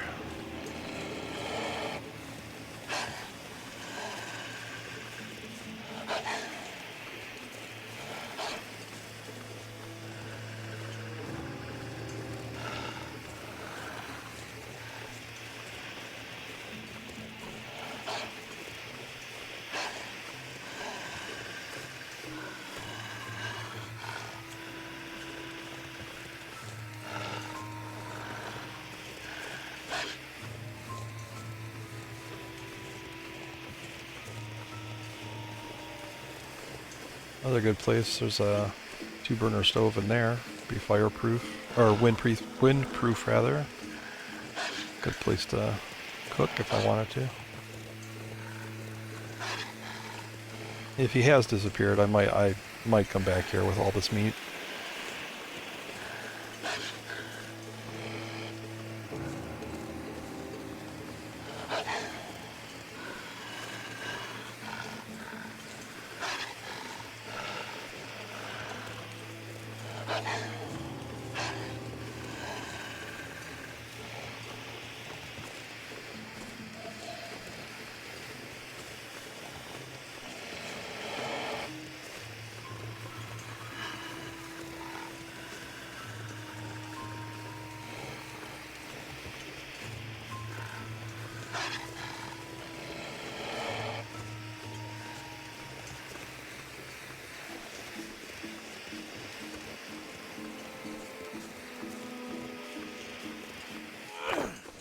Damn it.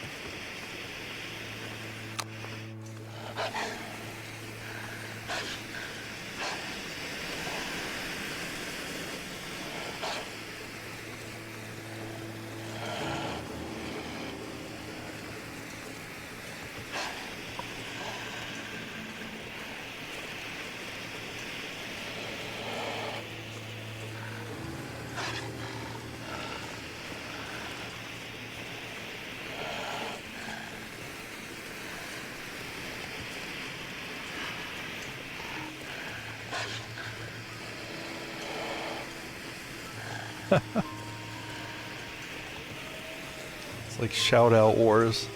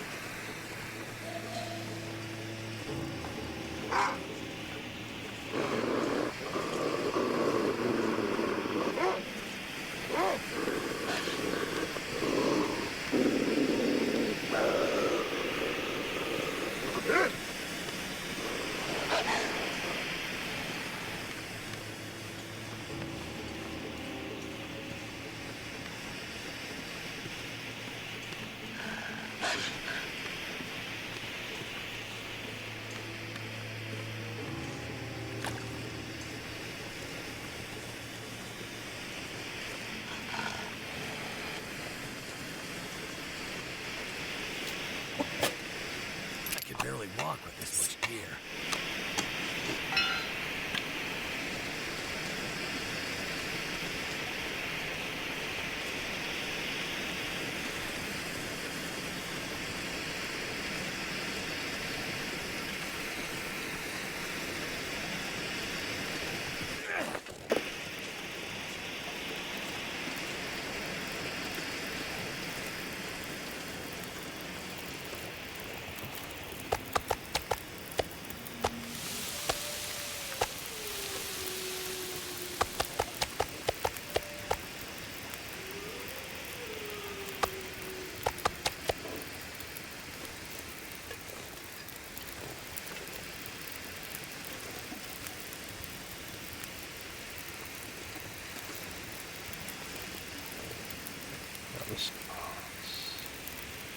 Down.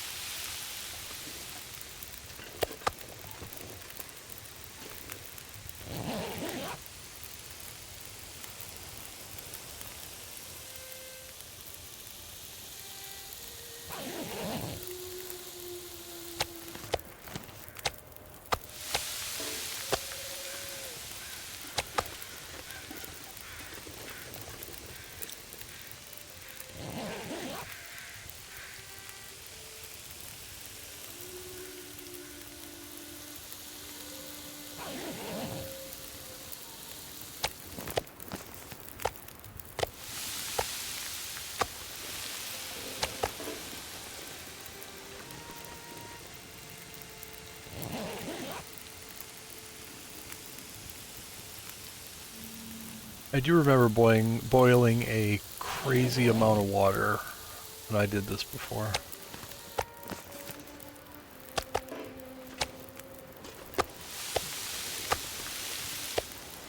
I ended up, you know, hanging with him, waiting for the Aurora in one of my first runs.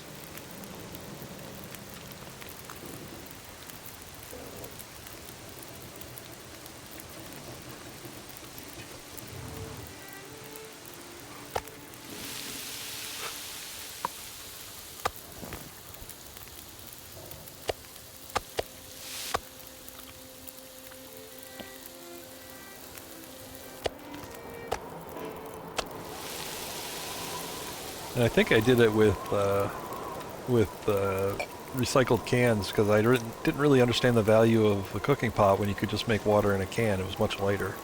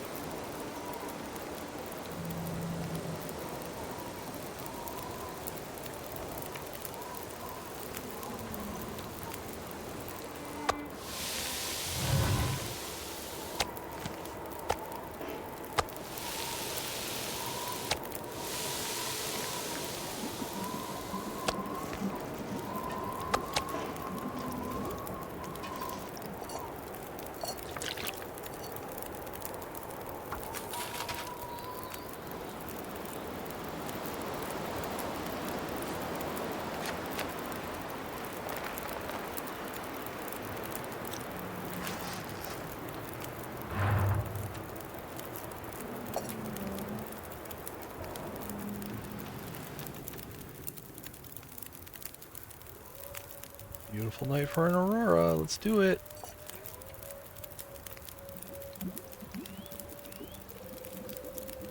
Stop teasing me, game.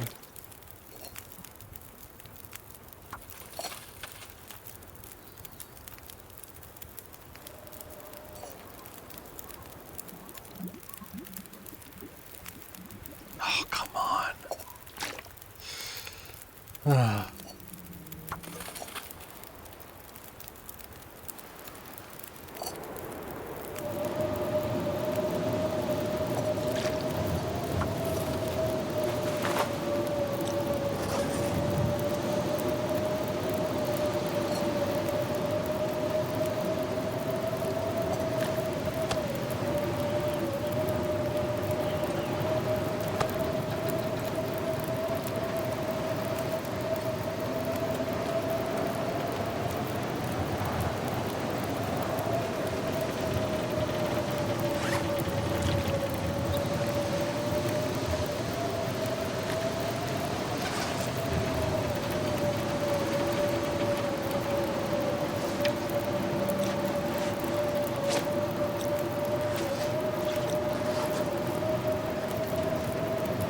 Waiting for the weather to meet your needs is definitely a core experience for every player.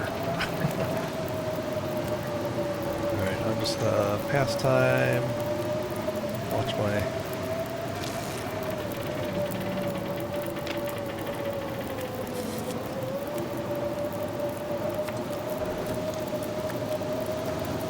Watch my health and all that. Alright.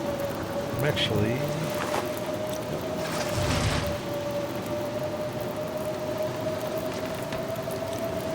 I don't think it's possible for me to get cold here. Too cold to sleep. So I think I will just skip to the night.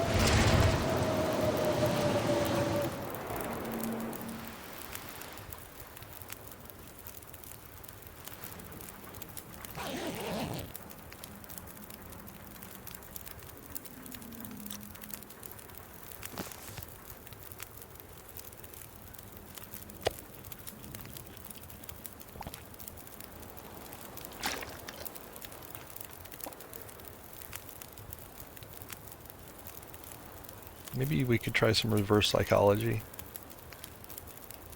Like, this looks like terrible weather. I sure hope there's not an Aurora tonight.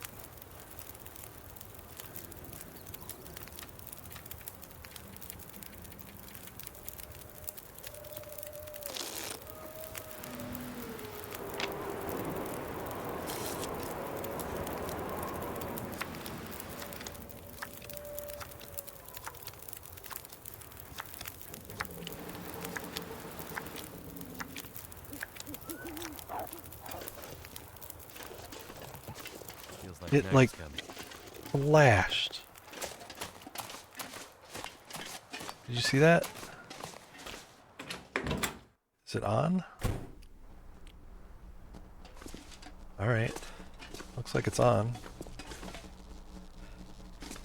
Alright, good.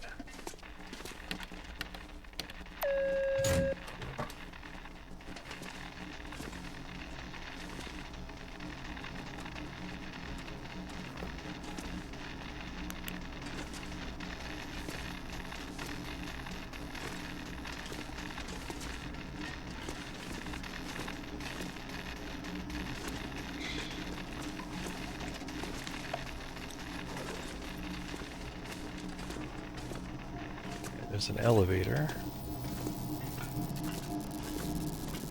No way I'm getting in here without some electricity to power this panel.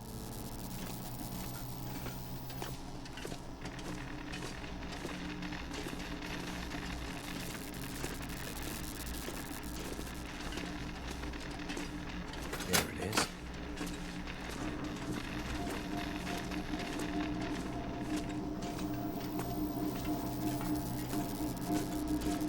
Oh, I guess there's only one way to go from here.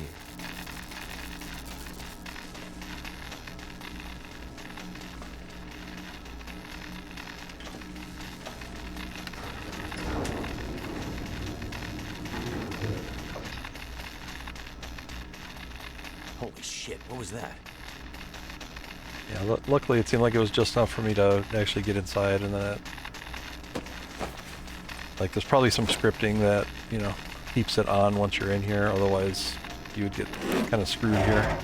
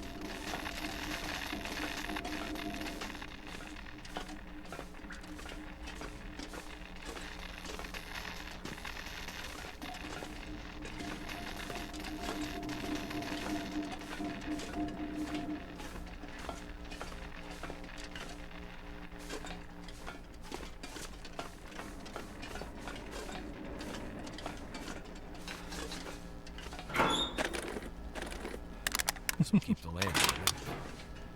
That's what happened.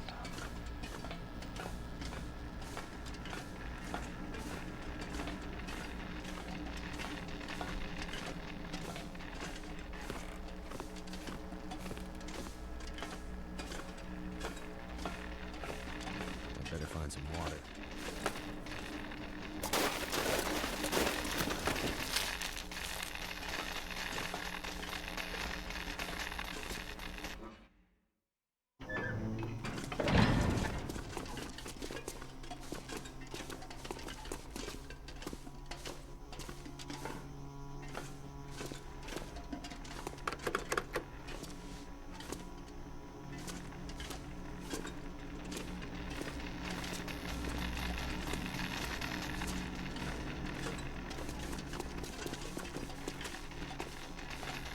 Better watch out.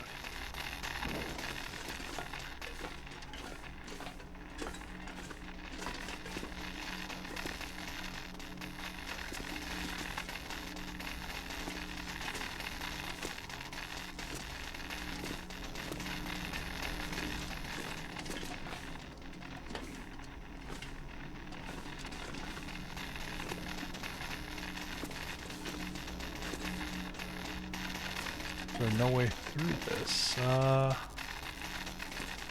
Shit, that burns. Ooh, ooh, ooh. That hurts so much.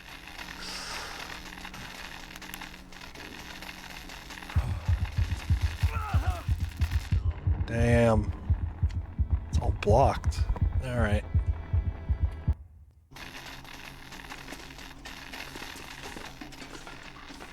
Cannot remember how to get through here with this.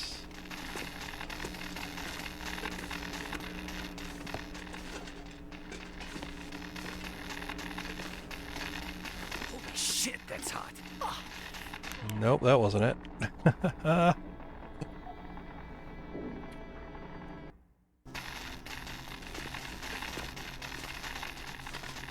Might have. Oh, maybe if I. Dang it. That hurts so much.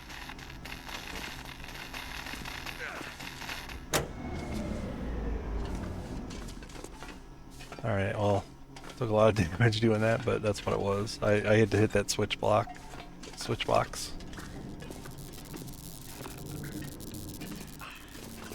burning. I imagine It's still burning. Alright. Let's quiet him a little bit. That hurts so much.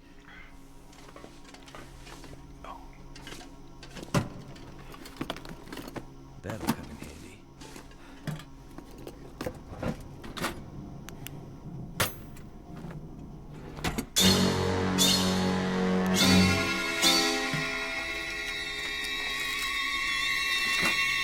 Beans and cookies.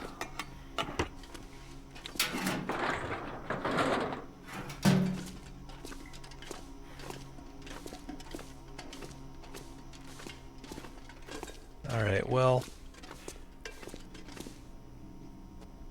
like I said throughout this, I am intentionally avoiding the dialogue and any spoilers, so I'm actually going to stop right here. This is the end of the episode. It continues on to episode 3 after this, which I'll be streaming tomorrow night about the same time. And hopefully you'll visit if you're interested in seeing it.